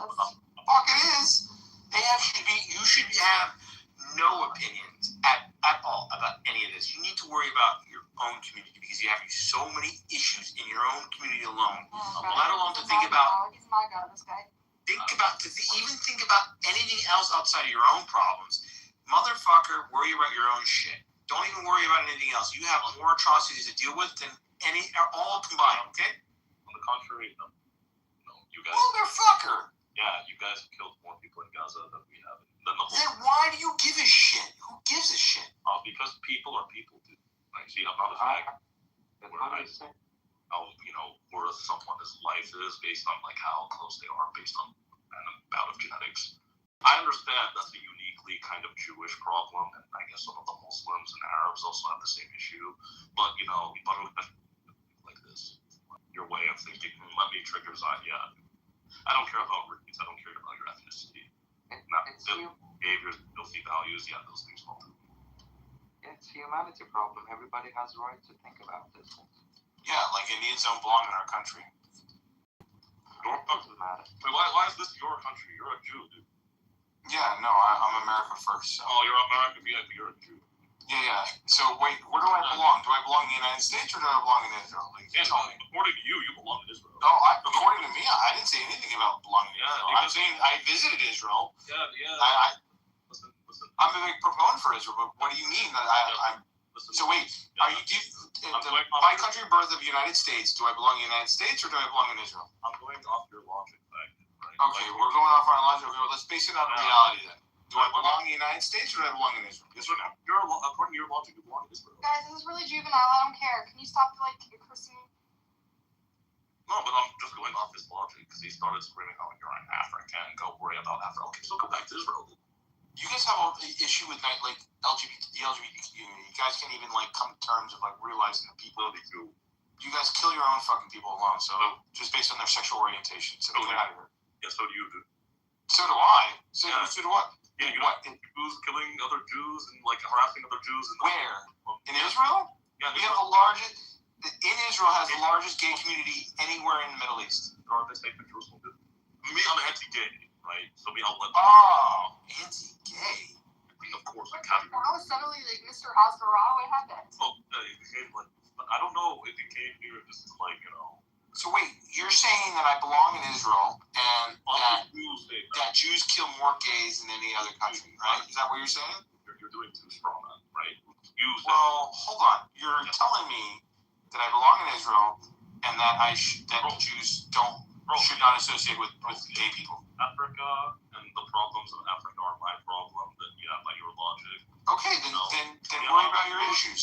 Why are you infecting your ideas and your opinions about the Middle East? You don't belong in the Middle East. You're African, my man. You're African. Stick with African issues. Don't worry about the Middle East. They could go back to you're Israeli. Go back to Jerusalem. I'm not Israeli. Yes, you are because you're a Jew. What makes me Israeli? What makes me not American? You're African. Where was I born? In Nigeria. No. This is like a really infantile conversation. Okay, so wait, hold on. Based on your logic, you're American, right? Yes. Okay, so then why are you still intervening with opinions and ideals pertaining to Israel? The same way you as an American are doing the exact same. Okay, well, I didn't say I was a proponent of Israel, right? I was just saying. But intervening on topics concerning Israel, and yes, this whole thing is childish, juvenile, and you're wasting my time. And you're wasting everyone else's time. Not really. Yeah. It's an open forum, right? Yeah, but you're not adding much to it. Yeah, well, it's also an open question for every humanity living on planet Earth, so everybody can have an opinion about it. Exactly. Right. So, based on the pretense of being American, I mean, I have a right to an opinion and. Okay, so I have to disseminate any kind of information I have, right? Okay. So then. You're still talking. I just don't understand why do we want to worry about them and you have no skin in the game. So like why worry about any of these issues? You're American person. Well, hold on here, but why are you No, you're not America first. You just said we're America first 5 seconds. Hold on. Well, I'm asking you a question here. Why interject into something that you have no ties to? That's the question. I'm humanity first, right? Because I'm Catholic. right? So okay, why not worry about the environment? Why not worry about your own country? Why not worry about the plights and the issues in Yemen? Why Israel? People can walk and talk and chew gum at the same time. Right. But like, in why? fairness, Zionism interested in a lot of different They're just wasting time with like this whole like. Do you know each other? Is this the first time we're meeting? No, I don't really know. No, I know Zion. I know him because he comes into my rooms with the fucking Clubhouse glitch, and he ruins it because Oh, it's gone. Well, no, it's fun. It's fun to see everybody scatter and like have problems. Why are you just shouting racist shit at him? Weird. Me? Yeah. No, it doesn't bother me as much as it's a waste of time. It's just really. I mean, it's the nature of Clubhouse. It's fun, right? Okay. As long as you enjoy it, you're both having fun. I don't care. No, I'm really not. My time is being wasted. Well, that's. I mean, autism's a hell of a drug. I got to tell you. You would know very well. Well, what flavor autism do you have? None. Oh, my man, come on. You definitely have neurodivergent, for sure. My man, I assure you, I'm completely normal. Now, you, on the other hand, I can tell are mentally fried. Like, on a level that doesn't, like, make sense. What makes you the DSM-5 expert? Me? Are you a psychologist? No. No? Are you? Maybe. Yeah. No. Now, my uncle is a psychiatrist, right? So, we can start there. Yeah. Okay. What kind of drugs do you take? None. Are you on any antipsychotics? No. Steroids? The fact you like obsess over these things, right? Like most people on Clubhouse, you are 100% projecting. Okay. Now, given the circles I've seen you like. Am I? Oh, well, absolutely do. But how do you know if I'm projecting? No, I have no idea. I'm just making a guess. Based on the circles that you're in, the weird. But you're making generalizations then. You could have called me anything. It's definitely projecting. Yeah, exactly. You could have called me anything under the sun. Said, oh, I'm an idiot, I'm a racist. Every accusation is an admission. Yeah, exactly. You went straight to drugs. Subjective. That's very subjective. Yeah, but it usually tends to be correct. And very nuanced. Now, I'm a narcissist, right? So I think you're dumb. I also farted. That would make... Okay. I didn't jump to, you do drugs. You jump to drugs because 100% you're probably like suffering. So you have NPD then? I have what? You have narcissistic personality disorder. Yeah, and you see the fact. So you have problems with structure and authority then, right? Well, that makes sense. Do you beat your girlfriends? Yeah, no, the fact that you research. Like, do you beat them? Still speaking, right? And each time you interrupt, it just shows. How's your relationships with your girlfriends? Yeah, well, like, the fact that you went so deep into all this, like, mental health stuff, and you're, like, asking how's your relationship with your, like. So how do you cope with a person with narcissism? And you want to avoid my question so badly. So which girl hurt you today? Or how many, rather? This is really how is your guys? You should just get a room. My ex-fiance, but that's besides the point. Okay, yeah, you see, your ex-fiance. I would like to say I want to know how she did, but truth be told, I don't really care. Like, it just. Do you have any friends actually? Like, just okay. Yes, I know. Do they know that you're diagnosed as a narcissist? I really don't think. But to be honest, I don't care whether you do or don't. Right? Well, seems like you do. No, I really don't. I'm not asking you about your. So. What is this conversation, man? This is what happens when mentally broken people feel like some weird need of like, it's what happens when you come here to troll, but you're mentally broken, and then you like realize the troll isn't working. What if I'm bored? Yeah, I don't believe you're a Nigerian then. That's true, he is Nigerian. Oh no, I mean, you know what? I'm kidding. You're like first gen, right? Well, every Nigerian I know has like doctors in the family, so. Wow. His parents are doctors. What was a psychiatrist? So what are you now? Are you a scientist? I'm a quant, dude. Are you an engineer? He's like a professional black. Are you in finance? Yes, white supremacist. Oh, nice. A financial engineer, too. A financial engineer? Is that a thing, actually? Yeah, called a quant. I mean, is that a quantitative analyst people? Yeah, I know what a quant is, my man. Okay, so then why are you asking who is that? I'm just curious and trying to understand the. Okay, if you know what I'm just like asking, I'm just trying to make sure.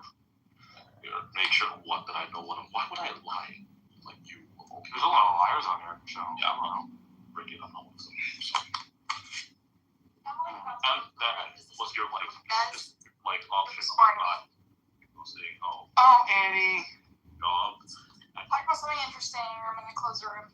No, but before you do, now I understand this was like your last one. We would have seen.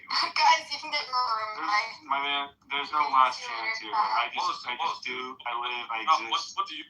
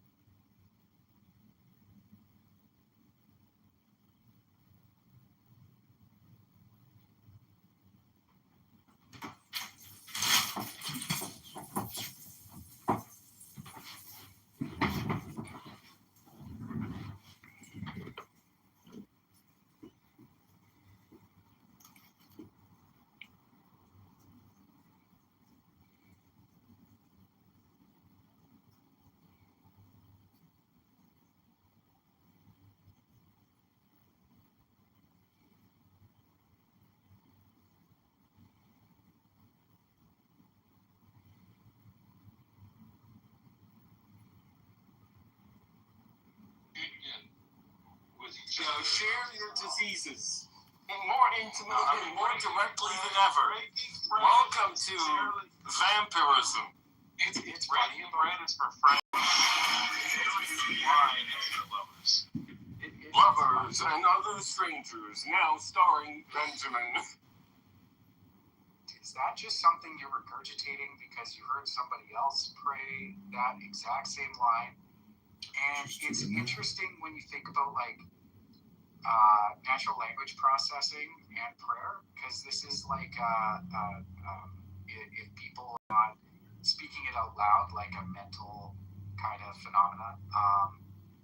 Now, what's interesting is just how frequently people who are new to the faith, their prayer is just regurgitated what they hear other people say, and that blood of Jesus one is one of the most regurgitated ones. And it's like, yeah, are people really have their heart and mind and soul immersed in prayer? So yeah, kudos with the blood of Jesus quote. But anyways, academia. A lot of people who thrive in academia just regurgitate information. They just do the same thing, repeat and copy and memorize. What Io does is actually much more profound. It's actually like he's able to make abstractions that from his knowledge base that other people that might have PhDs or postdocs just can't do. And I think that comes from like probably a combination between, like, and I'll incorporate the spiritual here, but I would say possibly a combination between like physical, able to process our sensory information and our thoughts and our reasoning and all that other stuff. So like I would say that some people have strengthened their neural networks to a point where IO has, but also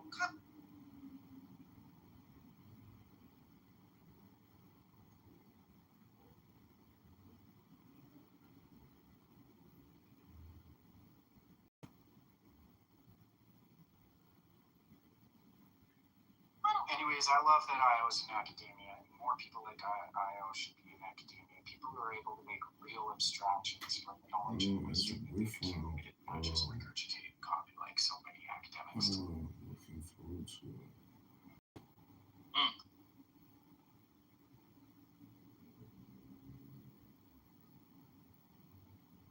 I gotta believe it.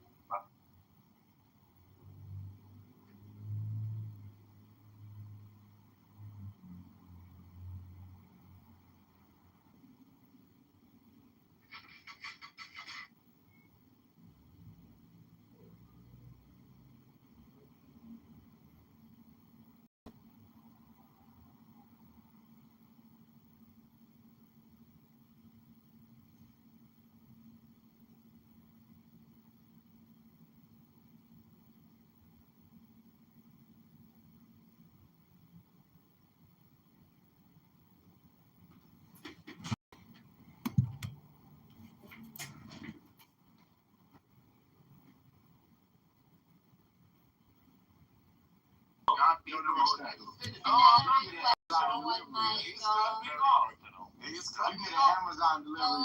You recognize that he cut me off, Go-Go? Go-Go dancer? You ain't recognize that he cut me off, Go-Go dancer? You can get some too. Don't let your 14-year-old go cowboy. Yeah, look. I know. I'm fighting the wild vermin right now. Enter the Oregon Trail.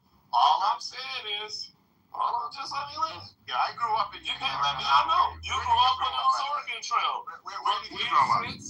We have water better than beer. You know what I'm saying? Where did you grow up? So it's all good. Maybe you don't remember. And the real society. Did they try to somebody? Your point, and then I'm trying to.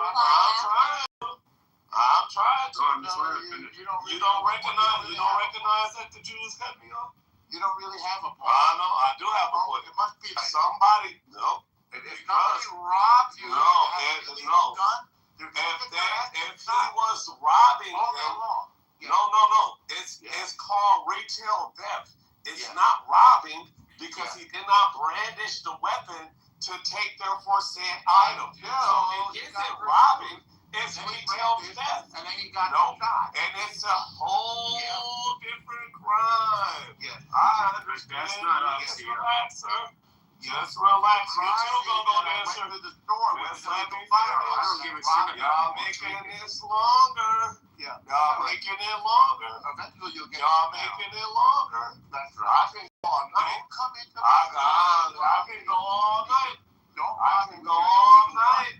I can go all night. Do you agree? I can go all night. Don't come into my I store can and just rob stop, Norm. with your illegal Just gun. stop, Do we Norm. agree? Do we agree? Just stop, Norm. We don't agree? We don't You want to agree. rob me with your illegal firearm? No, because No? he did not push. He did not therefore say brandish. He did not say what? When they were on the what said crime is? during their pursuit. It's retail theft. Okay, so Okay, so the pursuit was not supposed to happen, Normal. No. This ain't the Wild Wild West days, Normal. That's my point. You think that you should be able to pursue somebody for retail theft? Because I can show you 10 articles. The problem is People not the getting pursuit. shot. The problem is Actually, we done had somebody get killed at Walgreens, at CVS, for pursuing, somebody that committed what? Retail theft. Right. Retail theft. Unfortunately, the Retail theft. I wasn't a retail theft. Retail theft. You've been done. Retail theft. You can try to justify Retail theft. but you couldn't And stop. I've had insurance. Because Yeah, I know. You couldn't manage. I know. You can't handle your business. Owned it.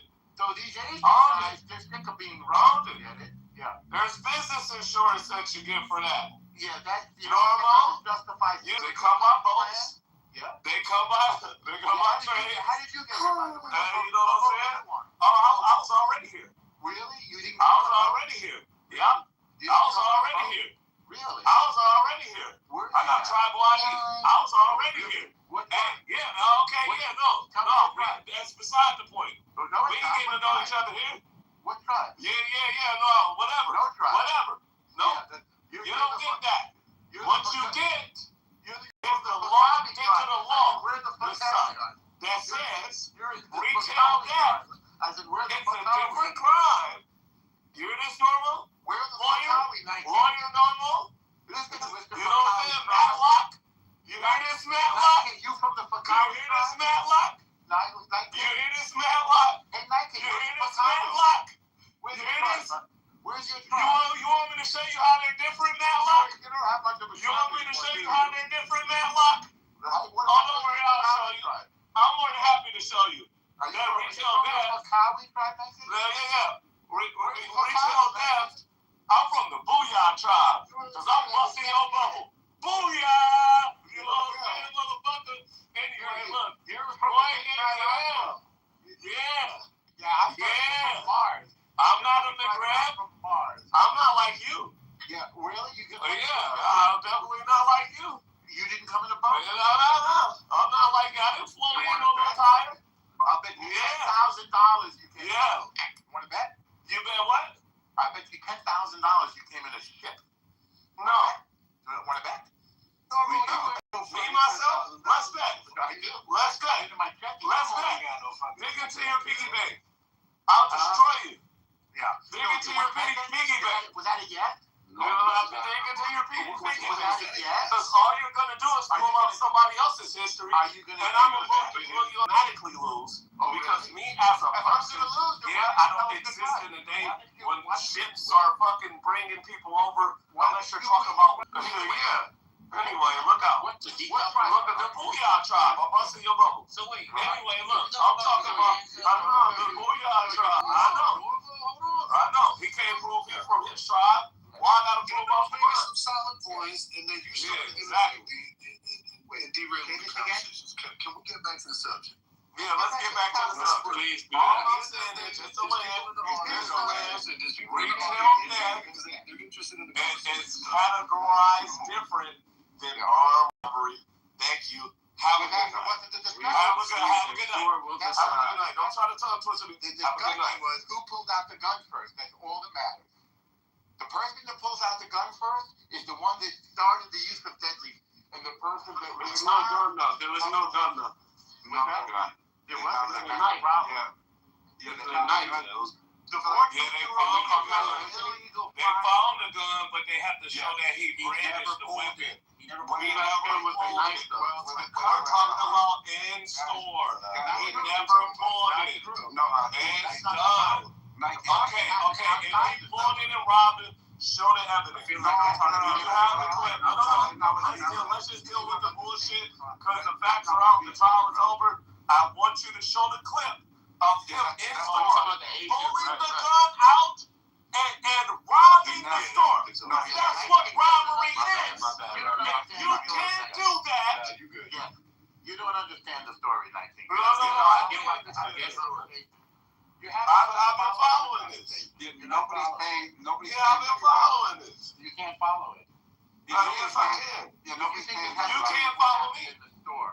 You can't follow me?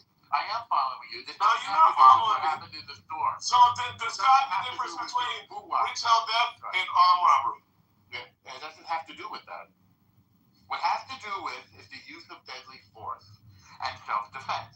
So who gets charged with the illegal gun and who gets the defense of self-defense? And there are 5 elements for self-defense in the state where they are.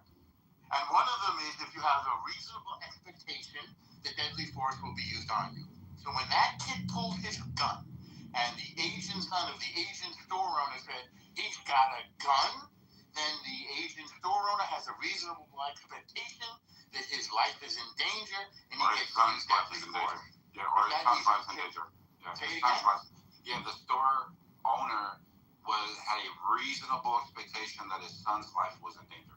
There you go.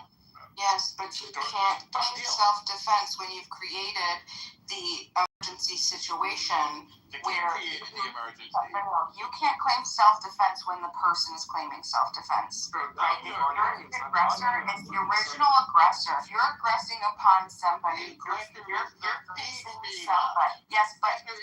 You keep saying that. We know that he didn't do that. So I listened to hours and hours of this trial. Apparently, Wick is a professor of some, tech. And so, I'm going to explain. And so is the son. So they have a highly sophisticated tech system of identity. They have racial, what is it called? Facial recognition software that they use inside of the store. They have over 25 cameras, 25 different angles, and they're able to very clearly get facial pictures of people to the point where facial images to identify facial features from multiple angles, from over 25 different angles, that they can upload it into a system, and they have an entire system behind the counter, and you can see this. It shows during the trial. They show it. It's an entire dedicated program where the only thing that it does is recognize facial features for people that are coming in. It does facial features. Well, okay. So my point is it was so clear that not only can they use that. My point was just to express the power of the high power. The high power of the technology. I'm explaining the high power technology that they use of the different angles, that they verified that he did not take anything. He took out 4 water bottles from multiple angles. He took out 4 water bottles, and then he put all 4 water bottles back. Why did they pursue?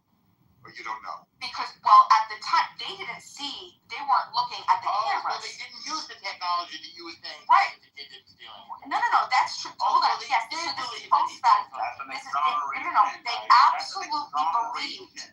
Hold on. Can I explain? They absolutely believed believed at the time that he stole. They weren't using the software.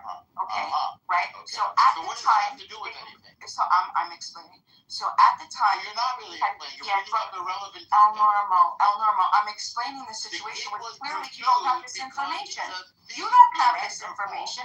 No, false. He did not have anything, and all of the angles, over 25 angles, prove that he did not steal anything. But that's not relevant, by your own admission. They didn't see anything on the cameras for them to be like, hey, he breached the The only reason that it's relevant is because that then gives the you then have an understanding of what they have the power to do. If they're not certain with 100%, so they only had suspicion. They had suspicion that he had stolen. When he had gone to the front, right? So he walked in the store.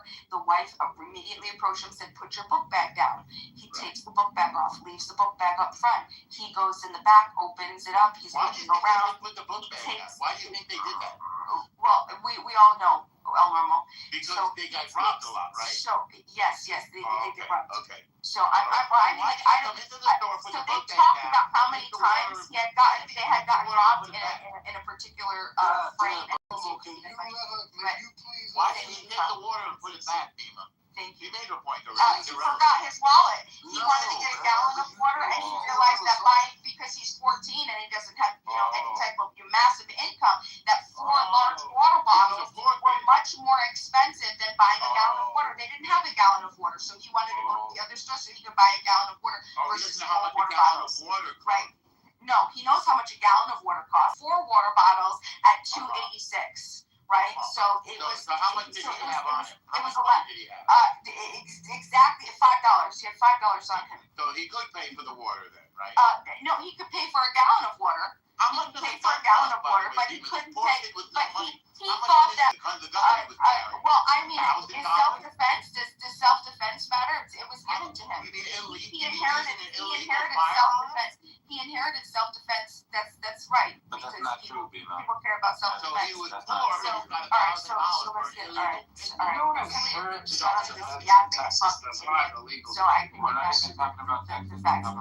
Yes, thank you. Please. But I mean, but proportionality is a requirement, like for self-defense in South Carolina. So, like him having a gun versus some of this that's not harm. Like obviously, like he doesn't have that, right? Is that in South Carolina or Texas? South Carolina. Okay. So he had gone. He put the 4 water bottles back. He took 4 out, put 4 back. He walked to the front. He grabbed his book bag. Alice, the wife, said, "Hey, what do you got in your pockets?" He said, "I don't have anything in my pocket." She goes, "Yeah, you do. What do you got in your pockets?" He took his pockets and he shook them. Maybe it was the gun. He says, "I don't have exactly." He says, "I don't have anything in my pockets." So he brought an illegal gun into the store. That's a crime right there, you know. I mean, like people, it's a crime because it went to people. It's a supposed, right? It's an against the norm because a group of people decided. Against the norm or right. A more. It's a norm, a moral norm. Well, that's what the law is. It's when a group of people come together and decide, hey, this is what we're going to allow other people in our community to do, right? And we're going to make a consequence when people don't follow that. So that doesn't necessarily mean that that's moral or not moral. It just means that it's illegal. Hold on. So it just means that it's illegal. It doesn't mean that it's not moral to not be able to have this. Being judged by the justice system, morality doesn't enter into the equation. So all laws are based on moral behavior. The reason that we have I'm not saying that. I'm saying the process will not be because we've decided what is good and bad. So he has an ability. I'm saying that so even though it's against the law, against it's what a group of people said that you can't do, right? It's against the law, but it doesn't make it immoral. You still have the right to self-defense no matter how old you are. And but he didn't commit any. He didn't hurt another person or person's property. Okay, but he didn't harm. But hold on, he did. But that's not harming anybody. A lot of people will. Well, guess what? Rick has a firearm on him. He had a .45 caliber, right? So okay. So why did Rick defend himself? But this young man doesn't have the ability to defend himself in a neighborhood which we have said. Well, Well, you mentioned it. All those people that are committing crimes. What He's people? up against, and he's all the people that are going into the store. You said, how many times does he get robbed? Yeah. How many times does he get robbed? So obviously they're in a bad neighborhood, right, Norm? So if they're in a bad neighborhood, would that young So again, you're still talking about law versus morality. Yeah, but law and morality are two different things. You always have that kid is dead because he had agency, and he knew that he wasn't, because he had a better idea to not shoot. He knew that it wasn't a good idea to shoot. He was still doing his life. But no, do you know what he should have done? He should have pulled out a gun and he should have fucking popped Rick right in the fucking face. That's what he should have done. And then he would be alive. No, because it's self-defense. It's self-defense. Just like all the Palestinians should go over there and pop every IDF. Every fucking IDF, they should all get popped right in the fucking face. Every single one of them that have gone over and have harmed Palestinians, they'd all get right in the eyes. They need to be taken the fuck out of correction, principles, I'm passionate about self-defense.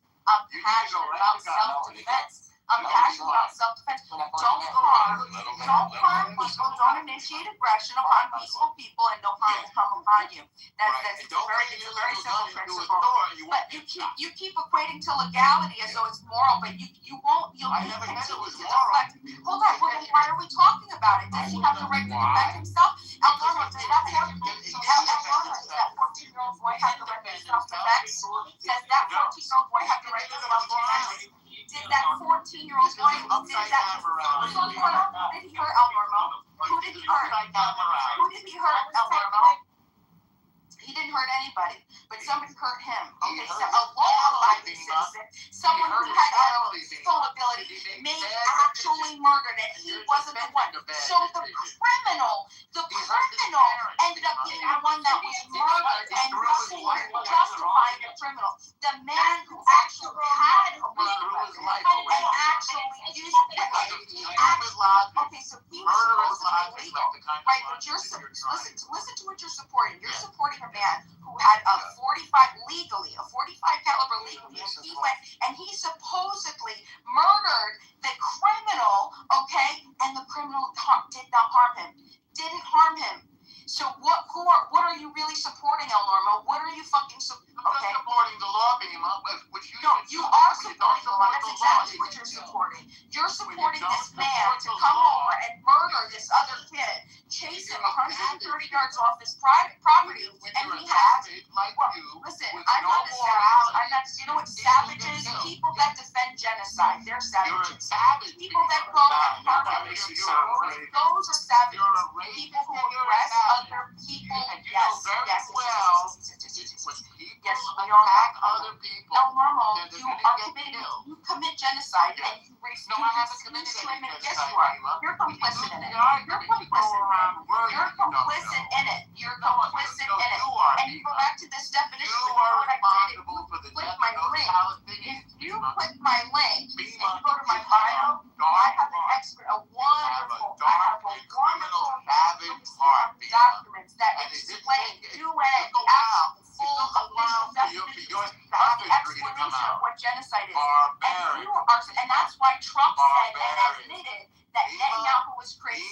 That's why Trump admitted that everybody hates Israel because of Netanyahu. And this is the man that you're supporting. Netanyahu is crazy. Trump admitted it. He said you're fucking crazy. Everybody hates you now because you're immoral, because you're a genocide, fucking dictating, murderous, rampage tyrant. And a shameful fall upon you. Yeah, exactly. So what do you think about it? So what do you think about what? By claiming self-defense? By claiming self-defense? You're the one who's defending tens of murders. Have you noticed that? Have you noticed that you're constantly taking the position of those who are murdering other people? At every time we have these scenarios, you're the one who's defending the murders. We're not defending murderers. You're defending the murderers. You're defending murderers. You defend murder. You say that it's legal and it's lawful. Have they been charged with murder or have they been charged with manslaughter? I don't We're talking about the South Carolina. He was with murder. Second degree, first degree. I guess in South Carolina it's only murder. I don't think that that there was a illegal gun came into his store. He pursued him, and the kid pulled out the gun and the guy shot him. And, yeah, because he was claiming self-defense. At what point, El Normo, did that 14-year-old? Let me ask you. What was he defending against? Let me ask you. What was he defending against? Two men, one with a gun was chasing him. Did he know the guy had a gun? How would he know the guy had a gun? Andy said it. Andy said. That was like 2 miles down where I live. He pulled out a gun when my dad pulled his. He pulled out a gun when my dad pulled his. No. El Normo, that is direct from Andy. That is the exact quote from him. It's not the story that you. That's not the story that you. That's not the story that you want to accept. You don't like truth. That's not a lie. That is a direct quote. That is a direct quote that anybody. Here, do you want me to play it? I'm gonna play it with Andy's voice. Let me go grab it. Let me go play it. Let me go grab it and I'll play it over here so we can hear Andy's voice saying, I quote, he pulled out a gun when my dad pulled out his. Hold on. All right, we'll see, El Normo. I'm going to get that quote, El Normo, and I'm about to play it. And we're going to listen to it. We're going to listen to it. You're not going to talk about it. And so then what are you going to say? What are you going to say? That kid's death is on your hands, and you have a dark What heart. are you going to say when I play? You have a dark, savage, murderous, barbaric heart, Bima. Let me get this and out. it's not going to work. All It's not going to work in this society. Deflect. You're not going to talk your way out of this lack of morality. All you want. Sorry, I'm going to Bima. get the clip. I'm going to get the clip and we're going to play it. And you justify genocide, you justify racism, and you call it justice, and it won't fly. I'm going to get the clip, and we're going to hear Andy himself, the son who was there saying, when my dad pulled his. Bima, you're not going to talk your way out of this. Just repeating yourself is not going to exonerate you. You're being exposed for a lack of morality and lawlessness. And lawlessness gets people killed. We're a nation of laws. If you don't obey them, you're going to be held accountable. You're going to pay the price. And this is what happened. And if you don't like it, you can advocate changing the law. But if you go and flaunt the law and you bring illegal guns into a store and you rob a guy who's trying to make a living over and over and over again, and he's had enough, and he finally says, yeah, I'm not going to take it anymore, and pursues the thief, then the person who's been robbing him gets what's coming to him. And that is your problem. You have more empathy. That's not a problem. That's a solution. It's called a solution to lawlessness. Pro tip. It doesn't matter if there was a victim. Here's a pro tip. Don't break the law and you won't get into this problem. Okay, so there was a case very similar to this in Texas. Somebody stole a guy's TV, and the guy had the right to defend and shoot the guy in his home, but he pursued the guy and shot him in the back. And the state is as quaint with its laws as we are. That guy's now in Huntsville. Because he pursued and shot the guy. So, I don't know what South Carolina's law has to say about that. No, slightly more litigious. I don't see how shooting someone in the back could be self-defense. I don't see how that could be the case, but I guess it is legal. No. It happened, and the guy who claimed self-defense for shooting him in the back is now in prison. Yeah, right? I know. Because you didn't have the right to pursue. Yeah, I know it's happened. I know people can shoot people in the back, but I just don't see how that could be something that's like justifiable. I don't understand. In most states, it's not. As I said, in Texas, as liberal as we are with our self-defense laws, that behavior is illegal and lands you in a state jail felony up in our big prison in Huntsville. The store owner testified that the kid pointed a gun at his unarmed son. Case closed. The jury heard the evidence and they rendered their verdict. I recommend that you appeal if you disagree, Bima. I'm sorry that the facts disagree with your made-up story. Your perverse, immoral, defend the criminal story, defend the barbarian who goes. If the jury already rendered its verdict, then what's up with the discussion? No, it's just like post, right? And I think what's important here is is that I was hoping that Bima could kind of like look at what the jury's saying with the father's like vantage point and it being different from the son's vantage point, right? So like if you're able to look at it through that type of a lens, you can make a case on like why the jury came down with the verdict that it did. You know, but if the wasn't there and it was a 1v1, maybe Bima has a better case, right?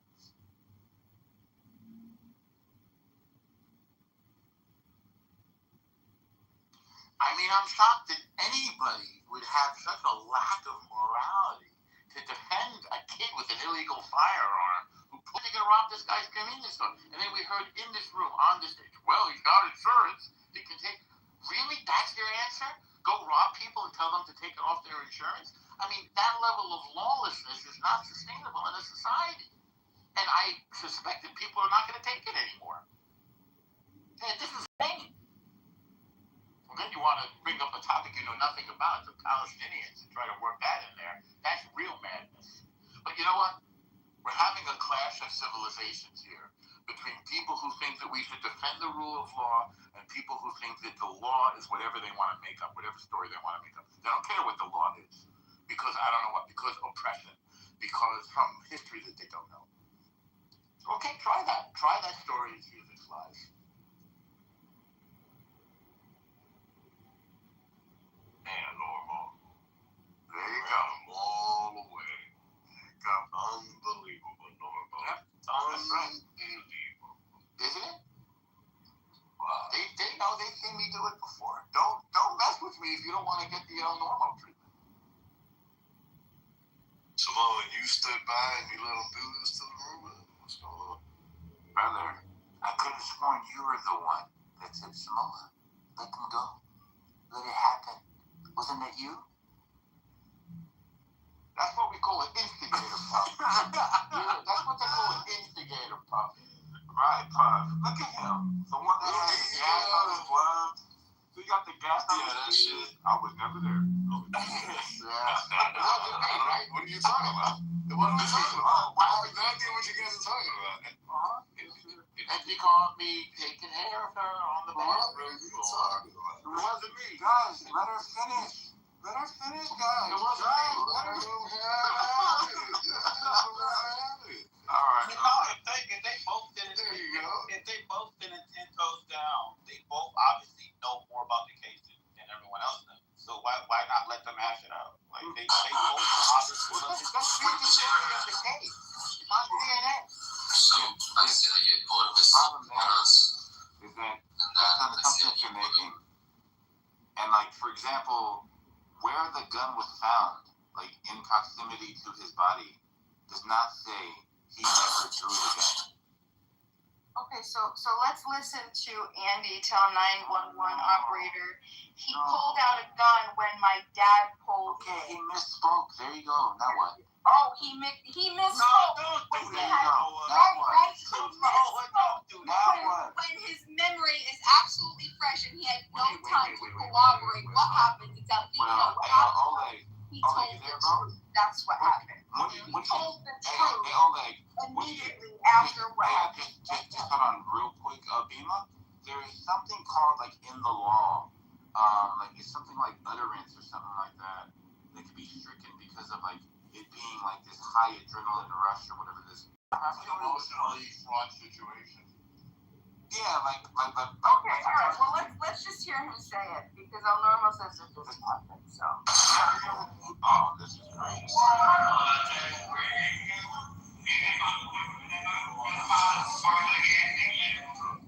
You have to listen. If I were you, I would not go into the laws of profession. You're not doing very well right now. If you're talking, you can't hear it. No, talking. That was very clear.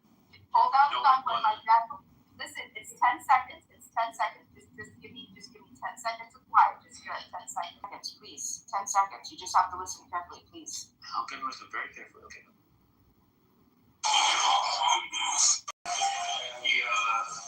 He pulled out a gun when my dad pulled it. That's not what I heard.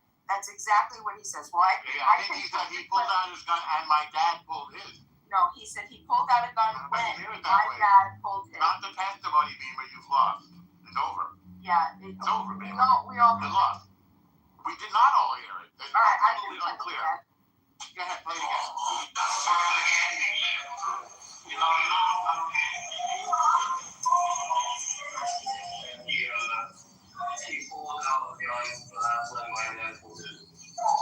He pulled out a gun when my dad pulled No, you're lying. And that's when my dad pulled out his gun. pulled out a gun when my dad pulled it. No, and He added words.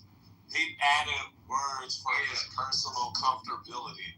And that's when the fight again. Can you play just one more time? Turn it down a little bit, Nima. Turn it down a little bit. I can't believe you, baby.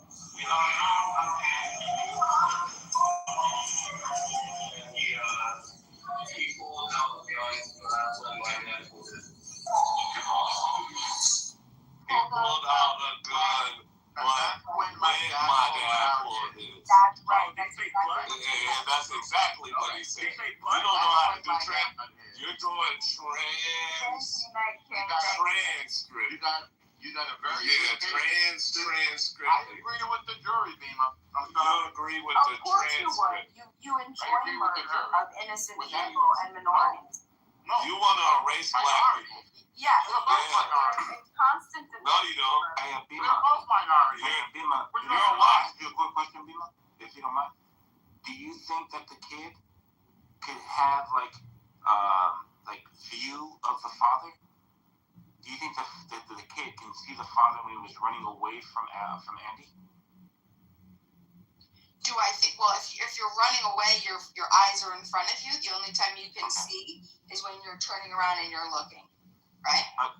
So my question is, like, is your point that maybe the kid was pulling the gun out because he's seen the father's gun? What do you mean? It's my point that the kid pulled out the gun when the father pulled his. Like, let's say the kid sees the father without knowing that the father had a gun. Well, I think honestly, either way, it doesn't matter for me. The first one matters a lot. The second is strong. Yeah, I think it's stronger if there was a case that was being made that the kid only pulled out the gun when he's seen Rick pull out a gun.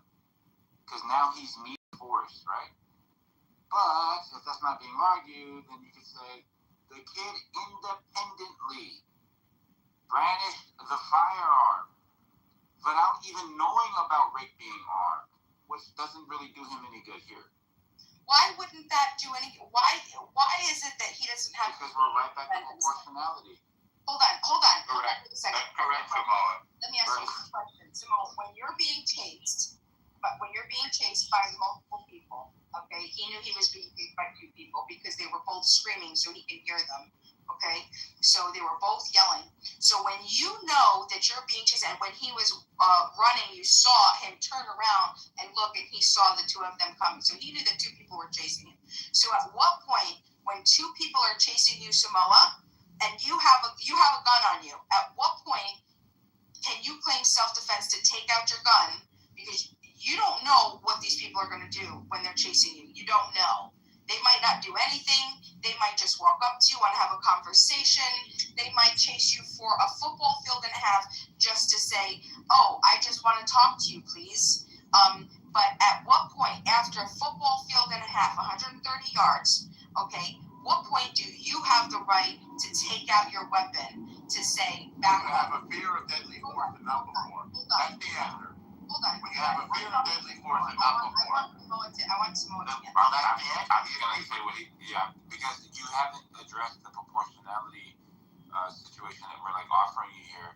And when Norm says, when you are able to observe deadly force or the potential of it and not a second beforehand, is my answer as well. That's correct.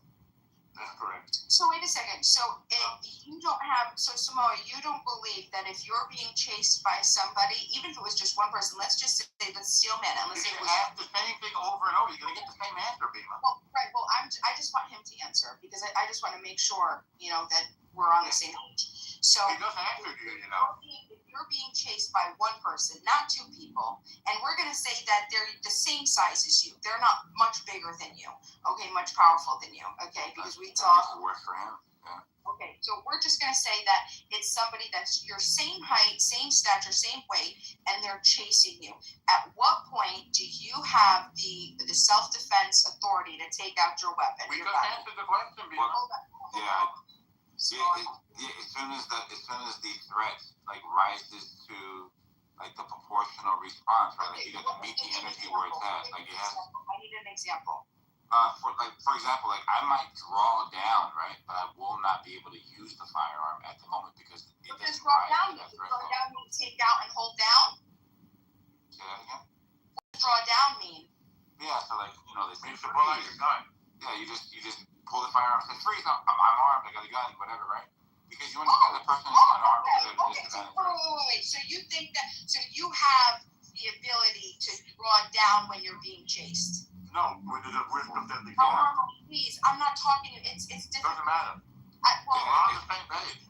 El Normal. I just want to hear from Simone because you're answering, he's answering. Just please. It's all the same answer. You're not going to get a different answer. I'm asking, would you just be respectful and just let me talk to Simone? You're so respectful? Give me a break. El Normal, you're always the one interrupting. You're the reason that every company is destroyed because you do this. I'm so sorry. You do this. And I'm asking you, and when we are play and we say, hey, look, just give me an opportunity to talk. You always argue for the criminal murderer genocide. El Normal, are you going to? So you're not going to respect? Okay. Let's just finish this real quick. Where we won't allow. Let's just finish this. No, I can't. Because I have a bunch of questions. I have about 3 or 4 questions, and I'd like to have a good conversation with you. Look, we can do it right here. The only thing I'm pointing out is clearly, right? I would be able to pull the firearm out and basically tell this person to back the hell off. It's a warning, right? But I'm not justified in firing the firearm, right? Because like the potential threat doesn't actually like meet that threshold for me to be able to fire the firearm. Okay. The problem here is the third vantage point where the father perceives this brandishing of a firearm, and he doesn't know. He just knows that, bro, I don't know the motivation of this guy. I gotta neutralize this now before my son's dead. And that's why decoupling the two, the son and the father, was so important for the defense. And they ultimately won, right? So.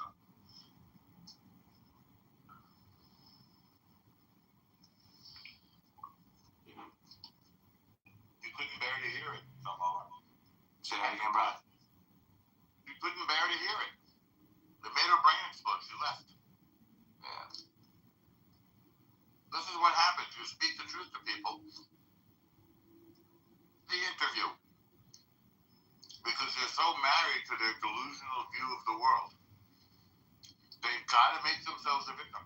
You got all kinds of minority groups. Black folks are minorities. Asian folks are minorities. Jews are minorities. Narratives are like the kid is the victim here. Okay, they tried it, but it didn't fly. And, everybody's racist. The jury's racist, the judge is racist, the prosecutor's racist, the Asian folks are racist, the Jews are racist, and this kid is innocent. Not gonna fly. Yeah, I'm looking at this Carmelo Anthony case, and obviously, right? It's like we know both sides of the argument. Most likely, like what the defense is going to argue. Like my job, especially like when I look into these types of things, is what's their best argument, and can you make it as convincing as possible? Are you an attorney when you say it's your job, or you just mean as a citizen? As a citizen, as a well-read person to. No, a foreign citizen. Yeah. But I think the country slid into delusion for a number of years under the previous administration leadership, and frankly, under the legacy media, under our institutions of learning, like our universities. It slid into this delusional view of the world. And folks like me were getting a wake-up call. It's like, whoa, we're not buying that bill of goods anymore. Don't come into the store with a gun and rob me. That's that's not American. And I think it's very hard to hear. Like a lot of this stuff makes sense. You can't just assume that this is a motivation. If that's the case, people will get whatever the hell they want. Well, that's why when they said you can't include or exclude somebody based on their race, and she argued, well, they're lying. Well, you want to make a legal argument based on lies? You're going to take lies into the legal system and try to say, well, they did it, but they just lied about it. That's not a real argument. It just won't fly anymore, you know? No, and it's not. It just depends on what the audience, what type of audience you have. A lot of people like to kind of fall into that. But amen. There's a clash of perspectives now in this country.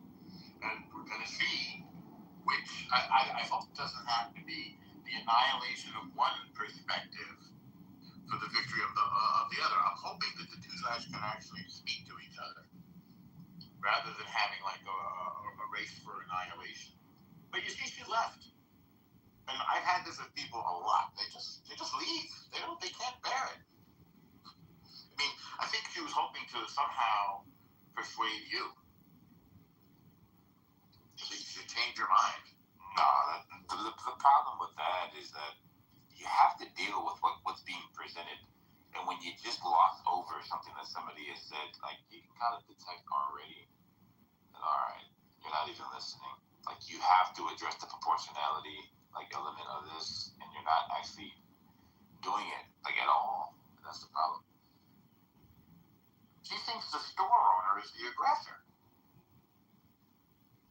Yeah, because they're hinging on the chase, like, 100, like, that's why you asked the question, like, what does that have to do with it, the 130 yards?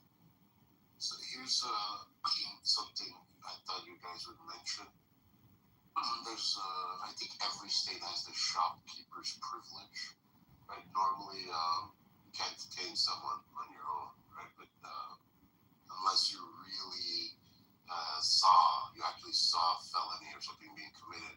But a shopkeeper could detain you for, let's say, a misdemeanor, I believe even.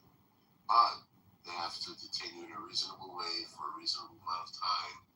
So I think the whole running after them kind of breaks away from that shopkeeper's privilege doctrine. But you mean it's consistent with it, or it exceeds it?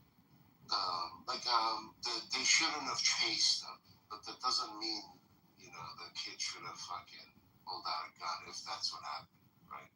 So it's just there's an act of fluid situation. By the way, those Asian guys, they don't fool around, right? They're in a tough neighborhood. They're trying to scratch out a living for themselves and their family.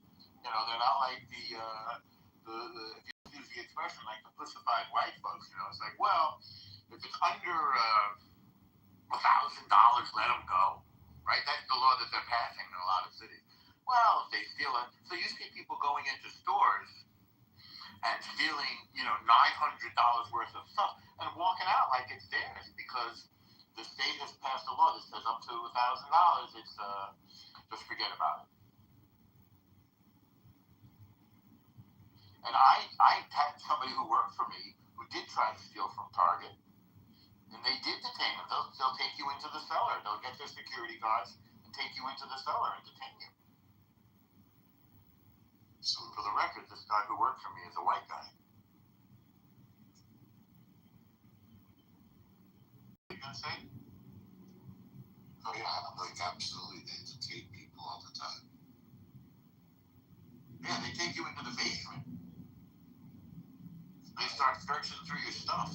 Best Buy will press charges even if you steal like a Powerade. They're really strict with it. Well, that's where the Asian guys are coming from. It's tragic that this boy lost his life beyond description. But somebody should be raising this kid and not letting him run around with a gun. And then for Beamer to say that he had that gun to defend himself is unbelievable. Like, where is that argument coming from?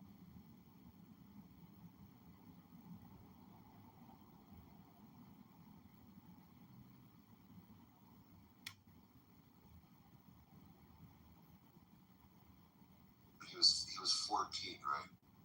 14. That's crazy. Yeah, I'm looking at the statute now, right? So, like, the shopkeeper's privilege? yeah, so it does have the shopkeeper thing where it says that they get detained for reasonable amount of time.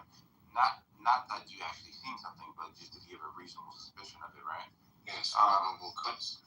But it doesn't explicitly state that they can't extend it outside of their shop, right? So, like, a person would argue that, hey, the law doesn't say you can't do it, right? So, but did you still, take like, specific states? Well, just South Carolina. Yes, yeah. If you know, I think you're gonna have a little spectrum there with, like, California might be a little narrower, you know. Yeah, I was just looking at South Carolina because that's where this case is at. Yeah, for sure. But then it, yeah, like, look, the reason why, I think because there was two of them, this was, like, pretty clean for the father to get off, right? I think that if it was just 1v1, I think it would have been a different narrative. It's kind of spun, but hey, that's an interesting. I just went and read one of the CNN articles about it, and I'm starting to understand that your position is, Samoa, that the father acted to defend the life of the son. That's your position, right? Yes, yeah. Yeah, I'm just starting to understand that. Yeah, you know, because like, if it was a 1v1 type of a thing, right, then one would say, hey, you're the one who initiated this whole stupid thing. You're the one who caused all this. But then the father can, like, play ignorance here, right? The father's like, I wasn't actually looking for the kid. I was worried about my son. And then when I seen the kid go for the gun, I know my son isn't armed. I had to help my son. You know, something like that, right? Yeah. So that must have been some crazy case. I wonder if there's going to be protests or something or what. I wonder where this is going. Like, we're going into a fraud summer, and Trump does not exactly calm tensions. You know, I think Trump makes a lot of people very nervous. Right. They're just waiting for one of these ones to get juiced, man. They're just waiting for it. Once it gets juiced, then we'll have another 6-year anniversary of the Summer of Love. And it's going to happen by action. Like, you know, this Derek Chauvin character, he was a depraved piece of garbage, but I don't think he killed the guy on purpose. I think he just killed him out of, like, depraved indifference or negligence or whatever charge. Then you got the Carmelo Anthony case, then this child case. That seems like dead wrong, although I haven't studied the case. It's on him. Scuffle begins, he gets 2 shots off, one hits his own arm, one goes to the guy's belly. But that survived, right? Yeah, that survives, yeah. But the fact that, and Louis kind of spoke to this, and a couple other people spoke to this, right? The fact that he walked away, a lot of people are using a lot of his other videos, like where he's using the N-word, chipping out, this and that. They're using that to gas up, like the pressure of him being guilty in this one instance. But I think that if it was like the other videos or him being provocative or whatever, then we would have been seeing, you know, something leak. So just closing the guy closing the distance on him about 80 feet, kind of where it kind of bothers me. And, you know, for like a clean case. But the case was Chud? I mean, yeah. He just seems like a complete garbage person, to be honest with you. Oh, yeah, he is a garbage person. And like, I watched a couple of his videos. His view is regardless on how the race relations are, we should be able to coexist. And little bitty words like this shouldn't bother people. And that he believes certain minority groups are utilizing these types of terms to get an advantage with the society. So he says things like, if I say chimp out, just call me a cracker with cheese.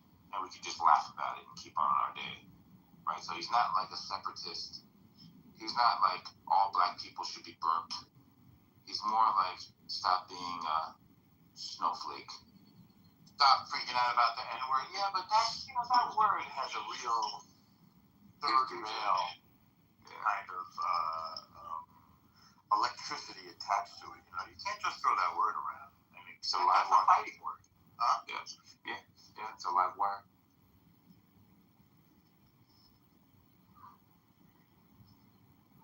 Just another way of making massive amounts of money. So You wish you could say it normal. Say again? You want to say it? Me, no. Not my word. I mean, you guys are willing to say any damn thing that comes into your mind, any racist garbage, any bullshit, but we're not like that. We don't use that word. We're not racist.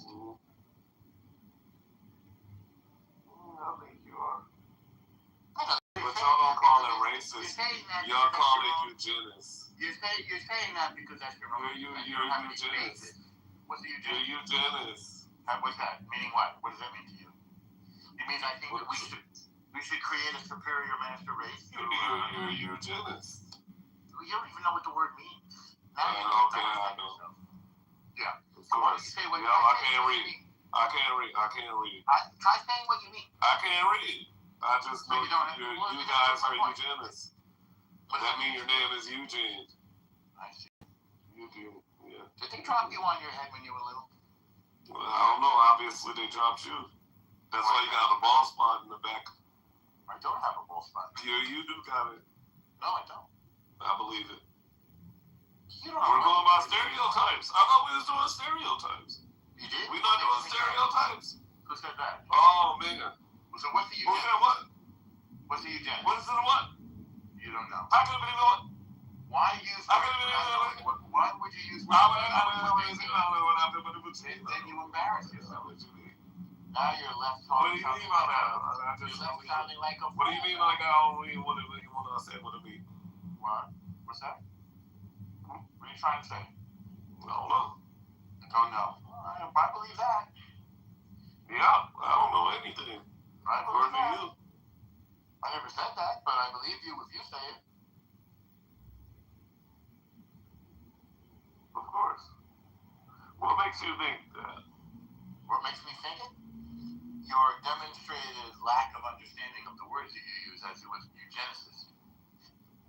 Right. So you just make empty accusations because you're bored or you're flailing about for some sort of moral purpose, which, by the way, is slipping through your fingers like sand. No, I didn't know. Yeah? Slipping through your fingers like sand. And you're freaking out, and I don't blame you. Because you're getting the rug pulled out from underneath you, right? Am I right? No, it isn't. You're not. It's not? So what's your interpretation of the Voting Rights Act? Or you agree with Bima that everybody in the world is racist except for you? Yeah, I believe everybody in the world is racist. Except for you. Because you can't be racist, right? Because you have moral superiority. You were born without original sin. You're God's chosen people, right? Yep. I'm a Hebrew Israelite. You're God's chosen people? You were born without sin. I'm a Hebrew Israelite. I didn't know that, but if you tell me that. Yeah, I mean, hey, look, according to you, I'm going to be all the stereotypes. No, I never said that. So I'm a Hebrew Israelite. No, I never said that. You said that. Just to you. No, to you. No, I never said that. You doing it. You were headed there. No, I wasn't. Yeah, you were headed there. I believe that you were headed there. You don't. What's the evidence? Tell me. What's eugenicist mean? Desirable outcomes when it comes to children. Yeah, what's the eugenicist? You don't know, right? White, right? Gibberish. That's what you do. Your position is gibberish. Jews that used to be black? What's that? Oh, damn. Say it again? Oh, man. Huh? Hebraic features. What's that? What are they? What are Hebraic features? There are no Hebraic. Oh, no, yeah.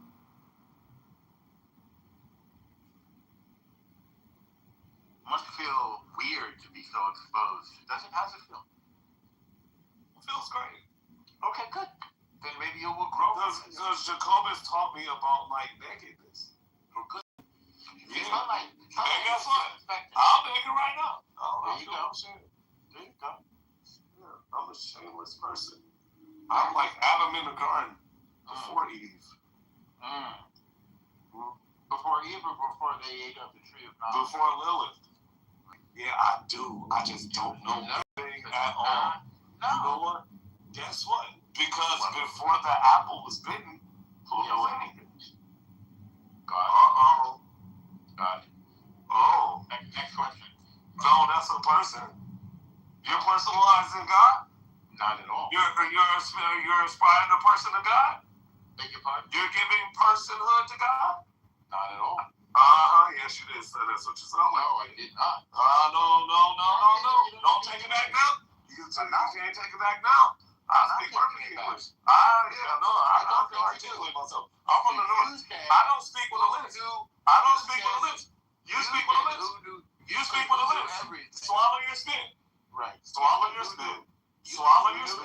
Swallow your spit. Swallow your spit first, sir. Swallow your spit first, sir. Right. Swallow your spit. Can you swallow your spit first, sir? I beg your pardon? Why Swallow your spit. in my mouth? You go. No, because I hear you. You're all up in my mouth, so I'll be all up in yours. Is this your part of the argument? It's wet. Having lost the argument, you just swallow want to talk about. Let's swallow the spit. I think the spit is between your ears. No, I think the spit is between yours. Your head, man. You think I'm speaking another language? You guys. I'm from a different planet. Did you say I was from Mars? Yes. No, you said that. No, you said that. No, you said that. You said that. Mars. What? Mars. And what does that mean? Yeah, no. You're the Genesis. Genesis. You're the Genesis. No, you're the come from a superior race. No. Yeah. I believe in race mixes. You don't. You believe you come from a superior race? You don't. Oh, you don't. No, you don't. No, you don't. You come from a superior You don't. race. Where's the mix in your family? You come show me that you're not. Show me that you're not. You come from a superior Prove that you're not. You can't prove it. Prove that you're not. Uh-oh. Prove that you're not. What year did you drop out of high school? Or was it grade school? Never. What year? I beg your pardon? I graduated with honors. From where? I went on to college. Honors in what? Honors in kicking your ass. Anyway, look, all I'm saying is, oh my God. You know who Melville Herskovich is? Do you know who Melville Herskovich is? Just a simple question. Do you know who Melville Herskovich is? You did your homework now? Oh, do you know who Melville Herskovich is? What were you doing instead of doing your You homework? don't know who Melville Herskovich is? What did you do instead of doing your homework? Okay, I guess you don't know who Melville Herskovich is. I guess you don't know what your Genesis is. Yes, I do. I already told you. No, you didn't. Yes, I did. Breeding for Desire Broncos. Say again? Look it up. Reading for desire. Oh, damn, you think I said reading? Oh, no. He can't hear. Really? He can't hear the difference between reading and breeding. But I look at him. Fucking can't hear. One of us could. Hey, Norm. Yeah. Hey, Norm. I know you're about like 70 years old. No. Turn your hearing aid up. Right, but you're the one who didn't. Turn your hearing aid up, sir. You're the one who just. I know your hearing aid must be low. What? The battery must be lithium, and it probably hasn't been charged in a while. Charge your hearing aid, Norm. So you're gonna have to spit out of your ears now? All right. Why do you have spit between your ears? What happened to you? Is there like some kind of a condition you have? Are you sexualizing me? No. No. I think you are. Between your ears means. No. I think you sexualizing my ear, Norm. Oh, okay. You want to spit all in my ear and shit like that? What, you want to put a tongue in it next? You brought your. I knew you were an Epstein kind of guy, but I didn't know you swung that way, Norm. You bring you dirty little rascal, you, Norm. You brought the spit. You want to lick me in my ear? You want to do that thing to my ear? Seems to be your picture of my rat. Seems to be your That's about as much as you've ever contributed to any conversation, what you just did. No. Yeah, it's true. No, it's not You true. literally have nothing. I have everything. No, you got nothing. Okay. Empty-handed. Huh? Empty-handed? Empty-handed. I don't have any arms.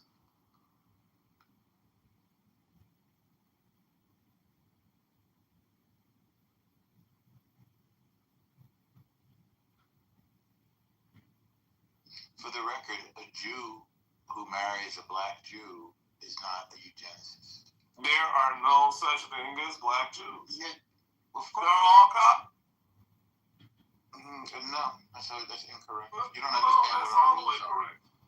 No, you're wrong. According to your Jewish society right now that you exist in, yes. Exactly wrong. How come you don't tell Z that then? Who is Z, the Arab Jew. Don't know. Who wanders around with the Spider-Woman photo. Don't know. Can't help You it. don't know her? But I do know black. Yes, you do know her. You know all of them. No. You got them on speed dial. You got them on speed dial. You're wrong on everything you say. Bro, no, I'm The not. only thing we gotta do is listen to you and do the opposite. No. Yeah. That's all we gotta do. Of course. So now I've taught you about the Jews in eugenics. Yes, we marry black Jews. No, you don't. Sure we do. There's tons Show of me them in one. my synagogue. Show me one. Just look up black Show me Jews one. and find one yourself. No. Show me one. Finger in here right now. Why would I want to do that? Finger in here right now. Why would I do that? Show me. Reveal her. I've seen her on the app. Abracadabra. Alakazoo. And they have a beautiful child. They do? Yeah. No, that's AI. White man, black woman. Yep. What? Yep. That combination never exists. It exists. And she's a Jew. I don't believe you. That's good. Because you're an idiot. You're illiterate. You think so? You don't understand the law. Yeah. What part of the law do I not understand? Yeah. Your legalese is off balance. Okay, tell me what's the evidence? I told you about the difference between robbery and retail theft. You said, no, there's no difference. No, I didn't say that. This case has nothing to do with it. The case has nothing to do with that. And that's correct. You brought that up because you didn't understand the case. So you brought up... You ain't got Asperger's? Right. So you ain't got Asperger's? What you contribute... You ain't got Asperger's? Nothing to do you with ain't got the Jewish signature disease. You ain't got Asperger's. I don't have racism. Oh, okay, all right. But you do. And this is what destroys your moral position, your own racism, your own hatred. It's filthy. You ain't got Asperger's? Phone genie. What is Asperger's? I don't know. Really? That's when you're talking out of your ass, like you're doing. I don't know what Asperger's is. You're leaving. It's a word. Hey.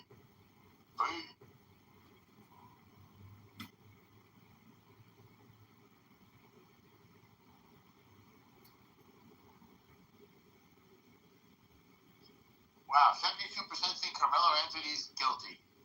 They must all be racists. Ooh. Everybody's racist.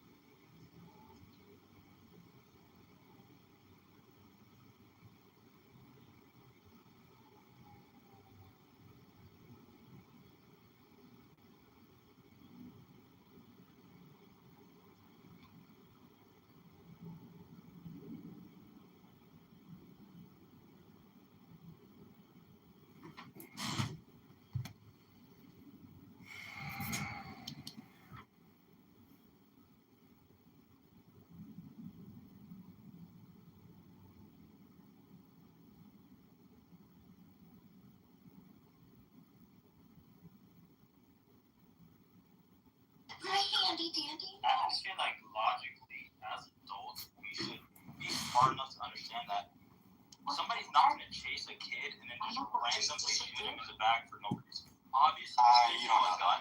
Okay, here it is. Let me see. He pulled out a gun. He pulled out a gun.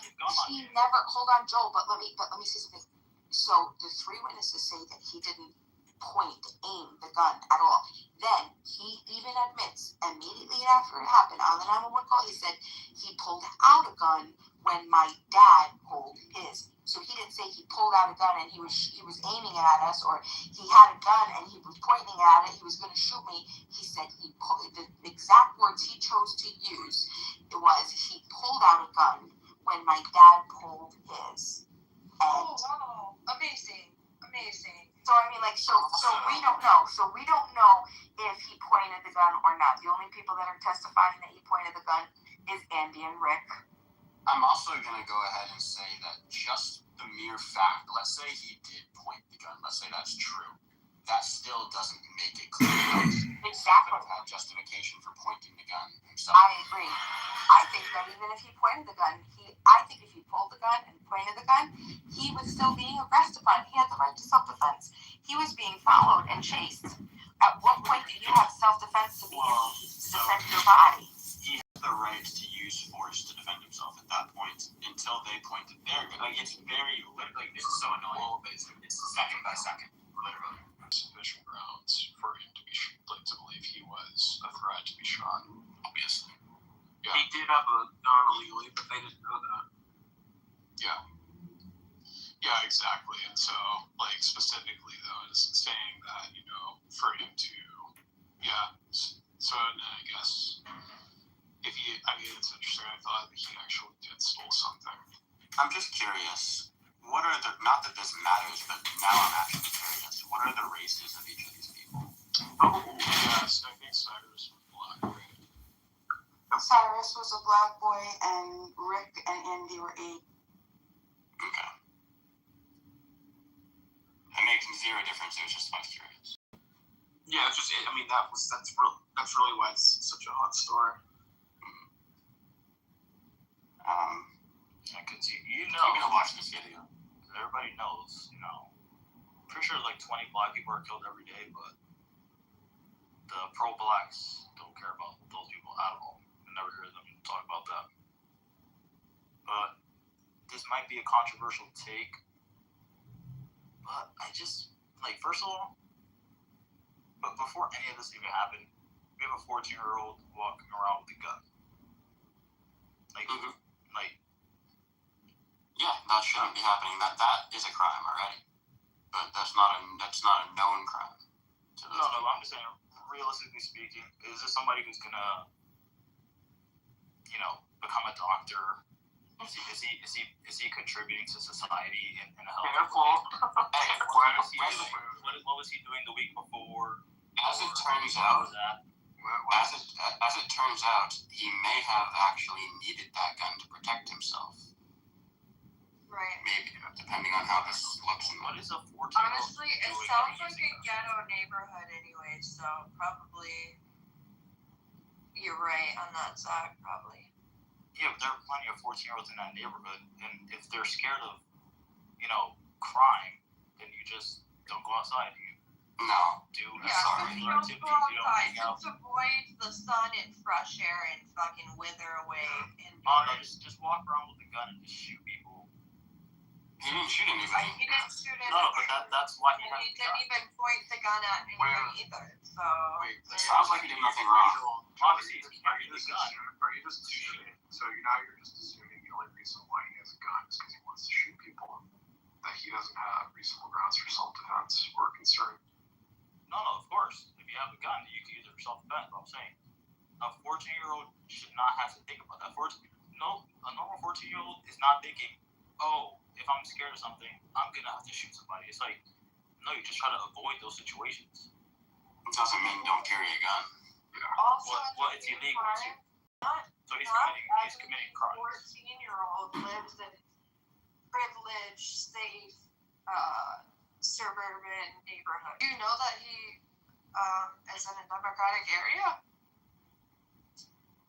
Yes. I think Columbia, I think, is pretty blue. Oh, yeah. Okay. I didn't know where this was. Yeah. This shouldn't. No. This whole case having children carrying guns. It is not a crime. It's not a crime. it would be a crime against humanity if we had a government that let children carry guns. Disagree. I don't think children should carry. Well, better yet, I don't think untrained people should carry guns. I don't care what age you are, as long as you are adequately trained. If you can show competence, I'm all for everybody having a gun. So, a sane, sober, moral, prudent person. Yeah. Well, either way, like, the thing is whether or not he should have had the gun specifically. I mean, like, the thing is that it's not grounds whatsoever for him to be shot. Well, yeah, I think that any kid who has a gun should be shot.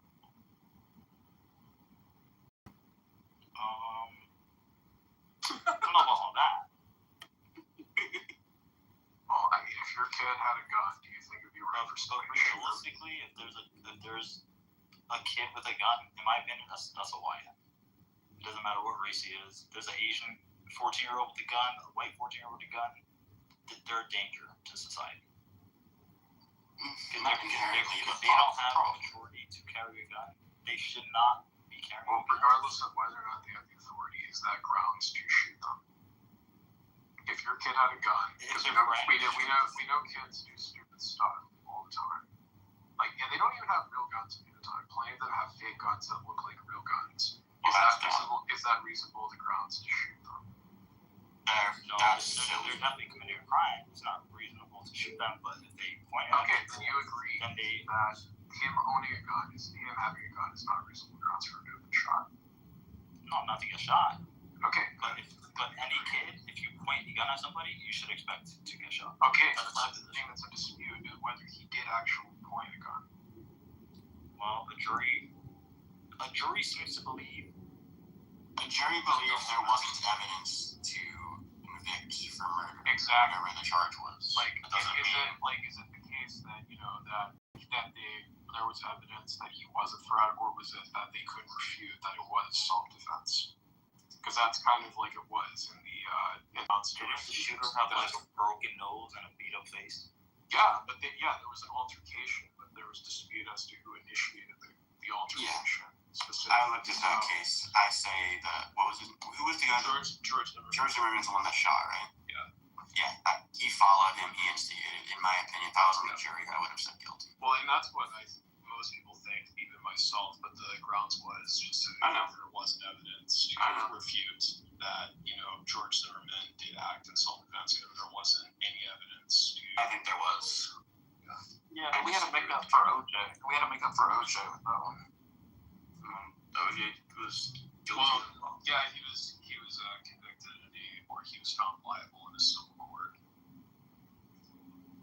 I heard something recently. I'm sorry, I guess don't know if we're going to go off topic here too much with the OJ stuff, but real quick, I did hear it's possible OJ wasn't the one who actually killed them. It might have been his son. You guys hear that? I've heard that theory, but no, it was definitely it. I didn't mean to his book if I did it. Samoa, what's up? Also, I was just curious. You know that depending on like the gun culture and where you're from, there are shooting competitions that happen all over this country. Like kids as young as like 6 years old, like those clay, like the clay. What do you call it? Clay pigeons. Yeah, the clay pigeons. That's allowed. That's totally illegal. Anybody of any age. Right, I'm saying, right, and I get that, but I'm saying, like, he's like, no person should have. I'm saying, like, there are plenty of instances, like, where gun culture, kids all over the nation, they compete even at, like 10 to 12 to 8, or 10 to 18, I think, right, is the typical range for. I've seen young girls. I remember this one girl a few years ago. She was like 12 years old, and she was in the pistol situation. But anyway, my point is that it ranges. Yeah, stipulation is that they just need to basically be supervised, and it's during certain activities like hunting or sport shooting or competitions like that. You can own a gun at 14 and keep it at home. You just can't carry it around in any state. Right. So yeah, that's what they say. Right. But again, this is just a belief of what the large majority of society feels, without respect to the circumstance, the location, the obstacles, or the current environment that the person is up against. Right. So I mean, there are cases. Yeah. Like, I just had a defensive gun use on Saturday. So I'm part of the statistic now of the 1.5 million or so encounters where a gun was used in defense.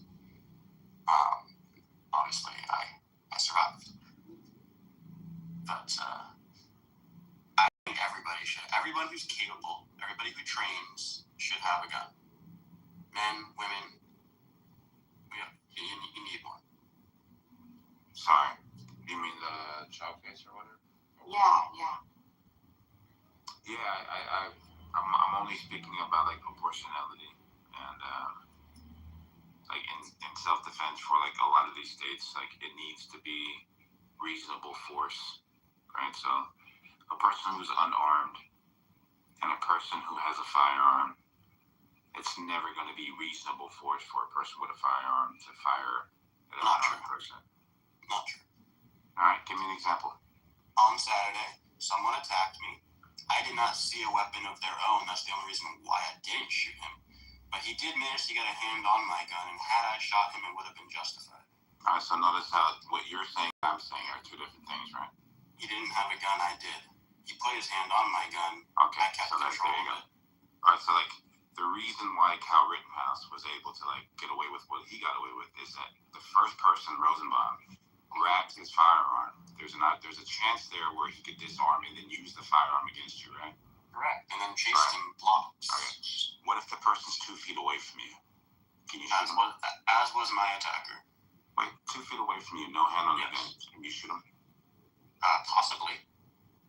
What would need to happen for you to be able to justify it? Please shoot him. I would need to articulate that I was in fear of death or bodily harm. Yes. Which in my case I was. Even before he put his hand on my gun. Okay, so like, there's what you think at the time, and there's what a reasonable person thinks, right? Correct. As soon as you posit that he had his hand on your gun, every person that's outside of you would say, boom, that's a reasonable person right there. Okay, right? but I think a reasonable person, so I'm not small. I'm 6 feet 2 inches ish. But that's fine. I'm not small. This guy is 6'5". And I'm currently standing when this happened, I'm currently standing in a hot tub about 4 feet below the ground. So I'm down at a level, he's towering 6.5 feet above me. And he's now 2 feet away from me, intending to kill me. Without a weapon, mind you. Well, like, this is what you're thinking. Like, I'm speaking from a juror's Right, so at least the deputies, at least. So maybe not every single person, maybe not every jury, but the deputies agree that that is imminent fear of death or bodily harm from my standpoint.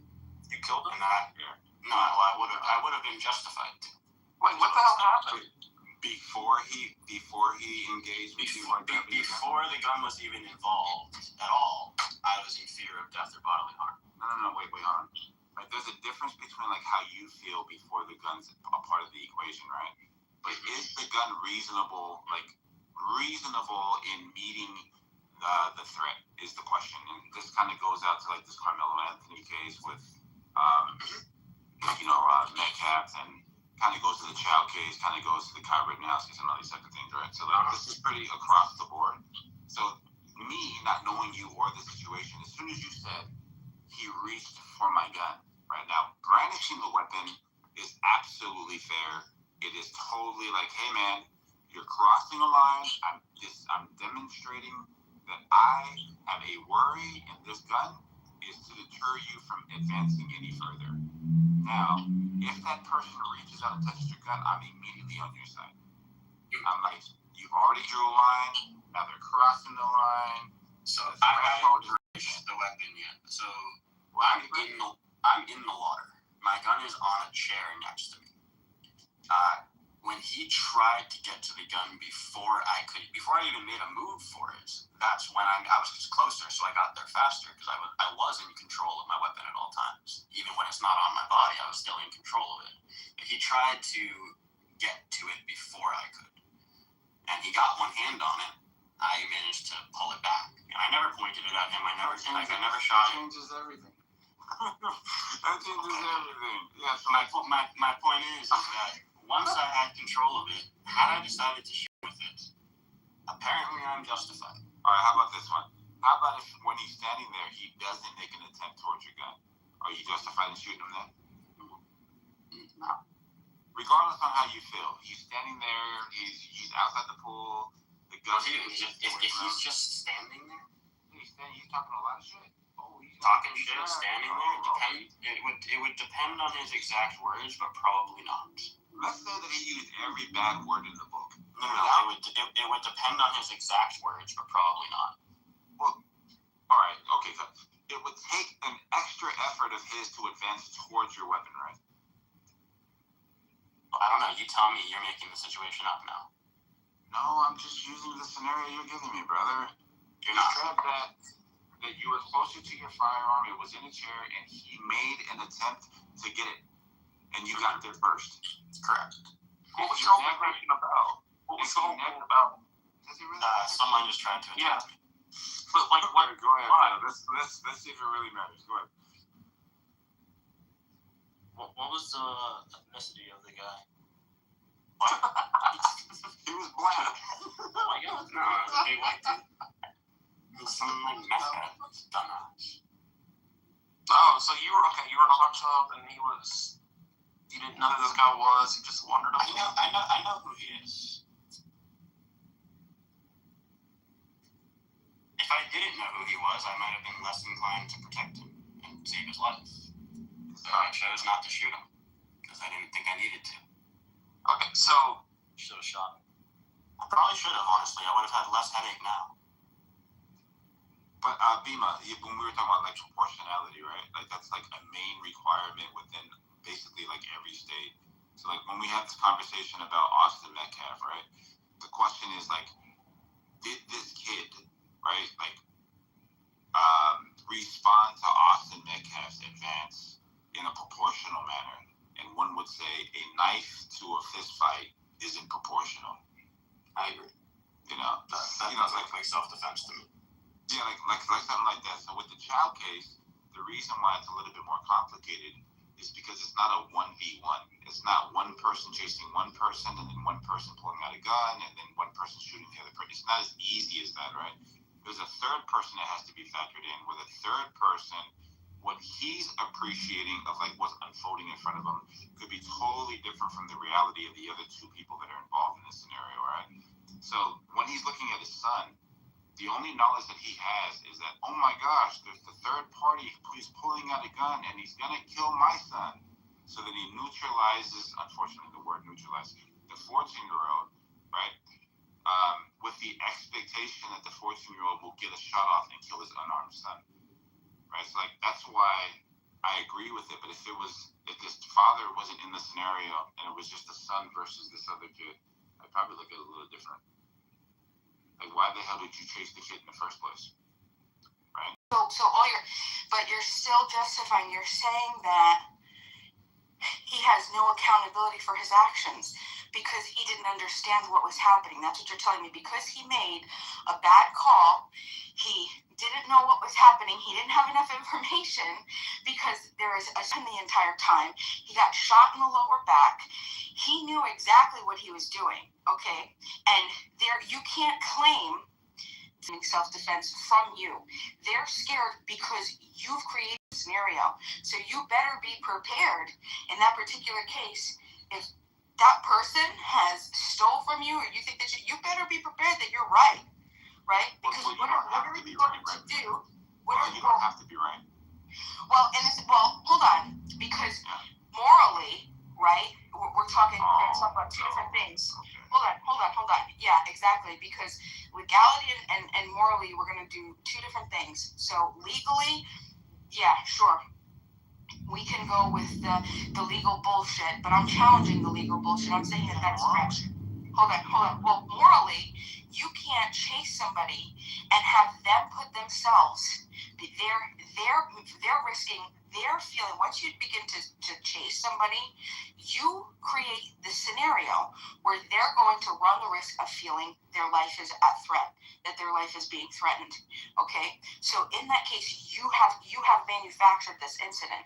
So now that you are, but you're the target, okay? So you're the aggressor, I mean. So you're the aggressor. So if you're the one causing this person to run, the person wouldn't be running if you weren't chasing them, right? They wouldn't feel in their life. Well, hold on, let me just, and then I want to hear whatever argument that you have. But you don't, Rick, it's his responsibility because he didn't know. It doesn't mean anything. All you're telling me is that he showed up on the scene and he fired because he was scared that his son's life was at risk, right?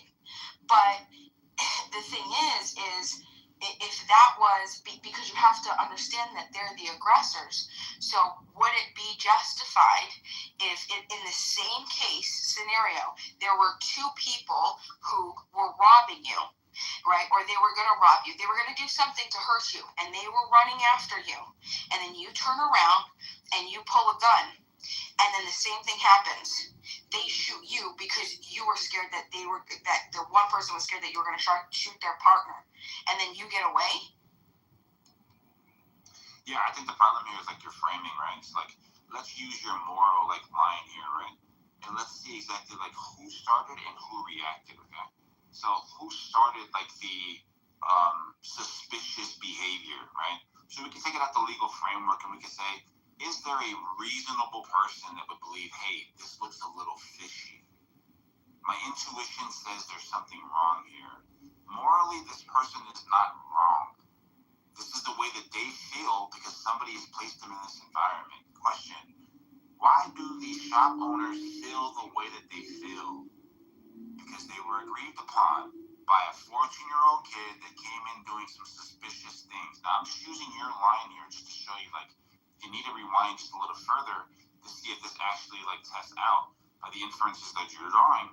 I'm saying that this doesn't actually work in your favor because if they've already started by saying, hey, can you place your book bag here because we've had these robberies or whatever this is, theft or whatever this is, and then the kid like complies, the kid understands that there's like a scenario here where he's already being asked to check his book bagging at the front.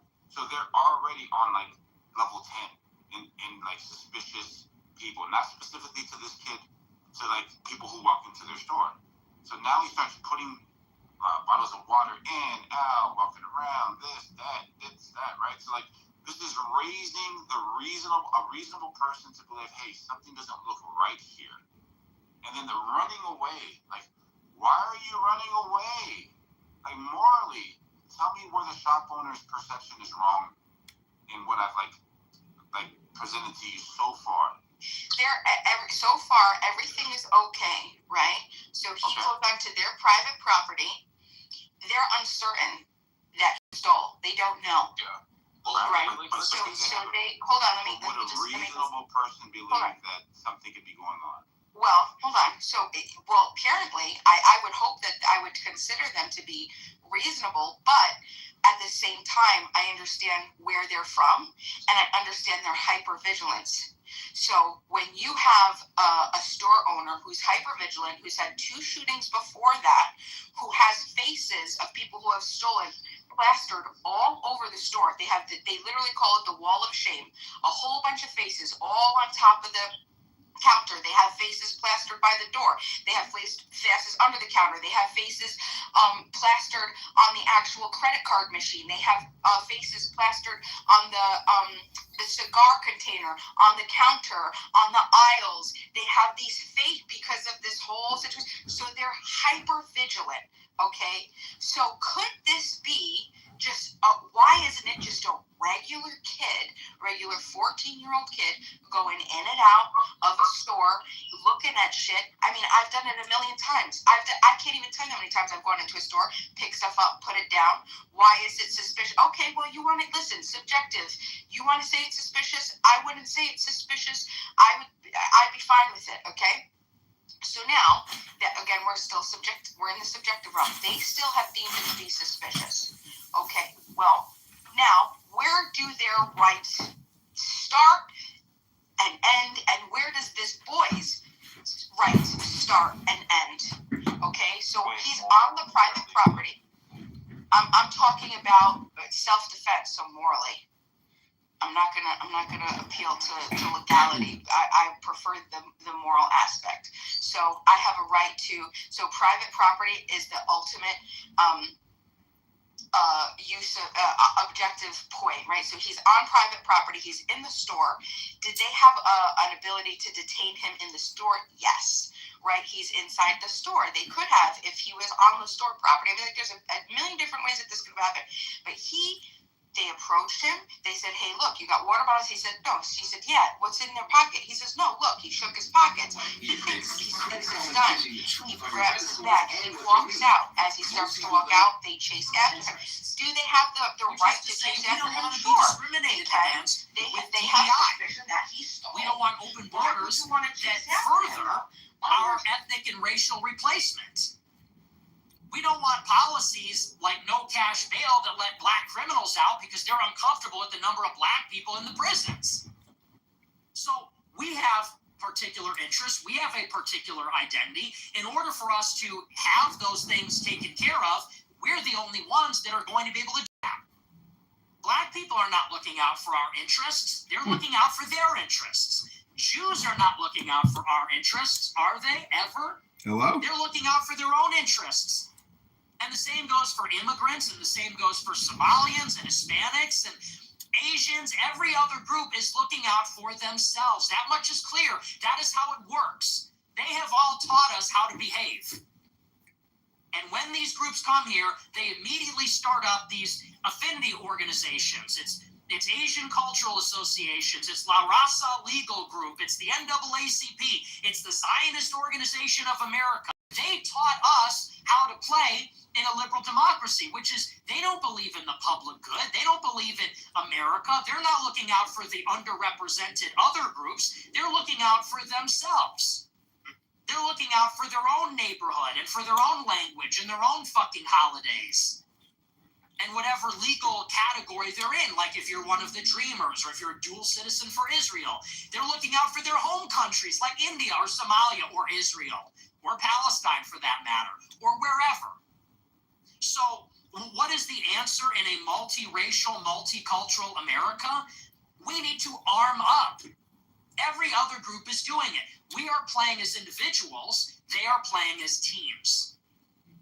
We are thinking of the world as individuals, white, black, red, and purple. They're looking at the world as factions. No, they're looking at the world as like human resources and commodities. They're looking at it as resources, and we're just a resource. On a team. They're ganged up, and we are not. So what is the solution? We need to gang up. And when we gang up, we'll be the biggest gang. And you can't win an election without us. And we'll have the most billionaires, and we'll have the most money, and we'll have the most land, and we'll have the most power, and we'll be able to look out for ourselves. Now, unlike the other groups, we're not greedy. We'll be benevolent. But we need to ensure our survival before we can look out for the privileges of our guests in our country. So to me, all of this is basically common sense. All of this is basically indisputable. Have I said anything you disagree with so far? We are being replaced. We are becoming a minority. These groups that are replacing us, they are playing a team game. They are looking out for their own ethnic self-interest. As a result, we are losing. They are increasing. If we want to reverse this, we have to take a page out of their playbook. Similarly, we have to collectivize and look out for ourselves. Well, I saw a show today from Tucker Carlson, and Tucker Carlson addressed this killing of Henry Nowak, and he talked about it in detail, and he talked about what happened, and he talked about the double standard and so on.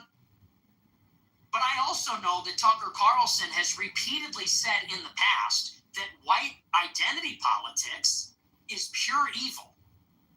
He has said they're looking out for their own interests. Occasions, And the same goes for identity politics for white people is just like every other kind of identity politics. And it's just as bad. He has said the most dangerous thing that we can do is embrace white identity politics.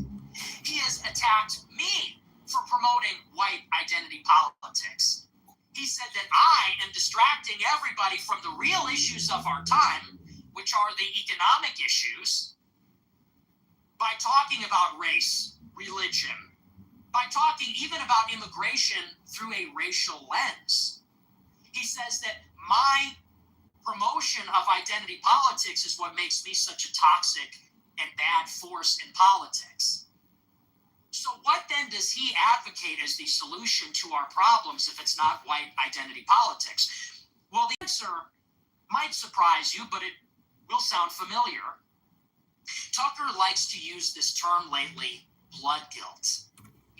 And we cannot hold each other accountable for the actions of other members of our group just based on shared ethnicity, just based on shared blood. So in other words, what is he really saying here? He's saying that if white people are being exterminated, if white people are being replaced, if white people are being victimized by this double standard, he says, what's the solution? More liberalism. Liberalism is the answer. He says because under liberalism, everyone would acknowledge that this racism against white people is wrong. Liberalism says all individuals are equal. All individuals are the same. All individuals are innocent until proven guilty. All individuals should be judged according to their own actions rather than as part of a group.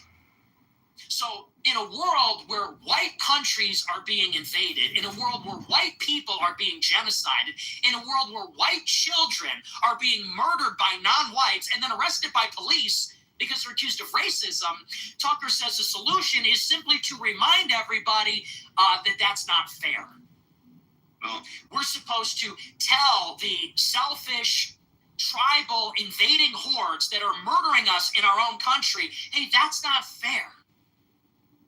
Hey, pal, hey, fellas, if we all want to get along, you know what made this country rich that you're currently raping and...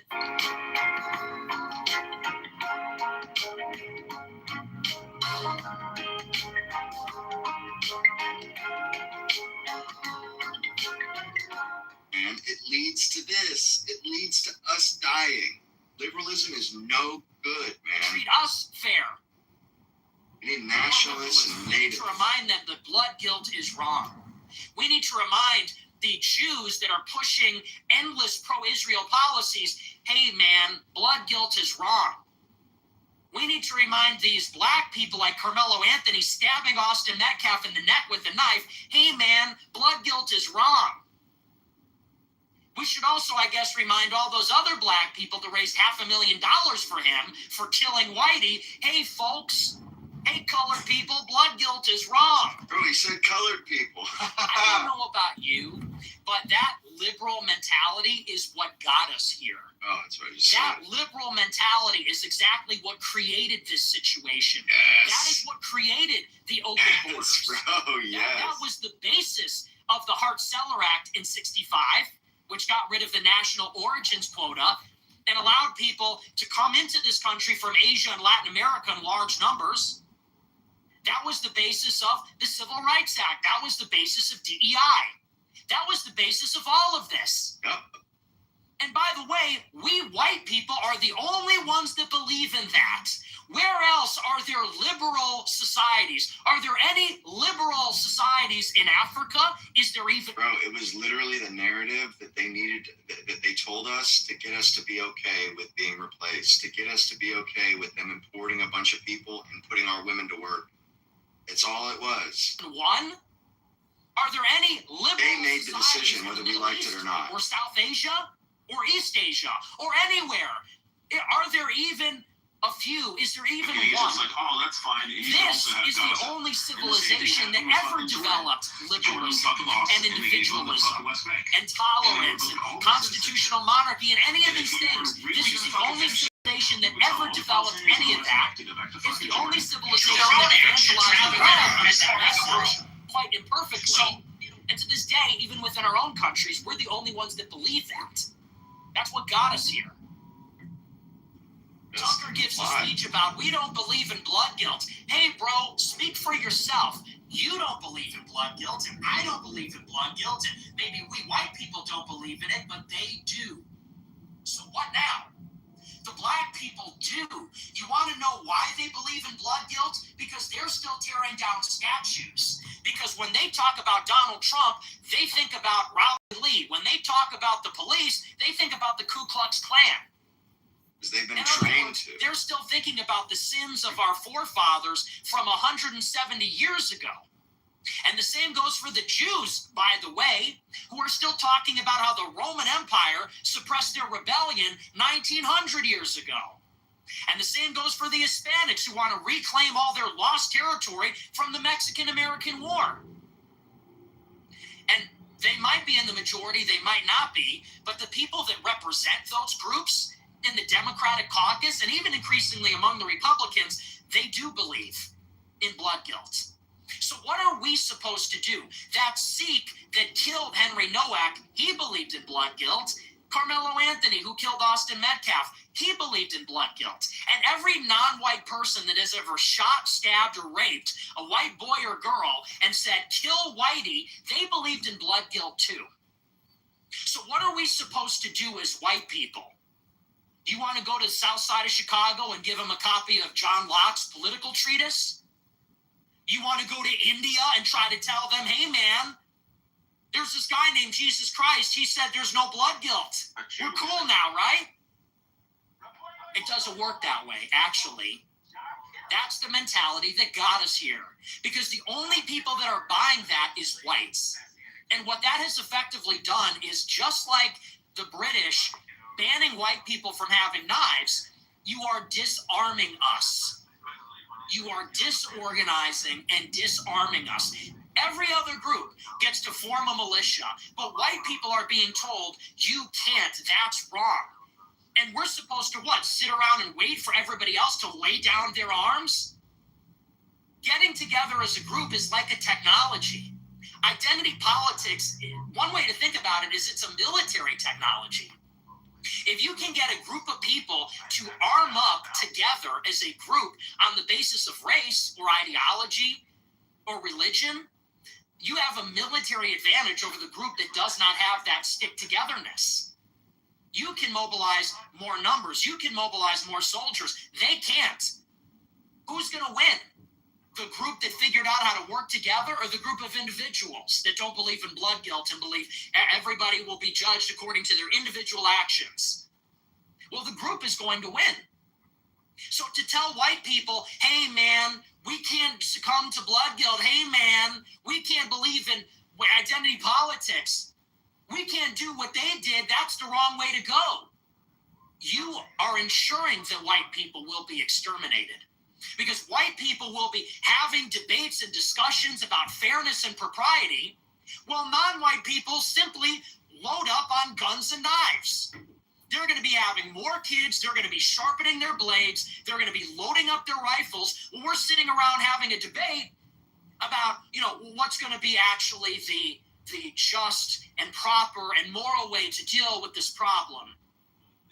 We can't give over ourselves to blood guilt, they say. Civilians. So this is a real issue. And by the way, Tucker Carlson is a Republican operative, okay? He wants J.D. Vance to become the president. Money. And all these other groups. So what I mean by this is Tucker is not thinking about white survival. Tucker is thinking about what is required for us to win enough votes in, like, Pennsylvania. You understand the difference? I am thinking ahead to 2050 when we are a minority. I am thinking ahead to 2100 when we're a minority everywhere. He is thinking ahead to the next election where we can't play too hard into the white identity politics because we can't alienate everybody else, because then they might not vote for our candidate or something. And it's problematic. This is like a Pied Piper effect. And you can't tell me, well, hey man, maybe Tucker is just hiding his power levels. Maybe he understands this, but he needs to be careful about what he says. He's concealing it. Understand that Tucker is going in the New York Times, and he's not saying, that's not for me, those are not my beliefs. Tucker went in the New York Times a few weeks ago and said Nick Fuentes is working for the elites because he's pushing white identity politics. In other words, he is deliberately going out of his way to delegitimize and discredit anybody who's talking like this. So it's not like he's passively omitting these things. It's not like he's going on a show and he's leading you to the right conclusions without saying them explicitly. He's sort of passively omitting this part, which is a little edgier and a little more controversial, because if he was doing that, maybe he could be excused and forgiven.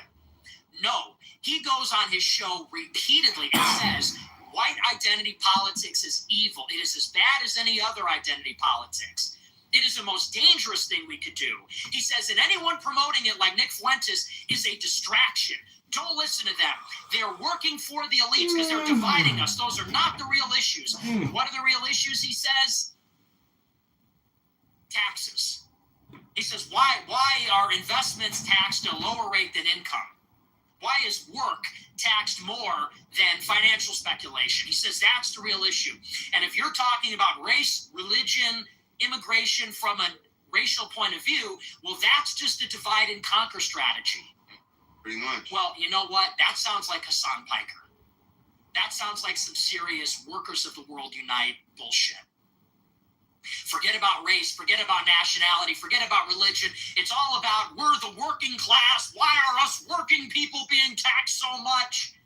Sorry, I don't have anything in common with these other... What are you talking about? What do I have in common with these H-1B Indians? What do I have in common with these black people that live on welfare? What do I have in common with these non-white immigrants that come here and they stop voting Republican because we're deporting too many illegals? I have nothing in common with them. I don't care what their income strata is. We have nothing in common. Culture is real. Race is real. Nationality is real. White genocide is real. We are really in a civilizational struggle here. And I don't know why anybody would be telling us not to think about it on these terms. It's very dishonest for him to go and do a monologue saying white people are under attack, white people are treated with this double standard, white people are being killed for being white, and then turn around and say, what is to be done? Let's all just take a deep breath and remember blood guilt is wrong. All just take a deep breath and remember that the second we team up as whites, we're no better than them. Well, they are winning. So maybe we should be like them then. They are winning. In case you haven't noticed, blacks get what they want. Jews get what they want. We're being told, hey, don't worry about it. One of these days they'll assimilate. One of these days, do you think these Sikhs, Muslims, Africans, American blacks, Hispanics, Chinese, do you ever envision a scenario in your lifetime where these people are looking out for white people the way we have looked out for them? The way we have bent over backwards and contorted ourselves to make reparation for slavery and colonialism and stolen archaeological artifacts, all these endless things. Do you ever envision a scenario where any one of these minority groups are together in the sociology department at some university talking about how microaggressions against those white people? How can we make a space that's safe for white people, where they feel comfortable, where there's white bodies and white faces in the room and representation for... Do you ever... It's not in their DNA. It's not in their DNA. It's not in their bones. They can't do it. The second they have power over us, it's going to be South Africa. The second they have power over us, it's going to be like the Ottoman Empire. We will be their slaves. They will be taking our stuff. They will be killing us in the streets. They will be insurfing and enslaving us. And they will do it with these historical vengeance narratives. You're playing with fire here. This idea we're going to wait around for them to see us the way we see them, not going to happen, folks. It's not going to happen. So that is a seriously disturbing message. And I wish everybody would just pay attention. When people tell you who they are, believe them. It's so funny how much crap I get, how I get discredited for nonsense. I get discredited. I get called the Fed. I get called all these different things for nonsense. Tucker Carlson, his father, ran Voice of America for the CIA. His nephew, Charlie. Yeah, well, no shit, Nick. You're both feds, bro. Like, why are...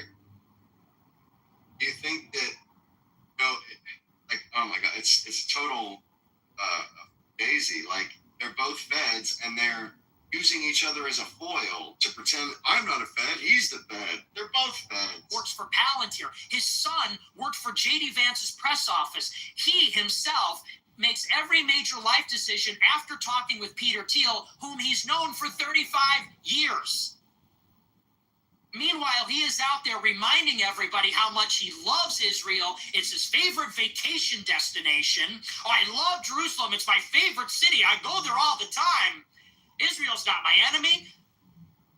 And then on the other side, white identity is evil.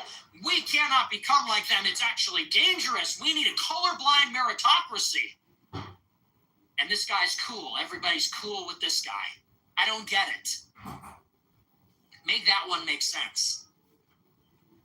For some, it's simply the size of the chair, simply the size of the platform. But if you read between the lines, you see what's going on here.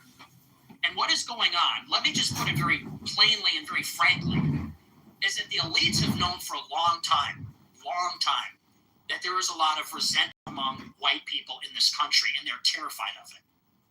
That is maybe the single biggest threat, and they say it all the time. They talk about it all the time. They say, for example, Van Jones on CNN said, white people are doomed. It's just a question of how long and painful the funeral is going to be. They talk about our anxiety as whites, how dangerous we're becoming because we're being replaced. And they talk about the electoral effects, that people are furious. The white people are going down demographically. And they know the white people are not happy about it. And so it is effectively a Republican operation to see to it that white people are placated, to see to it that white people go gently into the night. And this is why our racial grievances are sort of pandered to and maybe acknowledged in some way. All the while, the policies remain exactly the same. We're never told anything effective that will reverse or change the situation. These grievances are aired out. They're vented. Bro, the elites literally turned the blacks against us, the Mexicans against us. They fucking stir up all the historical hatred. They're the slave owners. Kill them. Get those bastards. They've taken everything from you. They turn every other group against us. Our own women, they turned against us. Every other group, bro. They want our asses dead, man. He's playing, they want to dishearten us and get us to retreat. No, bro, they want us fucking dead, man. Why else would they do all that shit? Why else would they turn everybody against us to where they're talking about...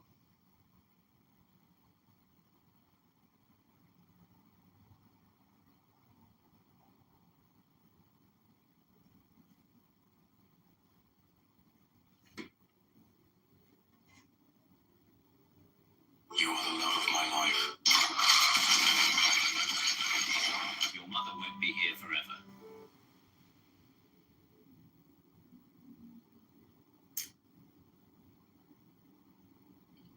This is the Super Dog, Super Cheesy here on the northwest side of Chicago.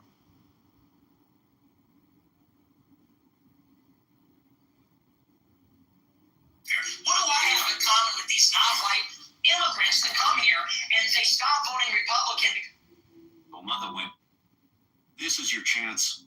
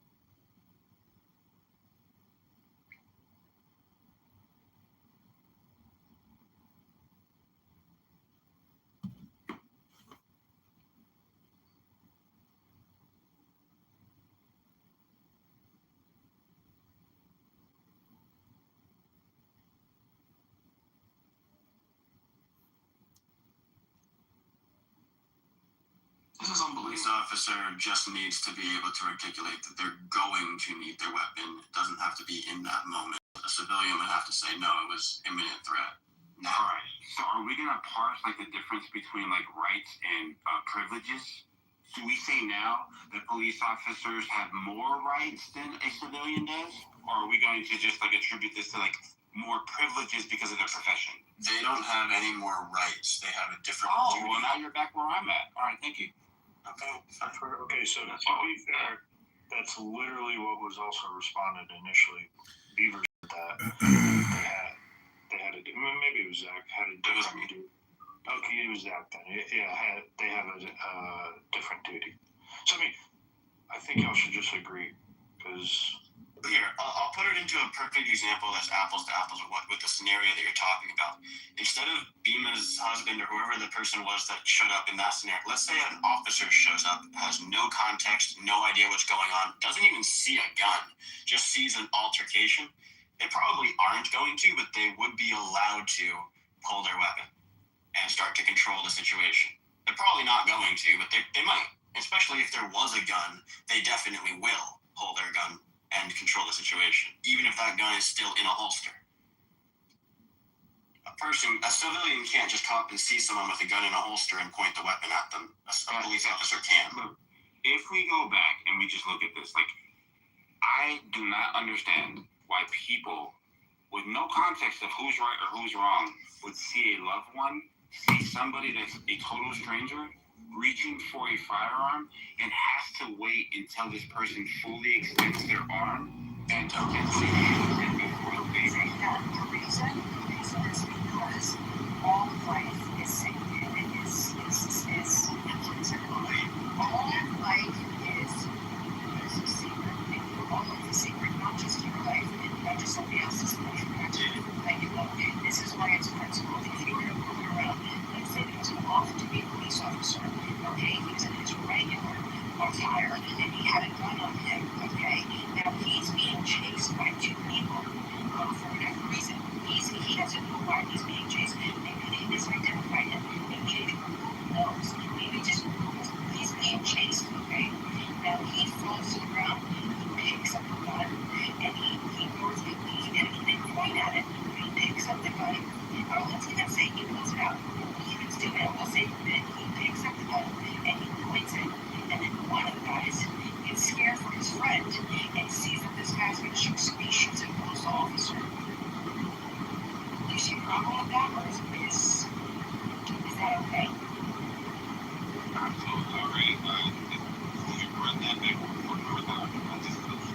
Okay. So off-duty police officer, in regular attire, he has a gun on him. He's doing something. He's walking outside in public, okay? Two guys, for whatever reason, they start chasing him. Right? He's not entirely sure. The officer starts, he's scared. So the officer starts taking off. The officer's running. Guys chase him for a while, okay? He falls, he turns around, the officer's on the ground, tries to pick himself up, picks up his gun, and he points it. As he's pointing the gun, right, and the guy is about to approach him, he's right on top of him, right? The other guy, he's right on top of him. And Andy says that he was right, he uses those words, right on top of him, okay? So this other guy, so he moves up, see everywhere this guy's going, he's not like throwing, he's right there. And the officer points his gun and points the gun at him. Now, his friend sees this guy pointing the gun at his friend, so he shoots the officer dead. Okay.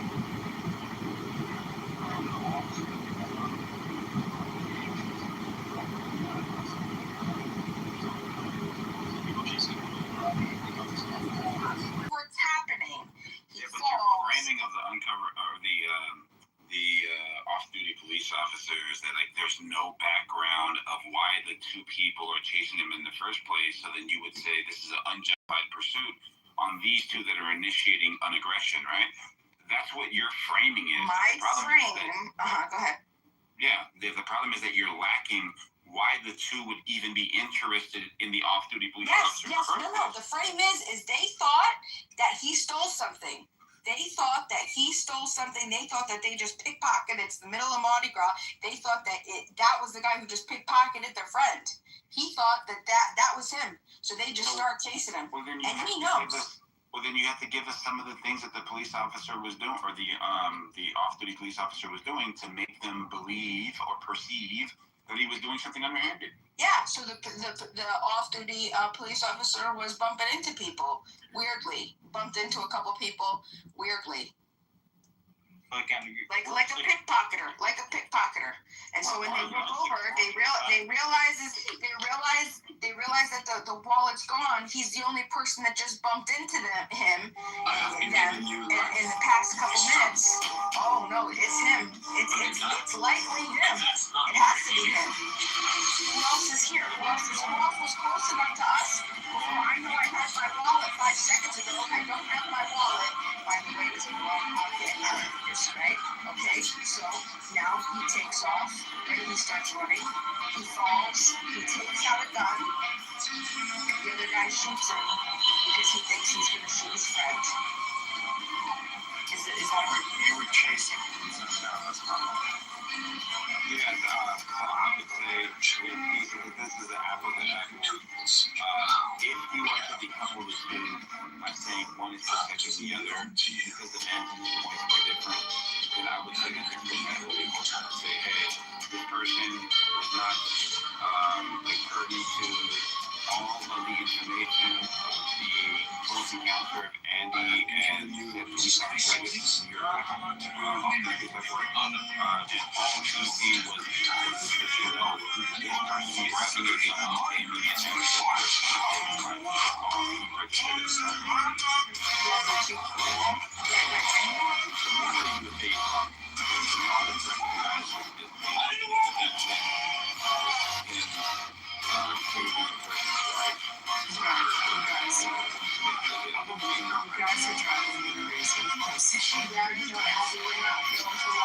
Sorry, we're doing everything already. I'd say, and the guy got off the litigation it's legal. We're trying to look at the other things. Because I think that there's a philosophical issue, there's a philosophical gray area when somebody who's doing arrest has the right to self-defense, and when the aggressor has the right to self-defense.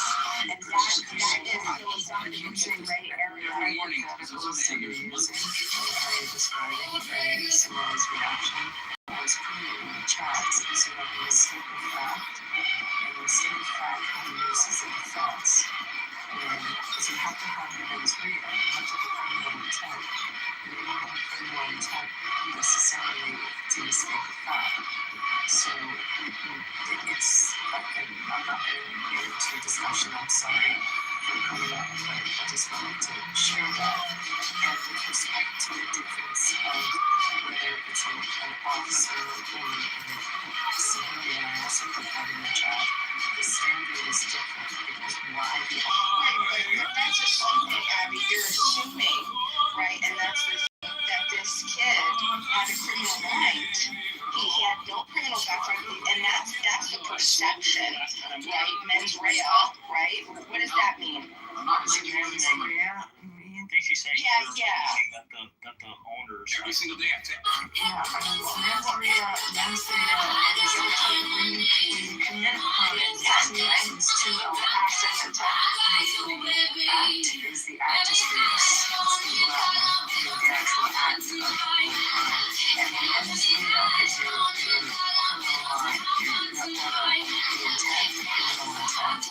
And when you have a mistake of fact in the scenario that you just gave, you can sometimes use that the mistake of fact does not have the component of the criminal intent because they had a mistake of fact.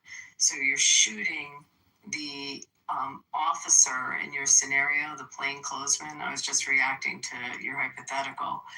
The person can claim mistake of fact if they perceive that to be somebody else when they shot. Well, they thought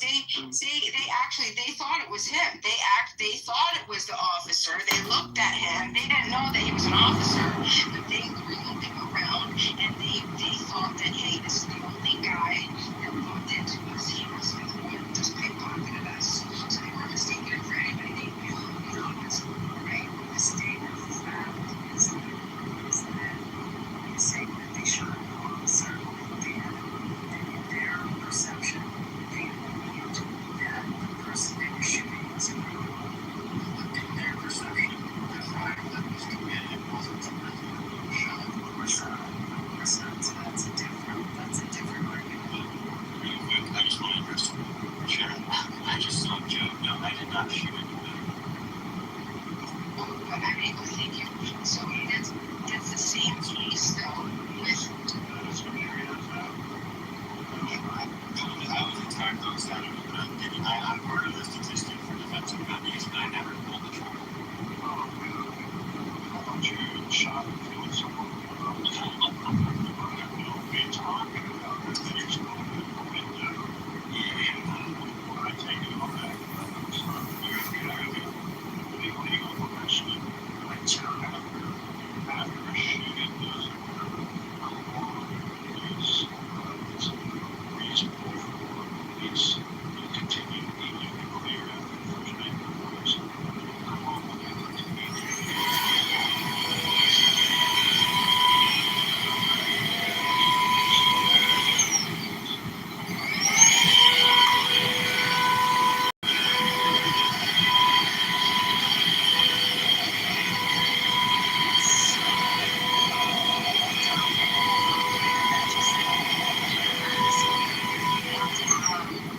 in terms of rating someone, are you saying after they have, it's usually 72 hours unless the person like has a, a health reason that they have to be incarcerated by, held in custody longer, like usually under some form of agreement. But in terms of like before they make the arrest, I mean, they have to get their forensics and they have to make sure that it's a valid arrest. And I mean, there's so many factors because this stuff gets thrown out, just based on how evidence is gathered and the concept of fruit of the poisonous tree. There's so many factors before you put your case together. That's different, but if they make the arrest, then usually it's an agreement, or during the agreement they have to show their probable cause of the arrest. Come up with, not all their evidence, but enough to show that man. No, I started reading it as I'm listening to you guys, but so I don't have in-depth knowledge, but I mean, just logically, some people were saying, she was doing hypotheticals, and that's why I was reading the chat. So I wanted to interrupt, I don't think we're doing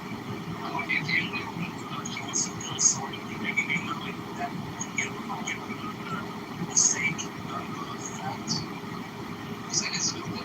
Yeah, mistake of fact. Maybe someone told someone that she had to go away, maybe that one illegal defense. To reduce the severity, it doesn't necessarily get you off people, but it can a successful mistake of fact defense can reduce the severity of the charge, or it can be an acquittal. But it doesn't 100% get you off, but it's definitely a defense of the law. Now, there's a distinction between a mistake of fact versus a mistake of law. You understand the difference there? No. Please. The mistake of fact is being wrong about a circumstance. You pick up a cell phone and it looks just like yours, and you really believe it's yours, but it's somebody else's, right? A mistake of law is being ignorant of what the law says. Like, so, I mean, if you look it up, usually the examples are like carrying a concealed weapon, and thinking it's legal when it's illegal to do it.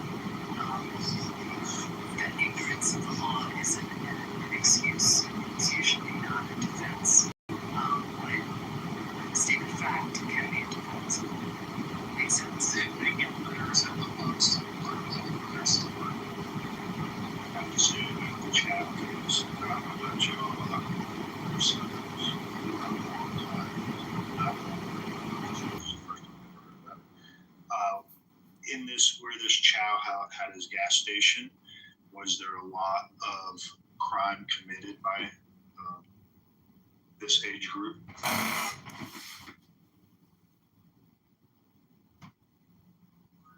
Said, don't fuck around with Mr. Chow or you will find out. That's what he said on his Instagram. He didn't say that. Did you look up his business's website? No, I did. He's got an Instagram, Google page reviews, and it says, don't fuck with Mr. Chow. Fuck around and find out. You're such a liar, John. I'm not a liar. I am helping. I'm doing my part to stop structural white racism today by bringing facts. I didn't think it, I never knew it to be like a ghetto bad place. Do you know, it's weird. We had a case here in Nevada. I actually know the people that were involved that owned a pawn shop, and they were Asian, and their son was working in the pawn shop. It's so similar, the facts. And a kid came in and, was trying to, and brandishing a gun, and they shot him. And obviously the pawn shop, they have tons of guns there that they sell, but they also, because of the nature of that kind of business and who comes in, they shot and killed the guy, and there was a big trial. They were acquitted. It's so similar in the facts. Not the water bottles or anything, but the parties are similar. And I think the person they shot was a juvenile. I have to find that case. If you help me, because you're saying the mistake of fact. So in the case of Andy and Cyrus and Rick, I can give you just a quick breakdown, and then I'm curious if you could identify, because I think there's like two different parts where you might identify. I don't know. I want to know what you think. So the scenario goes: the kid walks into the store. The store is owned by Rick, Alice, and their 23-year-old son, Andy. Okay, Rick and Andy are up front by the register. Alice walks around and watches everybody. So as soon as the kid walks in, Alice approaches him and says, "Hey, leave your book bag up front." He says, "Okay." He takes his book bag off, puts it up, leaves it up at the front. He goes in the back. He goes to the water containers. He opens the cooler. You see him take out four bottles of water. He's sitting there. He's like moving around for a minute, and then he puts the four back. 1, 2, 3, 4. But you don't know if maybe it was 3 or 4. You aren't sure, but you saw him take out water bottles. Okay, the 4 count, and before and after that was a post-fact finding, which I shouldn't have mentioned at this point. So anyway, he goes back, he opens it up, he's taking water bottles out, he puts them back. Now he comes up front without any water, and he goes to pick up his bag. And then Alice says, "Hey, hold on, what do you got in your pocket?" And then he says, "I don't have anything in my pocket." And she says, "Yeah, what's right there in your pocket?" And so then he takes his hoodie, because his hoodie with the big pocket up front. So then she's just like, okay. And so then he walks out he takes his book bag, puts his book bag on, and he just walks out of the store. But Andy, when he heard his mom say that, he had looked over and he saw that there was something heavy in his shirt. So then Andy ran after him, ran across the store, ran out, and Rick, the father, ran right behind Andy, just a couple feet. As soon as Andy gets outside, the kid is at the corner. He opens the door. He takes a right. It's a little distance. He goes to the corner of the building. He turns the building. Okay. Andy and Rick come out, run out. And then it pans over to the parking lot, and you see the parking lot video footage. And you see the kid starting to walk, and then he turns back, and all of a sudden he starts running, sprinting, and right behind him, sprinting right after him, are Andy and Rick, sprinting right after him, right behind him, across the parking lot, out into the street, okay, up into the street. So then this is the part where we don't know what happened. So there's assumption, whatever. The story, if we're gonna say what Andy says, Andy and Rick say Andy got there first. So the kid fell. Andy was was right on top of him. He saw the kid pick up a gun, point the gun at Andy. Andy threw up his hands and started to back away and said, "He's got a gun, he's got a gun," to his dad. His dad then pulls his gun out and shoots the kid. So, now, where would be the mistake of fact? It turns out that he didn't steal any water. Once they go back and they look at the 25 different footed angles that they had in the store, he took out 4 bottles and then he put all 4 back. Okay? And so he didn't have anything on him. He dropped his phone. He ran out of his shoe. He lost his shoe during the chase. He was chased. He was chased. He did have a gun next to him when they got his body. Got to his body. Okay. So what would the mistake of fact be? Would it be that they thought that he had stolen something and that justified them chasing him and justified their use of self-defense? Or was the mistake of fact that he thought that the kid Cyrus was going to shoot his son? Okay, so first of all, there's a lot of stuff there.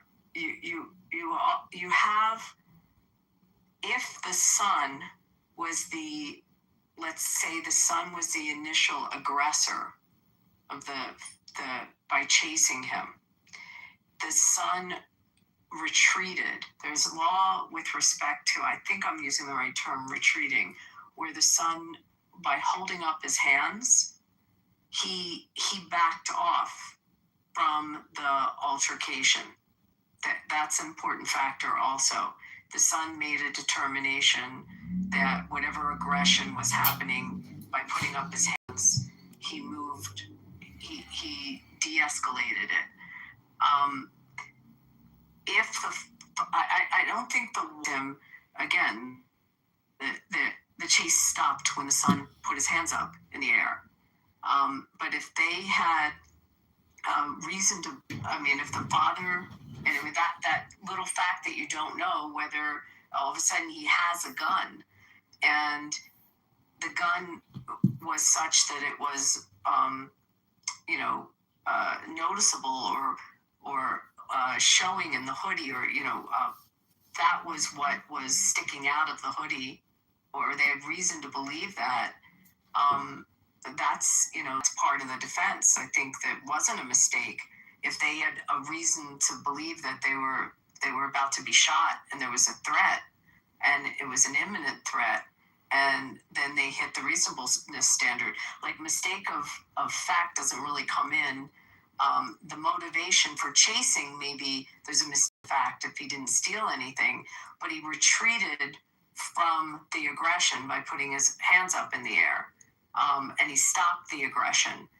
And then if the gun was brandished at that point, or the father had, at a reasonableness of threat, then I don't. That doesn't come into play. You follow what I'm saying? Okay, so let me ask you this then. So if I'm hearing all your facts straight. Yeah. So if Andy the son is aggressing the kid, okay, or the suspect, and the suspect turns around and he pulls out a gun, right? He doesn't chase Andy. He doesn't shoot at Andy. He just pulls out a gun because he can't run anymore. He wants to shoot. His foot hurts, right? He's running on rocks. God knows what else. And he doesn't want to get beat up or whatever else. So he pulls out a gun. Does he have the right to pull out a gun at that point? No, he doesn't. And the other thing, when I said the retreat, when did the de-escalation occur?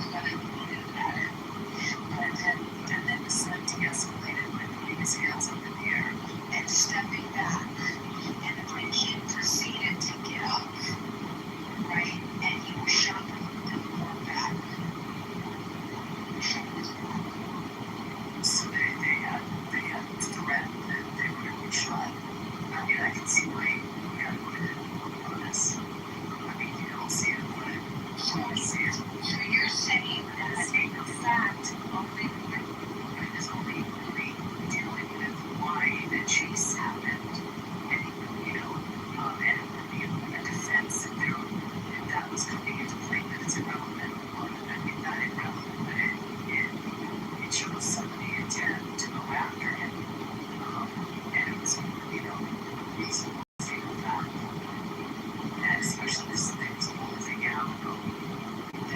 They were chasing him. Maybe they didn't know if he saw anything else. So I don't know. Again, it sounds like the son de-escalated it. So I just want to be certain that I heard you right. So the person who fell, Cyrus, he does not have the right to defend himself.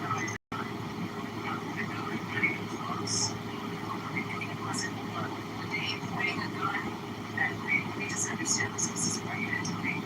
Did they have a gun that they were pointing at him when he fell? Well, that's a big factor here. Well, I'll tell you. Does anyone know that? Well, I'll tell you what I learned from the trial. So what I learned from the trial is Andy says that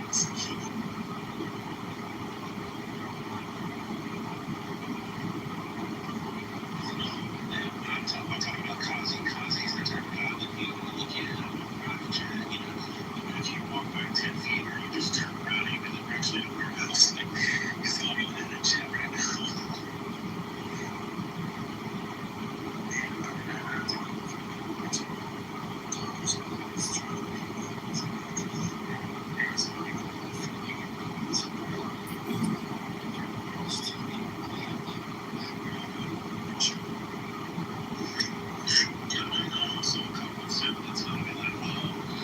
Sensitive about what I'm going to say, and I just choose the right words. I'm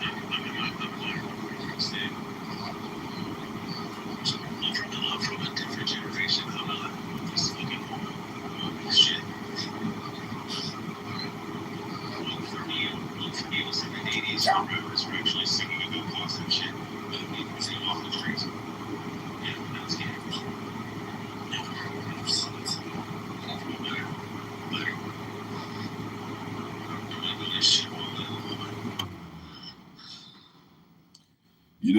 I don't like what you're saying about Kazi because I gave him $1 million and he turned it into $100 million. He's the greatest financial advisor he's Donald Trump now. anyone could ever hope to ask for. And you're right. Sometimes he does get confused whether he's on a private jet or in an empty warehouse trying to sleep for the night. It gets stressful at times when you're at that level of the game. The fuselage of the jet. And they cut the section of the fuselage out and put it in a fucking warehouse. And if you zoom in, it looks like you're on a jet. But in reality, you're in a fucking warehouse. And you're paying somebody $300 an hour to go in and fucking do videos. Well, I can't spend another night listening to Bima litigate a trial of a shop clerk who stopped a robber who tried to kill him. Bima is so far gone, and I think it's probably because she doesn't go to the gym. I had this conversation with my dad. The guy who ran the gas station. His name was Chicky Chow. Chicky Chow. Yeah, he has shot at 6 people in the last couple years. Oh, well, shit, man. It's not easy running a fucking business where people come and loot you every day. No, I get that. But there is also people that are like, like those 2 fucking rednecks that chased down that fucking black guy. The black guy that was just out fucking jogging and shit. And he just stopped in front of a construction house. And it was like looking at it. And then just fucking went back to his daily jog. And then was chased down by the father and son who shot him with a shotgun. Mm-hmm. Like, those guys were looking for shit, Well, this is the problem with... I think it was stupid to chase him off the property for 4 bottles of water. If you want to chase him out of the parking lot and grab him, that's one thing. This is Chicky Chow! Well, check this out. BMO ran, because I wasn't familiar with it. And I was like, Beaver, can y'all just fucking tell me the story? And they went through the story, and I thought that they said that the dad ran up, or the son ran up and grabbed him, and that he did not have a gun, but the son yelled to the father that he had a gun, and then the father shot him, even though he didn't have a gun. And I was like, yeah, that's wrong. No, I think he did have a gun. He did have a gun. That's what ended up happening. So I ended up getting more clarification, and they're like, no, he did have a gun, and he pulled the gun out and pointed it at them. And I'm like, oh, then he's justified. 110%. Like, yeah, if they thought that he was robbing them and they fucking chased him down the street, that doesn't give the right to the fucking guy to point a gun. Like, maybe if the guy's pointing a gun saying, I have a gun and I'm going to shoot you, then maybe the black kid would be justified in pulling a gun. But even then, he has an illegal fucking firearm.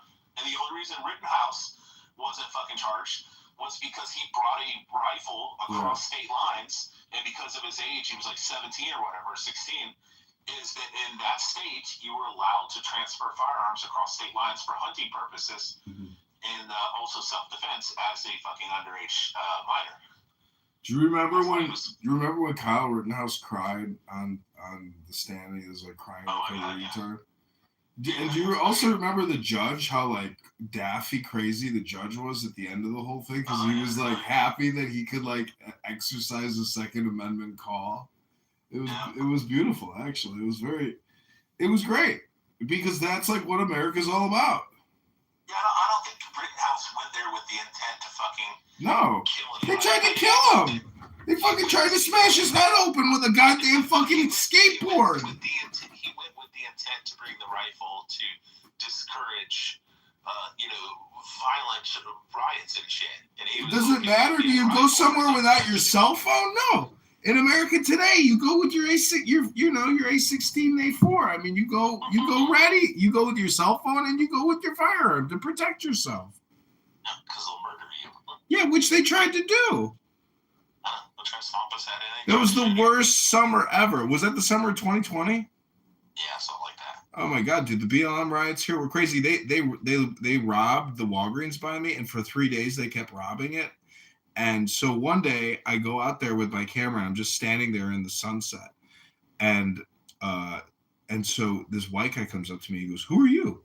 I go, "Oh, I live down the street. I'm just concerned about this Walgreens because it keeps getting looted." And as you can see, the windows are blown out and, Schwarzes keep jumping in and out and accessing the pharmacy. And he goes, "Oh, well," he goes, "I'm the alderman." I go, "You're the alderman?" I go, "Where the fuck are the cops?"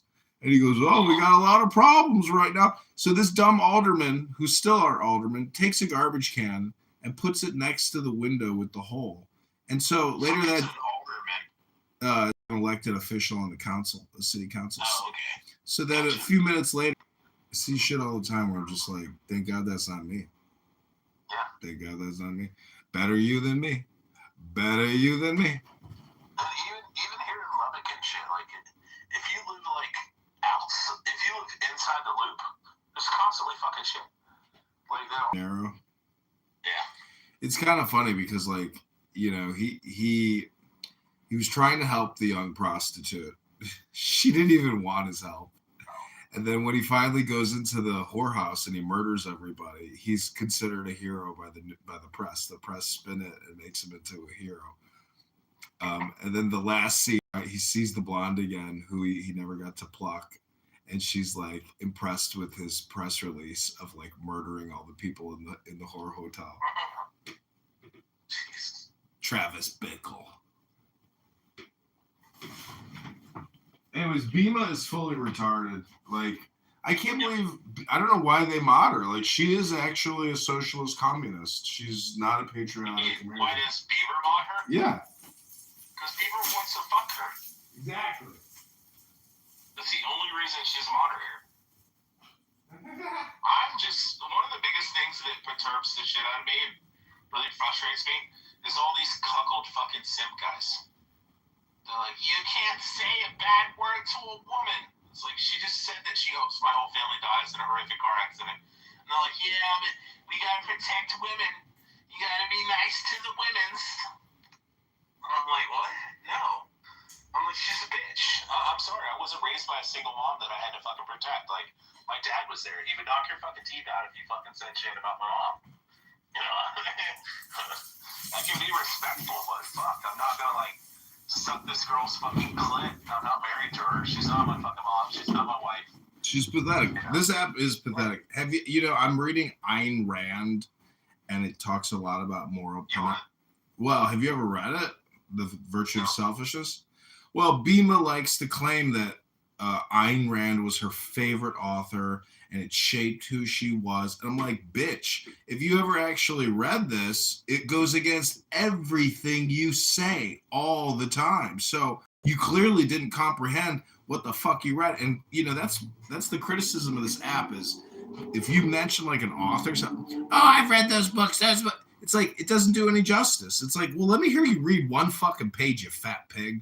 Let me hear you read one fucking page about something other than running your fat fucking mouth all fucking night long drinking Kool-Aid. I told her tonight that I got me kicked in the audience. I said, you fucking 89 fucking IQ having the fucking mud shark having the fucking black guys with their 85 IQs so y'all can have fucking similar conversations. So you're same peer level, you fucking nigger loving orange. Next thing I was in the audience. Have you ever heard her talk about her boyfriend? She's like, I don't actually see him. Oh my god, he's such a piece of shit, bro. She's like, I don't actually see him that often. Family somewhere. Yeah. She's so He's a truck driver. He leaves for like multiple months on end, and then he says he's not able to come back and visit her and shit. She's like, I'm just waiting for She's my totally in love, denial. and I can't wait till he comes back, and I miss him so much. But Ugh. he told me he can't come and visit me, and he has to stay on the road for 3 to 4 months. And I'm like, yeah, because he's like fucking going to see his actual wife, you know, with his actual fucking kid somewhere. And he's swiping right. He's swiping right in every major town, and you know you're sitting at home on Clubhouse with your mom in the other room. That's honestly one of the biggest issues I would have if one of my kids, especially if my daughter wanted to date a black guy, was I know how the majority of African American men are. Mm-hmm. They are fucking whores. Yeah. I had a buddy, dude. We were having a house party. You get done with the house party, and my buddy Jay, he's a fucking white guy that's adopted by an Italian family and raised in the fucking hood. So he's like, he's a wigger. And but one of our black friends was there, and he's like, man, I gotta go to my room, man. I gotta get my phone. I gotta call these bitches. And he's got a phone, and it's like a fucking old school like Nextel phone, like a Nokia. And I'm like, why do you have that old Nokia? And he's like, because it holds 10,000 numbers. He's like, I can put as many bitches and numbers as I want in this. And he's just like calling every girl that he can, dude. And then he fucks one girl in the fucking garage. And he's out there fucking her. And then he's slipping that. He comes and opens up the front door. He brings one girl into his fucking bedroom. Then he goes back into the garage. He gets that girl, and I'm sleeping on the couch, so I'm watching all this. And he goes and gets the girl out of the garage, takes her out. And then he goes and fucks the girl in the bedroom. And then he gets her out of there. And then he brings another girl back in and then fucks her. And he fucked 3 different girls that night. And I'm like, this is what Pima's boyfriend's doing. Like, this is the majority of black guys that I know. They're fucking animals when it comes to like, and the hillbillies and the rednecks down in fucking Annabelle and Appalachia, they're all the same way. All the fucking white racist fucking cracker honkies and shit, they're all just fucking everything that walks too. Mm-hmm. That's where they got it from. They adopted all that culture. I used to not understand it. Then I read, you know, Hillbillyology and Black Rednecks and White Liberals by Thomas Sowell. And I read it like fucking 7 times. And I was like, oh my God, this all makes sense. And I'm literally just looking at it. I'm like, oh my God, he's so fucking right. Fucking Thomas Sowell. From the very first day I took office, our administration has waged the most successful war on crime in American history. Last year... Well, it's not like I really care about Bima. It's not like, you know, if she stopped using the app, I would never think of her again. You know, I could care less. Yeah, but she's the detriment of fucking society. She's a scourge to our fucking civilization. No, she's not. She's just another fatty loser on a fucking cell phone, sitting in her shitty little room all night long. I just love how authoritarian she is. Yet she's a fucking. I'm not a socialist. I'm a fucking. I think being obese, you know, have you ever seen like an obese person get angry, like uncontrollable emotional disorder? You know, I mean, it just goes hand in hand with being a big fat dumb person, you know. Bro, if my brother woke up tomorrow and he went out and fucking murdered a cop and robbed a bank and drove down the road and started shooting people with his fucking AR out the window, I would expect the police to go and fucking kill him. Yeah. It's the same thing. If I lived in Lebanon and I seen a bunch of murderous Lebanese wanting to kill a bunch of Jews and shit, I'd be like, yeah, they should kill all those people. Then I'm going to get out of here. Well, that's pretty much, again, why I could give two shits. And Bima is like a lot of people. They're unredeemable. They can never be changed. They will always be left woke, mind virus, low IQ, but yet claim intellectual intelligence and knowledge and, oh, I've read all those books. I know all that information. But yet when you listen to what they're saying, see, Bima likes to play the role of a fake lawyer. A lot of people like to get their dopamine that way. They sit there and they read. That's because Abby kicks her ass all the time and she hates it. But Abby is also pathetic. You know, some supposed successful casino lawyer coming on a stupid conference call app every night, acting like she's the chief clown house litigator, using a couple technical terms here and there, then getting yelled at by Florida Man, and she yelled. It's just like everybody here. It's like this is what Ayn Rand is talking about. Like, you should make moral pronouncements on the way that people spend their time. The way that people spend their time here is so stupid. When you really listen to what people are saying and you think about, oh my God, I'm sitting here listening to this, it's so stupid. It's such an uninventive, non-creative way of spending your time. John, is it ironic that you're saying this while you're on Clubhouse all the time? No, because I'm making them. No, because I'm in the top 1%. I read a book today, probably unlike you. You're making a moral judgment? Yeah, I'm making a moral pronouncement on you, on Pepe, on Bima. That's right. That's what the book told me I could do. That it's within my right. I'm trying to think. I didn't read a book today, but I did listen to an audiobook today.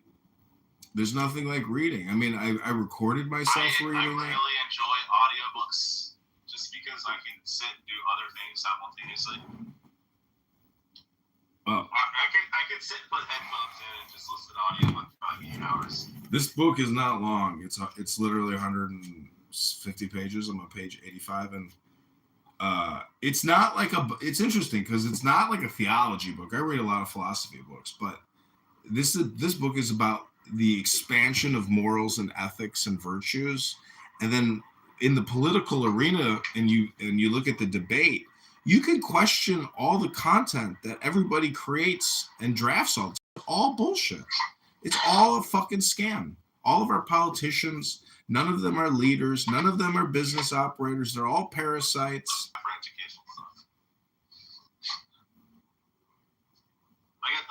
You can get the entire Mark Twain collection on Audible.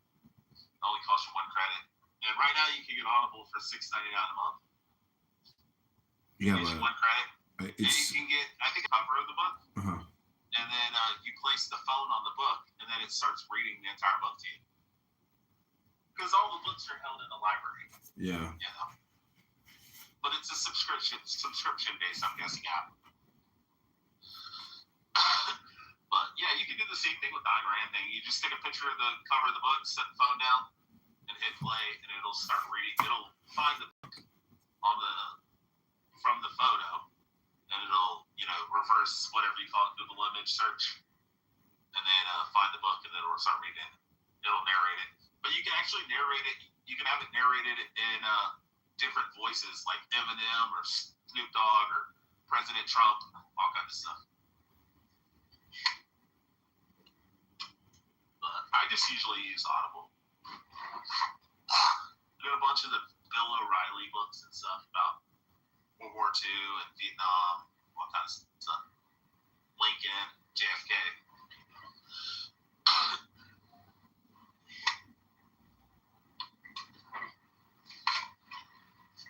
Wait, have you read Dr. Thomas Sowell's work or not? Like, No. Black Rednecks and White Liberals? No, I just seen a lot of his YouTube videos.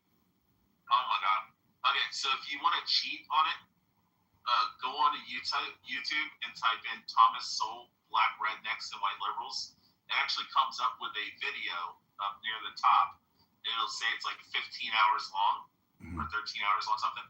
It has the picture in the center of the cover of the book. And then if you hit play on that, it's actually from Audible. Somebody uploaded like the 13 or 15 hour audio book from Audible on there. So that way you can listen to the entire thing and not have to pay for it. It's phenomenal, dude. He talks about the Tokesville, all that kind of shit. Oh, it's fucking crazy. You ever heard the expression, it's all my bacon? No.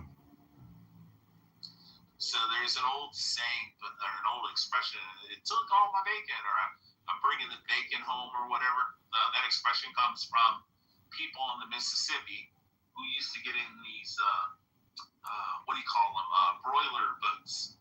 They would be in these steamboats, and the fucking people would race the fucking steamboats down the Mississippi. And there's a story of this woman.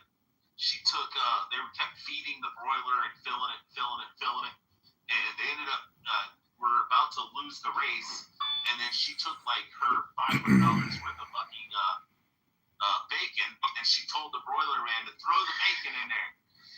So he takes the bacon and throws it in, and it pushes the fucking boat past it. They win the race, but at the very end, the entire fucking boat explodes, and it blows people's arms and hands and feet off and shit. People die, and she said, I won, but it took all my bacon. It was an old white lady.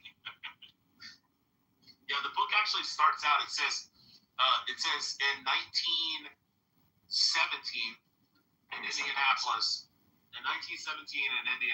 there's a letter posted on a door for apartment for rent. It says, these people uncouth, good for nothing, lazy, loud, rambunctious, don't pay their bills, and it's got this entire fucking rant. And at the very bottom, it says, no white Southerners allowed.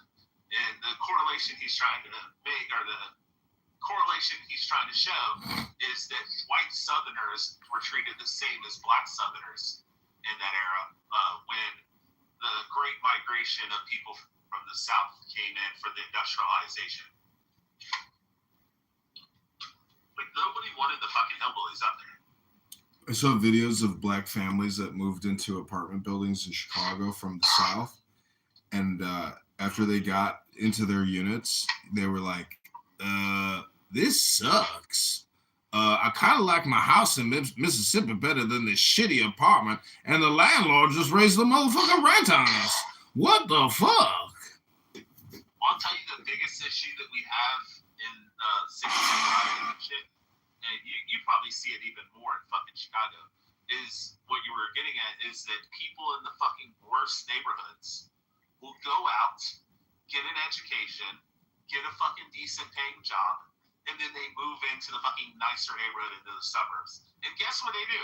Do they show up and fucking not get in trouble and fucking stay out of fucking trouble and not fucking shoot up the place and steal shit? Nope. They show up in there, fucking do the same fucking shit that they were doing in the fucking shitty breakdown.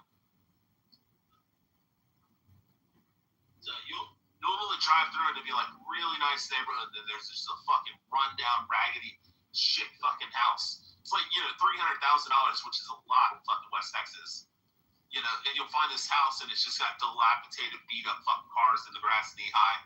And then you just sit there long enough and you'll see the black people come out. And they're all like ghetto black people, and you're like, okay, that makes sense. Never mind. Okay, I asked, what are the top 10 extracts from Thomas Sowell's work and research? It says, number 1 is no solutions, only trade-offs. 2, scarcity rules economics. 3, knowledge reveals your ignorance. 4, truth helps people, flattery doesn't. 5, who decides is greater than what is best. 6, procedure is greater than outcomes for bureaucrats. 7, progress often ditches what works. 8, unaccountable power is reckless. 9, preferences turn equality into discrimination. 10. Intellectual excuse socialism's flops. Oh, intellectuals excuse socialism's flops. So see, he has a bunch of different types of like subjects that he does. He does like he's a world-renowned economist and a historian, and so he has the economic can't get the fucking word out. Economist type of books that he writes, economic books that he writes, and then he also has like the historical and then the cultural. So specifically asked about like what's the best takeaway from like black rednecks and white liberals. Mm-hmm. That book is one of I've read a lot of his books and stuff. I've got like 10 or 15 that I've read, but black rednecks and white liberals I've read like fucking a boatload of times. Well, like I say, I haven't read physically because I can't. I don't have the time to sit down and just fucking. Wife and 3 kids. Yeah, no. You know why you can't do it is because literally every word takes 1 second, etc. And then so it does take a long time to actually get through material, but the value. But I understand speed, but did you comprehend the book? Did you chew it and then digest it? Well, that's one of my points is that some people will claim they're reading, but the comprehension just isn't there, and it doesn't reflect in their conversations here. Just talking about Bima. If you're not working every day to stop structural white racism, you are part of the problem. This conversation right now is stopping white structural racism. Bima. Be master of your emotions. Fat white girl that fucks black guys. Yeah. Oh, that white girl that put. That's a type. I'm dead. Fat white Italian girl. I'm dead, bro. It's called a very specific type. Mud shark, Mud sharks, yeah. I was gonna say. Coal burners, mud sharks. Mud sharking. The one I always heard when I was growing up was mud shark's a white chick who fucks black guys, and it's kind of like ghetto. Mud shark. What's the unpack that for me? Meaning like she's another shark that's in the mud?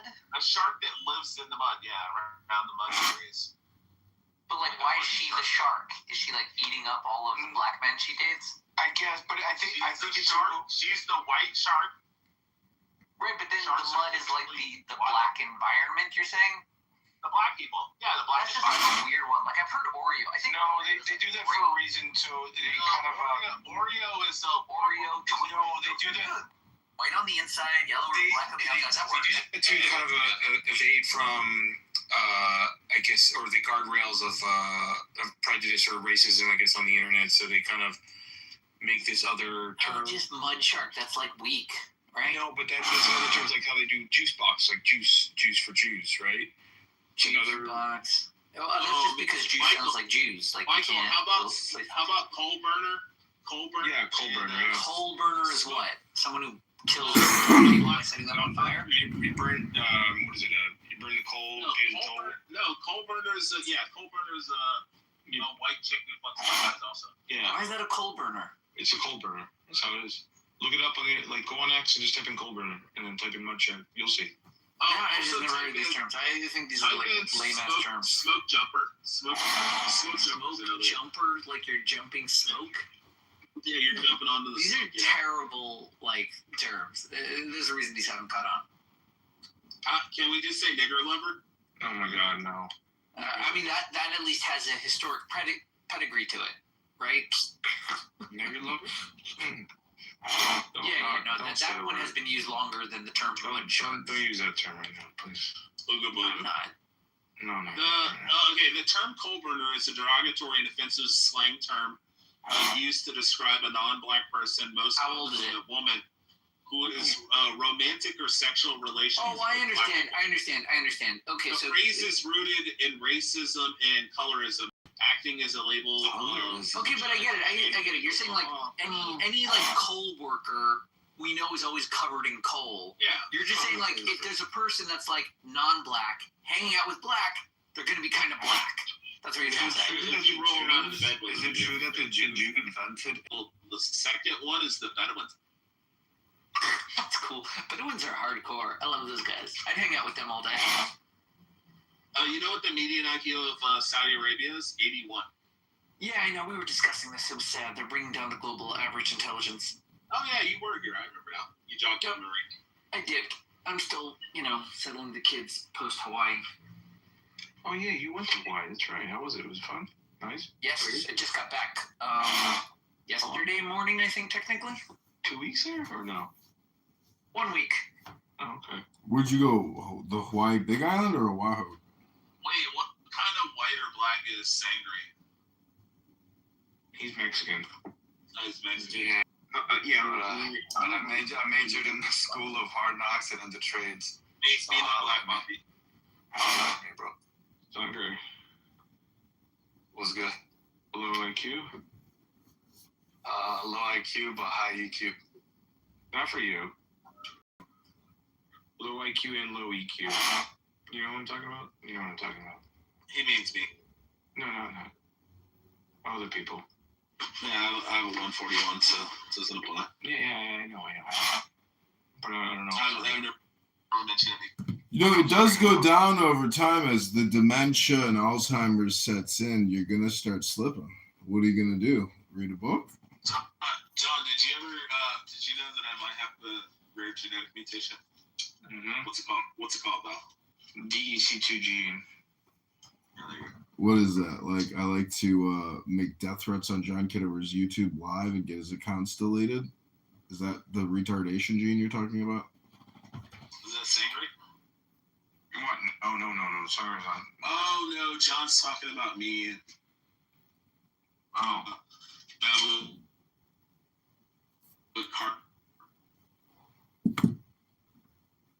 Gotta turn the volume down. Let the evil pass.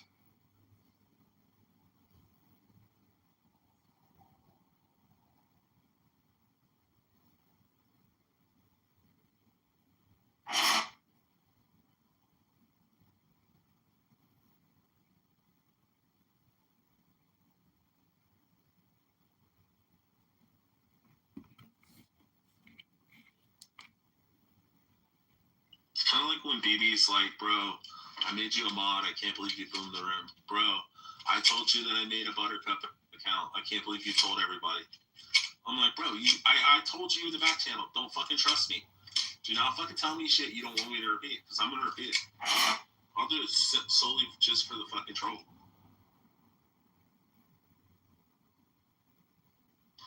Like this, pal. John, you there? Thomas has ODD. Yeah, I'm here. You're there, John? Thomas, you have ODD. John, check your profile. Or check the screen, John. What is that? Oppositional defiance disorder? He's in the audience right now, John. Saying fucking bullshit for the next 3 hours. This is my house, actually.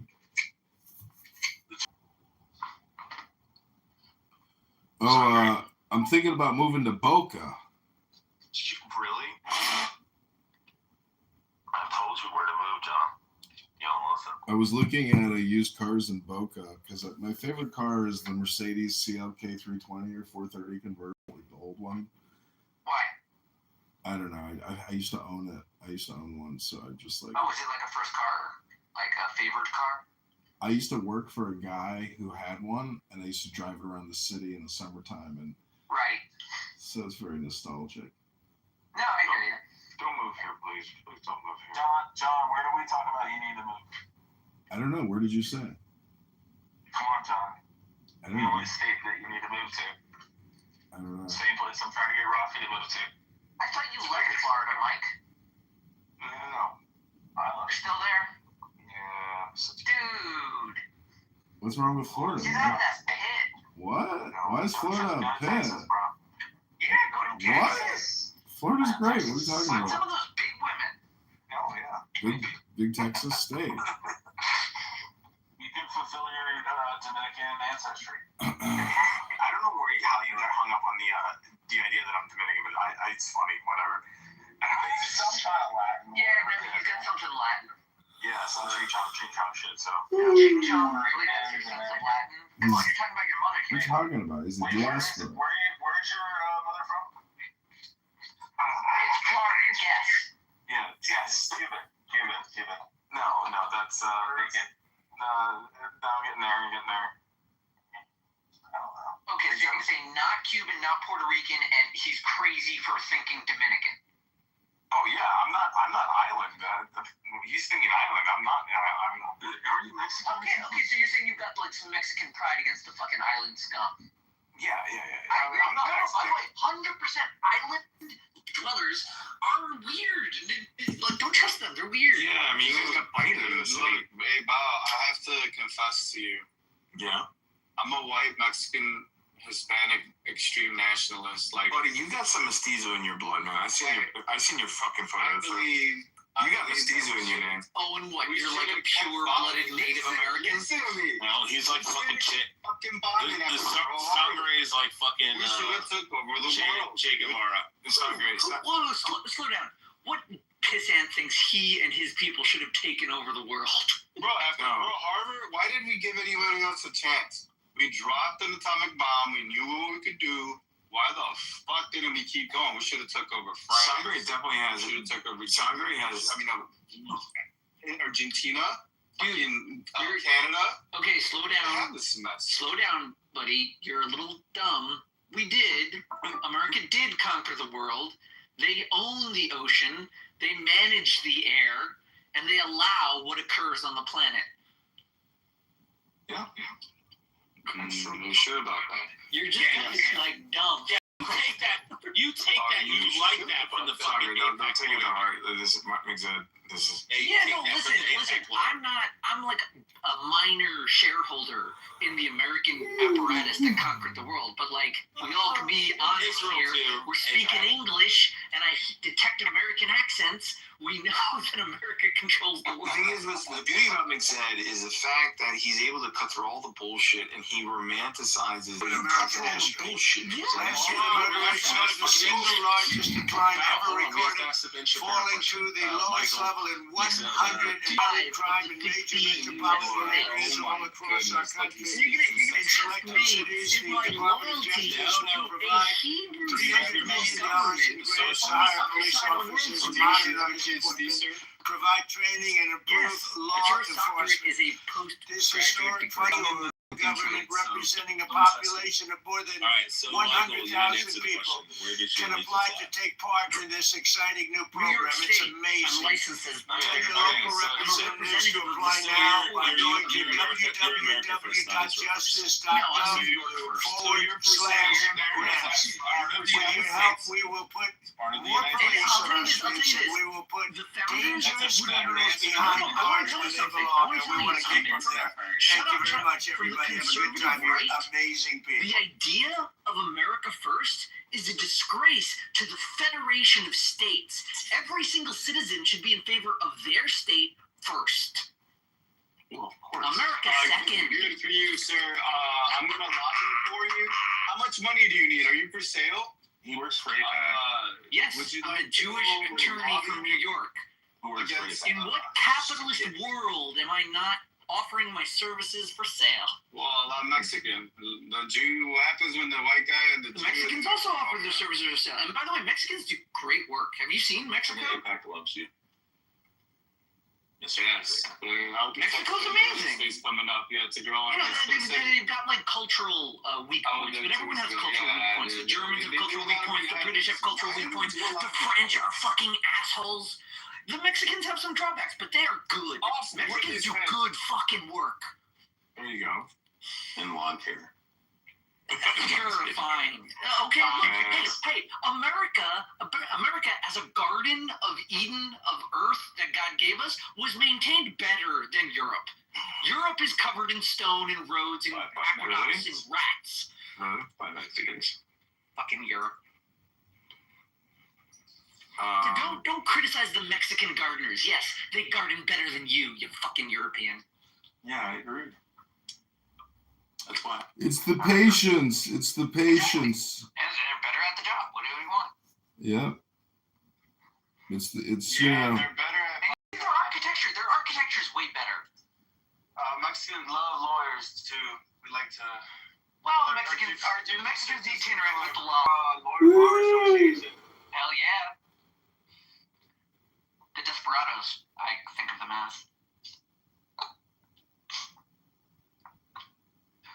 I don't think I have any Mexican attorneys on our team. We should get some. You can convert to Mexican. They're the Mexican states of America. They have multiple states as well. They actually modeled their system after the American Federation of States. With I saw this in their like little Mexican history performance. Some people from New York called Yorkers.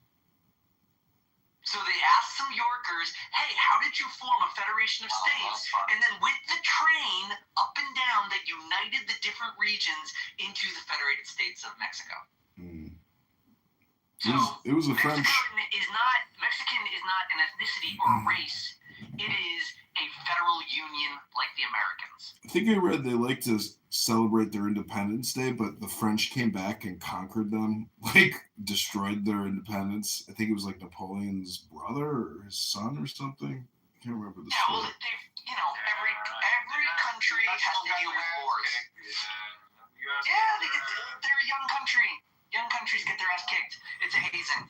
What can you do? No more Mexicans. A bunch of gay Mexicans and Mexican women left. That's about it. So what do you think's going to happen with Iran? Like, are they just going to simmer and then we're going to attack them again in a couple of years and just like keep doing this prairie cleansing where we light it on fire so new grass can grow every couple of years? Hello? I don't know. I'm confused with this whole. I'm not even. I've completely checked out. I'm not even paying attention to most of it. Me too.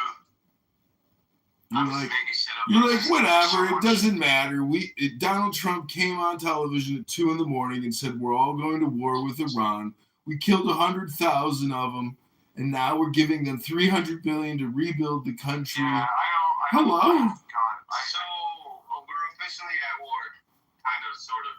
Even though we've been at war. Oh yeah, I mean it's just normal business, everyday business. We just drop a bomb on the head of the Ayatollah. John, do we have any boots on the ground or no? Dude, got advisors and CIA operators over there. What are you talking about? Yeah, I mean, aside from intelligence, I mean, like actual infantry, are we like boots on the ground, or are we just still air and water? It wouldn't surprise me if Donald Trump surprises the world and fucking invades the country. You know what's the war we don't hear about that I'm interested in? Satellite warfare. It's a big thing. It's been a big thing for a long time. I had a sponsor family in college. He was the president of Eastman Kodak. They were extremely wealthy, Jesuits. And I said, what was the biggest product line when you were at the head of Eastman Kodak in Rochester? And he said, the spy satellites. I was like, oh, wow. Yeah. Satcoms, satellites, spy satellites, communications, because if you can knock out communication, I mean, I don't know, are we really headed towards World War III? Like they say your Wi-Fi router is actually capable. Frequency so you're telling me, it sounds like to me like alien technology, bro. Like, no, it's actually pretty easy technology. It just uses a certain frequency to determine. I mean, like the Wi-Fi can essentially like figure out like who's in the room. Alien technology is not complicated. They just generally use now, Mike? bolt cutters. I got a job. Working. Doing what? I was in IT, working for security. That's pretty cool. Where? Fort Lauderdale, and then until Spirit Airlines got fired or got let go. Oh shit! You were working with Spirit? Did you get like tanked in one day? Yeah. Oh shit! That's so cool. Oh man, my bad, bro. Yeah, I lost it. What happened? Like at some point, your supervisor just sent out a mass email. We're all done. Well, I got fired. I got let go like just before all this happened. Okay, right. And then like I didn't like I was like what like how long before? 2 weeks. 2 weeks, right? Yep. And then I was working there for like almost 3 months, and then I was in like boom. 3 months and then down to 2 weeks dead. Just like that. Amazing. A Florida story. Dude, I'm just so sick of it. I've been sick of this shit. And that's another reason why I want to get out of here. Okay, so what, are you doing something now, or you're just like, close spirit? Just freelancing and just... I hear you. I hate it. I might have a project for you. Reach out to me. Send me an email. Got it. Yeah, I do. There you go, Mom. Okay, good. I got a project, and I think you'd be good for it.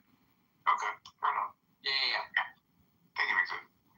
No, thank you for being part of Spirit.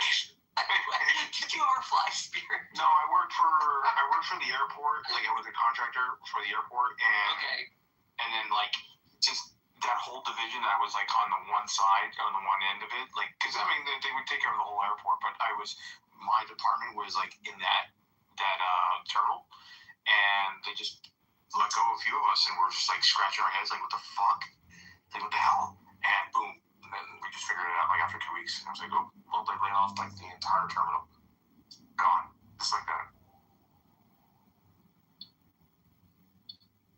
And that including, Spirit, because they went bankrupt. There's nothing to service within those few terminals, so. Yeah, I worked right above Spirit, actually. I have a tenant who worked for Spirit, but she got picked up by Southwest. And she's still late on her rent. How much were you making, if you don't mind me asking? Like, or was it commission, or kind of hourly commission salary? I mean, here in Florida, for Florida, this is actually a good salary. I was making $80,000 a year, so That's not bad. for Florida, it's not bad. And given In Chicago, that's nothing over here. no, it's nothing of it. I mean, we got no state tax and no state income tax and all that. We're getting raped here in Illinois with taxes. Yeah, but I also was getting benefits too, which is fucking amazing. $85K a year is $1,000 a week after taxes. About 50. I was getting about 200 a day. $5,500. You gotta I'm get a up. truck driver, and we're halfway through the year. Right now, before taxes, I'm at 47,000. But I've been taxed already 16,000 out of that. So Wait, you had taxed 16,000 out of 46 that you made for the year, yeah. and you're taxing. You're saying? Doing it to W-2. I used to do 1099. I've been paying much in taxes. But now you're doing W-2. Yeah.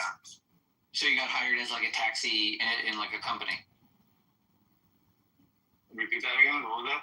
You're a driver for a company now. Whereas cool. Driving, and as a petrol engineer, and as a mechanical engineer.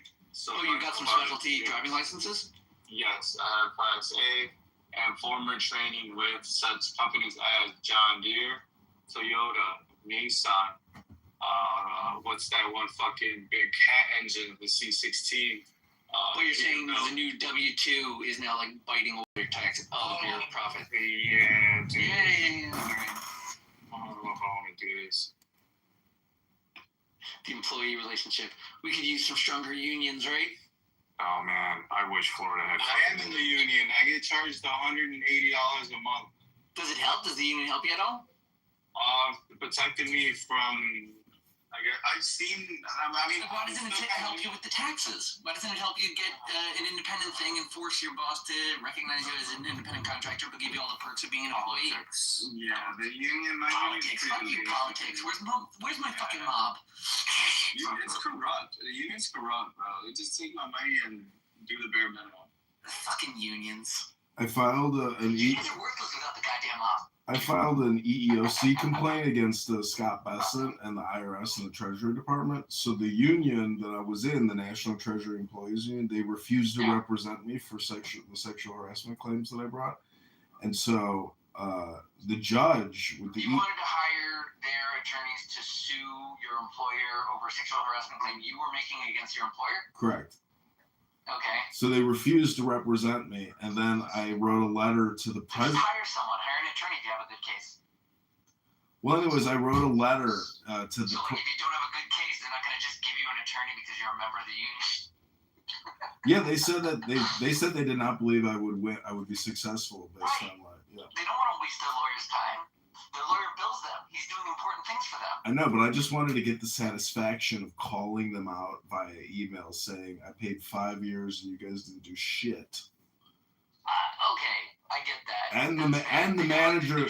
That's a good complaint. And the manager would specifically say, I fucking hate the union. Everybody there is useless. The guy told me on the first day, don't join the union. It's a waste of fucking money. And I brought that up in the email. I said, this is the guy that you're not going to help me with. Listen, a union sucks unless you and all of your coworkers agree that working there sucks. That the union is perfect. It does protect you from companies using employers to... I've seen the union. Exactly. They act as like a watchdog. Watchdog. Yeah, there was once you have people that can report and look into things, you know, it keeps things chiller.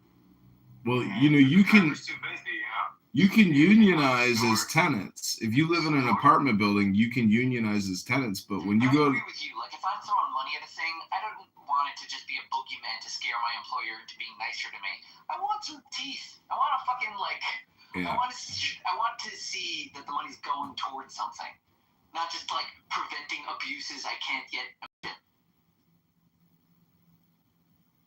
Well, the union turns out to actually just be a front group for the IRS. They don't actually. They have this national charter called the NTE, National Charter. Tax. I'm saying.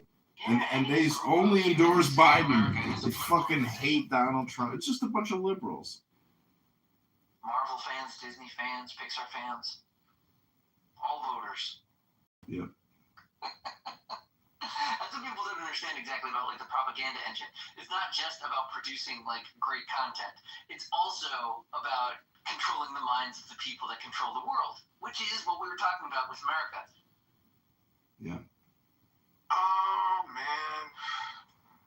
But this is good. I'm glad you're available. Spirit exploded so quick. It was kind of satisfying because that is such a shitty airline. Was it? I flew them once. The Florida. Not as bad as you would think. I mean, yeah. It's not as bad as you think. No, that should be their tagline. Not as bad as you think. Exactly. I mean, I'd be uncomfortable for a 2-hour flight for $99. Yeah. Everyone is uncomfortable for a 2-hour flight. Exactly. It's a flight. There's buses. It's a flight. For less than $99 round trip. And you can have a shitty bus line. That sucks. It happens.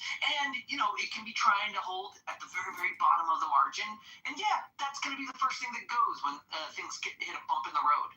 Well, no, Joe Biden refused to allow JetBlue to buy them out. So Joe Biden's responsible for the fucking collapse. Piece of that shit. would have been cool if JetBlue bought it. That would have been a good merger. Yeah, what's the problem with letting that transaction happen? Why the fuck are the...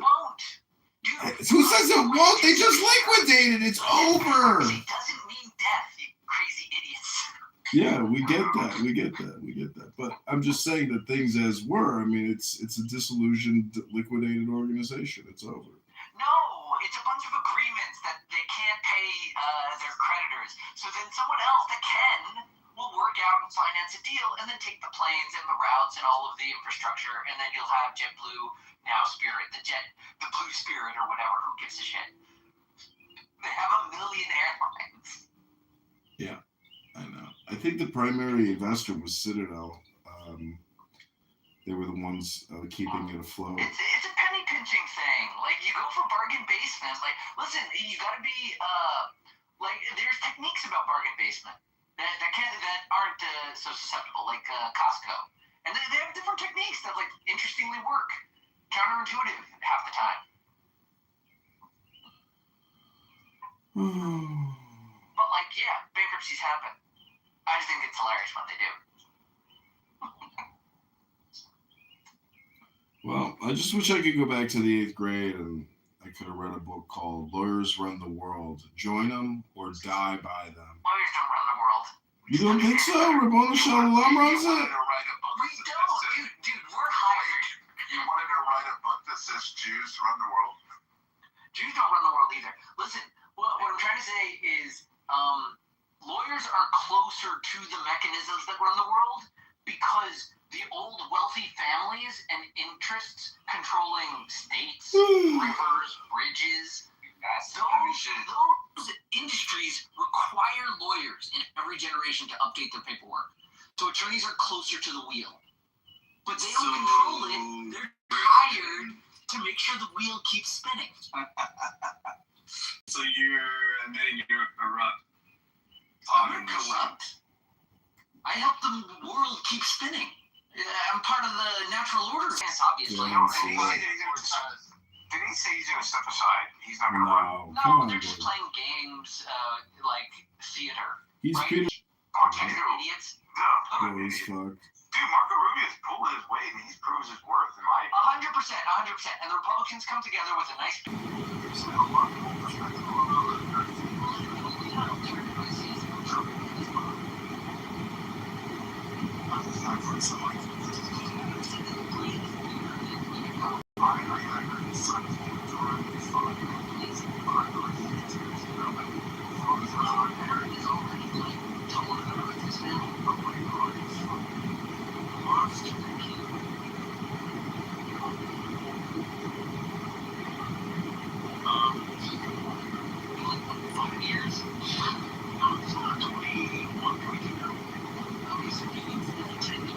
Dude, he's autistic. I don't think he'll be. I don't think. Doesn't matter, buddy.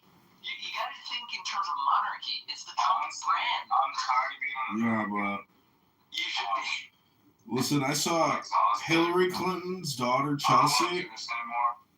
Nobody wants the Clintons. No, what I'm saying is Chelsea Clinton gave a speech at the Jewish Federation, and everybody hated it because she was talking about diarrhea in the Congo and malaria. And then Trump's daughter, Ivanka, came and gave a speech, and it was the most intelligent, beautiful, wonderful speech you ever heard. She's a very good communicator. Okay, guys, slow down. What would you say about Ivanka for president? Oh, yeah, that's a win. I could vote for that personally. Oh, yeah, first female president. The Oh, first American president making it Trump. oh, she'd be so good, No, too. the first female president making it Trump. Do you know, we went to the Capitol building. There's a sculpture they have of like 3 pivotal women of women's rights history, including like women's suffrage. I think like, what was the later one? Civil rights, I think. And they have an unfinished stone there waiting for the first female American president, which has yet to occur. And when that occurs, they'll get it. I would love for that stone to be chiseled the face of Ivanka Trump. Either her or my daughter, whichever gets there first. But I could vote for Ivanka. Yep. She's a winner. She's a She's a star. winner. First Jewish female president. Wow. And she's a Trump. Oh, my God. Oh, her last name will be Kushner, no? President Kushner. Bush ever. She And then we'll really is chisel her hot. face into marble in the U.S. Capitol dome. Oh, it'll be the greatest years in American history. Come on, I'd vote for her. You would vote for Michelle Obama? Michelle Obama? I'd consider that vote, yeah. Fucking everyone by voting for her. Why in the world would you consider voting for her? She's a fucking communist, liar, she's a criminal, she's a trans. I don't know, because she's cool and she's managed the limelight better than most. Really? Michelle Obama, yeah. What gap did she have? Oh, I'm a doctor to the American public, and then get this, like a week ago, publish a book about it. Have you ever read her Wikipedia page where it says she's a CIA agent? Her first job was at Michelle Obama? Yeah, she went to India and got recruited by the CIA Awesome. I right would love after. if she was in the CIA. That would make me respect her so much more.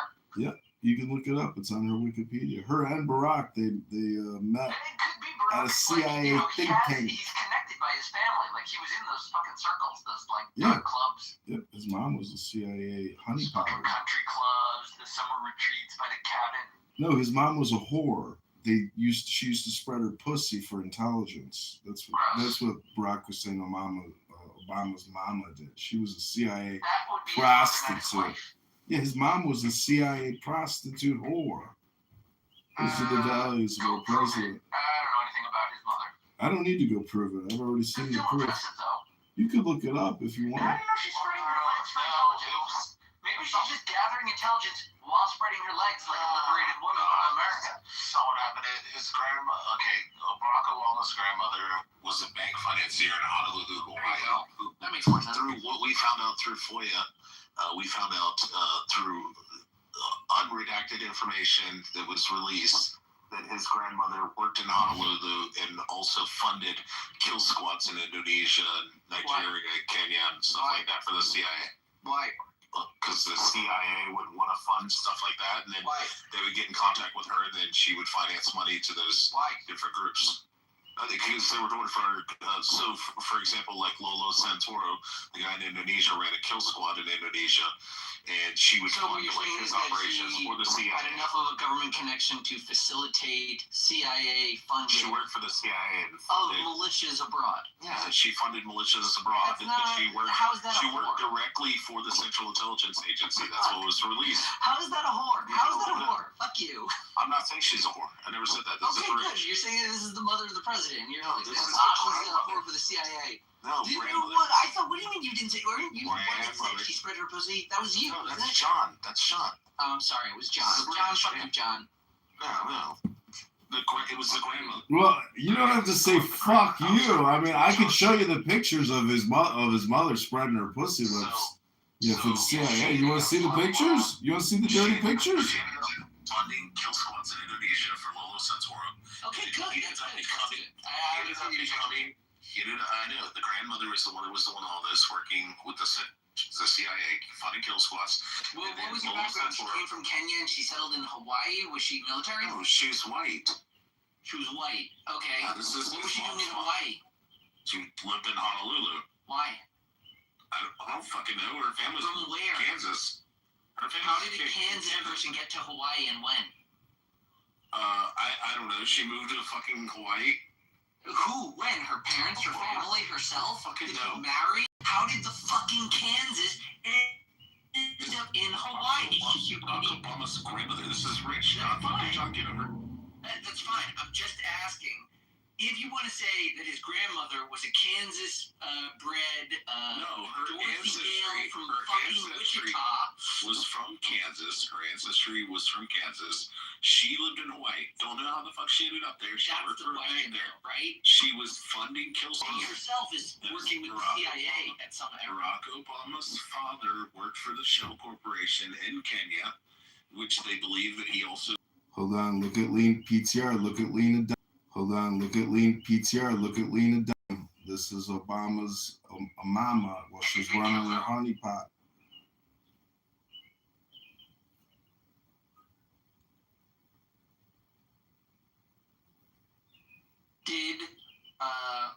He may not be able to unmute. With the assistance of his grandmother from Wichita, kill the indigenous in Kenya. I hate women with short hair. That shit's disgusting. Isn't it gross? Why? What's wrong with short hair? It's so fucking gross. Isn't that very feminine? I hear ya. I like long hair.